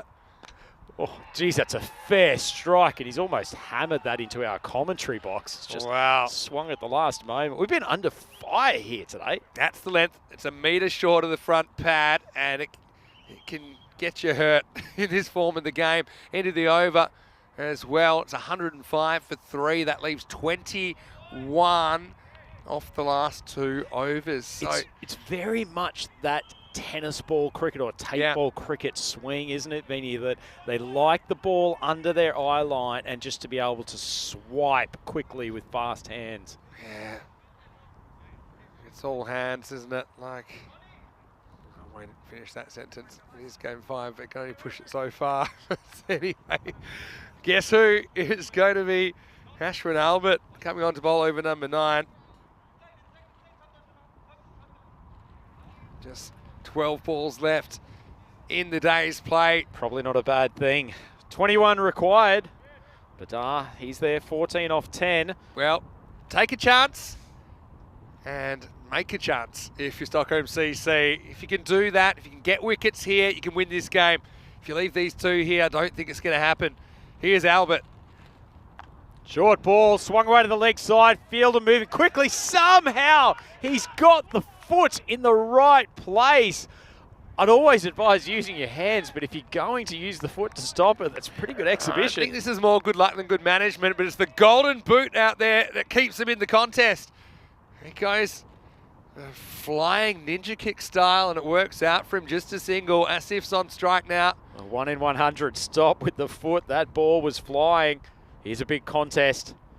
Asif bangs it hard down the ground, but straight into the turf. Tomar fields safely. Just the one. It looks like Badar sniffing the seconds when he has the opportunity. Yeah, they've run pretty well, this pair as well. They've pushed and taken a few calculated risks with the running, but failing a wicket, a one's the next best result, I think, for the fielding team, because it just keeps that gap at 9, which is what it is at the moment. Plus 9, 19 off 10 balls. Badar, though, can't give him length. He'll hurt you. Short ball, gets it up at shoulder height. That was one he pulled out in the last game as well. Good bowling. It is, and so I said don't give him length, but if you're going to bowl a short ball, bowl a genuine short ball. And this one, maybe not even quite a genuine bouncer, because I'm not sure it's over the shoulder. Anything above chest height is just so much harder to deal with than something at sort of rib cage level. Could have easily been top edge for 4 or 6 though as well. Yeah. Umpire's just consulting on something. Yeah, maybe it was about whether this is the bouncer or not. Yeah, so. Nod of the head. Yeah, no, I think that's fine. I don't think that's over the shoulder. Good bowling, irrespective. All right, 19 off 9. This game's really tightened up now. Length ball outside off, dragged across Badar. He's thinking 2 from the moment it hit the bat. But as it is, just be the one. Safe stuff in the field from Stockholm. They've held their nerve already once today. This equation probably now in their favour, but a Maximo can change that. Exactly. Yeah, I think it's a 50-50 game with these two at the crease at the moment.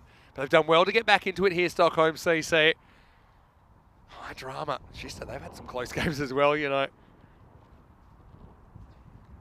Yeah, good ball. Channel. Foot outside off stump. Not sure why Sif's leaving that. That was nowhere near the wide line. Yeah, it just kind of froze. I don't think he was expecting it to be that slippery. He was hoping the line was closer than it was. And so 18 off 7. What an over from Albert. Hasn't he been the Iceman for Stockholm CC today? And this over, he's only conceded 3 singles. Boy, they'd love to have him bowling the 10th, wouldn't they? But I think it's a good shout bowling him in the 9th. They didn't want to take this equation down too much the last 6 balls. Get him a fake moustache. Big swing, no contact. Great over from Albert. Hasn't he delivered when it mattered most? Sheester Cricket Club, 108 for 3. 1 over remaining. Vinny Sandhu, they still need 18. Well, having a look at this, it was 17 off this over. We'll get a golden ball. And of course, we have had 10 golden balls this year. We had a bit of a golden ball gold rush earlier in the season, but it's kind of dried up a bit. We'd love to have one here today. We've had 47 golden balls in ECN history, including some here in Sweden, And so if there is a golden ball, batting team will get 1 more ball. They'll need 2 or more to win the game. If they don't do that, they'll lose. Let's get back to the action then. So this is where, at this stage, Stockholm CC were only 103, and that's exactly when Manoj Tomar went crazy and hit 22 off the last over, got them to 125. So she's actually ahead on the comparison by 5 runs, but they're going to need a big finish. Look, it's got to be the bowling team's favour here because they need to do it. But then you've got Badar, who's handled Yadlapali pretty well so far. Having said that, Yadlapali just went for 12 in his first. Yeah, Badar's chewed up 13 balls, score 16. He really... It's hard because you've got 18 runs required, but my feeling is that he just needs to get Asif on strike. He needs to make contact here and at the very least change the strike. All right, here we go. Santosh Yadlapali, the skipper with the ball. Length ball, swatted across. They've got 4 fielders on the boundary on the leg side. They know that is the point of attack for these Sheester batsmen. Clean pickups are so important as well in the outfield. And that was a good one there. So the tension rising, 17 off 5. Here's the battle, Asif versus Yadlapali. Length ball, swings it across. Nobody they there. should rush through for 2. Asif's got to turn and go very hard. can't do it. He ran the first one in far too conservative manner. I know he's on the back foot, but yeah, he seems to take forever to get going, didn't he? And that was into a pocket of space, and they should have gotten two. I suppose he does get cracking. It just took half a second too long. Okay, Badar's the man then. You kind of need 3 boundaries out of 4 here to have a shot at this. He has hit some big blows, but there's been some idle time in between. Yadlapali trying to hold on for Stockholm. Oh, full toss, swung down the leg side. Terrible ball from the skipper. That is a much-needed boundary. The equation now 12 off 3. Yeah, Badar, well, he signals to the bench like he's just scored 100. Let's have a look at it here on the replay. Yeah, I think it's okay for height. So yeah, it's going to be 4. And what does that make it now? Makes it 3 balls remaining. They need 12. Yeah, he's slightly crouched. It's high-ish, but I don't think it's waist high or above. All right, still plenty of work to do. He could go bang, bang here and finish it off. Yadlapali's defenders are on the leg. Does he go wide on the off? Bowls in the stumps, cleans him up. Huge delivery from the skipper. Goes for length, it goes for the stumps, and it pays off.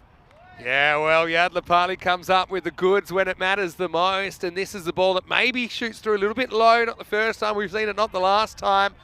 And Badar, after signalling to the bench like I've got it all under control, well, he can talk to them at close quarters now. That one sneaks under the bat, and Yadlapali bangs into the stumps.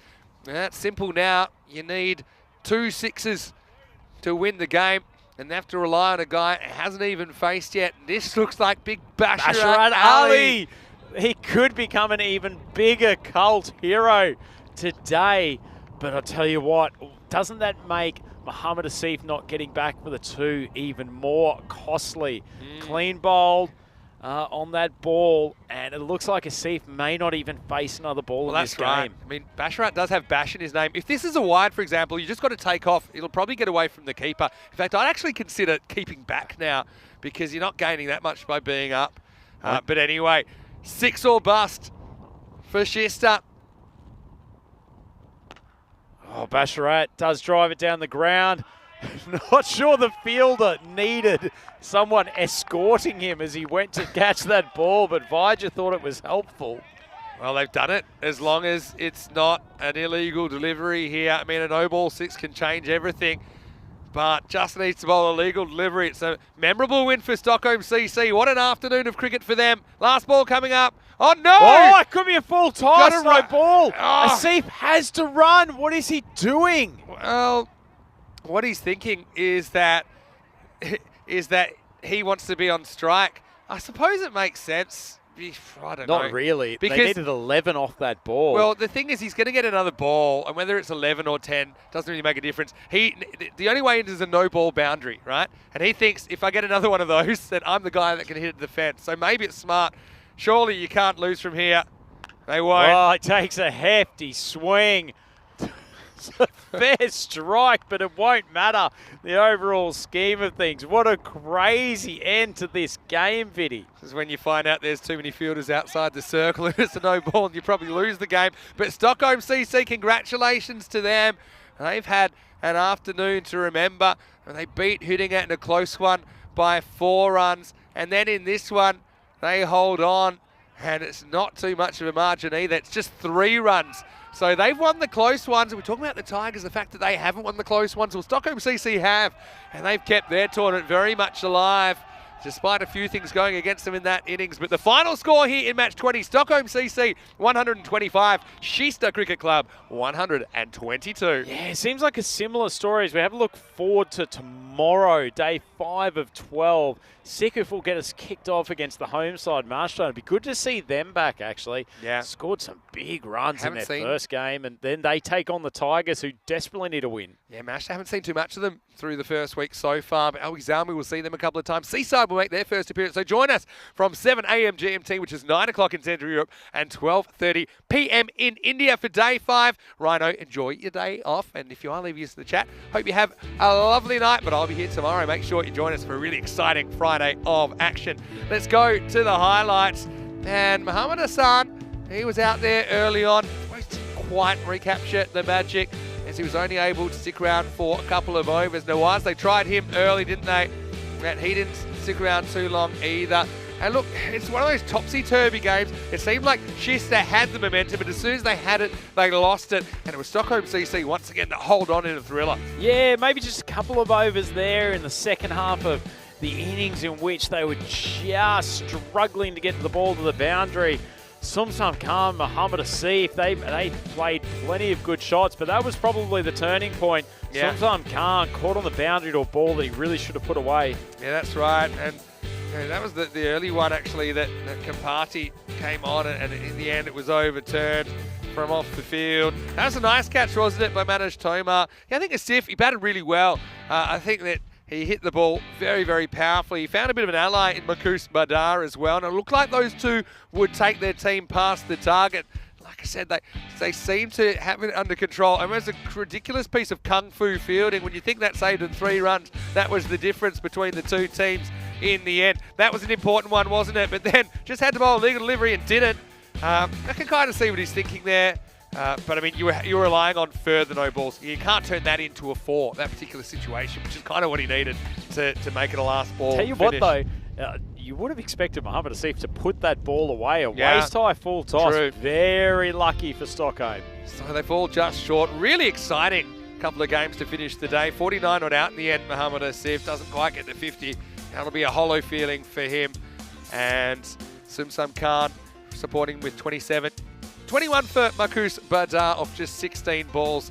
Basharat made a brief cameo at the end. They kind of had some issues with extras that were unconventional. 16 extras conceded by Stockholm CC, but they do hold on by 3 runs. Looking at the bowling figures, and so well, you see that it was 2 for 24, Deep Jagan Singh with the figures. But I think for me, Vaidya and Albert in particular kind of kept them in the contest when the game was on the line. Yad Lapali chipped in for a wicket as well, and he held on just in that last over. Once again, I want to welcome all of you into the booth for the last time here as the beautiful early evening sun comes in us here in Stockholm, and we've had such a great day bringing the action. Great 4 days of action from you. It flies past, doesn't it, Rhino? I know you're going to take the day off tomorrow. What are you looking at doing on your Friday? I'm going for a trip down to the Stockholm Archipelagos. I think it's over 1,000 islands that sit in the waterway. To go out to the sea. Fantastic place to explore, so that's where you'll find me tomorrow. Beautiful. Oh, well, that's where Ryan will be. I'll be right here, and I'll be bringing you day 5. We'll get to see the defending champions, Albies Army, the host, Mashta, as well. And Seaside, who've travelled all the way from the seaside down in the south of Sweden to join us for the first time in this European Cricket Series. Just before we go, I want to remind you all, please, please, please make sure you like this video if you're watching on YouTube and subscribe. We're heading for 360,000 subscribers before too long. Tell your family, tell your friends about the European Cricket Network. Also, our social media at European Cricket. Great place to go to get some of the best bits of today, including some real close finishes. And finally, our website, EuropeanCricket.com, to get all the stats, standings, fixtures, and what's coming up on the European Cricket Network. Head to ecn.cricket or EuropeanCricket.com. Finally, big thank you to you, Rhino. Thanks for joining us. And thanks also to Kasim Ali for joining us. And Rhino, plenty of action still to come. This series is just getting started. Yeah, it's really got into its groove now. This is turning into one of the best T10 series I think we've had throughout the year. Good spread of teams. I think have found our top tier, but each of those top tier teams, aside from Albies Elmi, has had a loss. Nothing is certain, and Hoodinga proved that today. Yeah, well, I think I will sum up today's play and this entire series in 3 words. Expect the unexpected, and I'm sure there'll be more of that tomorrow. From everyone here at the European Cricket Network and the European Cricket family, hope you have a happy and a safe evening. On behalf of all of us here on the ground in Sweden, the Blue Crew, all our crew from Swing Productions, the players and officials, thank you for watching. We'll see you tomorrow for more FanCode European Cricket Series. Here's some of the best bits of day 4, and hasta mañana.